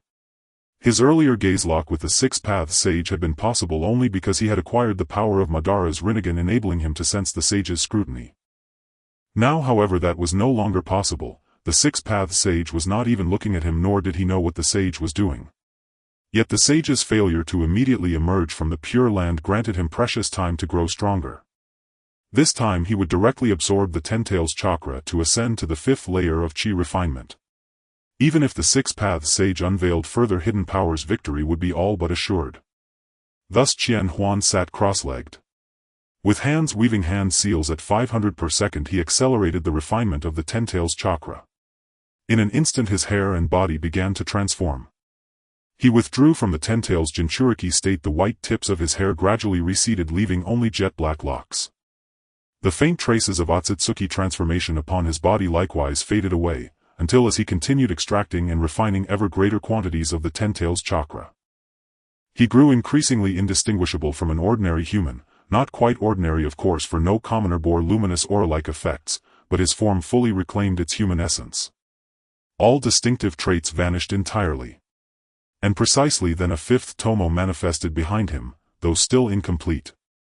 By then the Ten-Tails itself was faltering. Under the relentless pace of seal-weaving absorption, Qianhuan's body functioned like an insatiable black hole, voracious in both intake speed and chakra capacity. Yet such was his nature, if something could serve as an eternal engine he would never destroy it.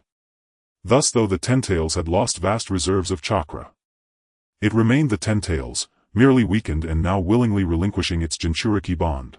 After all, he disliked foreign presences within his body, it unsettled him deeply. So with a sudden viscous expulsion the colossal Ten-Tails oozed from his abdomen like thick sludge.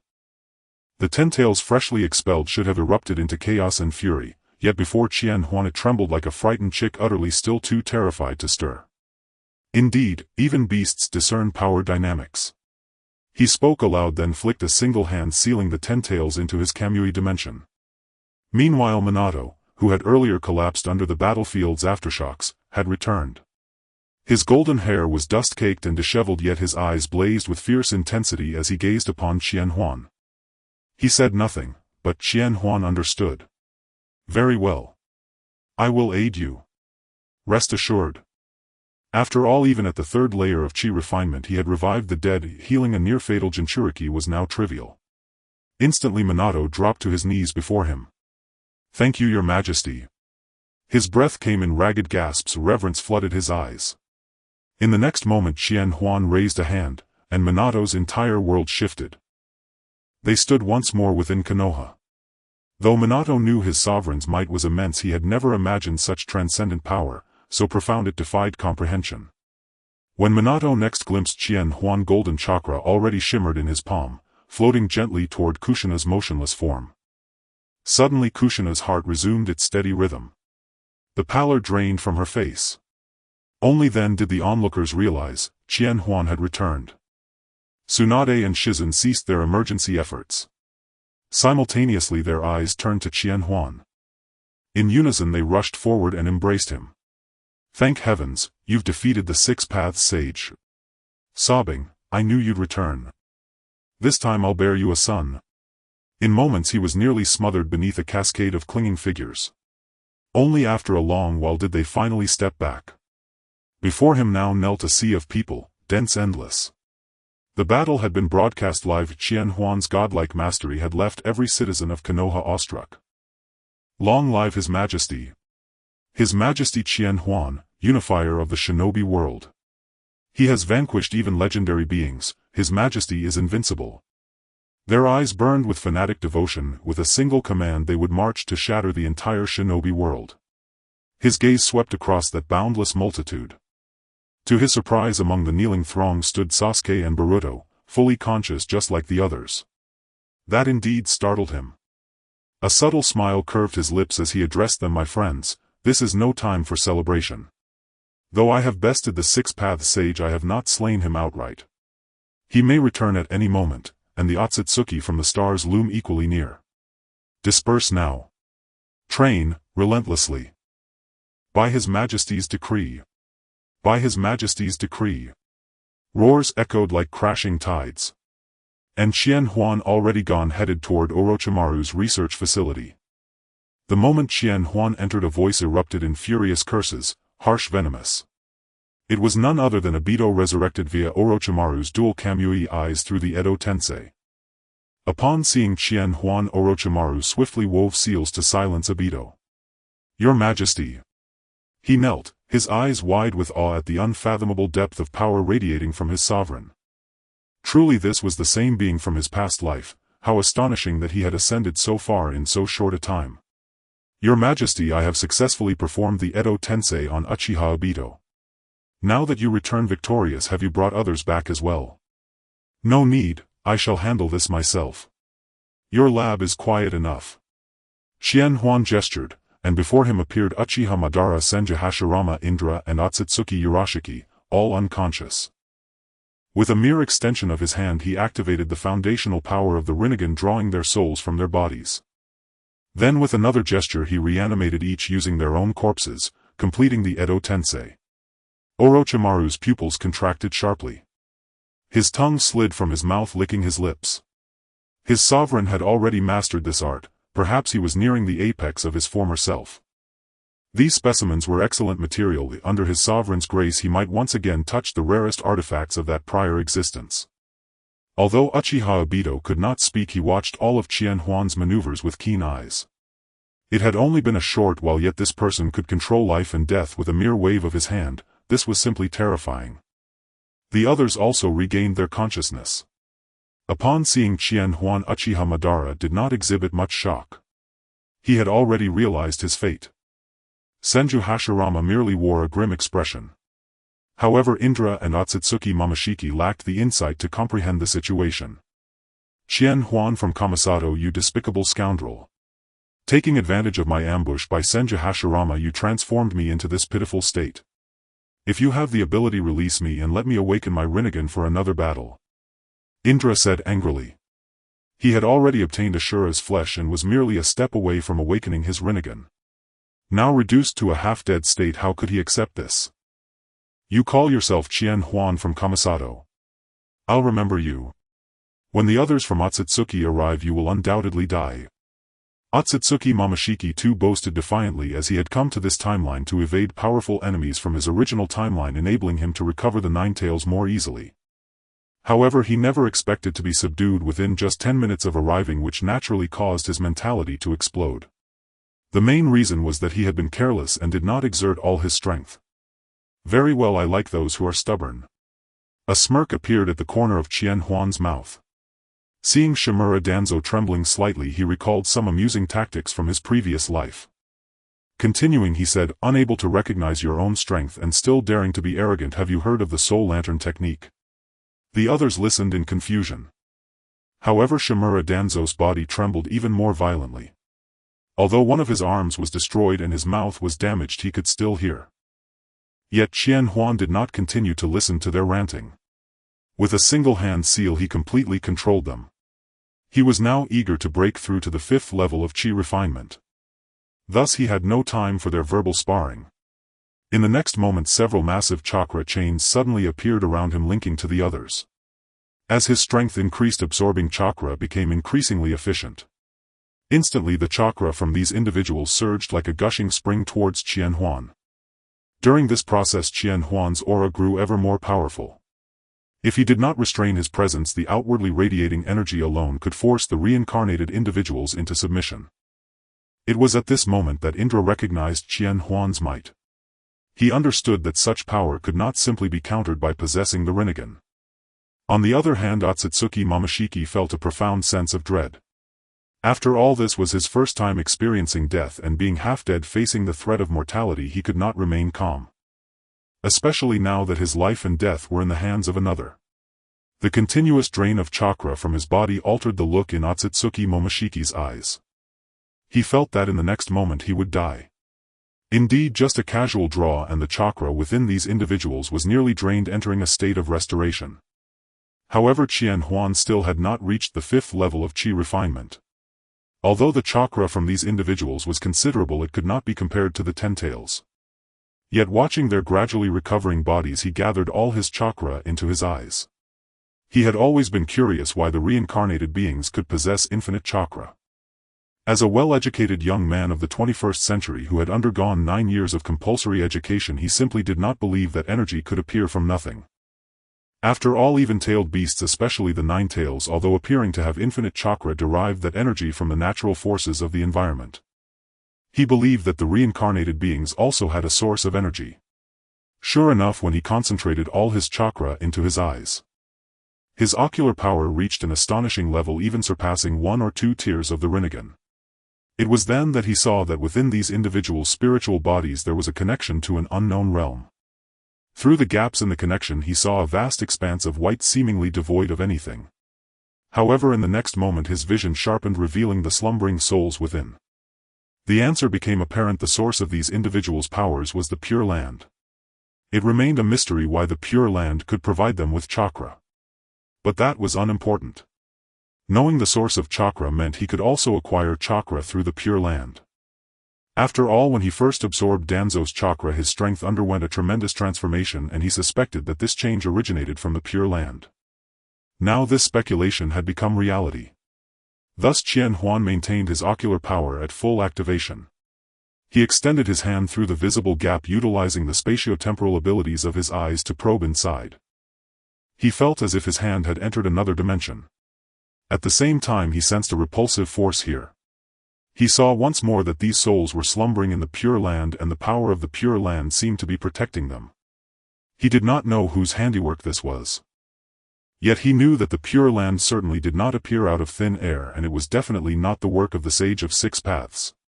If the sage possessed the ability to preserve all the souls from the ninja world throughout the years, then his combat strength would not be so lacking. But Qianhuan did not concern himself with these matters. After all, he had heard that in his past life he had refined the Pure Land into the 6 paths of reincarnation. Enemies that could be dealt with in his past life he could handle now. Moreover, without power everything is mere talk. As long as his strength was sufficient, all schemes and tricks could be shattered with a single punch. As he operated the Qi refinement foundational technique, a massive amount of chakra began to flow into his body. This chakra was far more refined than that of the others. After all, he was now directly absorbing the chakra of the Pure Land rather than the residual chakra left over when the reincarnated beings absorbed it to restore their own states. At that moment his realm began to rise rapidly. The speed of his advancement was akin to riding a rocket. In the next moment the 5th Magatama successfully appeared on his body. As Qianhuan's realm reached the 5th level of qi refinement, his understanding of the world of ninjas deepened. Even the capabilities within his body began to change. He no longer needed to form seals, and the effects of those fixed ninjutsu could also be adjusted through his will. Most directly, the 40-meter-long blade that had grown with his realm now could be transformed into a 10,000-meter-long blade as long as he expended enough chakra. Simultaneously, the eye techniques and ninjutsu began to shift in this direction. The ability to reverse time obtained from Otsutsuki Pushur now allowed him to return to any moment he desired. Previously the fixed time was 5 seconds. Now he could even reverse time by 0.1 seconds or 100 seconds. His strength had further increased. At the same time he was even able to directly replicate all abilities by absorbing chakra. For instance, he had previously absorbed the chakra of the Ten Tails. He had now unleashed abilities exclusive to the Divine Tree, such as the birth of the Divine Tree realm. This was the same ninjutsu used by Uchiha Madara to complete the infinite Tsukuyomi. He was in a state that was nearly Tao-like. He directly tore through the non-existent space with his physical body and arrived in the Pure Land. As he gazed into the distance he could not see the end, surrounded by countless spiritual bodies. Qianhuan was not interested in these souls, he only wanted to find the location of the Sage of Six Paths immediately. After all, in such a place with so many souls and so much chakra, if the Sage of Six Paths could use some means here, he could cultivate a monster. In the Pure Land, the location of the Sage of Six Paths was in chaos. His body reduced to powder by Qianhuan had taken him several days of effort to create. Now that it was gone, how could he not be furious? Moreover, that man had become the Jinchuriki of the Ten Tails. He felt that even if he were to resurrect, he would not be able to match that man. Thus he shifted his gaze toward the densely packed slumbering spiritual bodies. At the same time, the spiritual body of the Sage of Six Paths began to change. It gradually enlarged and became blurred, as if shrouded in a layer of mist, becoming ethereal. His facial features became less defined yet more grotesque, with two curved horns sprouting from his head, a signature short blade in his mouth, wearing a white robe, and black curse marks crawling over his bare skin. A terrifying and chilling aura emanated from him. This was undeniably the image of the Shinigami from the Shiki Fujin, yet both its size and aura were completely different. If the Sage of Six Paths' spiritual body was now almost comparable to a tailed beast, and within its eyes was the Rinnegan. However, the Shinigami from Shiki Fujin was not him. That was merely a toy he had casually created. Yet he possessed the same abilities as the Shinigami from Shiki Fujin. That was the ability to harvest souls. However, absorbing and digesting souls into his own being had enormous side effects that would affect his cognition and drive him to madness. Therefore, despite the power he could gain, he had never done so. Now that he had lost hope of turning the tide, even if Yuzuru from the moon returned and awakened the reincarnation eye, he would not stand a chance against that man. Sanri Qianhuan was truly terrifying. Thus he could only resort to extremes. He did not know who created the Pure Land, but when he died back then and arrived in the Pure Land, he had already begun preparing to defeat other Otsutsuki in the future. He never expected that this method would not be used on other Otsutsuki, but rather on a nameless nobody in the ninja world without any bloodline. Thinking of this, the Sage of Six Paths' terrifying spiritual body was covered in grotesque hatred. With a wave of his hand, countless purple-blue chains shot out from his massive spiritual body toward the surroundings. In an instant these chains pierced into the surrounding souls, including the elderly, children, men and women. Without exception he accepted them all. Simultaneously the souls pierced by the purple-blue chains displayed expressions of horror on their faces. They all awakened. Although their thoughts were frozen at the moment before death, upon seeing the terrifying body of the Sage of Six Paths they all fell into a state of terror and despair. In the next moment the chains began to retract, and in an instant the originally calm and peaceful Pure Land transformed into a true hell on earth. These people cried out and struggled, but it was futile. They were sucked into the Sage of Six Paths' spiritual body. The Sage of Six Paths' spiritual body seemed to transform into a massive vortex, and the souls absorbed into it were instantly shattered and ground into powder, then consumed. With each soul devoured, subtle changes occurred in the Sage of Six Paths' spiritual body.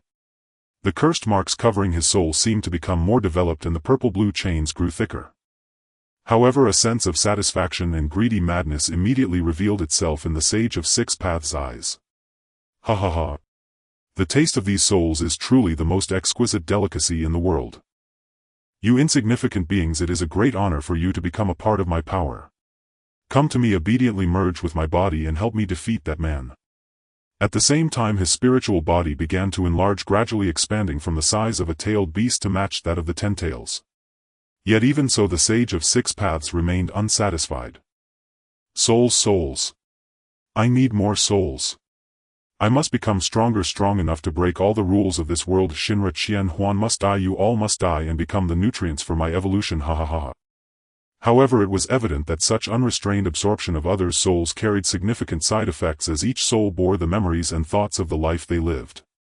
Even if he could crush them, he could not completely purify them into pure soul energy, for he lacked that ability. The dangers of this side effect had already manifested and gradually altered the thoughts of the Sage of Six Paths. He was aware of this, yet he had no other choice, for once he began he could not stop. At first the Sage of Six Paths held a trace of compassion, but now his behavior could only be described as unrestrained. On the other side, after Sanri Qianhuan arrived in the Pure Land, he pushed his chakra to the limit. He needed to quickly locate the Sage of Six Paths. With each passing moment he felt increasingly restless. Battling against the repulsive force of the Pure Land, he rapidly employed his spatial abilities to search this place. Every time his gaze swept across, he would instantly appear at the farthest point in his line of sight. Yet even so, he still had not encountered the Sage of Six Paths, for the Pure Land was far too vast. Countless souls from the ninja world had gathered here over the years, the scale of which was unimaginable. Just then he suddenly felt a heart-pounding sensation. His gaze suddenly turned to that direction. In an instant Qianhuan was frozen in place. He unexpectedly saw a gigantic figure towering thousands of meters high. From the outline of the figure, it resembled the Shinigami character from the anime he watched in his past life. He never imagined that the Shinigami would be so powerful. Even though Qianhuan had already reached the 5th level of Qi refinement, he still felt an intense sense of crisis emanating from it. Thus he never even considered that this being was the Sage of Six Paths. After all, the gap between the two was simply too vast. What shocked Qianhuan even more was that this massive Shinigami was constantly using purple-green chains to harvest the souls around it, and this Shinigami, towering thousands of meters high, was still growing even larger. At that moment he saw a figure appear before the Shinigami. Otsutsuki Homura had just returned here after obtaining the power of the Rinnegan from the moon, wanting to meet his brother. Just like sealing his mother 1,000 years ago, he defeated Qianhuan, but now he returned to see what? A gigantic monster. Otsutsuki Homura stood beneath the gigantic Shinigami, watching as it absorbed the spiritual bodies of others like a floodgate breaking open, trembling all over. But he ultimately mustered his courage and shouted, "You monster, where have you taken Nizan?" This voice cut through the silent night like a bolt of lightning, instantly capturing the monster's attention. The monster slowly turned its massive and hideous head, gazing down at the tiny figure on the ground. A fleeting clarity crossed its previously frenzied and greedy eyes, its body trembled slightly, and the purple-green chains paused momentarily. "Haku. Mura. You are Haku. Run." The Sage of Six Paths uttered his last act of kindness, the colossal voice blending with the sounds of thousands. Otsutsuki Homura clearly saw the Rinnegan in the giant's eyes, leaving him dumbfounded. An ominous premonition flooded his heart. All the evidence before him proved that this was indeed his brother. But how could he accept such a reality? You are not my brother. My brother would never do this." Otsutsuki Homura shouted, stubbornly, trembling all over. It took immense courage to utter those words. "Run. Haku. Run, get out of here." As the Sage of Six Paths finished speaking, the last flicker of clarity in his eyes vanished, replaced by endless madness. But unfortunately, Otsutsuki Homura's choice was evidently not to flee. He gazed at his brother, his resolve gradually solidifying. "Nizan, this time I will save you." In an instant Otsutsuki Homura's aura transformed. Although his body still trembled, he was instantly enveloped in a green chakra cloak, entering the Rinnegan chakra mode. Golden Will Rebirth Explosion. A colossal golden beam appeared in Homura's hand. He unleashed his strongest strike against the godlike figure. Wherever it passed, the sky of the Pure Land was dyed gold. It seemed that in the next moment he could cleave the terrifying body of the Sage of Six Paths in two. However, this power did not injure the Sage of Six Paths in the slightest. Instead, it passed through his body. A disdainful expression unexpectedly appeared in the monster's frenzied gaze. "Ha ha ha, Otsutsuki Homura. My little brother, ha ha ha. I bet my brother's soul will be even tastier." The overwhelming purple-green chains shot out from the monster's body, surrounding Otsutsuki Homura from all angles. Homura's expression went blank, his body trembling. He never expected that his strongest attack would not even touch his brother, if they seemed to exist in different dimensions. Moreover, facing such an attack, he had no idea how to dodge it. After all, his space ninjutsu couldn't allow him to teleport instantaneously. Until countless purple-green chains pierced through his body, pulling his spiritual form from his physical body, he was utterly powerless. A look of relief even appeared on his face. In the distance, Qianhuan shook his head. Many people in the ninja world seemed to take their own deaths too lightly. However, through their dialogue, he learned that this was the Sage of Six Paths. In the blink of an eye, the sage had already grown this powerful. He could not allow this to continue developing. After all, the Pure Land was filled with souls. If the Sage of Six Paths devoured all the souls within, he couldn't imagine how powerful the sage could become. "Let me add a fire to this hell," Qianhuan murmured. Then with a wave of his hand the entire world was instantly engulfed in a sea of golden flames. In an instant all the spiritual bodies in sight were consumed by the golden flames. Rather than being devoured by the Sage of Six Paths, let me guide you to liberation. He currently had no better solution. He could only use the scorched earth method passed down from his ancestors. After all, to absorb souls there had to be souls present. Without spiritual bodies what could you absorb? But Qianhuan was not so deranged. He burned away these people's souls, but he held the power of time. When he became strong enough he would use the power of time to resurrect these people. After all, the blue Rinnegan of Otsutsuki Momoshiki could bring his current physical condition back to 5 seconds ago, and after his enhancement it was no longer just 5 seconds. By the time he reached the foundation establishment stage he should be able to achieve this. But for now, even if he could rewind time, the range was limited to 1 or 200 seconds wouldn't change much. And the next unfortunate one was Otsutsuki Hakamura. Although he was also his son, he clearly was not close to his mother, let alone to him as a stepfather. Thus Otsutsuki Hakamura was the first to turn into flying ashes, and only at the moment of his death did he realize that Qianhuan was also present. But he looked at Qianhuan with hatred, leaving behind a sentence, "Knees and help me kill him," before dissipating. Meanwhile the Sage of Six Paths, engulfed in golden flames, was indeed affected.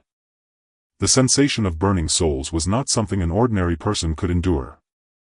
Thus the golden flames Qianhuan unleashed were immensely powerful. Others were instantly incinerated without feeling much pain, but the Sage of Six Paths was different. He was already strong enough and his spiritual body was several meters tall. The gigantic flames engulfed his entire spiritual form. Pain that was unbearable surged from every part of his being, and he let out a scream that was inhuman, perfectly befitting a terrifying monster. However, it was this very pain that restored a flicker of clarity in the Sage of Six Paths' eyes. In that moment of awakening he saw the 1,000 illusions of flame incinerating his brother Datong Yuchen's soul completely. "No! Yuchen! Yuchen, you cannot die!" The anguished wail of the Six Paths Sage echoed like a demonic sound rolling away. The souls 1,000 miles away awakened at the sound of these words. They simultaneously felt a tremor in their hearts as they looked towards the direction of the Six Paths Sage, then fell back into slumber once more. "It hurts. It truly hurts. Shinra Tensei." The terrifying demonic sound carried a tremendous repulsive force that spread outward with the power and speed surpassing that of a tsunami. Wherever this force passed, space warped and massive rifts opened like the gaping jaws of a ferocious beast. As for the golden flames of the 1,000 illusions, in an instant they were sent flying to an unknown location.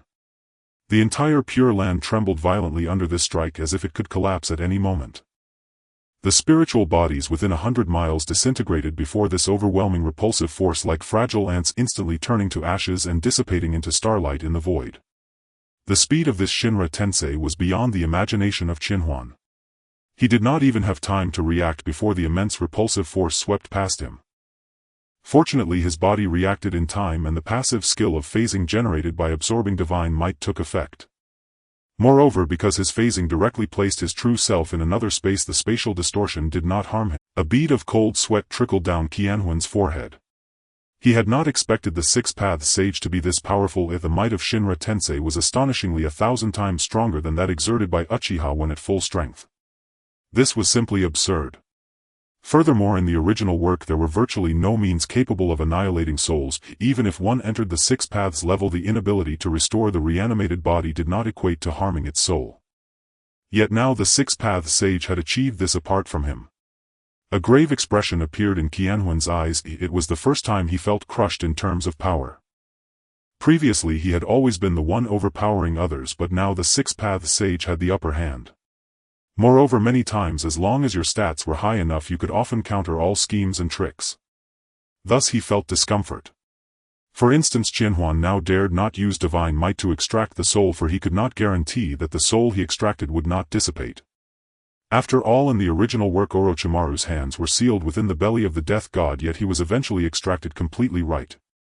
And the phasing of divine might was his most effective means of survival. He could not allow the soul of the Six Paths Sage to enter it, rendering it ineffective. However, to his surprise, after losing the scorching of the golden flames, the sage's gaze turned frenzied again. In this state the Six Paths Sage seemed only capable of using the soul chains to tether others' souls. But this was completely ineffective against Qianhuan. Of course, he could not rely solely on phasing and remain stationary. He continuously performed space jumps to ensure that the chains could not completely envelop him. This allowed him time to contemplate countermeasures. He first considered using the golden flames to exhaust the six-path sage to death. However, this seemed unfeasible as it was evident that as the sage's soul shrank from the burning, his consciousness became clearer. In that case, the six-path sage's attacks would not be limited to just the soul chains. There was a high probability that abilities capable of breaking Qianhuan's phasing would emerge. After all, with the sage in this state, who knew what abilities he possessed now? This left him to ponder other solutions. Qianhuan fell silent. It seemed he had no good plan after all the others' stats were so high. He could not compete. Exhausting chakra could also trigger the second stage. This all seemed unworkable. But if he had to consider both aspects, it could only mean that his stats needed to be higher than the opponent's, or that he could ensure the six-path sage did not regain consciousness while exhausting chakra. Firstly, he could not achieve the second point now. Thus he could only contemplate the first point. The question arose, how could he quickly enhance his strength? For Qianhuan, this naturally meant an abundance of chakra, infinite chakra. However, the speed at which he absorbed chakra in the Pure Land was clearly insufficient. After all, in cultivation, the further one progressed, the more chakra one would require. Thus he immediately thought of the shadow clone technique and infinite Tsukuyomi. These two methods were evidently faster than infinite Tsukuyomi. Unfortunately, this place was filled with spiritual bodies, and infinite Tsukuyomi was clearly ineffective against them. Mainly, there was no need for infinite Tsukuyomi. Simply using the divine tree's birth would suffice, since the spiritual bodies would not move and he himself was in a state of slumber, thus eliminating the need for infinite Tsukuyomi for control. But the problem lay with the divine tree's birth. Could it really absorb the chakra of spiritual bodies? It could not, as even Qianhuan could not absorb chakra from spiritual bodies. If he could, then Danzo's spiritual body would have long since been absorbed and collapsed. However, this matter needed to be thought of from another angle. Why could the divine tree's birth absorb others' chakra? Wasn't it because it simulated the divine tree? And the divine tree's greatest power was its ability to absorb the natural energy of an entire planet, condensing it into chakra fruits, gradually turning it desolate. Here in the Pure Land, the natural energy in the air was simply excessive, and it was of a higher grade than that found on planets. Upon realizing this, Qianhuan stopped his game of hide and seek, with the six-path sage vanishing from sight. When he reappeared, he was already 1,000 miles away. As the Shinra Tensei that the six-path sage had used previously had turned all spiritual bodies within 100 miles into ashes, Qianhuan was not worried about the sage becoming stronger. Thus he joined his hands together. Divine tree's birth. At that moment, Qianhuan suddenly felt the chakra within his entire body disappearing at the speed of light. His expression changed. This indicated that this place was evidently much larger than the ninja world.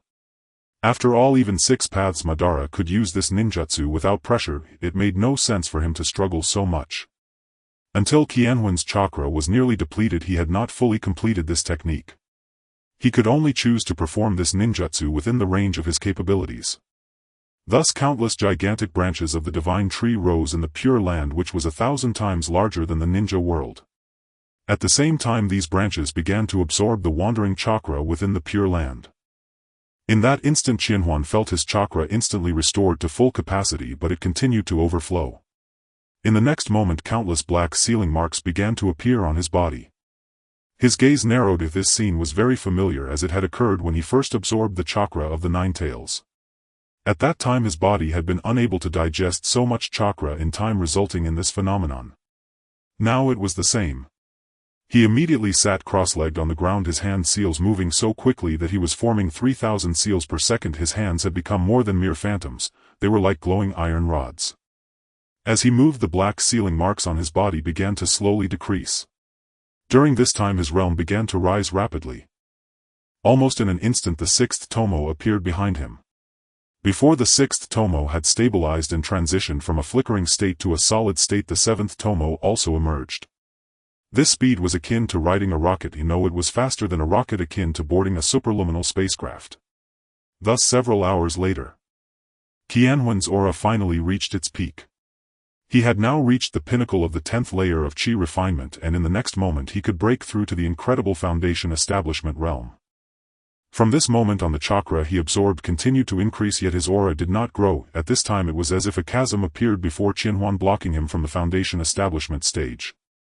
However, he was not one to give up easily. Although he had no idea how powerful he had become, his goal was not just to defeat the Six-Path Sage. Thus Qianhuan formed hand seals once more. Divine Tree's Descent. At his pinnacle of the 10th layer of Qi refinement, his chakra again vanished at the speed of light. He was once again shocked by the expanse of the Pure Land. Just how vast was this place? Could it be equivalent to the entirety of the universe? There was simply too much chakra he could absorb without seeing it deplete. If this were in the ninja world, he would have likely drained it countless times by now. Just how strong had he been in his past life to be able to refine this into the 6 paths of reincarnation? Yet before Qianhuan could comprehend this, chakra 100 times stronger than before surged forth. At that moment Qianhuan felt a sensation of being filled to the brim. The instant that sensation appeared, an incredible transformation occurred within Qianhuan's body. The chakra throughout his body was no longer merely a simple solid liquid or gaseous state, it had completely transcended. He saw layers upon layers of space, countless parallel ninja worlds, and even glimpsed the past and the future. In that moment he felt as if he could achieve anything he desired. Qianhuan gently waved his hand. The scenery before him rapidly receded as the river of time flowed backward, in that instant returning directly to when he shattered the body of the Six-Paths Sage. In that moment Qianhuan abruptly reached out to grasp the soul of the Six-Paths Sage in his palm. Rebellious son, do you still not know to turn back? The end of the book.